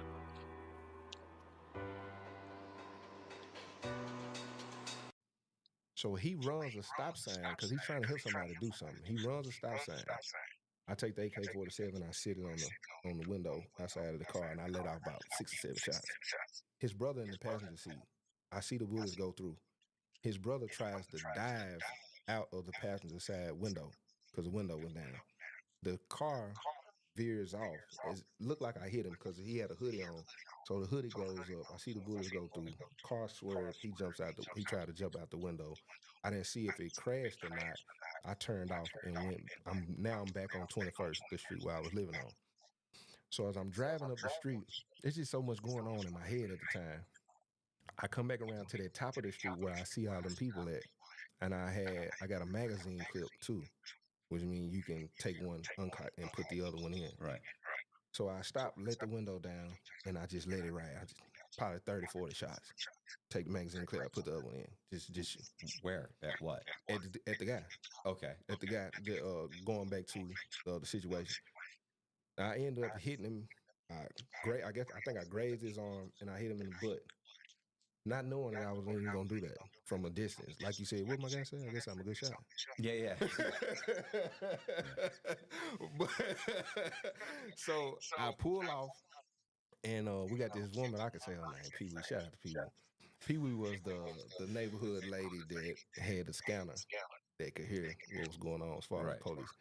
And she called her grandson that I was cool with at the time and told him that she had heard my name on the scanner. And he called me and he was like, man, Granny just called, said she heard your name on the scanner. You might want to get out that car. I was so mad and frustrated and tired at the time. I'm tired of the life in general. I probably was almost ready to let them take me out, to be honest.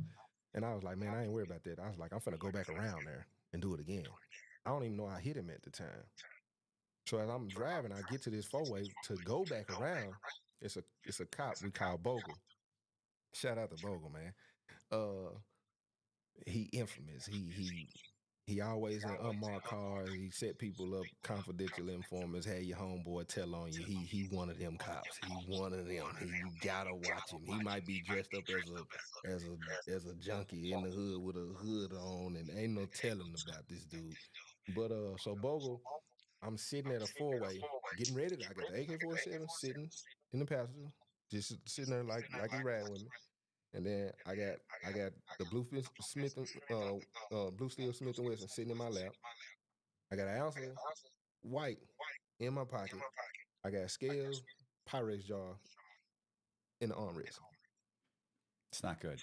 It's not a good situation. It's horrible. So as I'm sitting at the four-way, I see it's an Expedition, gray Expedition. I think it was gray at the time. I think it was either gray or blue. And as I'm sitting there, for some reason, I'm looking because he's on the same street where all of them people are. And I just see somebody get down like that. And so when I noted, I kind of looked and I said, that's Bogle. And I knew it was on. And at that point, I turned right, smashed the gas. He smashed, he got behind me. 2 police cars was coming down. They got behind him. We on the high speed. I'm in one of my cousin's car at the time. I called her during the high speed. She called me during the high speed chase. She was like, what's going on? People telling me you getting chased by the police in my car. You done did this and did that and shot it. I was like, I'm driving like I'm in a high speed and I'm calm as I'm talking to her. I'm like, what are you talking about? I'm chilling, like I'm good. Like, what's going on? She was like, everybody keep telling me. I'm like, what are you? I'm good. I'm straight. right.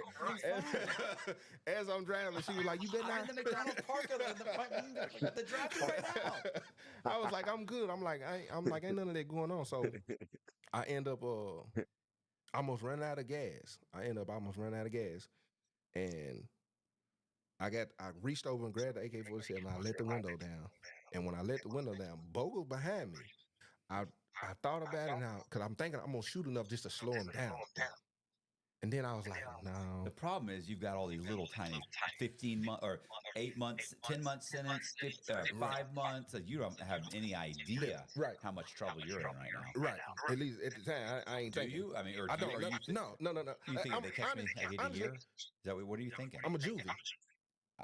That's what I'm thinking. Yeah, but the law has a certain amount of passes before they say, I don't give a shit how old you are. I found You're out. an adult. You're making adult. These are adult crimes. They call it back in Tennessee. They call it bounding you over. Yeah, it bound you over. So I ended up. I didn't let off no shots. I ended up jumping out of the car while I was rolling, and I take out running. And as I'm running, I got a lead on the police. It's 2 fences, 2 small fences. I leap one. And when I go to leap the other, my body shut down. I'm literally laying. I thought I was paralyzed. I'm looking at the police run towards me. And I'm having a conversation with myself like, why can't I move? Like, I'm scared. I got an ounce of white in my pocket. I'm knowing what was in the car. And I can't move nothing. And when the police got to the fence, he jumped the first and he got to the fence and he was like, what's wrong? And I said, I can't move. He was like, what? I was like, I don't know. I said, I can't move. But you're not on drugs or anything? You just think, what do you think, the adrenaline just crashed? Well, they took me to the hospital. They said I was low on potassium. They said my body just shut down. They brought me some bananas and some water and I jumped back. Literally, true story, bro. Like, but the police, they didn't want to touch me because so they called the ambulance. And when they called the ambulance said for some reason they couldn't put me in the ambulance. So they ended up picking me up and just set me in the back seat of the police car, and my arm started moving just a little bit. And I took the white and pushed it down in the seat as far as I could. And they took me out, took me in the hospital. I'm laying there. They ran my blood. The police said that I was low on potassium. They gave me some bananas. I drank some water, and I'm sitting there. There's police everywhere because of everything that done happened. They asked me all these questions. I ain't trying to do no talking. And they rolled the guy by that I shot. He's butt up. As they rolled him by, they stopped him in front of my door. Is that him? That's him. That's what they said. They said, is that the guy who shot you? And he said, I don't know who shot me. And when he said that, I said, well, I'm gonna get on up out of here. So by the time I say I'm getting ready to leave, they was like, no, we got the guns. I was like, I didn't make my guns. They were like, well, who guns is it? I said, the other person that was in the car. They said, who else was in the car? I said, I can't tell. They said, you jumped out of the driver's side. We got the car with nobody. I said, they made my guns. They never charged me with the guns. True story. They never charged me with the guns. What city is this? Springfield, Tennessee. This sounds like the city to commit crime. I'm dead. I am dead serious. They never charged me with the gun. I got charged. They didn't charge me with the gun, but I got charged with the attempted murder. And I got a lawyer named George Duzane. He got it dropped down to aggravated assault, said because it was below the waist. They gave me 3 years for that, and then they gave me 1 year for the they call it felony evading. I got 4 years probation, and then I got out. I was out 8 months. That was I did a year on the nose on that. Wait a minute. Mm-hmm. You pled guilty, or did you go to trial? I pled guilty. Pled guilty to 1 count of aggravated assault. Okay. Yep. And what was felony evading for the high-speed chase. And they gave you 4 years, and you did 1? I did 4 years. Oh, you did 4 years. No, you said it right. You said it right. I did 4 years. I did a year on the nose, and I came home on 3 years paper. A year on 4 years. True, sir.